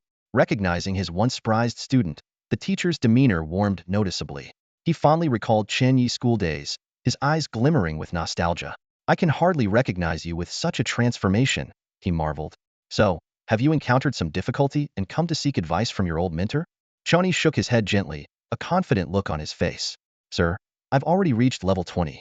I'm here to help you make a breakthrough. The smile on the teacher's face froze, then faded into a deep sigh. He stood up, poured Chen Yi a cup of tea, and refilled his own thermos, a complex mix of emotions in his eyes. Chen Yi, he began slowly, his voice tinged with a trace of wistfulness. The proudest moment of my life might have been teaching your class. I never imagined so many of you would go on to achieve great things. He paused briefly before continuing. But the thing I least like to remember is also your class. To be honest, I regret talking about the realism settings. The teacher was lost in somber memories. Many students from that class had set their game realism to the highest level, resulting in severe consequences like missing limbs upon exiting the game. The incident quickly spiraled, becoming a hot topic, and the internet was flooded with criticisms and insults directed at the teacher. He had tried to explain that he merely wanted students to think seriously, but his faint voice was soon drowned in a sea of condemnation. Facing the angry glare of students' parents, the teacher could only smile bitterly. What have I done? The controversy dragged on for a long time, and it was only through the principal's extensive efforts that it was eventually quelled. However, the teacher could never return to the lectern, relegated to assisting as a teaching aide. The glory of the past was gone, leaving him with nothing but a heart full of reflections and resignation. With the information he had, Chen Yi quickly deduced the truth of the matter. There had to be someone orchestrating the online harassment against Lao Ban, using it as a warning to other unruly players. Although Lao Ban survived, it wasn't due to the principal's influence. Rather, he was being used as a living example. Just as Chen Yi was about to delve deeper into his analysis, the homeroom teacher interrupted him. Lao Ban's eyes were filled with a complex mix of emotions, and with a sigh, he said, "I understand. Perhaps this is the retribution I deserve." Forcing a slight smile, he changed the subject. "Actually, before you came, that rascal Wang Zhanghua also visited me. To my surprise, this guy, who once couldn't do anything right, has made a name for himself."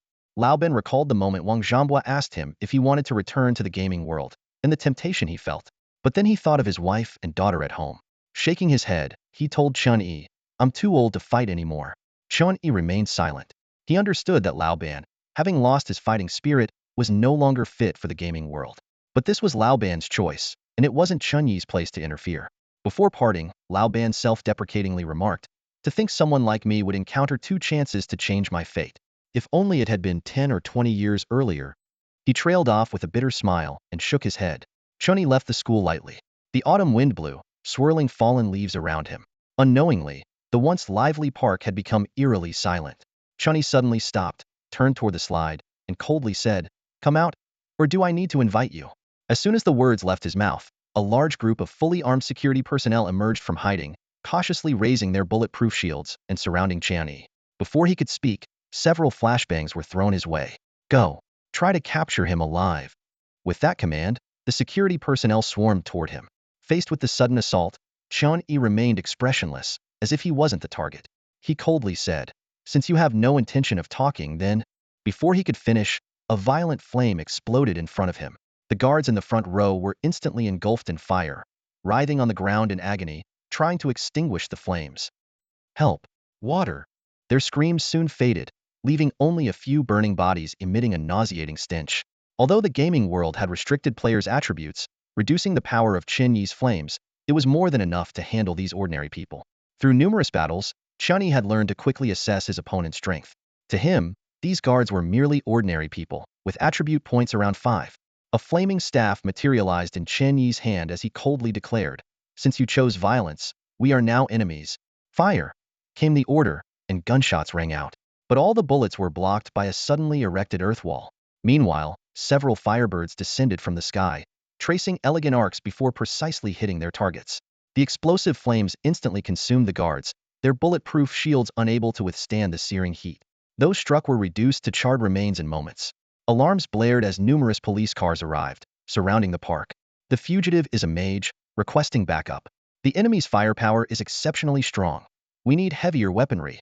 Chen Yi stomped the ground, and from his position, flames surged like a tidal wave, quickly spreading outwards to a radius of 50 meters. Within this area, the flames rose continuously, forming a massive domain of fire. Chen Yi called this move the domain of the weak. Despite the game's restrictions lowering the flame's temperature to around 200 degrees, it was more than sufficient against these ordinary people. The guards watched in shock as the flames consumed them. Most had never ventured beyond the tutorial village in the game world, and had never imagined humans could wield such terrifying power. "Is this for real?" someone muttered. But the searing pain quickly snapped them back to reality.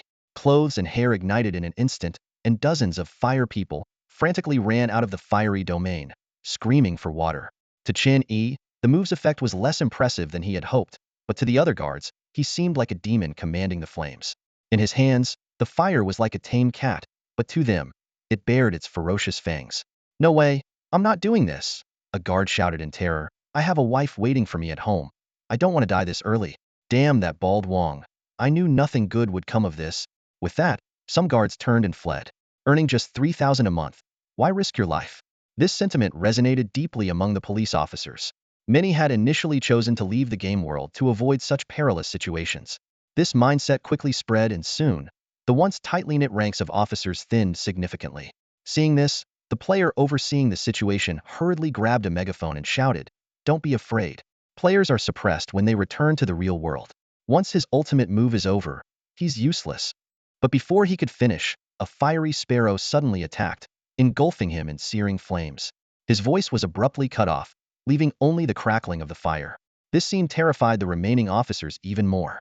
Someone muttered under their breath, who else would they target if not the guy with the megaphone?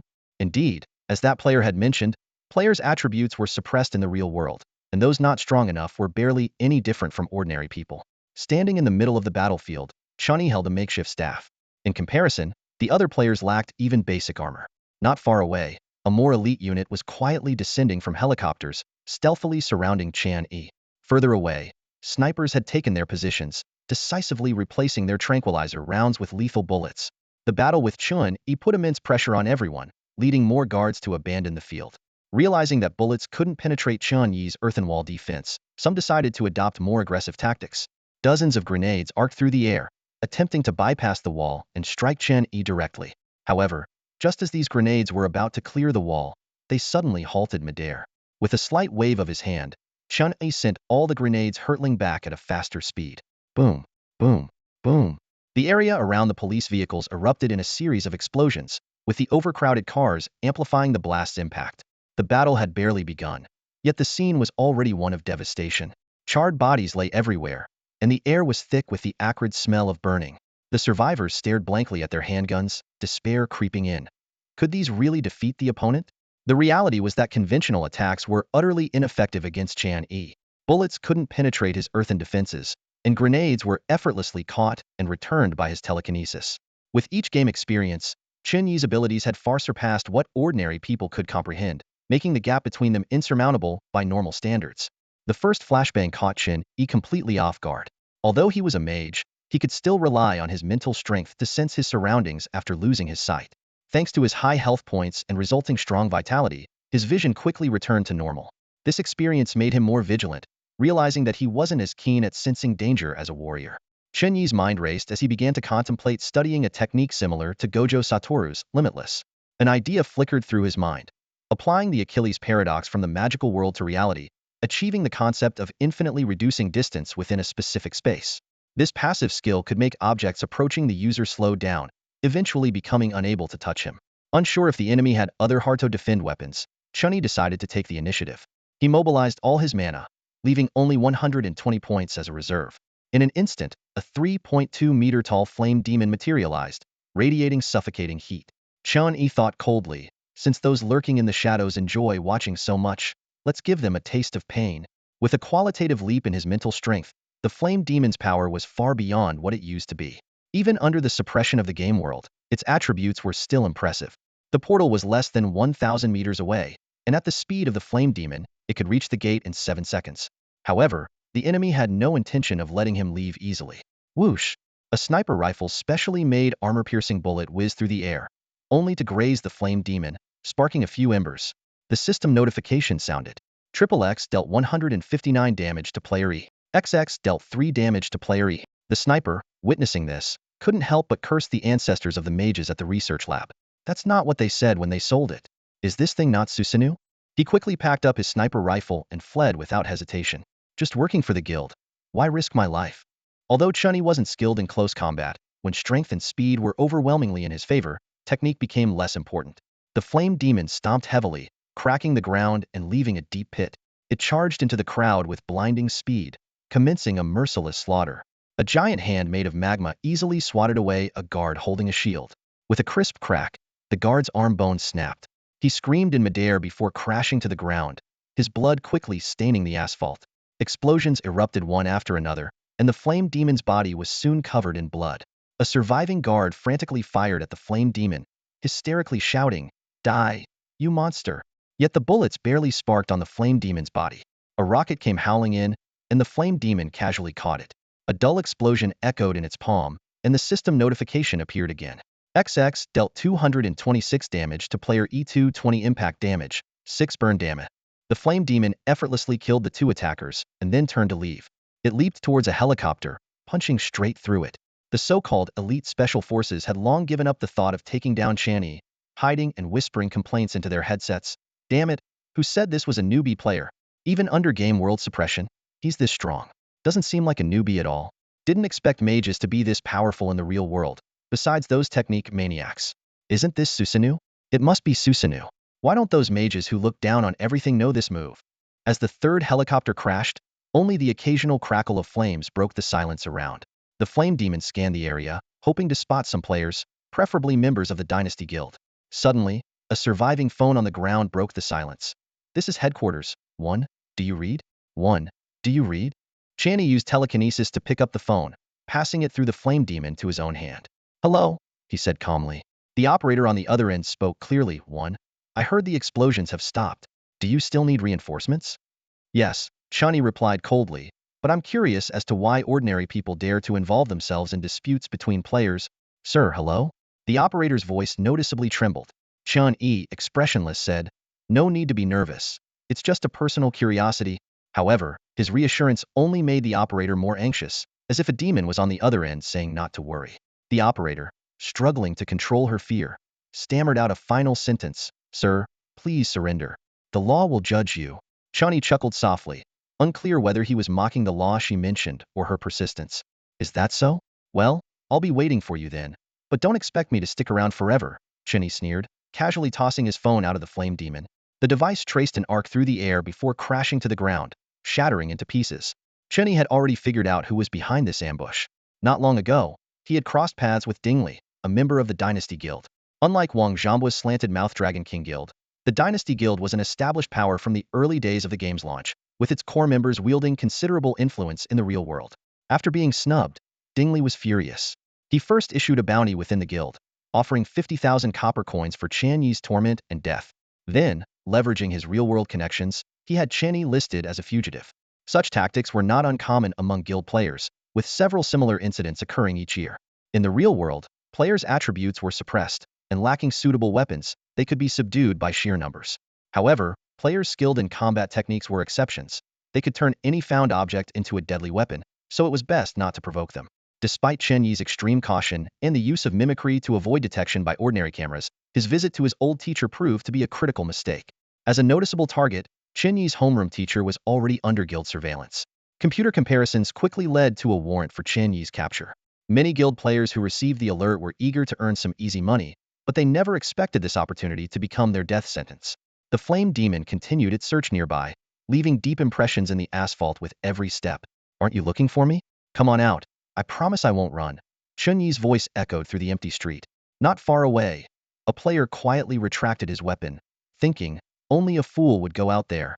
He forgot, however, that mages do not rely solely on sight to locate their targets. They can also use their mental powers. Suddenly, the flame demon's massive hand smashed through a concrete wall, gripping the player's head. Spare me!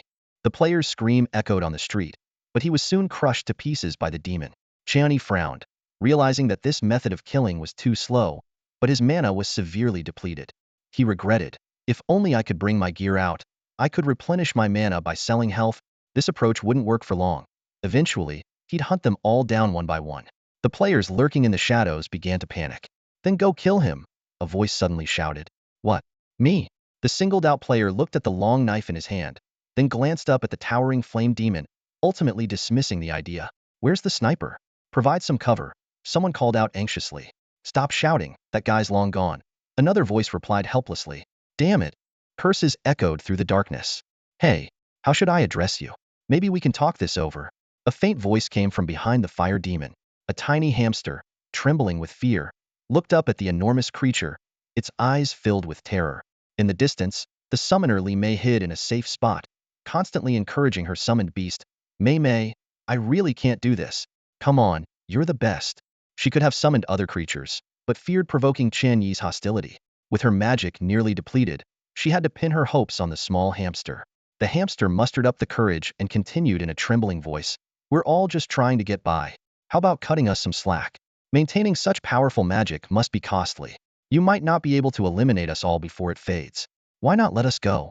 It added a pitiful expression for effect. However, Chen Yi, with his heart as cold as stone, wasn't swayed. He replied icily, It's not impossible for me to let you go. Li Mei quickly nudged the illusionist beside her, urging him in a low voice, Aren't you ready yet? The illusionist shot her a disdainful glance, muttering, "Only fools ask such questions. This is the real world.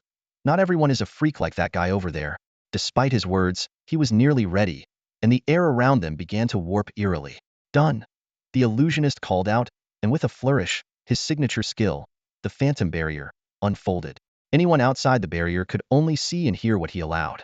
The illusionist and Li Mei vanished from sight, while the fire demon continued its conversation with the hamster. Soon after, the illusionist pulled the knight and the blade master into the barrier as well. Li Mei made a face at the distant fire demon. "Strong as you are, too bad you're not that smart. Let's get out of here." However, the blade master suddenly blocked the illusionist's path with his sword. "Huh?" Li Mei looked at him, puzzled.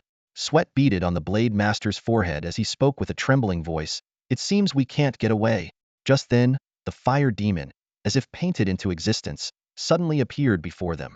The illusion of the fire demon that had been conversing with the hamster vanished like an erased drawing. Li Mei forced a stiff smile. "Oh, what a coincidence, big guy. Out for a stroll too?"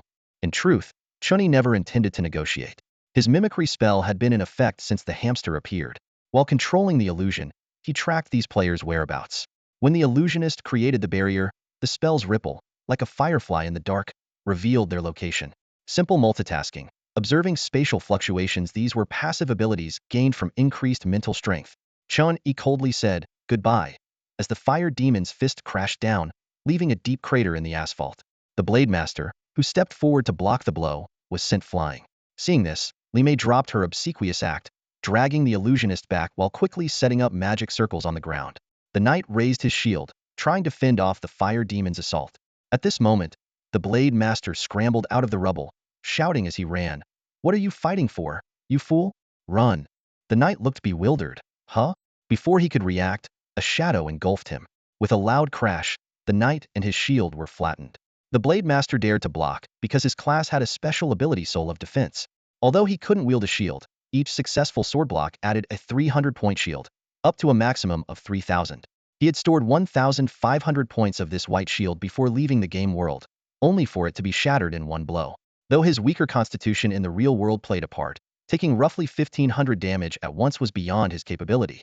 As for urging his colleagues to flee, it wasn't out of kindness. More targets meant a lower chance of being attacked himself. However, he was unaware that the fire demon's attributes were enhanced by Chen Yi's mental strength. In mere seconds, the illusionist was crushed underfoot, followed swiftly by the blade master. Chen Yi spared Li Mei not because she was a woman, but out of curiosity about encountering a summoner for the first time. "How do you usually form contracts with pets? Are the contracts high priority?" Chen Yi inquired. With her mind in a fog, Li Mei stammered, I'll tell you. Summoners unlock a charm attribute after their class change, which increases pets' affinity. By feeding them and cleaning up after them, I raise their affection to the point where they won't betray me in battle. I usually form equal contracts. Pets rarely agree to subordinate contracts." This explanation piqued Chen Yi's interest further. So there were other attribute mechanics. If there was charm, might there be luck as well? He asked, "Then why don't I find you attractive?" At this, Li Mei's expression froze, her ingratiating smile fading. She retorted angrily, "You insensitive jerk. In the real world, charm is suppressed. It's not that my charm attribute isn't high enough. If you're going to speak, make sense. No one thinks you're mute if you stay silent. Charm isn't absolute. Strong willpower or mental strength can suppress such impulses, though some people just have poor taste. That's you. If I could beat you, I'd show you the true wrath of a summoner." Chen Yi pondered her response thoughtfully. Willpower is a tricky thing to measure, but as long as your mental strength is robust enough, it might give you a good edge in various skill checks. Chen Yi was pondering this when a question suddenly popped into his mind. If your summoned creature faces a fatal attack, does it die or return to where it came from? He mused aloud, answering himself, "It returns to its own plane." Just then, the scene before him seemed to confirm his hypothesis. He watched as Piaji the flame demon was about to crush a snow leopard, but at the moment of death, the snow leopard vanished, leaving only traces of blood on the demon's hand. Is this part of the contract? Chen Yi wondered. Recalling the near-death experience of his fire dragon during the trials, he had been searching for a way to protect it. Now it seemed that this type of contract with the pets could be somewhat useful. However, he knew he needed to test the strength of this protective mechanism further. Meanwhile, the contract conveyed to Li Mei that the snow leopard was barely alive. Watching the flame demon easily overpower her pet, a chill ran through her as she realized how indifferent this opponent was towards life. Yet Chen Yi was indifferent to her thoughts. The flame demon's gaze shifted to the next beast, a dirt bear. and asked in a calm tone, "Mind if I continue testing?" "No," Li Mei cried out in terror. The flame demon's body temperature suddenly spiked, revealing its true nature.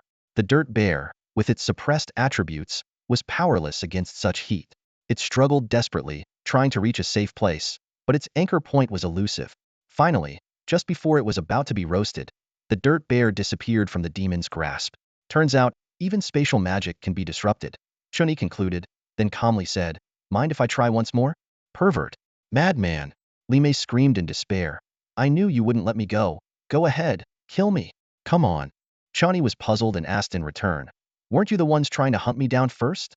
Why am I suddenly the villain here?" He shrugged. "But, suit yourself." Li Mei opened her mouth, but the words caught in her throat. Panicked, she turned to her other pets and urgently shouted, "Run! Run quickly!" Seeing Li Mei's lack of cooperation, Chen Yi sighed. The information collected is still insufficient. Before long, Chen Yi left the scene. In the spot where Li Mei had been, a handprint marked the ground, with specks of blood on the asphalt nearby, silently recounting the events that had just transpired. Not far from the door, a luxury sedan was parked quietly, almost as if waiting for the arrival of Chen Yi. The car door opened, and a man in a black suit and sunglasses gracefully stepped out. He bowed slightly towards Chen Yi and spoke respectfully, "Sir, may I have a word with you?" Chen Yi's voice was icy. "Are other guilds planning to get involved?" In the real world, his deterrence was far greater than in the gaming world. The suited man shook his head. "I am not here to stop you, Mr. Chen Yi." Chen Yi wasn't surprised that the man knew his name. "Then what is your purpose?" "I'm here to deliver a message," the man explained. "We hope that your conflict with the dynasty is kept within the game world. Maintaining peace in the real world is the bottom line for all guilds. Does that apply to the dynasty as well?" Chen Yi inquired. "Yes," the man affirmed. Chen Yi scoffed. "Ha, how do you plan to restrain the dynasty guild?" The provocation clearly worked, as the suited man's breathing became noticeably heavier, but he quickly regained his composure. "It seems, Mr. Chen Yi, that you don't fully understand the real world yet. The dynasty guild may be strong, but they are not without concerns. If they act outside the rules, they will become the enemy of all guilds. Within the rules, your conflict with the dynasty will not be interfered with." Meanwhile, Zhang Wu, the president of the dynasty guild, a middle-aged man in a sharp suit, was puzzled as he looked at the president of another guild. The other had called him out just for this matter.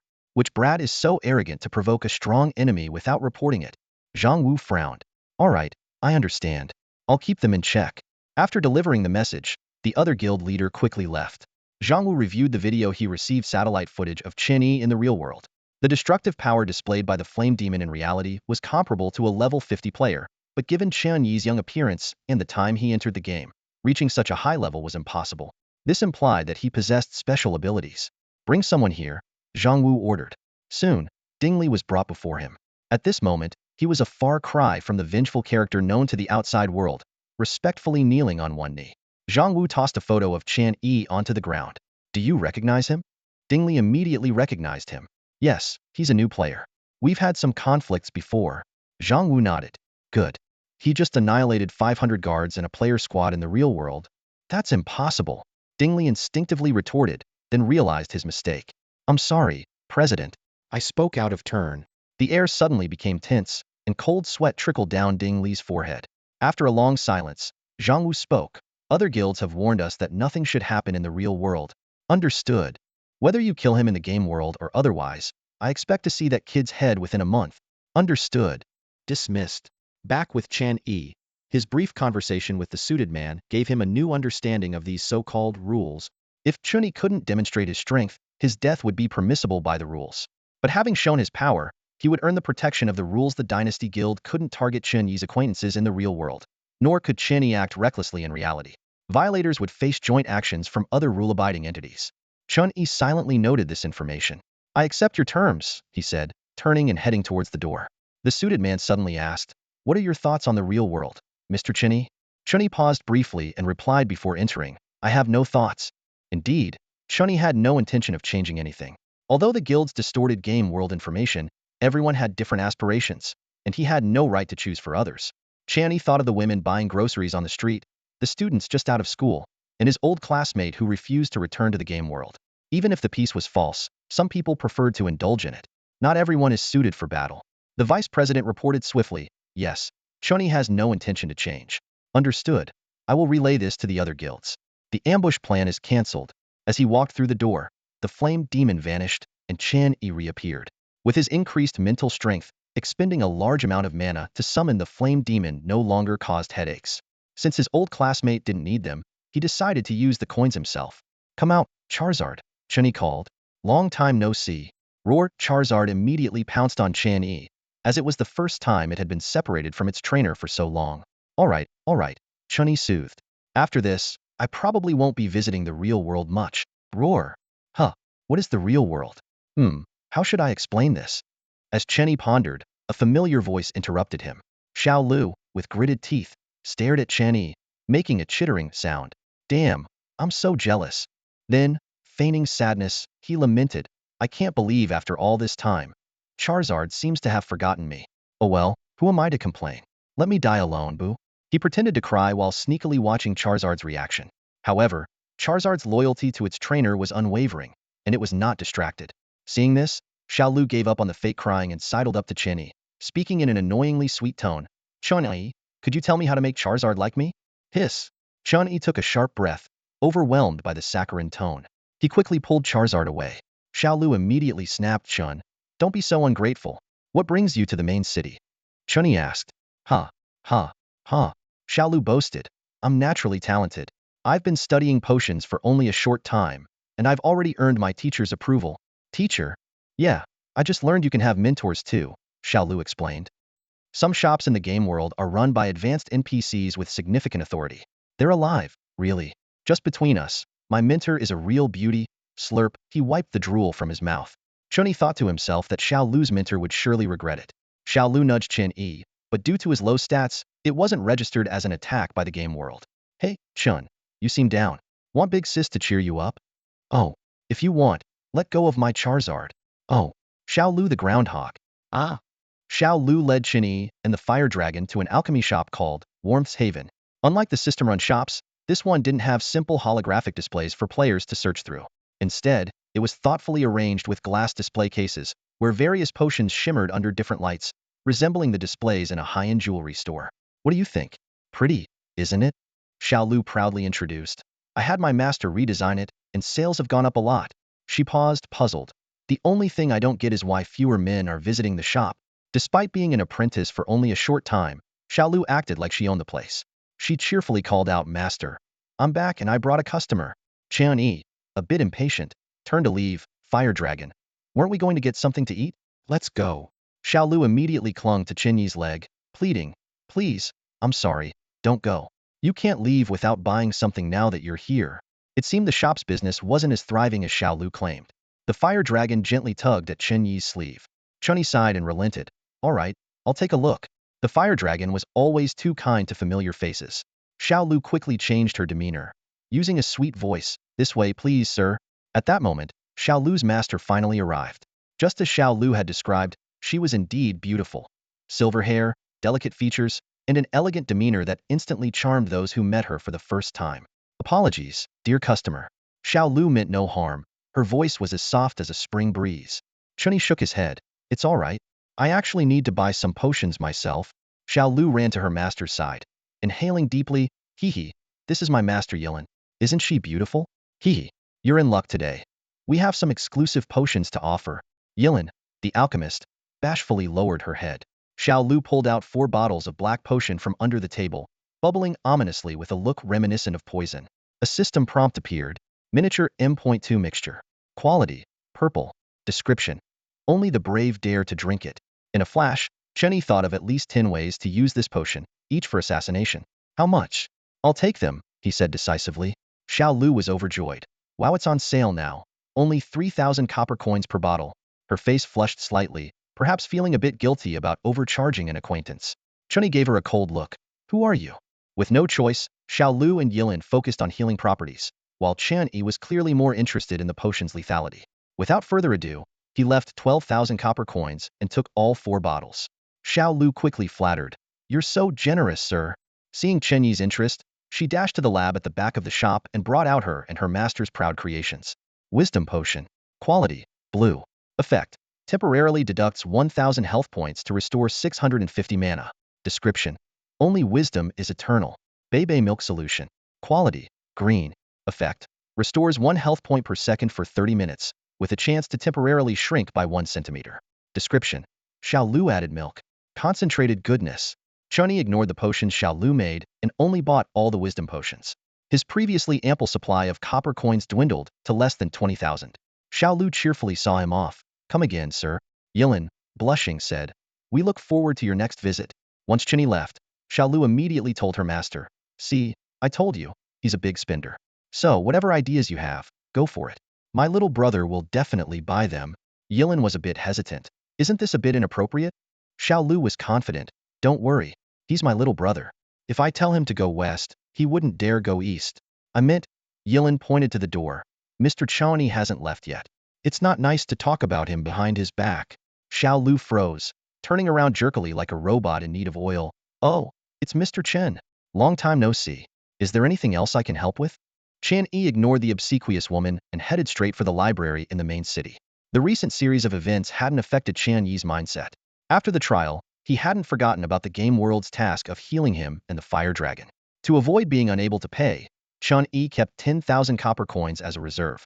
The remaining coins were hardly enough for comprehending the essence of fire, so he decided to study in the library instead. Having completed the trial, he hadn't yet received notification of the next game session from the game world. It was a good time to catch up on knowledge. Meanwhile, the fire dragon went to the arena to engage in battlefield simulations, honing its combat skills. It vowed to protect its trainer from enemies next time. The library in the main city was significantly larger than the one in the town, with buildings towering 200 meters high and covering hundreds of square kilometers, filled with all kinds of books. Most of those browsing through the books were players dressed as mages, with fewer representatives from other professions. In the library, the warrior players seemed out of place. They wore expressions of agony as they clutched heavy tomes, occasionally bumping their heads lightly against the bookshelves, as if protesting their fate being warriors who still had to study. Chen Yi found this sight somewhat amusing and proceeded to the front desk to get a membership card. 2,000 copper coins per month, or you can pay daily, the receptionist explained. There are additional charges for damaged or borrowed books. Despite the hefty price, Chen Yi felt it was worth it.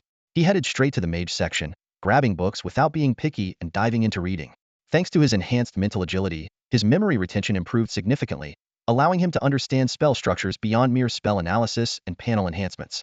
Time flew by, and a month and a half passed without any notifications from the game world. Chen Yi began researching methods for crafting contracts. One approach involved seeking the power of unknown beings, while the other relied on crafting through text. For Chen Yi, the latter was the viable option. He realized that the essence of a contract lay in the words. In certain worlds, deities had created runic scripts, imbuing them with mystical powers to replace traditional spell frameworks. This not only enhanced spell potency but also accelerated casting speed. The dragon race had their own draconic magic, though many old scholars still insisted that traditional methods were the true path. After spending several days in the library, Chen Yi turned his attention to the contract research area. It wasn't that he didn't trust the fire-breathing dragon, but he wanted to protect it through a contract. To his surprise, this research not only didn't limit his abilities but opened up new possibilities. Chen Yi discovered that he was different from traditional mages. He could imbue words with the power of intent. When he wrote the character for fire on a piece of paper, the surrounding temperature subtly increased. The character appeared ordinary, but through a certain constraint, Chen Yi had endowed it with a special power. Chen Yi hadn't fully mastered the power of words. Rather, he was cleverly using the essence of the concept to his advantage. As he pondered the relationship between magic circles, formations, and words, he speculated that they might all be different manifestations of the power of language. The more Chen Yi studied, the more profound he found it to be. He sighed, regretting that he had no coins left to continue his learning. After a brief rest, Chen Yi voluntarily ended his break early the next morning, ready to dive into a new game. Game world, I'm ready to start, he declared firmly. The teleportation began, and this time the shaking was unusually intense, yet still within Chen Yi's tolerance. He speculated that the further the game world's distance, the greater the tremor during teleportation. The distance might also relate to the world's strength, such as the presence of powerful beings like a creator god. In weaker worlds, even the timeline could be manipulated freely by the game to cultivate players. Ding! The sound of successful teleportation chimed, followed by a series of system prompts. Faction mission initiated. Choose a faction within 72 hours to start subsequent tasks. Mission rewards: EXP 500, personal guild experience 100. Language loaded successfully. Revealing the game world is forbidden. Violators will be eliminated. Game start. The players around Chen Yi immediately erupted into noise, resembling a bustling market. Some shouted questions about which world they were in, while others called for their guild members to gather. Ignoring the commotion, Chen Yi, like other solo players, quickly left the teleportation point. Before leaving, he made a mental note of the leader of the Dynasty Guild. Once away from the crowd, Chen Yi familiarized himself with the game's forced language load while cautiously observing his surroundings. Tall trees surrounded him, and he cast a few agility buffs on himself to move swiftly through the forest. He refrained from summoning his fire-breathing dragon, as the dangers from the sky could be just as perilous as those on the ground with insufficient information. After running along a river for half an hour, Chen Yi finally encountered the local residents. They looked pale and malnourished, engaged in a discussion about their crop yields, and were evidently worried about the future. Chen Yi noticed a stark contrast. Despite the residents' primitive attire suggesting low technology and productivity, there stood an electric pole nearby. This discrepancy piqued his interest. He quietly approached and overheard two villagers conversing. "Stongshan, do you still have any grain left? Don't mention it. This year's harvest is so poor that there's barely enough for myself. I really envy Xenmu. He even has some left to get married. Ugh, don't bring it up. I heard the village chief is going to raise taxes again. We might not have enough food. It's infuriating. Hey, keep your voice down." Xiong looked around warily, relieved only after ensuring no one was around. You know how those ninjas are, always sneaking around. If the village chief hears what you just said, Xinmu looked terrified. All right, let's just drink more water so we won't feel as hungry. Standing on a rooftop, Chen Yi pondered. Ninjas? It seemed the village chief might have some information. He didn't need directions. The most lavishly decorated house in the village was obviously the chief's residence. While others were starving, the village chief appeared quite well fed. Chen Yi soon located the village chief lounging in his courtyard. Silently, he manipulated a rope to deftly bind the chief and hang him from a nearby tree. Hey! Someone! Help me! The chief yelled in panic. The branch creaked ominously under the sudden weight. The chief quickly ceased his struggling, realizing that a fall from 5 meters could leave him bedridden for days. Standing on the other side of the tree, Chen Yi said coldly, "I'll ask, you answer. Understand?" Seeing someone, the chief became agitated. Used to wielding power, he had never suffered such humiliation. "You insolent! What do you want? Money? Women? Just let me down, and I can give you anything." Inwardly, he cursed his supposedly powerful subordinates who were nowhere to be seen in this critical moment. Suddenly, with a whoosh, an arrow formed of earth pierced the chief's arm, blood dripping from the wound. My arm!" the chief wailed, clutching his injury. "Keep struggling, and the branch will break," Chen Yi calmly reminded him. This was no empty threat. The branch was indeed at its limit. The chief quieted down, sweating profusely as he clutched his arm, trying to remain composed. Chen Yi nodded in satisfaction, ready to have a productive conversation. "Where is this place?" "The land of grass, at the border with the land of fire," the chief replied with difficulty. "Do you have a map?" "Yes, but it's inside my house. Let me down and I can get it for you." Chen Yi's voice turned cold. "Point it out." The chief stubbornly clenched his mouth shut, eyes filled with hatred. If Chen Yi fell into his hands, he would certainly entertain him thoroughly. Chen Yi wrote the word fire in the air. Flames suddenly ignited beneath the chief, mingled with invisible spiritual fire. The real fire burned his flesh, while the spiritual fire tormented his mind.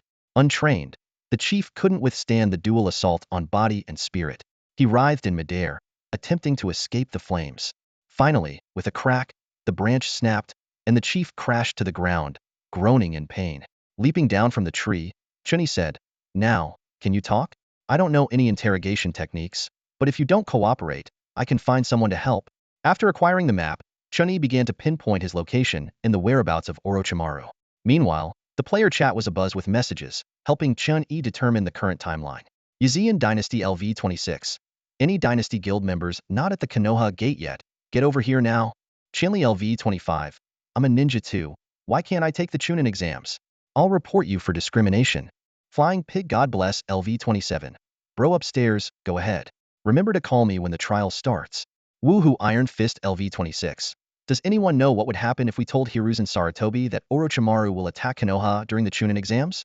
Waterheart Rose LV25. If you don't know, ask someone in your guild who does. If you were Hiruzen Sarutobi, would you trust a bunch of unknown jonin? What do you think we've been doing all this time? Completing missions to build trust. Chinli LV25. Iron Fist Guild can understand. Can understand? Waterheart Rose LV25. Can understand one.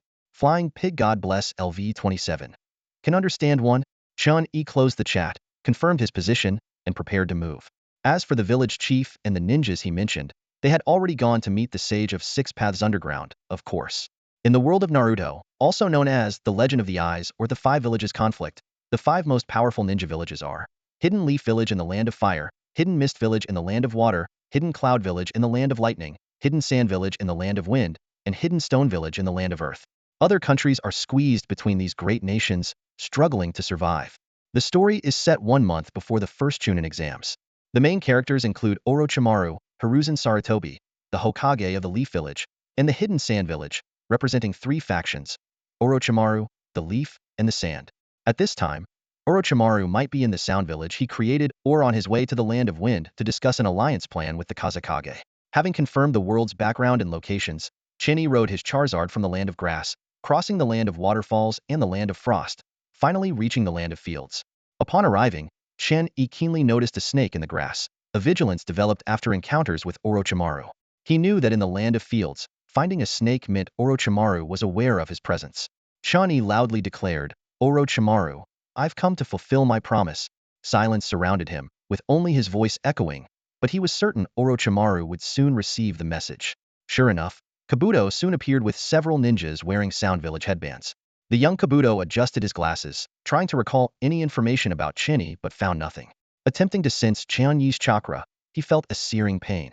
Realizing the opponent's formidable strength, Kabuto abandoned his original plan and put on his signature fake smile. "What brings this esteemed ninja to the Land of Fields?" Chen Yi straightforwardly replied, "Take me to Orochimaru. I'm here to fulfill what I promised him." Hearing Chen Yi's lack of respect for Orochimaru, several Sound ninjas were infuriated but dared not act rashly in Kabuto's presence. Sensing Chen Yi's confidence, Kabuto realized this was not a mere test. He politely said, "Please follow me, esteemed guest." However, Chen Yi stopped after just a few steps. He coldly warned, "Tell Orochimaru's pawns to retract their killing intent. Next time, it won't just be a warning." As he finished speaking, the surrounding temperature soared, and the Sound ninjas fell to the ground, clutching their heads and wailing. In Chen Yi's eyes, Kabuto seemed to see silver flames, startling him internally. He quickly clapped his hands, signaling the hidden Sound ninjas to reveal themselves and carry away their fallen comrades. Maintaining his smile, Kabuto asked, "How should I address you, esteemed one?" "Chen Yi, and this is Charizard," Chen Yi briefly introduced. Charizard let out a roar. "Oh, roar," Kabuto respectfully said. "Very well, Lord Chen Yi, Lord Charizard, please follow me." Kabuto led Chen Yi through a labyrinthine path to a cave entrance. From above, stairs and walls extended downward. Chen Yi marveled at Orochimaru's ability to construct such a standard space underground. "Please, Lord Chen Yi," Kabuto gestured invitingly, but Chen Yi remained still. He cautiously stated, "Come out, Orochimaru. If this is your attitude, don't blame me for breaking my promise." As soon as he finished speaking, a giant python descended from a nearby tree. From the snake's mouth emerged a human head, with mucus dripping from its hair. Soon, Orochimaru's entire body wriggled out of the snake. He licked his lips with a snake-like tongue, rasping, "Hee, I don't believe we've met." Chen Yi calmly responded, "The current you indeed hasn't met me." Orochimaru's pupils contracted, and as a scientist of the ninja world, numerous possibilities flashed through his mind. He said with interest, "Hee, that's quite an intriguing statement." Chen Yi wasn't surprised by Orochimaru's skepticism. He knew that if someone suddenly appeared claiming to fulfill a promise, the first reaction would be to eliminate them before discussing anything further. This is a common mindset among villains. The weak have no right to negotiate, let alone fulfill promises that require the other party. Suddenly, 2 pythons lunged at Chen Yi from the shadows. However, as soon as they approached, they were charred to cinders, emitting a crisp, cracking sound. "Fire release?" Orochimaru was slightly surprised, then slapped his right hand on the ground. Instantly, numerous runes appeared, followed by a surge of pythons. Formation of 10,000 snakes. Orochimaru shouted. Chen Yi prepared to cast a spell to block them, but Charizard stepped in front of him. He immediately changed his strategy, leaving the defense to Charizard and focusing on the attack himself. A sudden ring of fire appeared behind him, and with a thought, Chen Yi caused the temperature around Orochimaru to rise rapidly. The flames spread as if they were alive, quickly meeting the conditions for the heart fire enhancement. A sudden, piercing mental pain cut through Orochimaru's consciousness like a blade, leaving him momentarily stunned. It was this brief lapse that allowed the flames to coalesce into a sword, which pierced through his body with lightning speed. Meanwhile, on the other side, the Charizard was locked in fierce combat with a gigantic python. The snake's bites and venom had no effect on Charizard's tough skin, whereas each of Charizard's strikes shredded the snake into pieces. Only after its transformation did Charizard truly reveal its terrifying power. Chen Yi noticed that Charizard's skin was gradually turning jet black, speculating that it might be some kind of ancestral reversion, reminiscent of the legendary Charks. Unlike Chen Yi, Charizard had focused all its trait points on close combat, aiming to one day shield its trainer from a lethal blow. At this moment, it finally felt it was getting closer to its trainer's level. Charizard's claws glowed with a blue light, the energy extending into longer, sharper talons dragon claw. Its arms moved in a blur, slicing through the snake horde, none able to breach its defense and reach Chen Yi. Have you tested enough? Chen Yi asked coldly. The seemingly dead body of Orochimaru suddenly began to twitch. A pale hand emerged from its mouth, followed by a fully intact Orochimaru crawling out, unharmed and as if he had never been wounded. He habitually licked his lips, a violent killing intent enveloping the area. An interesting technique, and an interesting summoned beast, Orochimaru remarked, outwardly calm but internally wary. He knew that Kabuto had prepared bodies and was ready to perform the impure world reincarnation at any moment. The damage Heartfire inflicted on Orochimaru exceeded Chen Yi's expectations. The 720 points of mental damage surpassed what Heartfire typically could do, not due to another mutation, but because Orochimaru's mental fortitude was severely compromised, like cracked glass ready to shatter. Having dispatched the snake horde, Charizard cautiously returned to Chen Yi's side. Chen Yi spoke calmly, Orochimaru, are you ready to have a proper conversation now? Orochimaru's lips slowly curled into a smile, a glint of interest in his eyes. Truly fascinating, the soft words of the powerful are more convincing than the desperate cries of the weak. The tension in the air remained palpable as the two formidable opponents continued their silent battle. Welcome to my laboratory, Ijun-chan. Orochimaru's voice echoed through the dark, damp basement. Chen Yi looked around, noting the advanced computers and medical equipment that seemed out of place for this era. He picked up a test tube, examining it closely, and had to admit its precision was impressive. Orochimaru continued. The underground entrance Kabuto showed you was just a trap. This is my true residence. His eyes gleamed with excitement. Can you now tell me what your promise entails? Chen Yi nodded and quickly performed a sealing technique. He gathered around 100 points of mana outside his body. Orochimaru immediately sensed the anomaly. Is this chakra? No, it's too calm to be chakra. His curiosity was piqued. A new form of cultivation? Orochimaru hastily sealed Chen Yi's mana, suppressing his urge to study it immediately. So, Ijun-shun, what reward do you seek?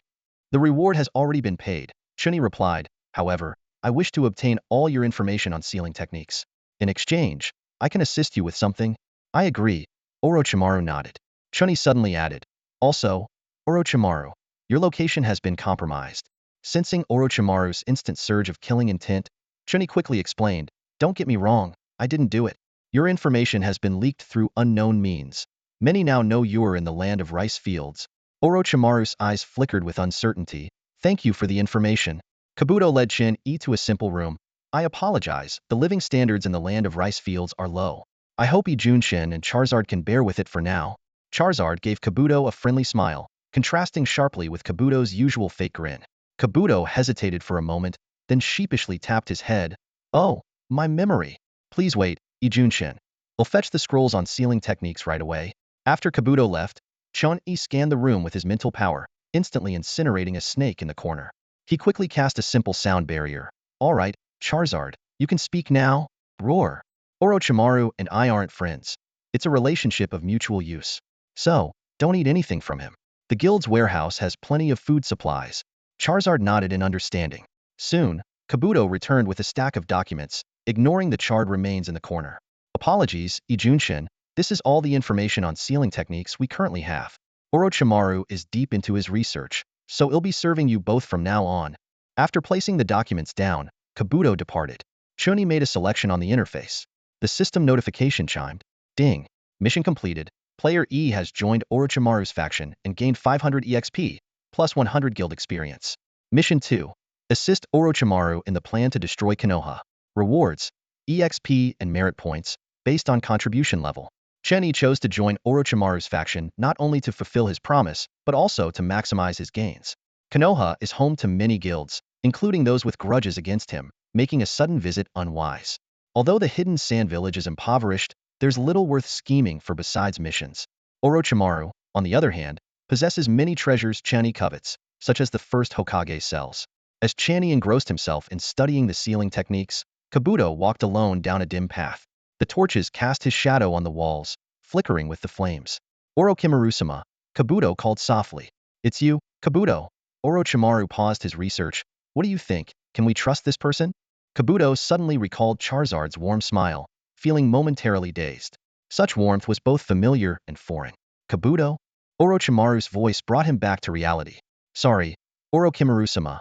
I was momentarily distracted. Kabuto quickly regained his composure. Regarding Yi Jun-shun, I believe we can attempt to trust him. He hasn't shown any killing intent since arriving, not even during your confrontation. However, we can't rule out a larger motive. Orochimaru smiled with satisfaction, seeing much of himself in Kabuto, even in his way of thinking. By the way, Orochimaru-sama, the snake in the corner was discovered by Yi Jun-shun, Kabuto added. No matter, Orochimaru dismissed it. Anyone who can't notice such things isn't worthy of collaboration. With a decision in mind, Orochimaru didn't hesitate further. Meanwhile, in Konoha, the Hokage Hiruzen Sarutobi was troubled by the sudden influx of unfamiliar ninja. With age, his face was lined with wrinkles and age spots. Wearing a hat and smoking a pipe, he puffed absent-mindedly, a habit when deep in thought. At that moment, the door to the Hokage's office was kicked open. A man wrapped in bandages strode in, with his forehead, right eye, and right hand all covered. If Orochimaru exuded a damp and sinister aura, this man seemed decrepit and decayed.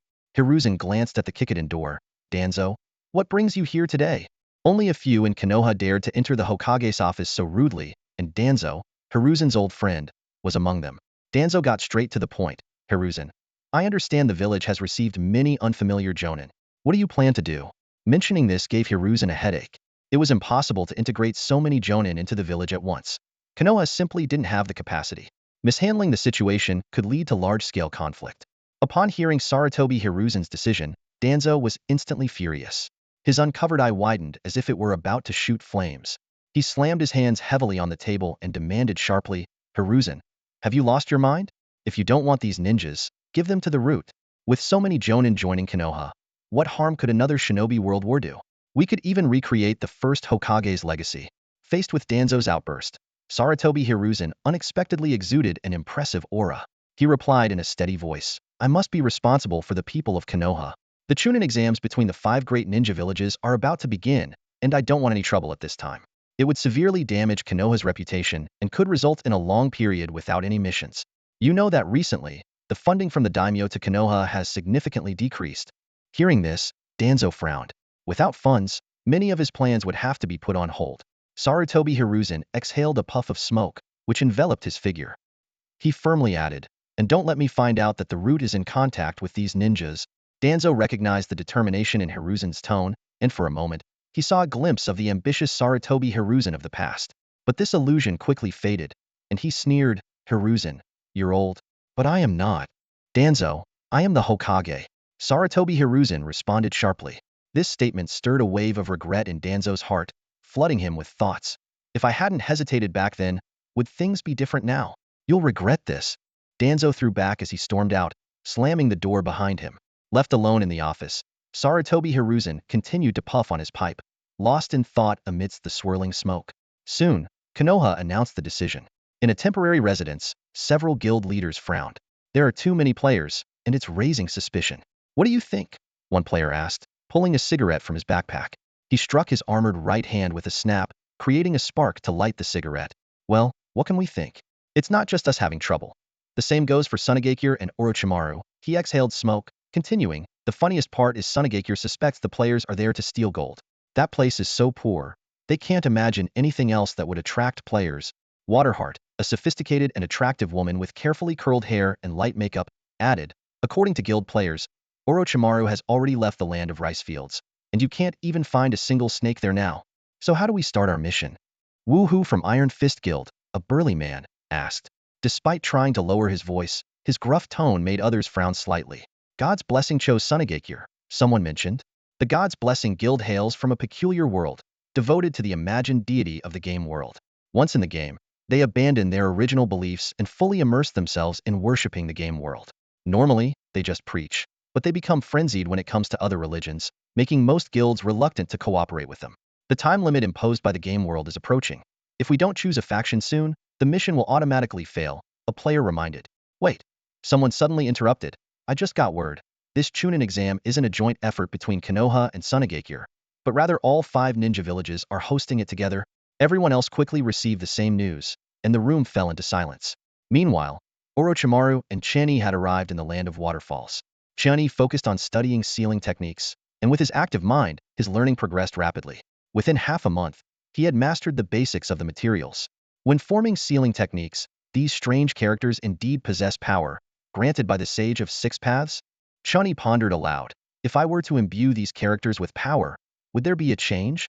Soon, a sealing technique composed entirely of Chinese characters appeared, but it had no effect. Orochimaru, passing by, found the experiment interesting and stopped to watch. Chen Yi ignored him, absorbed in his experiment. These characters haven't lost their power, though their duration isn't long, they still persist. So why isn't there any response? Chen Yi infused the technique with mana, but nothing happened. Is it because of the lack of context? These characters don't have corresponding meanings, he murmured. This approach is flawed. Not even a god could have mastery over all possible meanings. Chen Yi tried various methods but couldn't solve the problem, hitting a bottleneck in his research on characters. During this time, Orochimaru left. However, by evening, Orochimaru unexpectedly sought out Chen Yi. It turned out he had reached a bottleneck in his research on mana as well. After leaving Chen Yi's body, the mana's activity diminished, even with the use of sealing techniques. Chen Yijuan stood in the laboratory, a frown etched on his face. He gazed out the window and sighed. Although these magical powers still hold research value, they are nowhere near as potent as they once were. He turned to Orochimaru beside him, a hint of irritation in his voice. What are your thoughts on immortality? Honestly, I'm quite troubled right now. Orochimaru's usual smile vanished instantly. He cleared his throat, trying to mask his embarrassment. I could help you research sealing techniques, but I'd need your assistance in studying your magical powers. Chen Yijuan refused without hesitation. No deal, but I'm open to negotiating another condition. Despite the rejection, Orochimaru's smile persisted. He narrowed his eyes, a slight threat in his tone. Oh, I'm curious what you have in mind, Chen Yijuan. You should know, I have quite an appetite. Chen Yijuan paid no heed to Orochimaru's threat.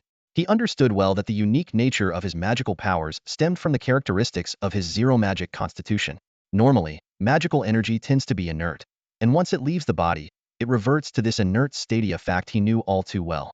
Otherwise, he wouldn't have allowed Orochimaru to study it so easily. However, for now, he needed Orochimaru's cooperation, so Chen Yijuan decided not to confront him directly. He asked instead, Orochimaru, do you think there are any flaws in your immortality? Orochimaru raised an eyebrow, seemingly intrigued by the question. Chen Yijuan continued, in my view, a person is composed of 2 parts, their physical body and their soul. Orochimaru didn't argue, as his living corpse reincarnation technique indeed resembled body snatching, treating the body as a vessel while the soul represented the true self. As if reading Orochimaru's mind, Chen Yijuan pressed on, is the soul of a child the same as that of an adult? The question left Orochimaru momentarily speechless, clearly striking a nerve. Seizing the moment, Chen Yijuan elaborated on his perspective. The body and the soul are equally important. In a way, the body nourishes the soul, and the soul controls the body. Together, they form a complete person. He fixed Orochimaru with a piercing gaze. Haven't you noticed that your soul is too fragile, creating a weakness in your spirit? As he spoke, a flame appeared in Chen Yijuan's hand out of nowhere.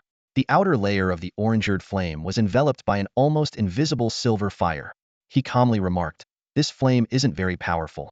Even your subordinates can withstand it, yet it causes you significant harm. Though Orochimaru remained silent, his expression betrayed his acknowledgement. As a well-rounded ninja skilled in taijutsu, ninjutsu, and genjutsu, Orochimaru had noticed his resistance to genjutsu diminishing over time. He recalled the experience of being caught in an illusion by Itachi Uchiha's mere gaze, attributing it to the power of the Mangekyo Sharingan and blaming his decreased genjutsu resistance on the Sharingan's abilities. This belief only fueled his obsession with acquiring the Sharingan. However, the new perspective Chen Yijuan presented today compelled Orochimaru to re-evaluate his immortality technique. Time quietly slipped away, and on the 20th day since the player's arrival, only 10 days remained until the Chunin exams began. Outside the village of Konoha, representatives from major guilds gathered once more, with a hint of tension in the air. Even the usually proud members of the Shinyu Guild had to attend this meeting, underscoring the gravity of the situation. Shuizixen Meguei was the first to break the silence, her sharp eyes scanning each person present. We all know that the development of this world has taken an unusual turn. Typically, this indicates interference from other forces. She paused before continuing. The personnel monitored by the Rose Guild include Sasuke, Naruto, Sakura, and Kakashi. So far, their behavior has shown no anomalies. The representative from the Iji Yin dynasty took over, exhaling a smoke ring as he spoke leisurely. Our guild is keeping an eye on Hiruzen Sarutobi. The old man mostly stays cooped up in the Hokage's office, and our nanocameras haven't detected anything suspicious. However, Fei Xiaozhu from the Shunyu Guild suddenly stood up, his face expressing disagreement. Hold on. Our investigation shows that the development process of this world was normal until the Chunin exams. Then, Hiruzen Sarutobi suddenly proposed to unite the 5 ninja villages instead of the original joint exam with the hidden sand village. I think Hiruzen Sarutobi might be the issue. Iji Yin immediately countered. Impossible. We've monitored him for 15 days, and his behavior is consistent with the original information. He's either smoking or peeping at the women's bathhouse. At this, he couldn't help but grin. I must admit, the women in this world do have quite the figures.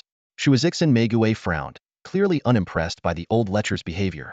After a moment of thought, she said, but why is it that he changed the storyline? That indeed raises suspicion. At that moment, the representative from the Sanrin Guild spoke up, his voice deep and steady. We've been monitoring Danzo these days. Interestingly, he seems to have halted several plans because Hiruzen Sarutobi didn't allocate funds to him. Even more peculiar, Danzo hasn't complained and actually supports Hiruzen's decisions. From this perspective, Danzo is quite suspicious too. Everyone fell into contemplation, except for Woohoo Tiquin, who was counting his fingers out of boredom, agreeing with whoever spoke the loudest. Meanwhile, Iji Yin was still trying to have a word, but to no avail. Meanwhile, in a corner of Konoha, the meticulously disguised Orochimaru and Chen Yi appeared quietly. Compared to other places, Konoha seemed particularly bustling and lively. Orochimaru glanced at the familiar scene with a sardonic smile. Konoha still makes me sick. He turned to Chen Yi. Come on, Chen-kun, follow me this way. Orochimaru had always speculated about Chen Yi's true intentions. When Chen Yi first requested his magical power, Orochimaru sensed that the other party might turn hostile at any moment, but he kept his doubts in check. What puzzled him most was that Chen Yi never revealed his true needs, which often meant he had a bigger scheme in mind.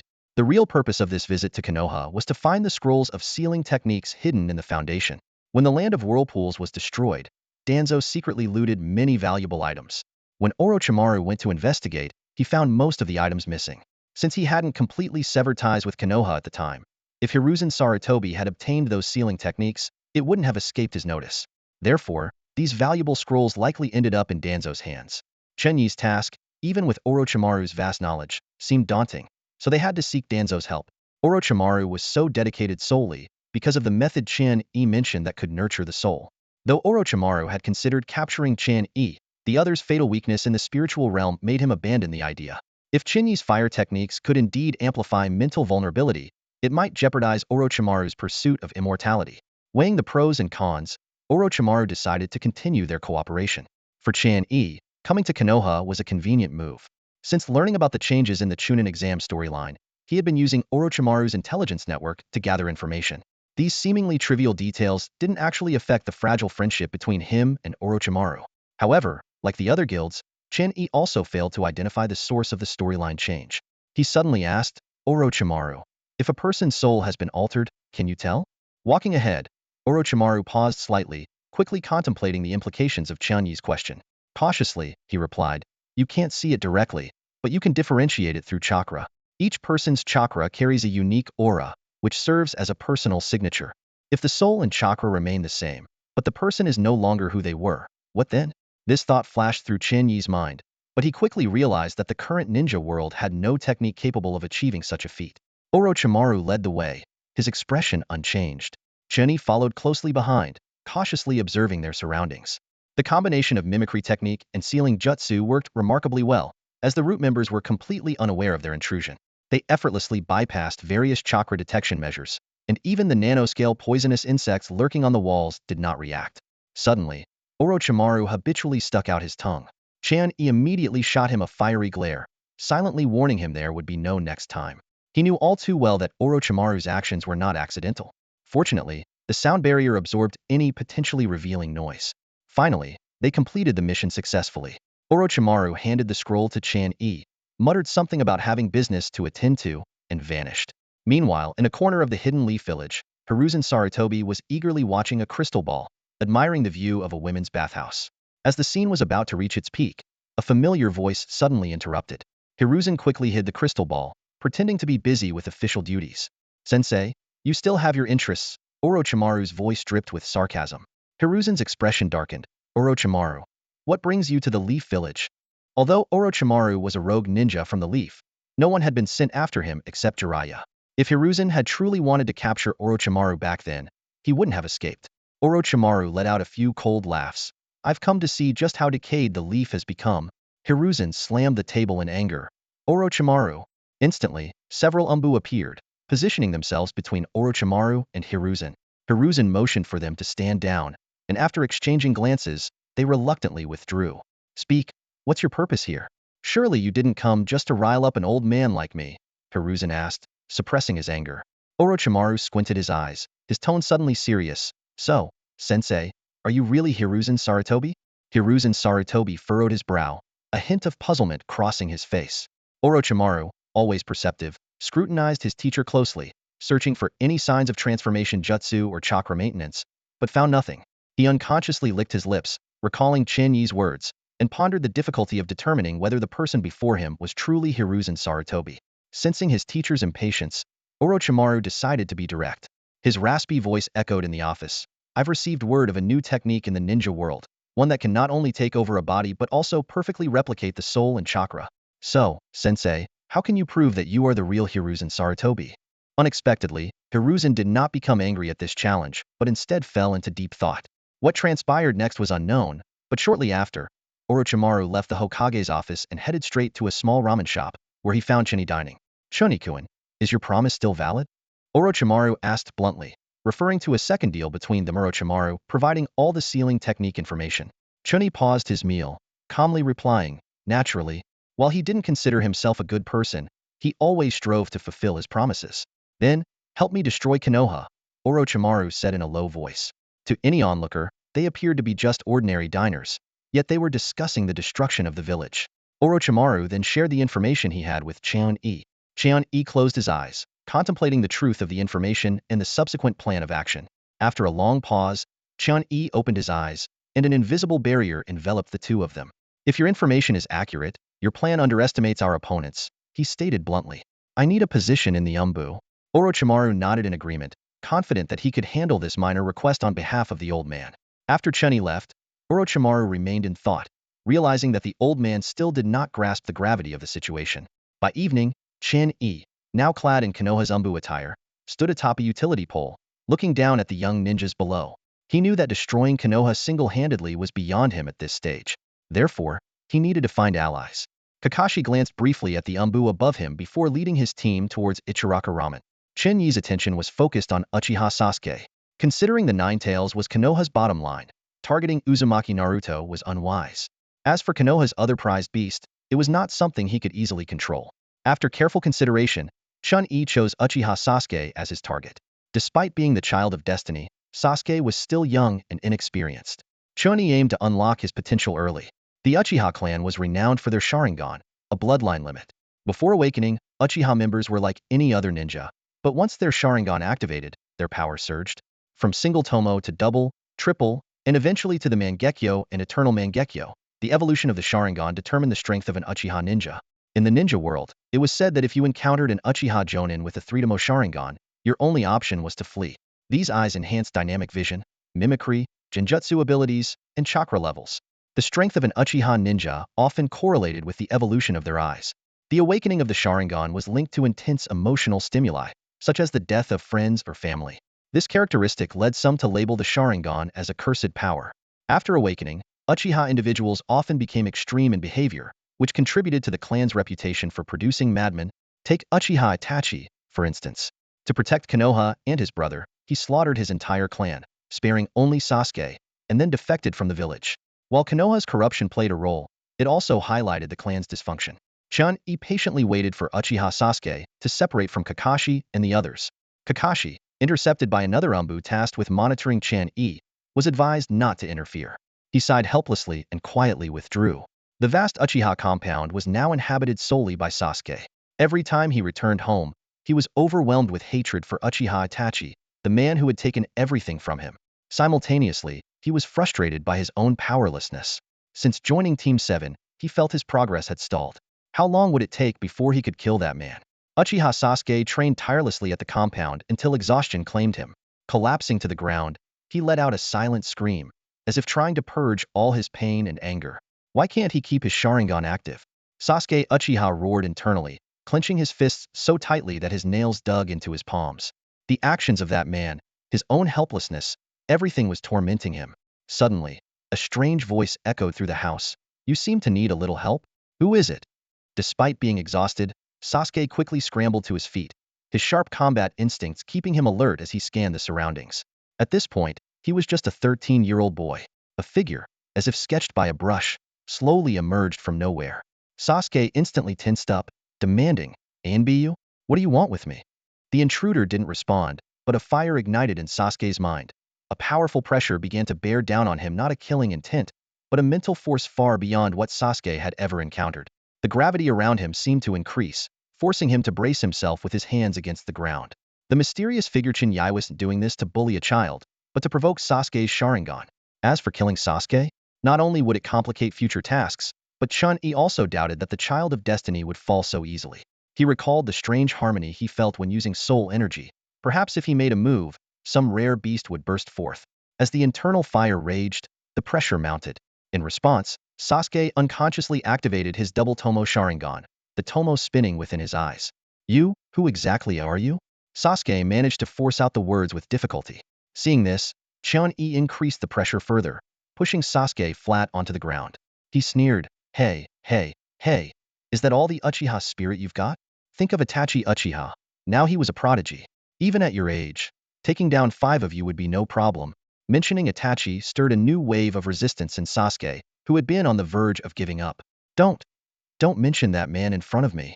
Under immense pressure, Sasuke began to push himself up from the ground.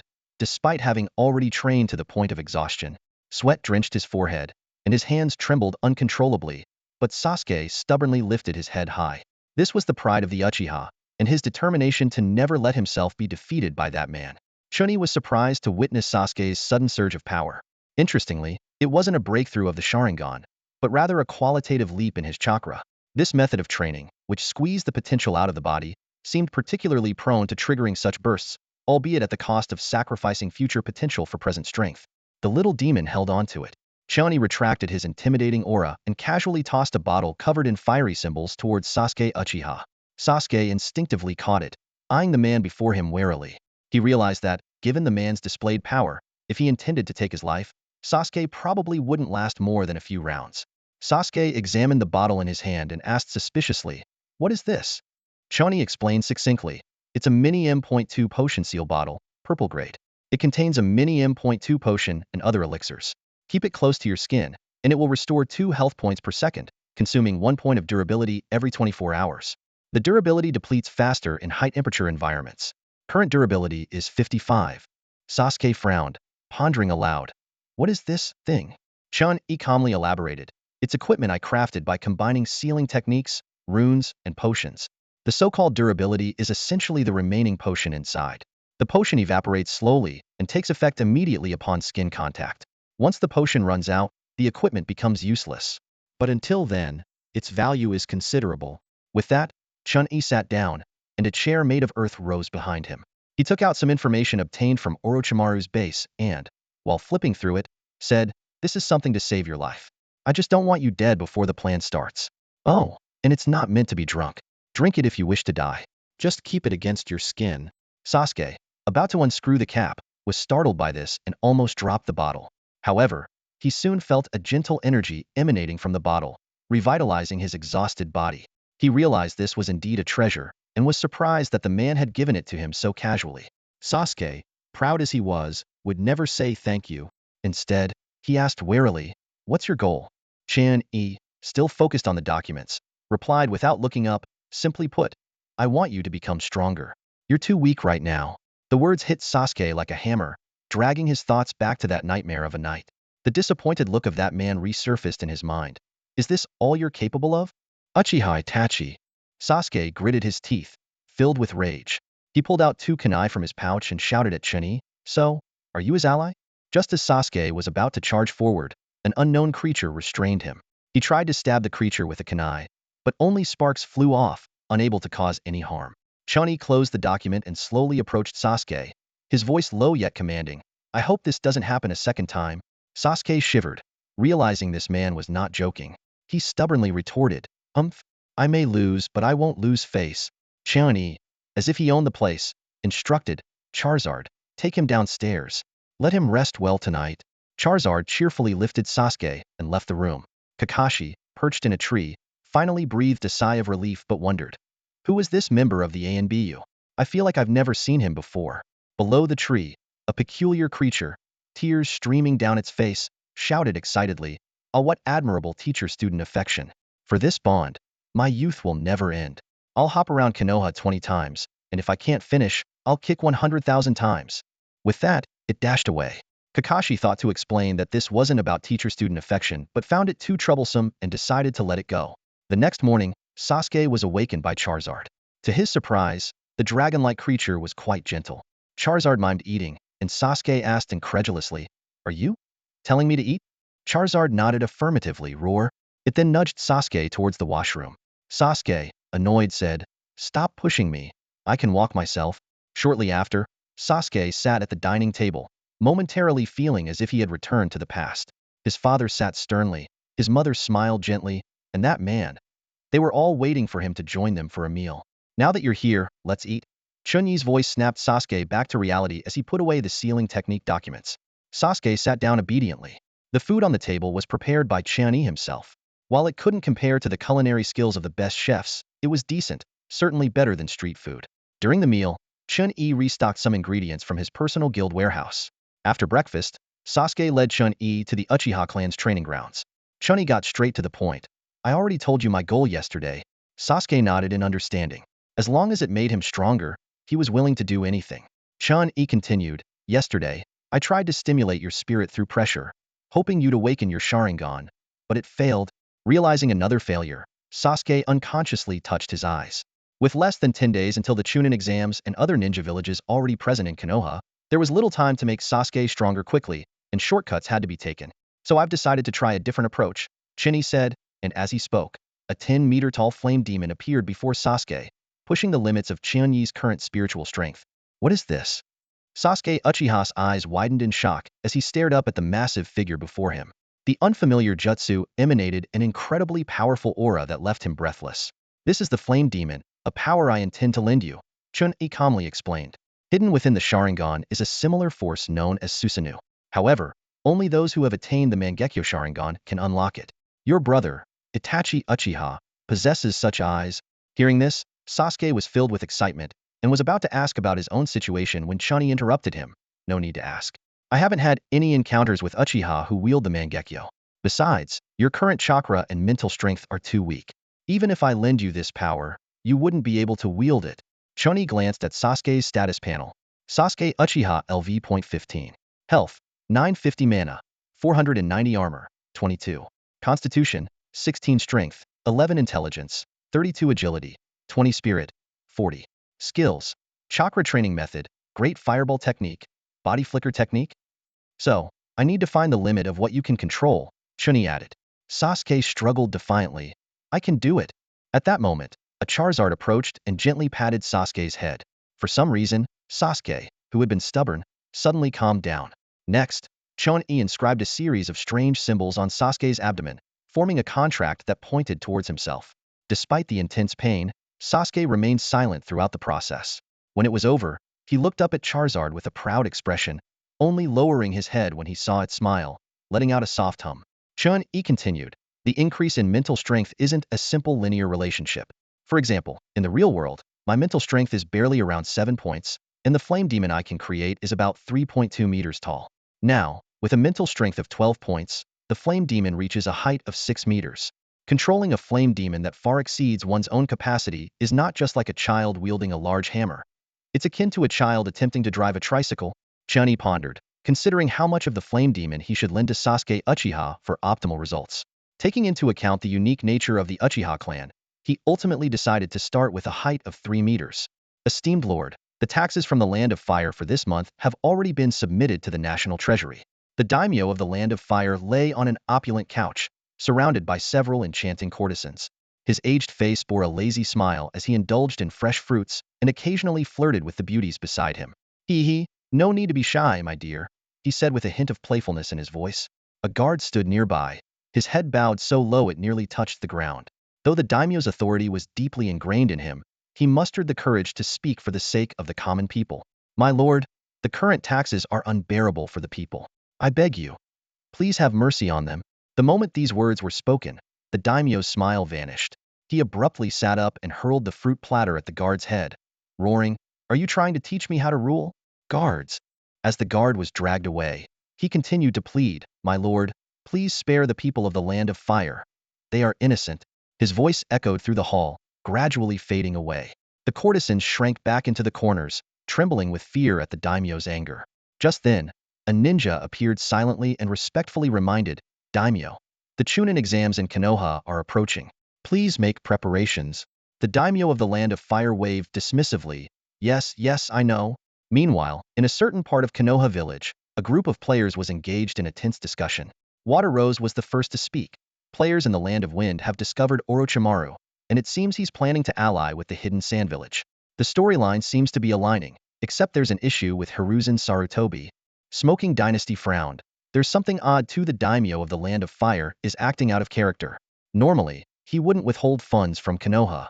Flying Pig Godly added. On that note, Scattered Man found out that all daimyos have reduced funding to their ninja villages, possibly out of fear that ninjas might threaten their status. Water Rose pondered for a moment and speculated.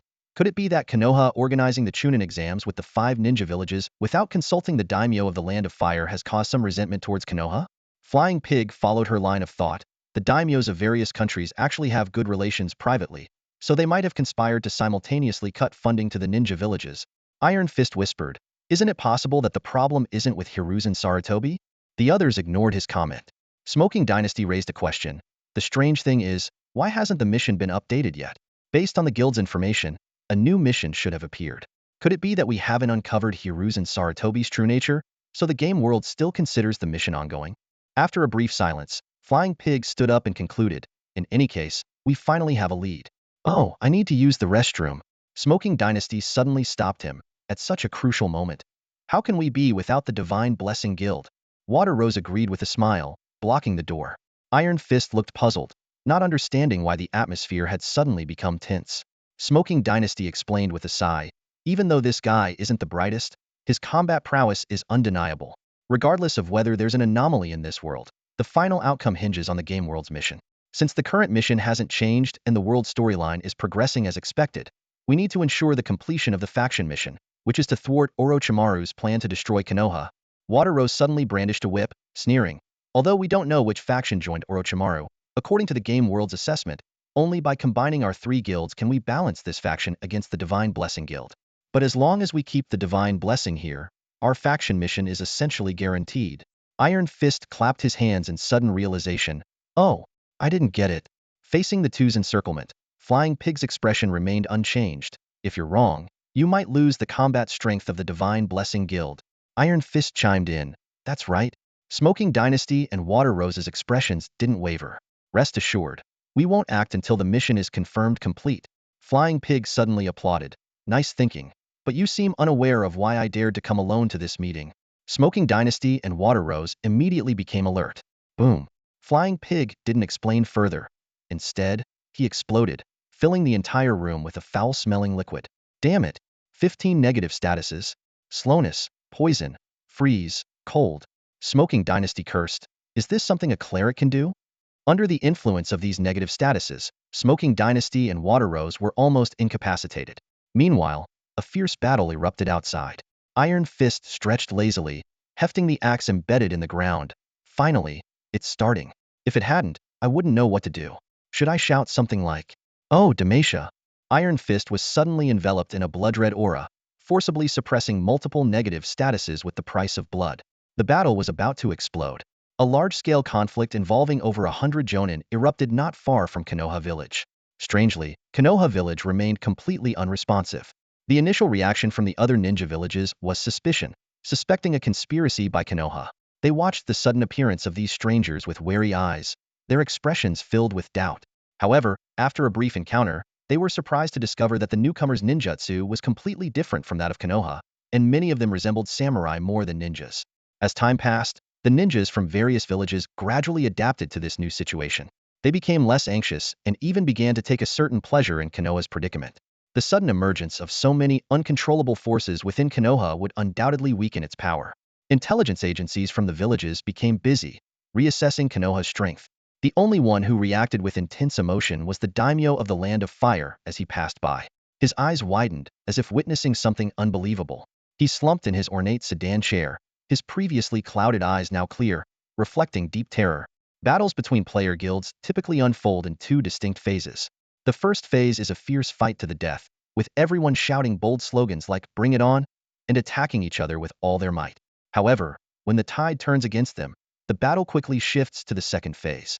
Players begin to concede, handing over their revival tokens, choosing to abandon the mission to preserve their lives. In designing faction missions, game worlds usually balance combat power to ensure both sides are evenly matched, aiming to foster player development. However, this time, things seem to have gone awry. The players of the Shinyu Guild displayed remarkable courage and strength. 14 Shinyu members, 30 core members, and 19 freelancers were fiercely battling against 80 opponents, including 30 members from the Rose Guild, 30 from the Dynasty Guild, and 20 from the Iron Fist Guild. On the battlefield, Wu Hu was covered in wounds, but remained fiercely determined. Ignoring the increasing negative effects on his body, he swallowed the blood in his throat and swung his giant axe at the enemy in the air. Flying Pig, despite inflicting considerable damage, seemed unfazed by Wu Hu. Each round of their clash was filled with intense collisions. Flying Pig inflicted 157 plague damage on Wu Hu. Wu Hu inflicted 475 damage on Flying Pig. Flying Pig inflicted 177 plague damage on Wu Hu. Wu Hu inflicted 502 damage on Flying Pig. Flying Pig grew increasingly bewildered, as his control skill seemed ineffective against this opponent. The crimson energy surrounding Wu Hu appeared to have a consciousness of its own, constantly repelling the abnormal states around him. Pig's peculiar abilities lost their edge in this battle, forcing him into close combat with Wu Hu. The Shinyu Guild dared to challenge formidable foes because they had successfully recruited 95 of the freelance players, with only one freelancer not joining their ranks. According to the game's balance mechanism, the combat power of both sides should have been evenly matched. However, the unfolding battle deviated significantly from expectations, leading to suspicions of an unforeseen anomaly. In the Hidden Leaf Village, on the eve of the Chunin exams, Sasuke Uchiha returned to Team 7 with an air of arrogance, paying no mind to the wounds on his body that had yet to heal.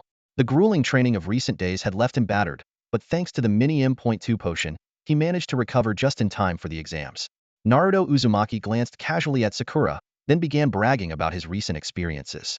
"Isn't that the cocky Sasuke? I'm not the same old me anymore." Sasuke snorted dismissively, ignoring Naruto's words. "Dead last. What did you say?" Naruto bristled instantly. "It's nothing more than that," Sasuke replied coolly. "Arg, you make me so mad. I want to challenge you." Naruto shouted angrily. "Boring," Sasuke responded, turning away. Meanwhile, Sakura, who hadn't seen Sasuke in a while, was staring at him with a love-struck expression. Seeing this, Naruto, who always paid attention to Sakura, became even more annoyed. One can't help but notice how mature the children of this world are, developing feelings of love at such a young age, around 10 years old. Kakashi, seeing his team reunited, smiled and pulled out his Make Out Paradise novel. He had assigned Team 7 a task to welcome other ninja villages, a silent gesture of his care. As the various ninja villages arrived, Kakashi provided detailed explanations. As a ninja who had copied thousands of jutsus, he was also highly skilled in intelligence. "These are the ninjas from the Hidden Sand Village," Kakashi introduced. "Their country is mostly desert, and they specialize in puppetry and poison techniques. However, it seems there are quite a few of them this time." Considering the presence of the feudal lord, it was decided that the Hokage would handle it. In the Sand Village group, Gaara, with dark circles under his eyes, felt an inexplicable surge of killing intent upon hearing the surrounding chatter. Maki, standing nearby, quickly noticed and intervened. The sudden killing intent caused Naruto and Sakura to visibly flinch, while Kakashi and Sasuke remained unfazed. When Sasuke heard that the Hidden Sand Village specialized in puppetry and poison, he immediately dismissed them as small fry. Just the killing intent of small fry, he thought. "With the new power I've mastered, I'm no longer the weakling I once was. Even that man." Sasuke unconsciously clenched his fist. At that moment, an ANBU ninja appeared and whispered something to Kakashi. Soon, the barrier of the Leaf Village slowly opened. Kakashi, smiling, stood at the forefront to welcome them. Welcome to the Hidden Leaf, everyone from the Hidden Sand Village. You've had a long journey, please allow me to lead you to the rest area. The Hokage and the feudal lord of the Land of Fire are waiting for you there. The fourth Kazekage, Raza, nodded slightly. The feudal lord of the Land of Wind, much like the one from the Land of Fire, appeared aged and was visibly irritable from the long journey. Can't we hurry this up? It's just a bunch of Chunin exams.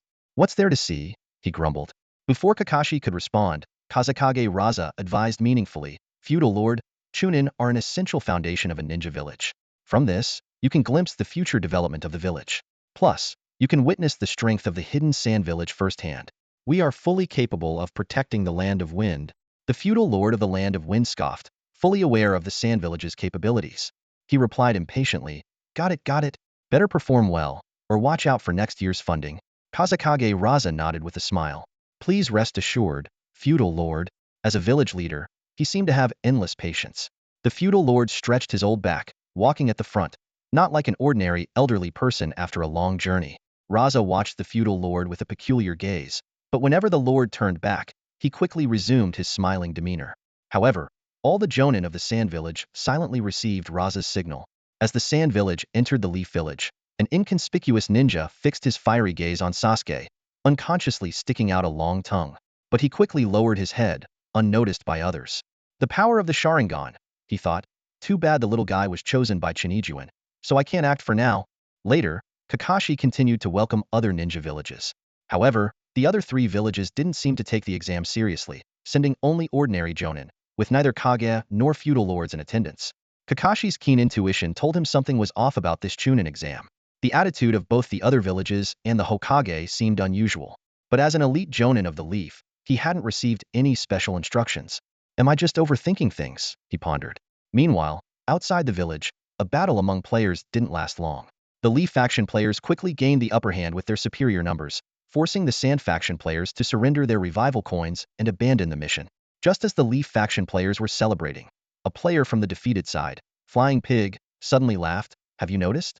There are supposed to be 130 players in this world, but there are only 129 here. A cigarette frowned. What are you getting at? He suddenly had a bad feeling. All the players who chose the Wind Village faction have already arrived. If I'm not mistaken, the player who's missing is from the Orochimaru faction. Once he's in the game world, the balance of power between the two factions will be restored. Suddenly, the public chat channel lit up, capturing everyone's attention with a message. Flying Little Pig God bless LV27. Good luck to the player who chose the Orochimaru faction. The Wind Village faction has been eliminated, and you'll have to face 80 players alone. Then another message followed. Flying Little Pig God bless LV27. I hope you've planned well, and by the way, Flying Little Pig God bless LV27, if you're so awesome, why didn't you say so earlier? The channel erupted with activity. System notifications popped up one after another. Player Flying Little Pig has abandoned the mission. Failure penalty being assessed. Player God bless XX has abandoned the mission. Failure penalty being assessed. Player Triple X has abandoned the mission. Failure penalty being assessed. Waterheart glanced at Smoking One with a faint smile. We're almost at full strength, and the other side only has one player left. Smoking One took a cigarette from his pocket, lit it with a flick of his fingers, and put it in his mouth. This was his habit when he needed to think. He took a deep drag and slowly exhaled the smoke, saying, quite a few players from our three guilds have already used their resurrection coins. These players are more about making up numbers than actual combat power. That's the downside of players when they have resurrection coins. They'll challenge even a god. Once the coins are used, they prioritize survival and become timid. Especially the players from the Dynasty Guild, who would risk their lives for a bit of salary. He paused, frowning even more deeply. Also, I feel like something's off. Waterheart seemed more relaxed. Didn't the Dynasty Guild send someone to test Sarutobi Hiruzen and Danzo? Their health bars showed up, and the mission didn't change. Maybe there's no other force interfering in this world. Woohoo, babble. I agree with whoever talks more. A nearby player chimed in. Smoking One thought for a moment and nodded. That seems right. It looks like the world line has stabilized, and the story is back on its normal track. His eyes became resolute. We just need to block the entrance to the Hidden Leaf Village and wait for Orochimaru's plan to start. At that point, the village's barrier will lose its effect, and we can stop Orochimaru to complete the mission. He took another deep breath, whispering to himself, I hope I'm just overthinking this. Meanwhile, in the Hidden Leaf Village, Chen Yi, dressed in umbu attire, naturally noticed the public channel information. A slight smile played on his lips, and a gleam appeared in his eyes. The plan had reached this stage, and regardless of whether his assumptions were correct, he wouldn't lose out. Hiruzen Sarutobi greeted the visiting Kazekage and the daimyo of the Land of Wind with a warm and friendly smile. After arranging for the daimyo's rest, Hayashi Hyuga discreetly shook his head at Hiruzen. The elderly Hokage pondered for a moment, but ultimately chose to trust his disciple. The financial strain had made the aging leader more decisive. The next day, the Chunin exams officially began. The events unfolded much like in the anime, with Naruto Uzumaki turning in a blank paper. Later, Team 7 encountered Orochimaru in the Forest of Death. This time, Orochimaru was curious about Chen Yi's potential. How could an undeveloped Uchiha help him destroy Konoha? After witnessing the power Chen Yi lent to Sasuke Uchiha, Orochimaru's wariness deepened. What a powerful technique! But it's a pity the user is too weak. Orochimaru's raspy voice echoed through the forest. Sasuke, transformed by the cursed seal, was covered in blood, overwhelmed by the pressure Orochimaru exerted. Before leaving, Orochimaru remarked, "I look forward to your performance, Sasuke-kun." In the stands, the two daimyos were growing impatient. Hey, when will this boring exam end? They could only wait for the outcome of the Forest of Death. Hiruzen Sarutobi and Raza forced smiles to reassure them. Taking advantage of the daimyo's boredom, the two Kages exchanged knowing glances and discreetly mobilized ninjas to ensure the daimyo's safety. Finally, it was time for the arena battles. In what seemed like a random arrangement, the first match was set. Sasuke Uchiha versus Gaara. The two daimyos exchanged a glance, suspicion flickering in their eyes. Meanwhile, Chen Yi stood on a tall tree, eyes closed, sensing for the emotionally twisted person in the distorted world. Not far away, two ninjas in black cloaks with red clouds were observing the scene. As expected from Itachi-san's brother, he shows impressive skills for his age, Kisame Hashigaki remarked. Itachi Uchiha shook his head. This level is still far from enough. Yet, despite his words, a subtle softness crept into his expression. Suddenly, Kisame became alert. Something's wrong. The one-tailed Jinchuriki is about to lose control. Itachi silently activated his Mangekyo Sharingan, but even his stoic demeanor faltered. Is that Susanoo?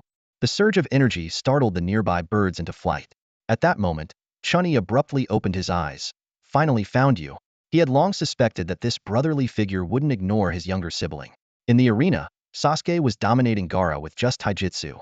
His speed and strength had vastly improved, even outpacing Gaara's sand. In the end, you're just this weak, Sasuke taunted after kicking Gaara away. Give up, you're no match for me. Gaara, lying on the ground, muttered, kill you. Kill you. Sasuke continued to mock. Just the wailing of a defeated dog. Suddenly, a crimson energy surged from Gaara's body, forming a tail behind him. Gaara entered a deep-tailed beast transformation. Raza's expression changed dramatically, while Hiruzen Sarutobi was furious. Kazekage, what is the meaning of this? Ninjas from both sides immediately went on guard, while the two daimyos looked on with newfound interest. Kakashi, attempting to halt the match, was stopped by a root ninja. Confronted with the one-tail's emerging form, Sasuke felt no fear, instead growing more exhilarated. Yes, that's it. Only by defeating such enemies is there any real value. Uchiha Sasuke laughed manically, his sinister laughter echoing throughout the arena. He quickly formed hand signs, his double Tomo Sharingan spinning wildly, as chakra surged through his body like a tidal wave. This is the ultimate technique flame demon. Sasuke growled. As his words fell, a flame demon nearly 3.5 meters tall appeared out of thin air. Due to insufficient chakra to fully materialize it, this flame demon looked almost identical to an early-stage Susanoo. At that moment, a massive tail suddenly swung towards the flame demon. However, the flame demon firmly blocked the ferocious attack with a punch. The powerful impact caused the ground to crack instantly, but Sasuke inside the flame demon remained unharmed. On the high platform, the two daimyo witnessed this scene and leapt from their seats as if pricked by needles, exclaiming in unison, "This can't be." Other ninjas cast puzzled glances their way, and the daimyo awkwardly smiled and sat back down. Hiruzen Sarutobi and Raza immediately approached to offer their reassurance, knowing that the daimyo were civilians and could be easily startled. However, at that moment, the daimyo's chests were suddenly pierced by kunai. They stared dumbfounded at the weapons embedded in their chests, unable to believe what they were seeing. Orochimaru had somehow appeared behind them, smirking as he unfurled a sealing technique on the ground. Strange characters crawled up the daimyo's bodies like snakes. In an instant, all the ninjas vanished, and a massive barrier rapidly formed around them. 4 violet flames formation. With a low shout, the explosive tags on the ends of the kunai detonated, engulfing the daimyo in a massive explosion. Immediately, various jutsu surged towards the epicenter of the explosion like a tidal wave. Wind style. Great breakthrough. Fire style. Majestic destroyer flame. Lightning style. Earth release. More intense explosions followed, and the sky was filled with dust that obscured everyone's vision. The ninjas held their breath, their eyes fixed intently on the center of the explosion. Did it work? At that moment, a gust of wind suddenly swept out from the explosion's center, clearing the swirling dust. To everyone's shock, in the place where the daimyo had been, two energy giants appeared, one blue and one yellow. The daimyo's eyes glowed blood-red, revealing the source of their power. This time, it was the true Susanoo. Just then, a mechanical voice suddenly announced, "Ding! Main quest activated. Eliminate the invaders. Rewards will be distributed based on contribution. Rewards include a cigarette, water heart. My name is Qi Xingyan, an ordinary person who accidentally traveled to the world of Naruto. The excitement I once felt while watching the series has now turned into regret. If I had known, I would have studied the details of this world more thoroughly. However, fate seems to favor me as everyone here addresses me as Lord, indicating that I hold an extraordinary status in this world. The next day, my status as a transmigrant took a significant leap forward. A cheat called the money exchange system appeared. With enough money, I could buy anything in the ninja world, even the power of the Sage of Six Paths. As the daimyo of the Land of Fire, I initially assumed money would come easily, but reality hit me hard. I emptied all the savings of my predecessor and barely managed to buy a pair of Mangekyo Sharingan. But before using these powerful eyes, I decided to restore my body's vitality. The feeling of wanting to splurge, but being unable to is truly frustrating. To quickly accumulate wealth, I began raising taxes and cutting funding to the ninja village. Naturally, these actions sparked discontent among the ninjas, but I am the highest authority in the Land of Fire. Although I don't understand why paper money works in the system, all I care about is money. As for the people's lives, I could always travel to another world if needed. While I was indulging in the thrill of power, a shocking discovery interrupted my thoughts. Other countries' daimyos also seem to be transmigrants, crazily increasing taxes as well. Is this money exchange system mass-produced?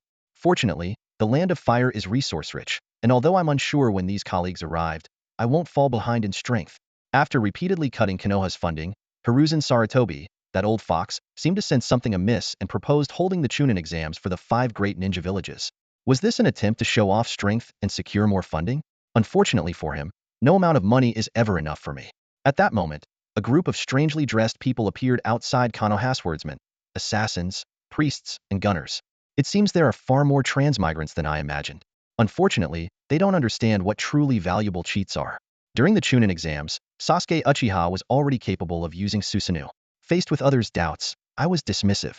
How could these ignorant natives comprehend the power of the Uchiha clan, let alone the might of the kami? Suddenly, Chen Yi appeared near Orochimaru with 2 ninjas. Orochimaru's pupils involuntarily contracted at the sight of his old nightmare, Itachi Uchiha.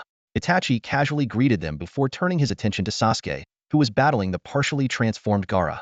Even in an incomplete form, Shikaku could suppress Sasuke's flame control, but a decisive outcome was elusive for now.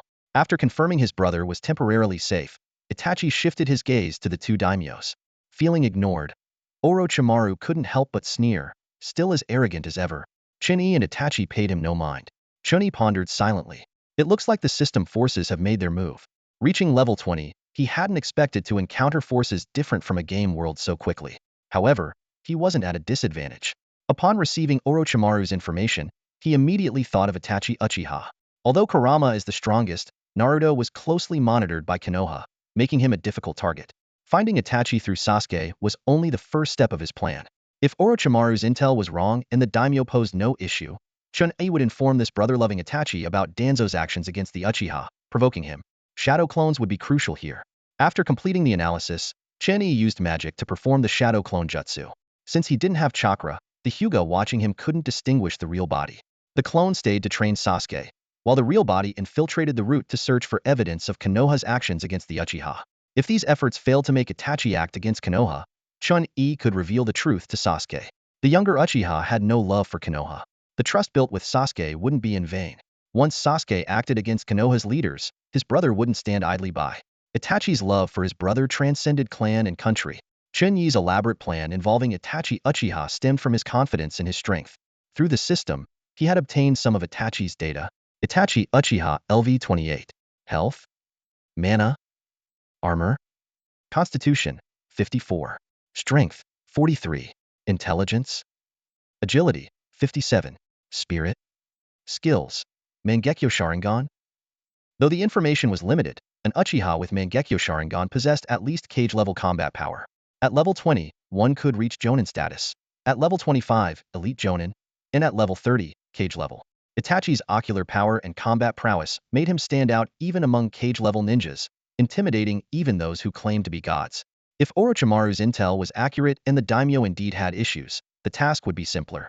The second step of the plan was also to find Itachi, but this time to protect Konoha. Such large-scale battles in Konoha could leave little standing. By this stage, the faction mission would be nearly complete. As for the main quest, Itachi Uchiha, there might be a flaw in my plan, Chen Yi said, drawing the attention of others. I intended for you to control Shikaku and use the tailed beast bomb on these two. But now, it seems your ocular power may not surpass theirs. Hiruzen Sarutobi's face changed drastically. No, you can't use the tailed beast bomb in Konoha. Danzo, who appeared at some point, said with a grim expression, are you trying to destroy Konoha? Chen Yi didn't argue with the two, merely stating, you seem unaware of the enemy you're facing.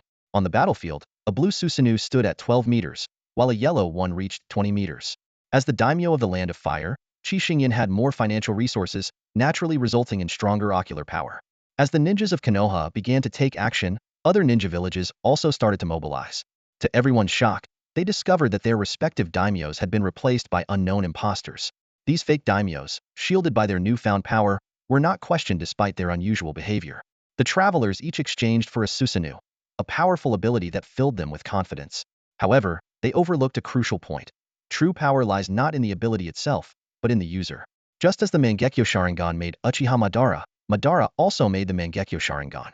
On the battlefield, Konoha's ninjas unleashed a barrage of jutsu on the Susanoo, but with little effect. Their opponent wielded a massive energy sword, carving a 10-meter-long fissure in the ground with a single strike, incapacitating the ninjas in that area. Danzo scoffed, once again expressing his disdain for the power of the Uchiha.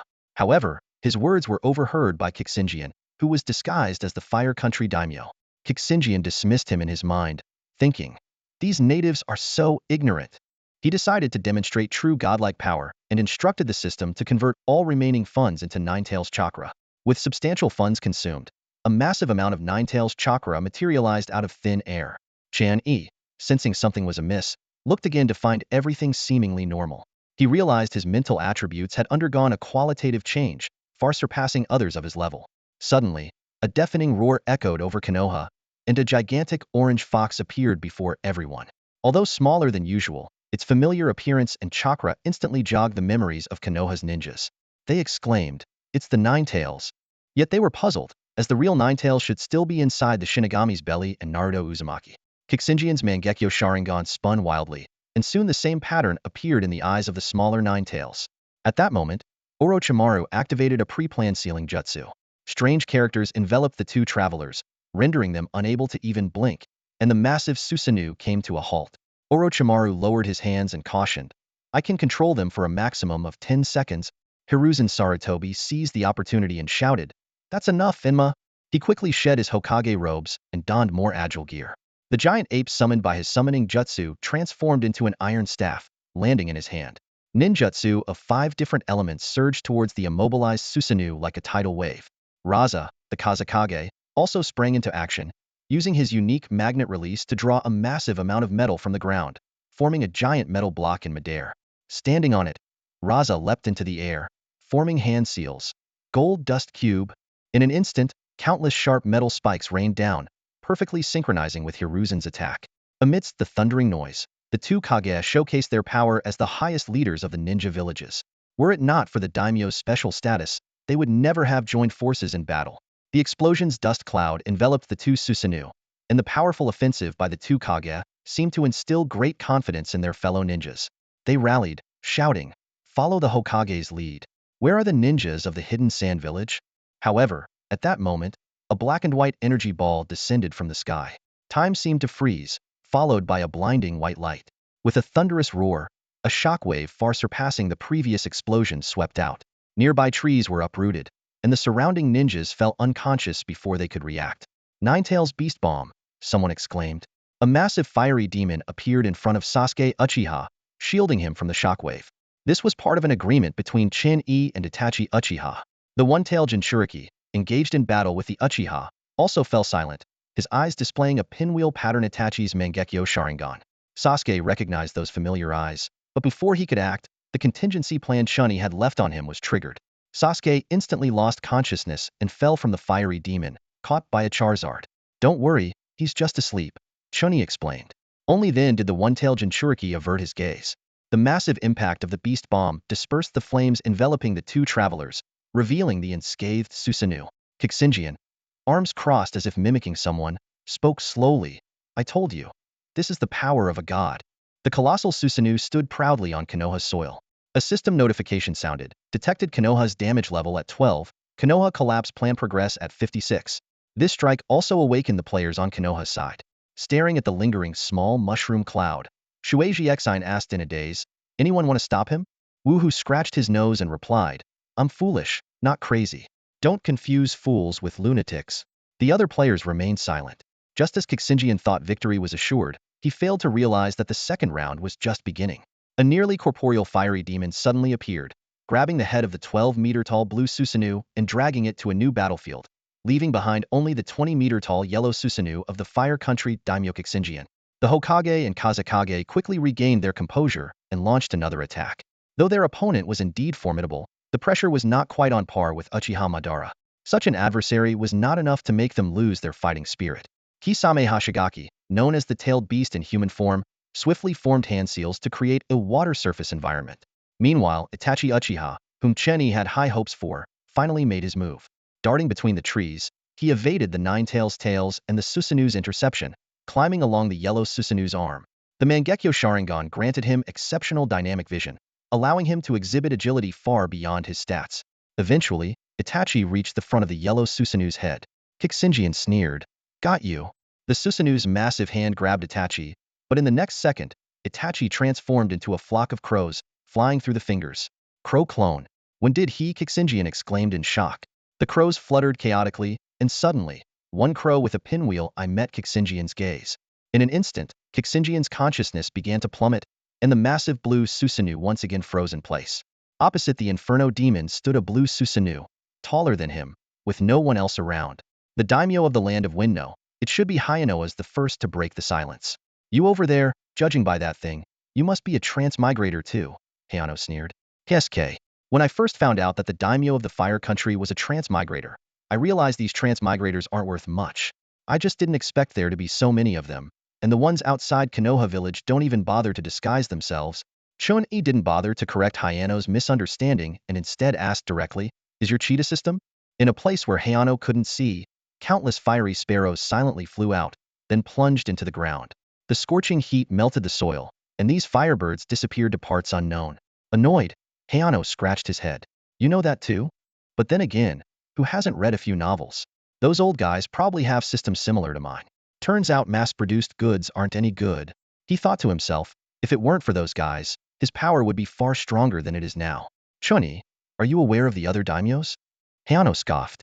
"Who do you think I am? If it weren't for worrying about these natives, I'd have slaughtered those guys long ago." Transmigrated into a decaying body along with decaying trash.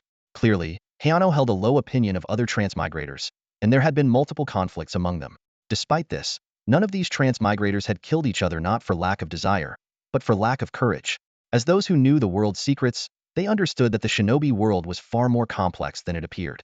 The notion that jonin are the high-level combat power of the villages, that elite jonin can take on multiple jonin at once, and that only a few kagea are above them, these are all illusions. Beneath the calm surface lies a turbulent undercurrent. Without sufficient strength, stepping out would only lead to death at the hands of the natives. Hayano thought to himself, but perhaps it's for the best. Just hope those old guys don't get themselves killed. Through the semi-transparent Susanoo, Hayano's fierce expression was visible. He looked at his aged body with disgust and suddenly shouted, "System, restore my original body and bestow me with Uchiha bloodline." Hearing this, Chen Yi looked up sharply, surprised to encounter such an opportunity again. In his mind, his heart fire began to burn fiercely, burning away unnecessary distractions and pushing his perception to the limit. At the same time, he cast spells like Eagle Eye and Clarity to enhance his vision. Chen Yi had always been puzzled. How could this so-called system grant others power and even reconstruct bodies with a bunch of papers that would be useless outside this world? With his current strength, purchasing a revival token in the game world required 320,000 copper coins, and this price would increase with strength. Before he developed his heart fire, a revival token only cost 80,000 copper coins, and one could carry only one upon entering the game. According to the game world, this was the cost deducted for reconstructing a body. So, do other forces not need to pay a price? In the infinite universe, the major forces with known names couldn't possibly be fools. No one would do something without benefit. These systems must have acquired extraordinary resources through some means. Is it fortune? Energy? Chen Yi wanted to know, and hoped to intercept a portion of it. If he could obtain such a seemingly omnipotent resource, it might bring him significant progress. As Hayano spent the remaining wealth value, a body rapidly reconstructed in the void, with minimal disturbance. Chen Yi's mental power vaguely sensed some invisible energy converging, then forming this body. Rise. With Chen Yi's command, countless fiery sparrows flew from beneath the blue Susanu's feet, binding the massive Susanu like chains. In the next moment, these fiery sparrows transformed into fire characters of various sizes and shapes. Seal. The fire characters began to interact, forming a massive array made of fire characters. Chen Yi's sealing technique. The sealing technique didn't attempt to trap Susanu, but instead charged toward the energy Chen Yi vaguely sensed. Hayano stood frozen in place. What are you doing? He seemed to have guessed Chen Yi's intention, but precisely because of this, he found it unbelievable. In most novels, systems are portrayed as overwhelmingly powerful, existing above the world. Hayano never doubted the system's strength because he had seen in the system's exchange list Uchiha Madara's power exchange, Senju Hashirama's power exchange, Sage of the Six Paths power exchange. With enough wealth value, the strength he could obtain far exceeded his imagination. For this reason, Hayano never considered that anyone would dare to challenge the system. Unfortunately, the seemingly impressive sealing technique was like a leaky net, failing to have any effect as the energy passed right through it. Watching his meticulously prepared spell fail, Chen Yi felt a surge of unwillingness and shouted angrily, "Heartfire, ignite!" In an instant, the seal composed of countless characters for fire burst into a nearly invisible silver flame. With the Heartfire's enhancement, the previously sieve-like sealing technique finally started to take effect. The air twisted and deformed as the energy guided by the system began to fluctuate. The seal slightly caved in, only to quickly restore itself. Chen Yi gritted his teeth, realizing his shortcomings. His Heartfire wasn't strong enough, the characters weren't powerful enough, the essence of fire wasn't intense enough, and he himself wasn't strong enough. Taking advantage of the moment, he swiftly created a new body, that of a rebellious young man. The old, decaying shell lost its vitality as the newly formed body opened its eyes. Without hesitation, he removed the Mangekyo Sharingan from the eye sockets of his original body and replaced them in his new one's eyes. As he reopened his eyes, the scarlet Sharingan glimmered in the sockets. However, the once arrogant young man now restrained his sharpness, staring in disbelief at the flame demon across from him. He clearly sensed that the wealth required to create his body had increased, the implications of which were obvious. Before he could ponder further, Chen Yi had already commanded the flame demon to swing its massive flaming sword, slashing towards his opponent with searing heat. Despite the failure of the sealing technique, Chen Yi was inevitably disappointed, but he did not stop. In battle, he never indulged in unnecessary words. At that moment, a Charizard, unnoticed, had maneuvered behind the blue Susanu. Its tail gleamed with a metallic luster as it struck Susanu's head. The sudden pincer attack fractured Susanu's outermost defense, nearly shattering it completely. A system notification popped up. Player E dealt 2102 damage to Susanu 1702, slashing damage, 400 burning damage. Charizard dealt 1105 damage to Susanu. The battle was ever-changing, with Chen Yi and He Ye's duel continuing fiercely. But this attack also served as a wake-up call for He Yi. His Mangekyo Sharingan began to spin rapidly, with its ocular power flowing out like a flood, causing blood to seep from the corners of his eyes. The cracks on Susanu's form quickly healed, becoming more solid and substantial. A massive blue hand appeared instantly in front of the Charizard and slammed down forcefully, sending the creature flying and carving a deep trench into the ground. A system notification flashed. Susanu dealt 965 points of damage to the Charizard. Immediately after, Susanu's whip-like leg delivered a crushing blow to the flame demon's waist. The immense force sent the demon hurtling several hundred meters, uprooting trees along the way. The system chimed in again. Susanu dealt 1475 points of damage to player E. He felt a surge of joy. This was the power of his left eye's Mangekyo ability, the indestructible Vajra body. It significantly enhanced Susanu's strength, speed, and defense, which was the true source of his arrogance. Unlike the pre-existing Mangekyo Sharingan in the system's list, he chose to exchange for the Uchiha bloodline, gradually evolving into the Mangekyo. This type of Sharingan, known as the eye that reflects the soul, granted He abilities purely born for combat. As such, even when switching bodies, there was no sense of discord in using it. Boom! The blue Susanoo clashed fiercely with the flame demon, sending shockwaves rippling outward from their collision. Against this backdrop, the Charizard, tiny as a speck, momentarily caused Susanoo to stagger. The flame demon's massive flame sword exploded, sending a torrent of flames towards Susanoo. Initially, he dismissed it, believing Susanoo's defenses were impervious to such fire. However, the next moment, his expression changed drastically as he clutched his head in agony. The burning pain felt like the time he was a normal human suffering from a fire burn. Under Chen Yi's mental control, the flames began to whirl, increasing the frequency of burn damage to the Susanoo at the center. Even with the enhancements from the Mangekyo Sharingan, Susanoo began to crack. Simultaneously, the Charizard swiftly flew above Susanoo, diving like a meteor. The flames consciously avoided the Charizard. With powerful inertia, the Charizard raised its leg at the last moment before impact and stomped down hard. Crack! A crisp shattering sound spread from the point of contact, and fractures quickly spread across Susanoo's head. Seeing that the Charizard was about to break through Susanoo, Yi, ignoring the burning pain, forcibly activated the hidden ocular technique in his right eye. Heavenly Rift Light, Yi growled. A massive repulsive force radiated from Susanoo, pushing everything around flames, Charizard, trees, and even the flame demon away. This ability stemmed from Hiye's awe of the Shinra Tensei from the anime. The power residing in his right eye was akin to that technique. The strength of the repulsion was directly proportional to the ocular power Hiye infused. The flame demon grabbed the struggling Charizard against the repulsive force, its massive form continually retreating.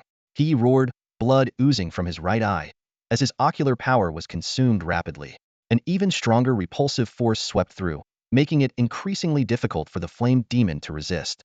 Flame sparrows emerged from the void behind the flame demon, burrowing into the ground to form chains, attempting to stabilize the demon against the repulsion. However, Hiye's determination exceeded Chen Yi's expectations this time. With further infusion of ocular power, the flame demon, along with a large section of chained ground, was launched into the air. The powerful repulsion sent the flame demon flying back several kilometers, finally crashing into a distant mountain. Another system notification flashed. Susanoo dealt 1797 points of damage to the Charizard and 3,165 points of damage to player E. The flame demon, formed at the cost of 700 mana, was shattered directly. Chen Yi staggered up from the mountain, almost spitting out blood but forced it back down. With the flame demon shattered, Chen Yi's own defenses were far inferior, resulting in a nearly 2,000-point health loss from the impact. Although health couldn't be fully quantified in the game world, Chen Yi estimated his health to be around 3,600 points. Thanks to his high stamina allocation and extensive experience in enduring hardship, he managed to retain his combat ability. Quickly, Chen Yi waved his staff, raising walls of earth exuding cold air, each about 20 meters tall, in an attempt to block Susanoo's advance. However, he clearly overestimated the wall's defensive capability. In the face of the indestructible Vajra body-enhanced Susanoo, these earth walls were as fragile as foam, crumbling almost instantly. Before the enormous fist could strike, the Charizard soared into the sky with Chen Yi swiftly leaving the ground. Taking advantage of the moment, Chen Yi used his psychic powers to slip a Remiade into Charizard's mouth. Instantly, Charizard's vitality and energy were restored by 30, and it regained its fighting spirit, shaking off its previous fatigue. Meanwhile, Chen Yi pulled a bottle of blue wisdom elixir from his pocket and drank it in one gulp. As the potion went down, he felt a sharp pain, losing 1,000 health points, but his mana surged by 650 points. Only wisdom is eternal. This phrase echoed in his mind. Despite losing a significant amount of health, Chen Yi remained calm.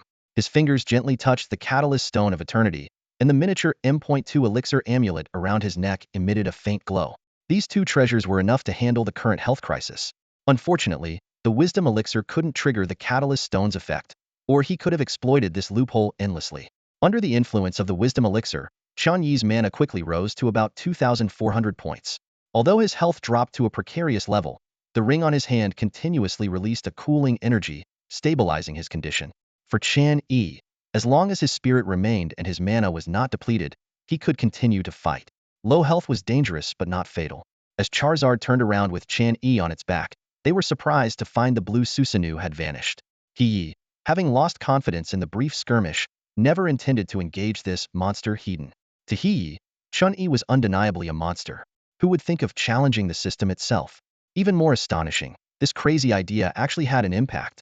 After a brief test, he realized his opponent wasn't someone who was only proficient in certain magic but lacked combat skills.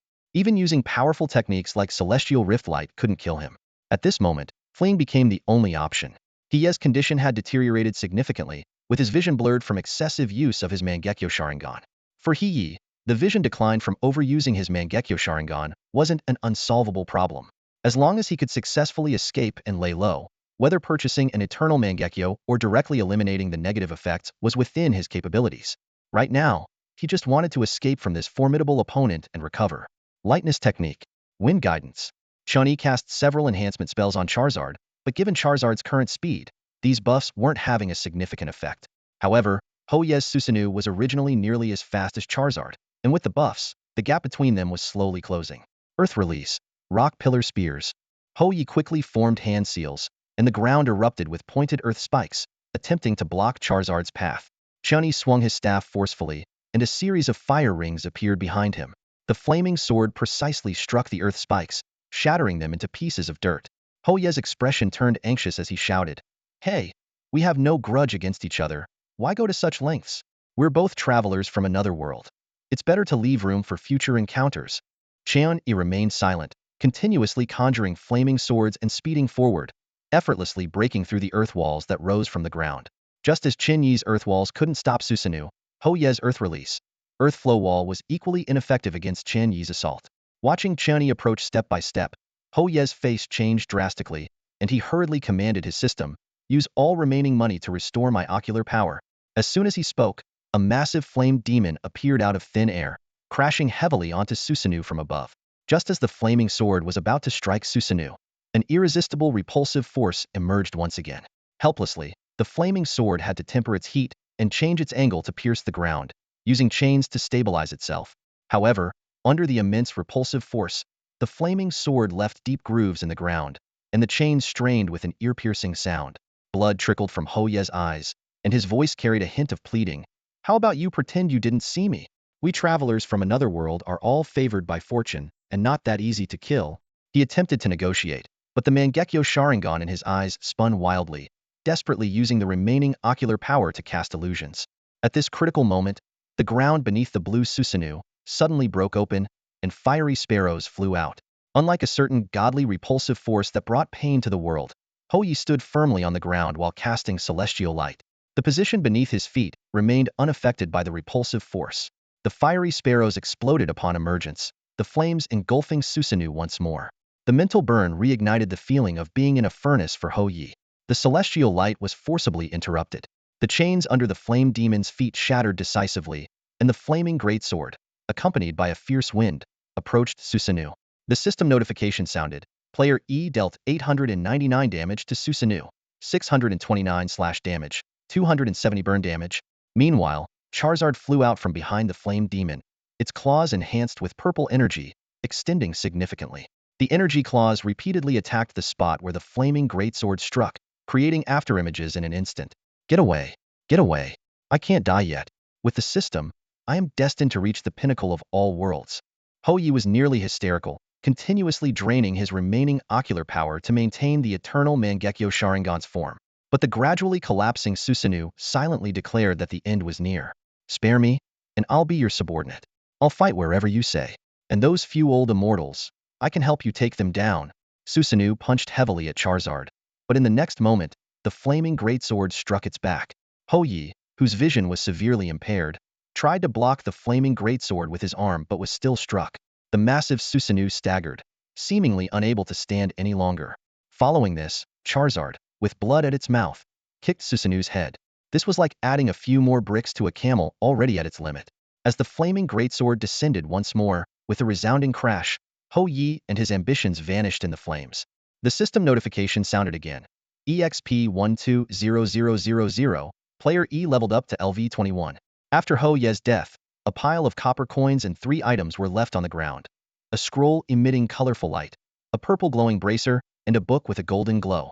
Seeing this, Charizard seemed to forget its wounds, eagerly urging Chen Yi to check the loot, and curiously asked how many copper coins there were. In a dimension beyond Chen Yi's perception, a glowing entity detached from Hoyi, preparing to vanish into the void. However, at that moment, the mark on Chen Yi's chest emitted a strong suction force. Under this pull, not even light could escape, and the mysterious object was no exception. Chen Yi touched his chest in confusion, feeling that something was off earlier. Charizard, can you sense anything? Charizard looked around and then shook its head. At this moment, only the sound of burning flames remained, with only the two of them alive. An illusion? Chen Yi buried his doubts and decided to examine the spoils of battle. Naturally, the most anticipated item was the one emitting colorful light, something Chen Yi had never encountered before. Skill Evolution Scroll, Quality, allows a player to enhance a skill. Must be used upon returning to the game world, where the game world will deduce the skill's direction, increasing the level of concept-based skills by 1. Evaluation. This is the reward for the victor. After reading the description, Chen Yi's heart raced. The game world's assistance in deducing the future of a skill. What does this mean? Chen Yi's flame concept, heart fire, and flame demon transformation all fall under the skill category. Losing any of them would set Chen Yi back significantly. Conversely, enhancing any of them would significantly boost Chen Yi's overall strength. After some thought, Chen Yi first ruled out the flame concept. Currently, the flame concept hasn't reached a bottleneck, so increasing it by 1 level would be a waste of this opportunity. As for the future direction of flame demon transformation, Chen Yi was still pondering. Flame demon transformation was merely a purple skill, created by a mage referencing flame demons. This skill had its limits, and its strongest state was only equivalent to a real flame demon, a limit Chen Yi was nearing. In contrast, heart fire was different, possessing immense potential. The game's evaluation itself indicated that investing in this skill would definitely be worthwhile. Chen Yi took a deep breath, trying to calm his excitement. He couldn't help but wonder if this scroll was a guarantee drop from defeating a system host, or if he just got lucky this time.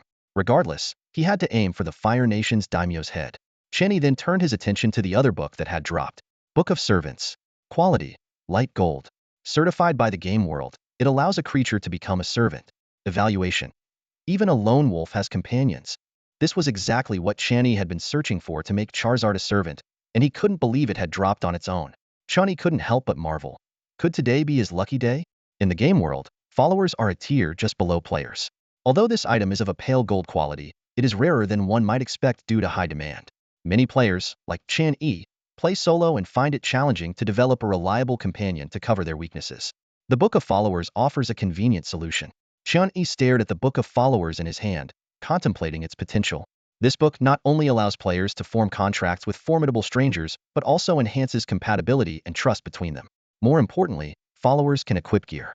Equipment significantly impacts power, but most gear is designed for players, making it unsuitable for creatures like Charizard. Chen Yi recalled a pair of shoes he had acquired earlier. If he chose to use them, they would automatically resize to fit. However, for Charizard, custom crafting by a blacksmith was necessary. Considering Charizard's rapid growth, custom gear would soon become obsolete, which seemed wasteful. With the Book of Followers, Charizard could also enjoy the conveniences of the game world. With this in mind, Chen Yi didn't hesitate to form a contract with Charizard. As a thumb and a claw pressed onto the book, it transformed into a beam of light that entered both of them. The moment the contract was completed, Charizard's stats appeared before Chen Yi. Charizard LV.21. EXP 2600-012-0000. Rank, Follower. Belongs to Player E. Health, 4520 mana, 2405 armor, 68. Constitution, 52 strength, 52 intelligence, 50 agility, 50 spirit, 50. Free attribute points, 1. Life traits, resilient physique, fury, combat instinct, sky's favorite, guardian's heart. Skills, flamethrower. A wide-range fire attack dealing damage equal to intelligence x 1.2. Energy reflow. Mana, stamina, and health form a feedback loop, reducing damage taken by 15. Chen Yi examined Charizard's attributes closely, marveling at its enhanced strength. During its breakthrough, Charizard chose a comprehensive melee path, not only to protect its trainer, but because it relished close combat. The resilient physique trait grants additional armor and health with each level up. Paired with the energy reflow skill, even an infernal demon's resistance would fall short. The fury trait provides the potential to overcome stronger opponents, explaining why it could exceed expectations against the blue Susanoo. Combat instinct heightens Charizard's senses, making it easier to find openings in battle. Sky's favorite boosts its aerial speed. Lastly, Guardian's Heart allows Charizard to form a protective scale shield for others, with the shield's strength dependent on its own attributes. Gently stroking Charizard's scales, Chen Yi said, "You can wear equipment now. Once we're back in the game world, I'll take you shopping." Hearing about spending coins, Charizard shook its head vigorously, visibly distressed. Chen Yi chuckled but insisted, "Listen to me." Reluctantly, Charizard lowered its head. eyes filled with the dread of Moneybag's cheerful gaze. Chen Yi calculated and realized that despite becoming stronger, he was still low on funds. The last piece of equipment was a gauntlet. Susanoo Arm Guard. Quality: purple. Armor 10. Blazing force. Attacks have a chance to inflict fire damage, which also affects the wearer. Durability: 2525. Level: 20. Description: a byproduct of extreme in attribute chakra. Does this fire look familiar? Chen Yi tossed the gauntlet to Charizard. The blue crystal-like gauntlet expanded to fit Charizard's arm perfectly, becoming its first piece of equipment. Checking his remaining wealth, Chen Yi found he had 21,000 copper coins. He remembered Moneybag's warning.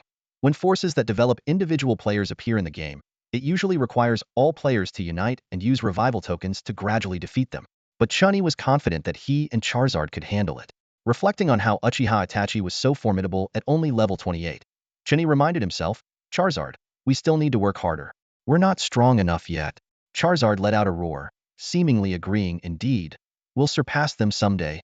After a brief rest, Charizard carried Chen Yi to another battlefield. In the distance, Qi Xingyan was struggling against an onslaught of ninjas and players. The Four Violet Flames formation, a proud technique of Hiruzen Sarutobi, was easily breached by a single-tailed beast bomb from the Ninetales, prompting the players lurking outside Konoha village to join the fray. Although Qi Xingyan's Susanoo was much larger than Hiye's, it was not nearly as effective. He barely lasted in the Tsukuyami world before being forced to spend money to escape. Nevertheless, players with revival tokens persisted in restraining Susanoo's movements. Before long, Qi Xingyan locked eyes with Uchiha Itachi once more. Despite wielding such power, he wielded it awkwardly. Damn it! Damn it! Qi Xingyan roared, desperate to rid himself of the pesky crows and Uchiha Itachi. He purchased a powerful move, lightning style. Kirin. In an instant, the sky filled with thunderclouds, and lightning roared. The violent energy coalesced into the shape of a Kirin, indiscriminately striking downwards. In the near distance, two colossal-tailed beasts were fiercely battling each other. Shikaku, the one-tail, although under Uchiha Itachi's control, seemed unusually cooperative upon recognizing the Ninetales as its opponent. Its attacks were even more ferocious than those commanded by Itachi. Sensing this, Itachi eased his control, granting Shikaku more autonomy. On the battlefield, the ground suddenly turned into flowing sand. Shikaku manipulated the sand into sharp spikes, thrusting them viciously toward the Ninetales' abdomen. Immediately afterward, a powerful tailed beast bomb roared through the air, crashing heavily into the Ninetales. Shikaku's maniacal laughter echoed across the battlefield, drowning out the clamor of combat. Qi Xingyan struggled to control the Ninetales, barely managing to exhibit cage-level combat strength. Under normal circumstances, the Ninetales could easily overpower a so-called Kage. Yet, once again trapped in Itachi's Genjutsu, Qi Xingyan had to expend significant resources to boost his mental strength to resist the illusion. Those pesky crows only fueled his hatred further. Uchiha Itachi, don't think I'm truly afraid of you. Qi Xingyan roared. In an instant, the sky filled with dark clouds. The yellow Susanoo formed a lightning technique that shot straight into the heavens. Thunder rumbled as the raging lightning was shaped into a Kirin. Lightning release. Kirin? The power of this technique rivaled that of a tailed beast bomb. Die. All of you, die. The lightning Kirin dove at incredible speed. However, Qi Xingyan's target was the distant Hokage rock. Under the thunderous assault, the entire rock was reduced to rubble. Uchiha Itachi stood on a nearby utility pole, watching everything with cold detachment.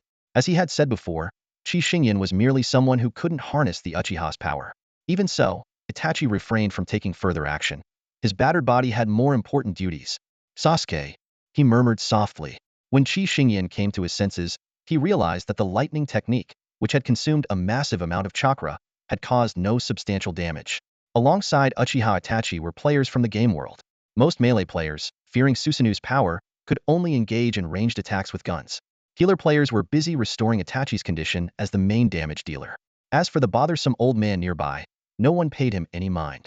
Raza, who prided himself as the strongest Kazekage, had long been blasted away by a tailed beast bomb, and his whereabouts remained unknown. Boom! The yellow Susanoo suddenly charged into the midst of the players, which was the best strategy Qi Xingyan could think of. He hoped Itachi would hesitate because of these allies. A player named Iji Yin wielded a greatsword, barely blocking a heavy punch from Susanoo, before being buried underground. Shuazixin quickly lashed out with a whip, entangling Susanoo's other arm, securing the other end to several large trees, with multiple players assisting in holding it down. The whip instantly tightened, uprooting trees and players alike. Fortunately, it provided some restraint, allowing the Dynasty Guild players to quickly pull Yi Yin out of the pit. Susanu's fist had left a deep crater in the ground. Yi Yin spat out a mouthful of blood, then downed a health potion, cursing angrily. What's wrong with these NPCs? They were so fierce during the Civil War, and now they're nowhere to be seen. Shuazixin looked at her whip in distress, lamenting that its durability had dropped by more than half to save this guy. Where's Itachi's Susanoo? Orochimaru's 8 branches technique, impure world reincarnation, Naruto's 9 tails, Konoha's rare beasts, can't they at least open the 6th gate? Damn it. The last line was shouted by Shuazixin as a fool was punched away and landed heavily on her. Wu-Hu touched his head, surprisingly finding it didn't hurt as much this time. Have I gotten stronger? He mused to himself. Sigh. Once I was the top student in my neighborhood, and now more knowledge seems to slip away from me. Thinking of this, Wu-Hu felt a pang of sadness. Once you've seen the vast ocean, nothing else compares. This cursed profession, trading intelligence for strength. Shuazixin, looking at Wu-Hu still lying on top of her, couldn't hold back any longer and unleashed a flurry of expletives at him. You idiot. Are you a crossbreed of stupidity? Get off me. Wu-Hu suddenly realized, oh, it didn't hurt because I landed on someone. My intelligence hasn't left me. He was overjoyed. As Shuazixin finally got up, seeing Wu-Hu's silly grin, she spat out a mouthful of blood.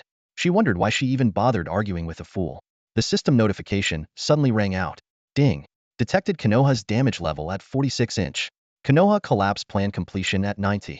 Chen Yi stood atop a tall tree, observing the battle from afar, choosing not to intervene. The situation had shifted once again. Previously, due to his status as a daimyo and the mysterious powerful technique that allowed soul traversal, Sunagakure and Konoha had temporarily allied. But realizing the other side was just a shell of power, despite possessing the Mangekyo Sharingan, and being on a completely different level compared to Itachi and Madara, the relationship between Sunagakure and Konoha became tenuous once more. The battlefield suddenly transformed, as a large number of Konoha and Sunagakure ninjas seemed to vanish into thin air. Chen Yi quickly sensed this anomaly and chose to watch and wait, secretly looking for an opportunity to score a kill. He glanced at his panel, which showed the main quest as Eliminate the Invaders 45, indicating that other ninja villages had succeeded, leaving only the daimyo of the Land of Fire, who was also a time traveler. Chen Yi calculated that both the faction and main quests seemed on track for completion. At that moment, his previously drowsy Charizard suddenly became alert. Without turning his head, Chen Yi calmly said, Orochimaru, I've fulfilled my promise. The rest is up to you. As soon as he finished speaking, a snake with Orochimaru's head emerged from the ground, hissing in response, naturally. Simultaneously, a crow perched on a nearby branch spoke with the voice of Uchiha Itachi. My promise is also fulfilled. Chen Yi nodded in acknowledgement. We're even. The crow then spread its wings and disappeared into the night. Meanwhile, the One-Tail, previously under the control of the Mangekyo Sharingan, suddenly regained its freedom. Qi Xingyan was shocked to realize that the Uchiha Itachi he feared had merely been a flock of crows, with the real Itachi nowhere to be found. The realization that his longtime opponent was just a crow clone, and the actual body was elsewhere, was staggering. Despite being a fellow Mangekyo user, the gap in their abilities was significant. Qi Xingyan understood that he could no longer hold back and needed to escape quickly. In the next moment, all the players' attacks passed through the massive Susanoo as if hitting air. The yellow Susanoo swiftly bypassed their strikes, delivering a powerful punch. Caught off guard, Wu-Hu was sent flying once more. A cigarette dropped from someone's lips as they exclaimed in shock, Kamui? The shout of Kamui echoed among the players, spreading rapidly. Qi Xingyan's face darkened. What he had considered his trump card, the Kamui technique, had been easily identified by these apparent time travelers. With his technique exposed, its threat was significantly reduced. His killing intent towards the players soared to its peak, his eyes flashing with dangerous intent. Under Orochimaru's watchful gaze, Chen Yi was carried away by Charizard, eventually disappearing from view. Orochimaru frowned in thought, still unable to grasp the true intent behind Chen Yi's sudden appearance. Was it merely for the sealing technique in his possession? It was uncertain. Regardless, he could now set his true plans into motion. Hee hee hee. Orochimaru's raspy laughter echoed through the silent forest. He cautiously scanned his surroundings. Does Chunikuin have any more business here? Silence was his only answer. Seems I was mistaken. In the next moment, Orochimaru's mouth opened unnaturally wide, and a slender sword shot out from within. The blade pierced through a nearby tree with lightning speed, causing blood to gush from the opposite side. It turned out to be a hidden scout player. So, it's just a little mouse, Orochimaru sneered as 2 gigantic pythons sprang from behind him, devouring the player. Such weak beings held no interest for Orochimaru. Immediately afterward, the snake-bodied, human-headed creature dissipated into smoke, yet another clone. Ever since learning of Chen Yi's ability to counter him, Orochimaru rarely met him in person. This situation would likely persist until he repaired the damage to his soul. However, unbeknownst to Orochimaru, shortly after he left, the scout player reappeared. Thousands of meters away, Chen Yi watched the scene unfold without taking action. Orochimaru's lack of understanding about players and his own techniques reassured Chen Yi, allowing him to continue his surveillance. He hadn't forgotten that the Dynasty Guild had entered this world, but the timing was not yet right. With the mini M.2 potion bottle, the longer Chen Yi and Charizard could stall, the better their condition would be. Subsequent events grew increasingly complex. After Chen Yi and Uchiha Itachi departed, Kazekage led a large force of wind shinobi to once again appear, aiming to annihilate Konoha. However, Hiruzen Sarutobi was well prepared, with Kakashi Hatake leading a significant number of Konoha shinobi to confront them. The previously spotlighted Qi Xingyan was now overlooked by both sides, with only players paying him any attention. Seeing this, Qi Xingyan rejoiced and immediately dispelled Susanoo, taking the Ninetales into the Mangekyo Sharingan's dimension. He had hesitated to do so earlier, having discovered that this Mangekyo, copied from Uchiha Obito, shared the same space. If Kakashi Hatake had laid a trap in advance, escape would be impossible. With Kakashi preoccupied with the wind shinobi, it was the perfect opportunity to slip away. Yet upon entering the Mangekyo space, Qi Xingyan encountered a figure deliberately dressed as a clown Toby. Oh my, what a fascinating sight. Eyes just like mine. Toby's tone dripped with malice. Qi Xingyan's face darkened as he cursed under his breath. By now, he dared not underestimate any native of this world. Meanwhile, the players found themselves targeted by Konoha shinobi. Previously, in an attempt to test whether Hiruzen Sarutobi and Danzo were the sources of the altered storyline, players had made moves against them. Danzo remembered this well. Konoha was forced to split its forces 3 ways. One to deal with the players, another against the wind shinobi, and a third to confront the One-Tail. Surprisingly, Danzo volunteered to handle the One-Tail. With manpower stretched thin, Hiruzen Sarutobi readily agreed. Controlling the Ninetales had given Danzo confidence, leading him to believe the One-Tail, which had tangled with the fake Ninetales for so long, would not be too formidable. However, the result was nearly the total annihilation of the Root Division, with Danzo barely surviving thanks to the Sharingan's power. Nonetheless, the Root's sacrifice freed up forces for other Konoha shinobi, who quickly joined the battle, putting the Wind shinobi at a disadvantage. Just as Hiruzen Sarutobi believed victory was within grasp, his disciple Orochimaru betrayed him once more. Orochimaru, what are you doing? Hiruzen demanded harshly. Orochimaru looked at his teacher with a complex expression. Sensei, as you can see, why? Hiruzen cried out in anguish. Much like Hiruzen's complicated feelings towards Orochimaru, Orochimaru himself was filled with contradictions about his teacher. He was grateful for Hiruzen's nurturing, yet resented his decay. Hiruzen had given him hope, only to replace it with despair. Ultimately, he had abandoned Orochimaru for the sake of power. Ridiculous. It was unclear whether Orochimaru's remark was directed at himself or his teacher. Gazing at the increasingly aged and decaying Hiruzen, Orochimaru suddenly had a thought. Perhaps letting his teacher die with honor was the best conclusion. He licked his lips. Kazekage Raza landed beside Orochimaru with a smile. Today marks Konoha's downfall. The Wind Shinobi then threw 2 captives at Orochimaru's feet. Orochimaru quickly formed hand signs, Edo Tensei. A flurry of white paper-like fragments enveloped the 2 captives, and in an instant, 2 ninja with bodies made of earth appeared before everyone. One of them was none other than Konoha's first Hokage, hailed as the god of shinobi Hashirama Senju. The second Hokage of Konoha, Tobarama Senju, who studied countless forbidden texts, appeared on the battlefield alongside the first Hokage, Hashirama Senju. The appearance of these legendary ninjas struck a heavy blow to the psychological defenses of Konoha shinobi, especially the first Hokage, who was a symbol of faith for most of the Konoha ninjas, making his presence even more astonishing. Although the impure world reincarnation technique originated from Tobarama Senju, it had been refined by Orochimaru to forcibly control the bodies that were summoned. While the control wasn't as strong as when the 2 Hokages were alive, it still posed a formidable challenge for Hiruzen Sarutobi, who had already fought numerous battles. Before long, Hiruzen Sarutobi fell on the devastated battlefield. As his consciousness began to fade, he seemed to perceive the complex emotions in Orochimaru's eyes. A slight, understanding smile appeared on his lips as he slowly closed his eyes. His life had been remarkable enough. Looking back, what made him most proud was training those 3 disciples. Images of their youthful selves appeared in his mind. A clumsy boy full of the will of fire, a proud girl deeply caring for her companions, and a boy with a somber demeanor yet remarkable talent in ninjutsu. Hiruzen Sarutobi couldn't help but ponder what had shaped them into who they were today. Witnessing Hiruzen Sarutobi's death, Danzo was overwhelmed with mixed emotions. The power he had long desired was finally within reach, yet an inexplicable anger surged within him. He tried to convince himself that this anger was directed at the enemies who nearly destroyed Konoha.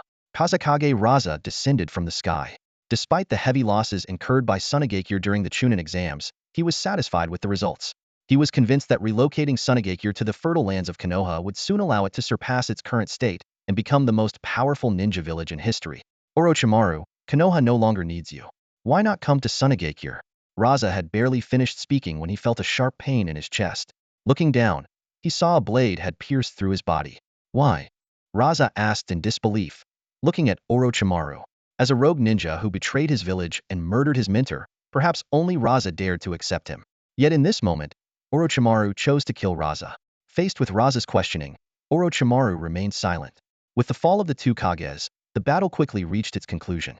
Orochimaru indeed harbored hatred for Konoha, but that did not mean he would allow Sunagakure to take its place.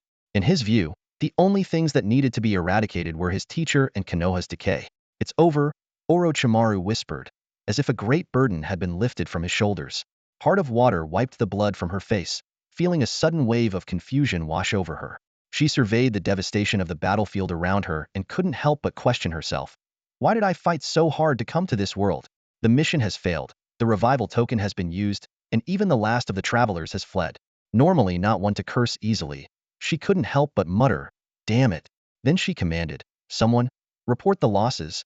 Before she could finish her sentence, a tremendous tremor shook the ground violently. What the hell is it now? Heart of Water shouted in frustration. A massive fire demon descended from the sky, landing heavily among the Dynasty Guild players, kicking up a cloud of dust. Without a word, the fire demon swung its flaming greatsword toward Ijian. Clang! The clash of the large and small swords echoed with a sharp metallic sound, and the earth beneath Ijian's feet crumbled under the impact. Wait, let's talk this out. Ijian's face turned pale as he hastily shouted. He regretted deeply, knowing that if he had anticipated the guild's fool provoking such a strong opponent, he would have abandoned the mission and fled this world himself. However, Chen Yi had no intention of negotiating. His Charizard charged directly at the Dynasty Guild's support line, targeting the healers. A ring of fire unfurled above the fire demon, and two flaming swords pierced Ijian's armor with ease, as if slicing through leather. Although the armor was extraordinary, it couldn't withstand such a ferocious assault. The other flaming swords targeted the Dynasty players rushing to aid.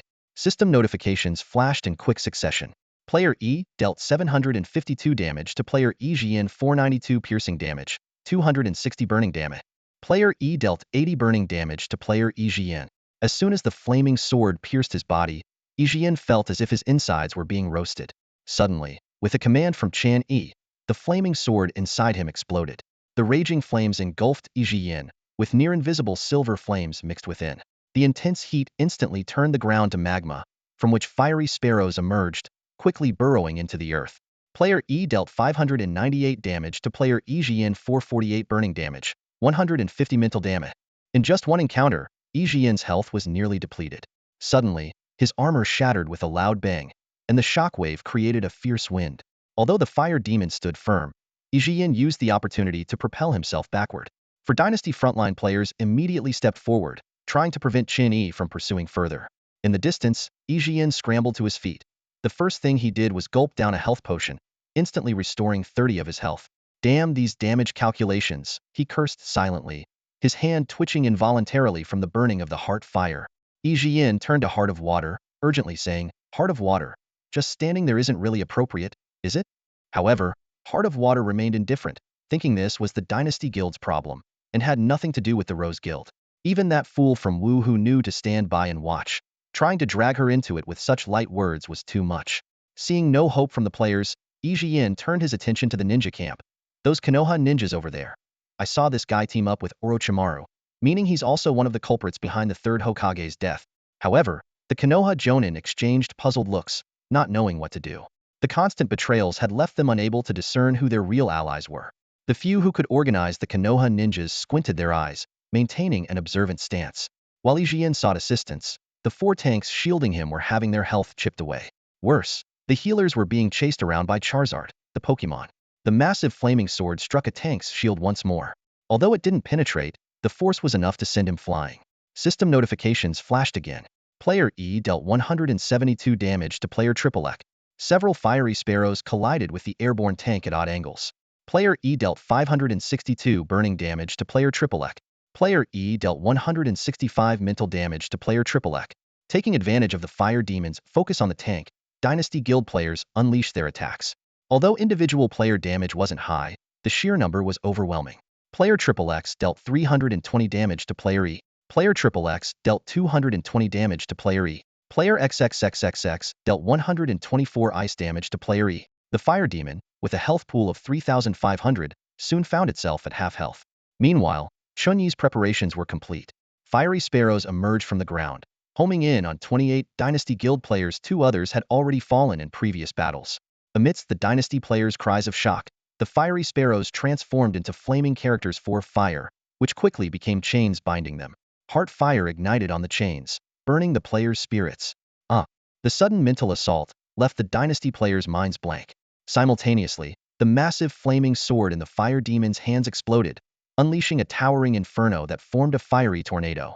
All the Dynasty players screamed in the fiery onslaught. System notifications flashed repeatedly. Player E dealt 898 damage to player XX, 720 burning damage, 178 mental damage. Player E dealt 690 damage to player XXXX, 600 burning damage, 90 mental damage. Player E dealt 792 damage to player XXXX, 600 burning damage, 192 mental damage. In the distance, Orochimaru licked his lips with his tongue. Even from afar, he could almost feel the heat of the flames. He had initially thought Chen Yi intended to meddle in the affairs of Konoha village again, but it turned out his target was those mysterious newcomers. Yet, it was better this way. The fewer unknown entities, the better. Meanwhile, in another dimension, Qi Xingyan struggled much like the players, fighting his last battle. Upon entering the dimension, he was immediately intimidated by Obito Uchiha, only then realizing his fatal mistake, forgetting that this Obito only possessed a single Mangekyo Sharingan. In Obito's sudden assault, Qi Xingyan lost his left eye. Even though Obito's actions were clear under the Sharingan, Qi Xingyan's body was always a step behind, unable to react in time. Ha ha ha! Obito laughed maniacally, clutching the Sharingan in his hand. Finally, his heart surged with excitement. Despite his hatred for this world without Rin, he could never bring himself to take Kakashi's Mangekyo Sharingan. Unexpectedly, someone had delivered an identical eye right to him. Without hesitation, he inserted the blood-stained Mangekyo into his eye socket. Chakra quickly connected with the eye, its use as natural as if it had always been his. This world is false, Obito muttered, his eyes glinting with madness. The arrival of the true world is no longer far.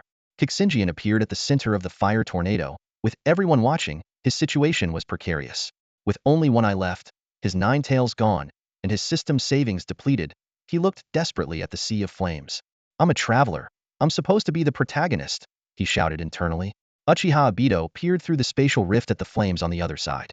He quickly weighed the pros and cons, deciding to abandon Kixinjian. The pawn had lost its value, and risking himself for it was meaningless. Besides, Obito wasn't ready to face Kakashi Hatake yet. Chen Yi didn't need to speak. The fire dragon immediately understood his intent. With a flicker, it rushed into the fiery tornado, appearing before Kixinjian. The system promptly announced, Player E has dealt 76 points of burn damage to the fire dragon. Seeing the fire dragon, Kixinjian's face lit up, thinking he had found an ally from another world. However, in the next second, he screamed in agony, clutching his right eye. His other eye had been taken. The fire dragon quickly stored the eyeball in the system warehouse, and Chen Yi retrieved it, submerging the divine Mangekyo Sharingan in nutrient solution and applying multiple seals. Good work, fire dragon, Chen Yi praised. The dragon squinted with a smile, delighted to be of help. The entire process was seamless, completed before Orochimaru and the other players could react. The system alert chimed. EXP 30,000. Ding. Main quest. Eliminate intruders 55 completed. Although most of Kixinjian's damage wasn't dealt by Chen Yi, his identity as a traveler still earned him substantial experience points. Chen Yi continued to channel mana into the fire tornado, sustaining the flames. He knew players had revival tokens, and a single kill wasn't enough. Sure enough, a minute later, a figure emerged from the flames. Was Yi Yin reborn. Clad in new armor, he was intercepted by the fire dragon, his sword clashing with its armored arm, locked in a stalemate. Yi Yin looked at the flame sparrow emerging from the fire, calmly saying, Chen Yi, I'll be waiting for you below. Before he finished speaking, the flame sparrow exploded, and Yi Yin dissipated into a few copper coins, a potion, and a piece of armor. vanishing into thin air. The Dynasty Guild players were thus annihilated. Chen Yi didn't rush to pick up the loot. Instead, he turned his gaze to the remaining players. Behind him was a raging sea of fire. In front of him stood a 12-meter-tall flame demon, a sight that quelled any restless thoughts among the observers. Heart of Water, at some point, applied light makeup, sweat pouring down under the heat, soaking her cheongsam and accentuating her alluring curves. She feigned calmness, softly saying, "Mr. Chen Yi, don't misunderstand. We mean no harm." She casually flicked her hair, though these gestures went unnoticed by Chen Yi. 10 seconds, either leave or fight. Chen Yi coldly issued an ultimatum. With the main quest completed and immunity and faction tasks, any hesitation to leave clearly indicated ulterior motives. Heart of Water forced a smile. "I'm just a weak woman wanting to make friends with Mr. Chen Yi," Wu Hu muttered beside her. A weak woman with at least half the power of a Susanoo arm. Pretending to be young at 30, how disgusting. 7. Chen Yi began counting down. Heart of Water's smile froze. The Rose Guild also admits men. Maybe you could. 3. The fire dragon's claws were enveloped in energy, sparking as it prepared to strike. The massive fire tornado began to move, and the flame demon brandished its fiery greatsword. Heart of Water panicked internally, reassuring herself, he wouldn't dare. He wouldn't dare. No one would be foolish enough to offend 2 major guilds in a row. 2. The simple countdown, combined with his actions, exerted immense pressure on Heart of Water. "I choose to complete the task." Before one arrived, Heart of Water finally yielded. Other players followed suit. Wu Hu plopped down. "If only you had done this sooner. Look at them and then look at us. What do we have to fight with? TSK, and they call me dumb. Can't even figure this out. Wait, does this mean I'm actually a genius? My brain is still intact." With that, Wu Hu was teleported away. Heart of Water breathed a sigh of relief. Still teasing Chen Yi, "Little brother Chen Yi, come find big sister at the Rose Guild after this. I'll show you something nice." She even threw a flirtatious wink. A fellow guild member chuckled. "Sister Shuei, are you in heat or something?" Heart of Water rolled her eyes. Guys with potential like him are in high demand. "If I don't make a move early, what then?" A few seconds later, Chen Yi was the only player left in the world. He and the fire dragon quickly gathered the loot, stuffed it into the guild warehouse, and hurriedly left. Although he appeared calm, his urgency was evident. Without players, the situation could change again, especially since the self-proclaimed Leaf's darkness hadn't been dealt with. Uchiha Sasuke, who had awakened at some point, remembered the departing figures of the fire dragon and Chen Yi, letting out a cold snort. Naruto Uzumaki was displeased. "What's with the cold snort? Trying to get Sakura's attention? Huh? Cocky guy." "Dead last," Sasuke retorted. "What did you say, you jerk?" Naruto fumed. Meanwhile, Sakura Haruno swooned. As expected of Sasuke, even a cold snort is so cool. Kakashi Hatake, who arrived on the scene, smiled helplessly. Oh my, Might Guy was moved to tears. "What magnificent youth. But my youth will never end, alright? I'll hop around the village on one foot, and if I can't do it, I'll squat 1,000 times." Kakashi pulled his mask down slightly, pretending not to know this eccentric beast. He vaguely felt that his left eye, the one belonging to his dear friend, had reacted during the battle. Probably just his imagination. "Come on, I'll treat you all to ramen," Kakashi suggested. Hearing someone was treating, Naruto immediately perked up. Me, haha, I want a Chiraka ramen." Kakashi agreed cheerfully. Sasuke, however, looked down on Naruto. "Idiot. What? You stone-faced jerk. What did you say?" Naruto bristled. Chen Yi decided not to withdraw from this world. His eyes sparkled with the light of curiosity, as there was so much more in this world that he wanted to explore and improve. The essence of chakra, the potential of mimicking ninjutsu with magic, the mysteries of summoning techniques, and the principles behind shadow clones, these were the subjects he was eager to delve into. In the days that followed, the ninja world was in turmoil. Orochimaru's laboratory was robbed, and incidents of ninjutsu theft were reported across major ninja villages. Rumors spread about a daimyo being replaced by a time traveler, causing suspicion and thorough checks within and among the ninja villages. Even the enigmatic Akatsuki organization was not spared. However, the change in daimyo did not disrupt the world's functioning. The 5 great ninja villages unanimously announced the daimyo's unfortunate demise and quickly established a close relationship with the new daimyo, especially after an increase in village funding. This distorted system and human nature led Chen Yi to reflect on the complexity of this world. Konoha and Sunagakure held grand funerals to mourn the fallen leaders and ninjas. Danzo remained uncharacteristically silent, while Jiraiya, upon learning that Hiruzen Sarutobi was killed by Orochimaru, embarked on a long journey to seek out his old friend. Chen Yi donned a white lab coat, at the suggestion of Charizard, who believed it made him look like a real scientist. He fully immersed himself in research. He discovered that Chakra's activity was much higher than that of magic, and it could be utilized without elemental particles. After 2 weeks of intensive study, he finally found a way to enhance the activity of magic, leading to a significant breakthrough in his control over it. Meanwhile, Charizard was not idle. It heeded the teachings of Yamamoto Jinryusai Shigekuni, training tirelessly each day until exhaustion. Time flew by, and another month passed. In the twilight main city of the game world, Shueiji Xin was feeling down due to Chen Yi's absence and drowned her sorrows alone in a tavern. However, Chen Yi had long put this matter aside, fully engrossed in his understanding of fire. His research on summoning techniques led to a new discovery. He realized that names themselves hold a certain power, pointing the way for future studies. After spending another 2 months in this world, Chen Yi decided it was time for Charizard to return. Game world, I choose to complete the task. With these words, Chen Yi and Charizard left the world together. Only Sasuke Uchiha seemed to sense something. The contract tattoo on his stomach dimmed, as if it had lost its power. Bereft of the brief warmth, Sasuke once again focused all his attention on his hatred for Itachi Uchiha. Chen Yi understood that his current power couldn't transcend worlds, but he was confident that the contract he had created would eventually break this limitation. Although still relatively weak, it had already shown its practicality and was particularly easy to use, filling him with hope for the future. Ding! The system's notification sound signaled the completion of the task. Main quest. Eliminate the invaders. 55 completed. The mechanical voice echoed in Chen Yi's ears. The system continued. Player Yi's contribution to this mission is 46. Reward moderately increased. Authority level upgraded to LV2. Current authority level, LV5. Chen Yi raised an eyebrow, slightly surprised. This was the first time the game world had offered a moderate increase in rewards, and his authority level had also risen by 1. It seemed that unexpected events in the game weren't always bad. The system interface displayed 5 reward options. Free attribute points 16. Golden Bloodline Implant, Uchiha Bloodline. HP 1300, MP 1300. Fire Element Affinity 20 points. Golden Quality Skill Heaven's Rift Light. Chen Yi's gaze lingered on the Uchiha bloodline for a moment. He recalled the dragon bloodline in his inventory. The strength of a bloodline depends on 2 factors, its source and concentration. A bloodline can accelerate growth, but once it approaches the source's power, it becomes a shackle. The principle behind bloodline formation was a topic worth exploring. He speculated that this option might be related to the unverified Manjikyu in his backpack.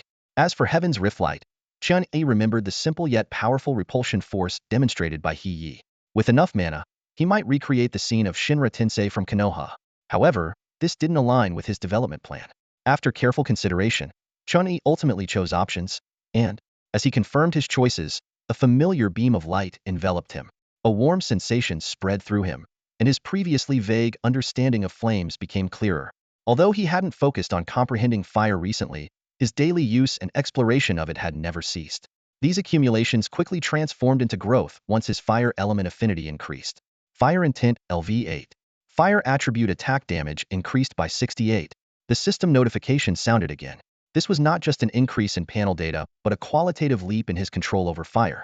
With the current temperature of his flames, even a Charizard would find it unbearably hot. Yet, Chen Yi could stand safely in the heart of the blaze without using the Flame Demon transformation, showcasing his precise control over fire. After the rewards were distributed, the system proceeded to announce the settlement of the faction mission. Faction mission. Assist Orochimaru in the destruction of Konoha, completed. Player Yi's performance in this faction mission was outstanding. With a contribution rate of 86, rewards slightly increased. EXP 320,000, battle merit 16,600 points, personal guild experience 600. Player E leveled up to LV22. Player E leveled up to LV23. Player E leveled up to LV24. Personal guild upgraded to D level. The system then presented 3 guild enhancement options. Intelligence 1, Spirit 149 points attribute value applies. Constitution 1, Strength 149 points attribute value applies. HP 20, MP 20. Chen Yi chose the third option without hesitation. Although options were provided, at the current low guild level, these choices made little difference. He believed that as the guild level increased, more valuable attribute enhancements would become available. Chen Yi distributed all his free attribute points evenly between intelligence and spirit. Given the current situation, reaching 149 points in both primary attributes before level 50 was still challenging, leaving no extra points for constitution. However, Chen Yi planned to visit Qianduo's trade guild later to see if there were any attribute-enhancing potions available. He didn't intend to neglect his constitution attribute. If it weren't for previous points allocated to constitution, Chen Yi might have perished under He Ye's Heaven's Rift Light attack. Constitution not only boosts health, but also enhances armor and resistance. While Chen Yi didn't aim to be as indestructible as a tank, he didn't want to be a fragile character either. As his mana increased, his mental strength also grew. This provided strong support for the increasingly powerful Flame Demon transformation. However, Chen Yi knew that as a purple skill, Flame Demon transformation would eventually reach its limit. Chen Yi had long speculated about the limits of Flame Demon transformation and attempted to incorporate characteristics of Susanoo for improvement. He recalled that Uchiha Madara's Susanoo could reach an astonishing height of over 200 meters. Chen Yi speculated that Madara's Manjikyu ability might be similar to He Ye's Eye technique, enhancing Susanoo. Whether this hypothesis was correct would require his personal verification. This time, Chen Yi's soul energy increased by 10 points. But he decided to store these points for now, as his current skill knowledge base for deduction was insufficient. Using them now would only lead to waste. Chen Yi quietly pondered his future development path, meticulously preparing for the challenges ahead. In the gaming world, I want to use the skill evolution scroll. Skill choice Heartfire. Chen Yi pulled out the scroll dropped by He Yi from his pocket, gently brushing his fingers over the three mysterious, glowing question marks. This quality of scroll is so rare that even the system host might not be able to obtain it, highlighting its exceptional rarity. With Chen Yi's selection, the system emitted a crisp ding, followed by silence. This unusual response only heightened Chen Yi's anticipation, as if it was a sign that his choice was spot on. Moments later, the system chimed again. Ding! 3 developmental paths for Heartfire have been deduced.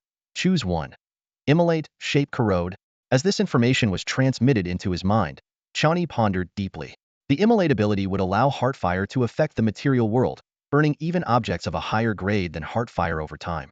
Shape would enable Heartfire to form into various shapes at Chen Yi's will, like creating a shield to block mental attacks or transforming into arrows for offense. Corrode would allow Heartfire to remain in an enemy's mind, continuously burning and posing a significant threat to those with weak wills. After careful deliberation, Chen Yi ultimately chose the Immolate ability. After all, isn't the essence of fire to burn? Upon making his choice, the gaming world did not cast down a beam of light as usual, but instead manifested a wealth of rare magical materials. These precious casting materials were crushed and blended, eventually coalescing into a silver liquid. The silver liquid transformed into finer particles, appearing directly in Chen Yi's mind and merging with Heartfire. The small flame, originally akin to a candle's flicker, erupted into a fierce blaze, signifying not just a simple enhancement, but a profound transformation and growth. Chen Yi closed his eyes, focusing intently on sensing the changes in Heartfire. This process took much longer than usual attribute enhancements, as Heartfire gradually grew from a candle-sized flame to the size of a torch, burning steadily in his mind and exuding an extraordinary aura. After the evolution was complete, the system displayed Heartfire's new status. Heartfire. Immolate. Purifying Lotus. Burn. Immolate. A flame burning in the mind. Can be applied to fire to burn the enemy's spirit, dealing 150 mental strength x 590 damage related to fire perception per second. Purifying Lotus. Protects the mind while providing a degree of tempering. Burn. Transforms into flames to burn. Comment. What do you wish to set ablaze with it? Having used the skill evolution scroll, Chen Yi was left with only the battle merits unused. This was the main reward from the faction mission, which was originally meant to be divided among dozens of players, but now the majority belonged to Chen Yi alone. A holographic screen suddenly appeared in front of Chen Yi, and the fire dragon eagerly approached, as if it had arrived at its favorite part. The top of the screen listed various materials available for exchange, ranging from the resilient souls of the strong to ordinary firebird feathers. After careful consideration, Chen Yi decided to purchase some practical materials: 5 sheets of gold-quality parchment, 50 purple-quality firebird feathers, and some miscellaneous materials that might come in handy. Lastly, he selected a deep purple piece of armor called Meteorite Battle Armor for the Fire Dragon. This armor not only provided substantial armor and health bonuses, but also had excellent heat resistance. After completing this series of purchases, Chen Yi couldn't help but marvel at the purchasing power of battle merits. With this new equipment and the protection of the spirit summoning, the safety of the Fire Dragon was finally secured for the time being. The game world transported Chen Yi and Charizard back to their room in the main city. Chen Yi decided to explore the different aspects of Heartfire and left the task of selling equipment to Charizard. Charizard watched excitedly as copper coins poured in.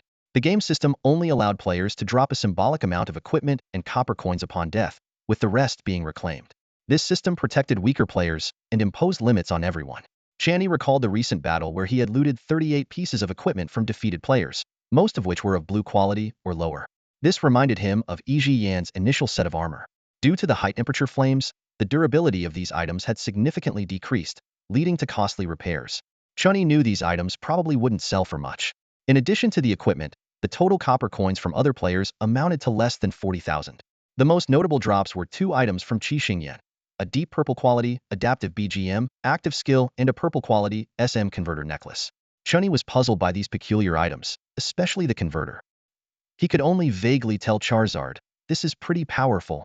After hesitating, Charizard decided to price the BGM skill at 120,000 copper coins and put the converter necklace up for auction with a starting bid of 50,000 copper coins and a 72-hour bidding period. Charizard's stall quickly attracted many players. Some tried to haggle, but Charizard skillfully dealt with them. That's when Qian Duo appeared, secretly eyeing the SM converter. Pretending to help, Qian Duo was actually trying to persuade Charizard to sell it to him at a low price. He heavily downplayed the necklace's value and offered 60,000 copper coins for it. However, the astute Charizard saw through his ruse and promptly raised the starting bid to 150,000 copper coins before relisting it. As Qian Duo fumed with anger, a voice suddenly rang out. I just realized what my team was missing. It was the right BGM. Someone, pay up. This skill is just what the protagonist needs. Qian Duo was instantly furious, cursing the person disrupting his plans. The scene quickly turned tense, filled with an air of confrontation. The commotion at the stall was entirely unknown to Chen Yi, who was deeply focused in the training room, experiencing the changes brought by the surge in his internal fire and various attribute points. Through continuous practice, the once wild magic had become calm again. With eyes closed and concentration deep, Chen Yi summoned a massive flame demon into the training room. This time, the demon stood at an imposing 18 meters tall, almost touching the ceiling. Fortunately, the training room was a separate space. Otherwise, it couldn't possibly accommodate such height. The flame demon's basic attributes had once again broken through, from 12 to 18 meters. Chen Yi thought to himself that if he were to face He Yi again, he might be able to directly confront the Susanoo enhanced with the indestructible king form. However, as Chen Yi anticipated, the flame demon transformation seemed to have reached its limit. The best evidence was that he still felt he had spare energy. The flame demon wielded a larger flaming sword, performing a set of sword techniques with great flair. This swordplay was something Chen Yi memorized due to his powerful memory, though it wasn't particularly practical. Chen Yi was delighted to find that many moves that were difficult to execute before were now easy. His mental strength was sufficient to support this level of flame demon without any pressure. Next, Chen Yi spent some copper coins to create a few dummies to test the power of his flames at his current intelligence level. With a wave of his hand, he released the flames, and dozens of iron dummies were instantly melted into molten metal. The silver flames continued to burn on the molten metal, and as the cost of the heart fire burning, the molten metal slowly decreased. Chen Yi pondered, does this burning have material limitations? Why can molten metal serve as fuel? This seems neither scientific nor in line with magical principles. Can water burn? Did the heart fire extinguish because the material couldn't provide enough energy once the magic was depleted? Through a series of experiments, Chen Yi discovered that water indeed couldn't burn, possibly due to the natural opposition between water and fire. However, other materials, even those with earth attributes, could serve as fuel for the heart fire. This discovery made Chen Yi realize the terrifying nature of the heart fire now, as this trait made the strength of the heart fire increase exponentially. A bold idea flashed in Chen Yi's mind. Since he had mastered fire that was so compatible with his magic, could he cast spells without relying on fire element particles? He eagerly began to try, removing the corresponding element particles from his spells. However, the anticipated fireball did not form. Chen Yi paused, refining his idea. He realized the problem. It wasn't that the fire's concept couldn't ignite the fireball, but rather his concept of fire hadn't reached that level yet. His approach needed adjustment, and he should abandon this part of his idea. Engrossed in his research, Chen Yi spent 1,000 copper coins to acquire a laboratory. Thanks to Orochimaru's generous sponsorship, he spent another 2,500 copper coins to fully equip the lab with other experimental apparatus. Meanwhile, the commotion at the stall continued. Qian Duo looked sullen, incredulous that someone would actually buy this seemingly useless skill. Across from him, Wang Zhambua's eyes gleamed as he stared at the skill on the stall. To him, the skill's practicality was secondary. What mattered was its flair. Wang Zhambua proudly declared, why does Xiao Feng capture everyone's attention the moment he steps in? It's not just his prowess. It's that impressive sound effect he brings. If I entered with my own BGM, how would you counter that? AI Lan nodded dismissively, her tone impatient. Yeah, all right, let's go. I'm so tired. Don't make me hit you. Wang Zhambua looked slightly embarrassed but quickly remembered that they were in Twilight City, a place where players couldn't fight, and regained his arrogant demeanor. He turned to AI Lan, asking, AI Lan, how much does our guild have in savings? AI Lon instinctively replied, 370,000 copper coins. She immediately regretted saying it. Her expression darkened and she added, that's the guild's assets. You only get 30,000 copper coins. Wang Zhambua glanced at the skill priced at 120,000, then at the copper coins in his bag, realizing that even with the 30,000, it wasn't enough.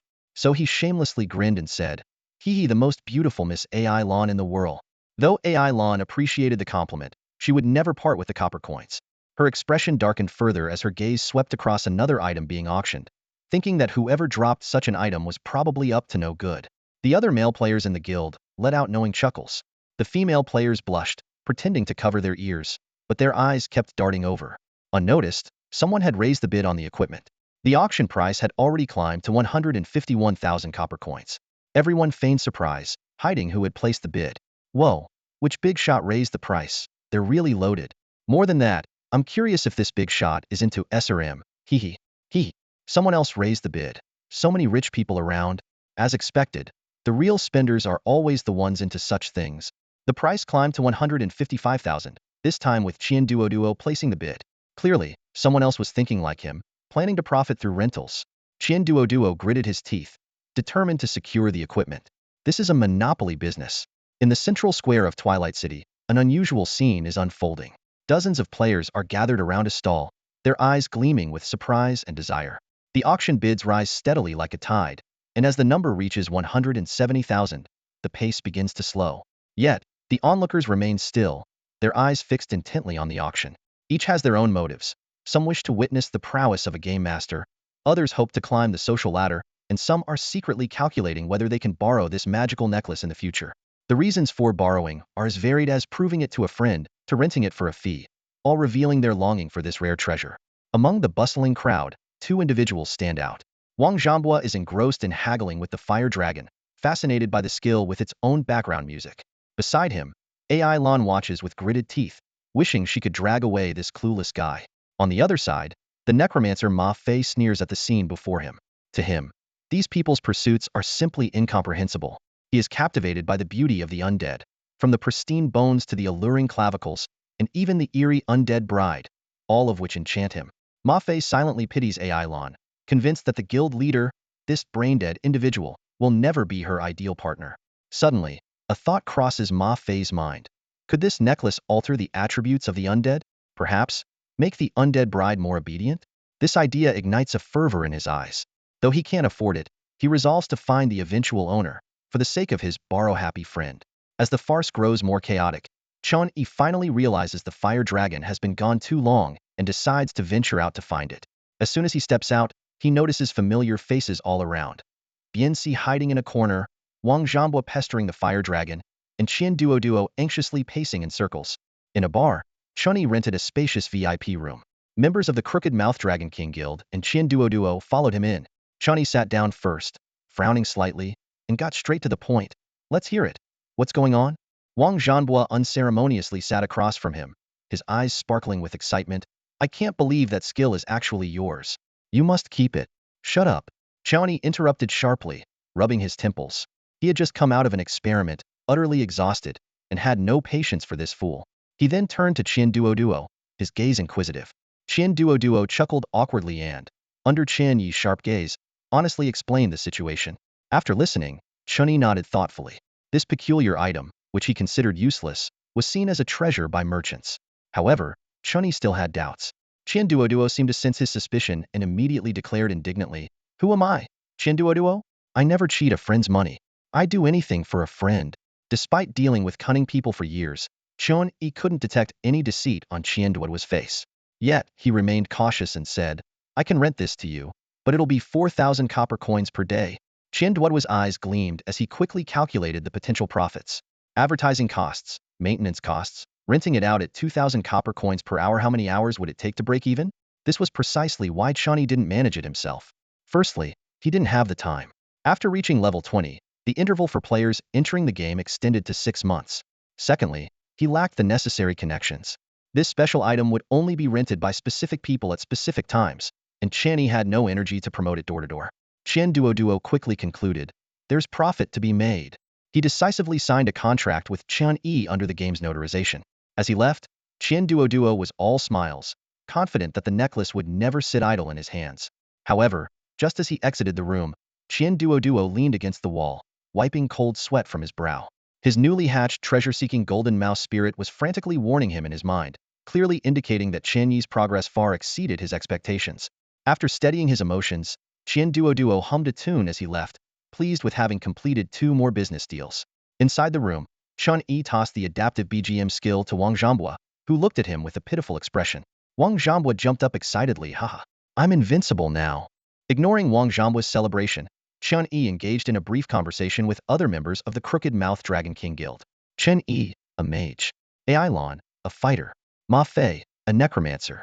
Chen Yi was quite pleased with the guild members' performance, feeling a sense of pride as if watching his sons finally succeed. After a hearty meal, Chen Yi got up to leave. Before departing, he instructed Wang Zhambua through a chat window about some matters in the real world, advising him to spend as little time there as possible to ensure his parents' safety. Ai Lan stretched and teased. I didn't expect you to have such reliable friends. Wang Zhambua shook his head seriously. He's not my friend. He's my son. Ai Lan was speechless, silently lamenting the damned competitive nature of men. Ma Fei suddenly spoke up, very strong. Wang Zhambua wasn't surprised by this. He knew Chen Yi had always been a top student. But Ma Fei added, the guild leader probably can't beat him. As a necromancer, Ma Fei's undead space housed a special spirit with powerful sensory abilities, able to detect and gauge the strength of enemies. Therefore, the others chose to trust Ma Fei's judgment. Wang Zhambua stood up immediately, full of fighting spirit. No way. As his father, I can't lose. Extra training tonight. This was both to catch up with Chen Yi and to calm his mind, which had become unsettled due to Chen Yi's private message. After leaving the bar, Chen Yi headed straight to the warm home. He sold the War Tree Man branches he had exchanged for 20,000 copper coins each to pharmacist Yilin. Xiao Lu looked at the 60,000 copper coins, drooling and secretly vowing to study hard. Including the 70,000 plus copper coins from the Fire Dragon, Chen Yi's funds approached 170,000 copper coins. With ample funds, Chen Yi decided to notarize the kaleidoscope in his possession. However, the system notified him that notarization would cost 120,000 copper coins, which surprised him. He questioned the game world, and after some explanation, he understood. It turned out that the alternate space opened by Divine Might was essentially born from the Kaleidoscope Sharingan but located in the Naruto world. Even after notarization, Chen Yi couldn't use it because the distance was too great. The Kaleidoscope's power couldn't traverse such a vast distance. Moreover, Chen Yi only had one kaleidoscope, making its essence incomplete. The game world's notarization would create a new alternate space within this kaleidoscope, with all costs falling on Chen Yi. Cancel the notarization. Chen Yi decisively gave up, but the kaleidoscope remained valuable as a research subject. Let's go, Fire Dragon. With a dragon's roar, Chen Yi set off again for the arena. This time, he set new projection conditions for himself. Text, ceiling, teaching. He needed to find a teacher for the text aspect since his fire-shaped characters were still lacking. Normally, the chains formed should have suppressive or sealing power, a concept Chen Yi adapted from sealing techniques. But currently, his chains only possessed durability. The heart fire could ignite on the chains because they were essentially composed of fire characters. To better utilize this skill, Chen Yi decided to continue his studies. Before long, a young girl dressed in gothic Lolita attire was projected. Projection successful, 1600 copper coins hour. The system notification sounded. Nangong Nizuki, with black hair and a black gothic Lolita dress, frowned as soon as she opened her eyes. Who are you? Special spatial control magic? No, your magical power isn't enough to achieve this. She paused. Well, none of that matters. What do you want to learn, kid? Despite her youthful appearance, she was unexpectedly sharp-tongued. Influenced by the game world, as a teacher by nature, she didn't mind teaching an extra student. Over the next 2.5 months, Chen Yi and his Charizard settled into a routine. From Monday to Wednesday, they would head to the arena for lessons from their mentor. During this time, Chen Yi's writing skills improved significantly. In the evenings, he would bury himself in books at the library. From Thursday to Sunday, he focused on understanding the essence of fire in various environments, while still spending his nights in the library. Meanwhile, Charizard's days were filled with combat. It spent its time sweating it out on the simulated battlefields of the arena, facing new challenges daily. Despite the high-energy demands of these battles, Charizard's expenses were still minimal compared to Chen Yi's. Thanks to daily transfers from Chen Duo, Chen Yi found himself with more copper coins than expected. Time flew by, and 2.5 months quickly passed. Today, Charizard finally had the chance to engage in an actual battle. Roar, it bellowed excitedly, following Chen Yi to the arena. Chen Yi opted for the ranked mode, and the system promptly conducted a level check. Ding. Level check. Tier 2. This meant they had reached level 20. As Chen Yi had previously noticed, in this game world, levels below 20 were merely the training phase. Only by surpassing level 20 and undergoing a transformation could one truly face the myriad worlds. The ranked mode was the same, pitting them against opponents of the same level from other major factions. The system displayed: wins 0, losses 0, current arena rank 6,941,276,981. The first ranked match began quickly. With a flash of light, Chen Yi appeared on the battle stage. Opposite him stood a woman clad in full armor. Game World E versus Knight World Guardian of Glory. Upon seeing Chen Yi, the female knight respectfully raised her rapier in a knightly salute, her eyes filled with caution. Despite Chen Yi being from the game world, she dared not underestimate him. 3, 2, 1. As the countdown ended, the battle erupted instantly. A circle of fire unfurled behind Chen Yi, and several flaming swords shot forth. The female knight swiftly raised her silver shield and dodged nimbly. The first wave of attacks missed, and the flaming swords struck the ground. Wind spirits, aid me, the female knight whispered a prayer. Instantly, a cool breeze enveloped her, and her speed increased dramatically. However, the flaming swords also accelerated, aiming straight for her face. Her expression shifted slightly, yet she pressed on, attempting to deflect the flaming swords with her shield. In the next moment, the massive impact made her face change color. Boom! The flaming swords exploded, engulfing her in fierce flames. Although her armor was enhanced, preventing the flames from clinging to her, and had excellent insulation, an invisible heart fire ignited within her. The sudden mental assault momentarily dazed the female knight. Seizing the opportunity, Chen Yi launched a faster, more ferocious attack, sending several flaming swords hurtling through the air. Although the knight's armor was exceptionally sturdy, the power of the flaming swords was formidable. The system notifications flashed continuously. Player E dealt 300 points of mental damage to Guardian of Glory. Player E dealt 564 points of damage, 124 points of piercing damage, 340 points of burn damage. The female knight roared, "Glory's shield!" A golden light enveloped her, significantly boosting her defense. However, the next moment, several silver flaming swords pierced through her armor effortlessly. Explode! With Chen Yi's command, the flames completely consumed the female knight. In her final moment before disappearing, she looked at Chen Yi in bewilderment, muttering, "Is this really Tier 2? In the distant night world, this Guardian of Glory fell into deep self-doubt. The elite of Tier 2 her family spoke of was nothing but a dream. System announcement. Player E has 1. Wins 1, losses 0. Current arena rank 469,841,250. Chen Yi didn't rush into the second match. Instead, he carefully reviewed the previous battle. He realized that against opponents with strong willpower, the mental sting from the heart fire wasn't enough to stop them. That's why he abandoned the corrosion ability. Although it could leave serious mental scars on opponents, its immediate effect in battle was less than ideal. Additionally, integrating heart fire into combat noticeably enhanced the flaming sword's penetration. This also indicated that the standard version of the flaming sword still had room for improvement. Was the first opponent already this skilled? Chen Yi pondered, then initiated the second round of ranking. It's worth noting that the arena uses true body projections, preventing actual death. Each time a battle begins, participants' mana and health are reset. This time, Chen Yi faced a young man dressed in modern attire. Game World E versus Lord God Space Wang Qing. Upon noticing his opponent was from the game world, Wang Qing sneered, "Hey, why don't you just surrender? I don't want to bully you." "What's that saying? Surrender and you only lose half." Chen Yi remained expressionless, unmoved. 3, 2, 1. Boom. With a loud explosion, Chen Yi leaped high, and a tail-like appendage emerged from the ground. At the same time, Wang Qing's eyes turned crimson, and similar tails sprouted from his back. Ghoul. Chen Yi's heart skipped a beat. In the next moment, a massive crater appeared under Wang Qing's feet as he shot towards Chen Yi like an arrow. "Gene Lock, release," he shouted. Midair, Chen Yi waved his staff, and magma-like walls rose from the platform, etched with numerous fire characters.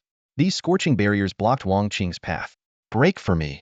Wang Qing roared, his tail-like cocoon transforming into spears, viciously thrusting at the walls before him.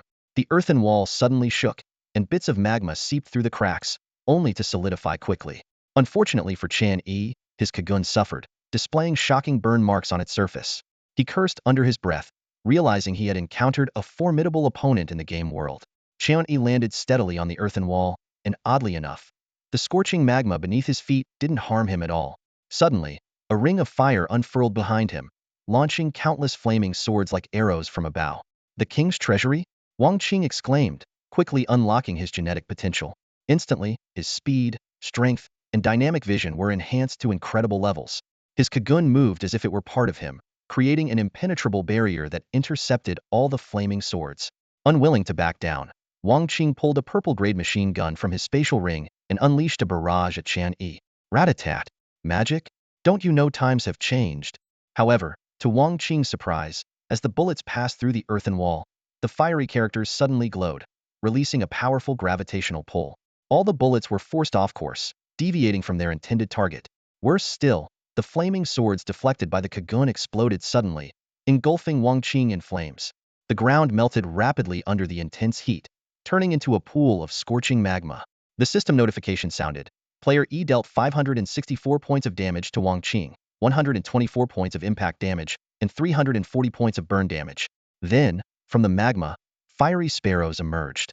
Wang Qing's Kagun flailed desperately, but each time it touched these sparrows, they exploded, transforming into fiery characters. Under Wang Qing's horrified gaze, these characters quickly morphed into chains, binding him tightly. A mysterious force emanated from the chains, leaving Wang Qing feeling weak and powerless. Despite the outcome, Wang Qing was not surprised.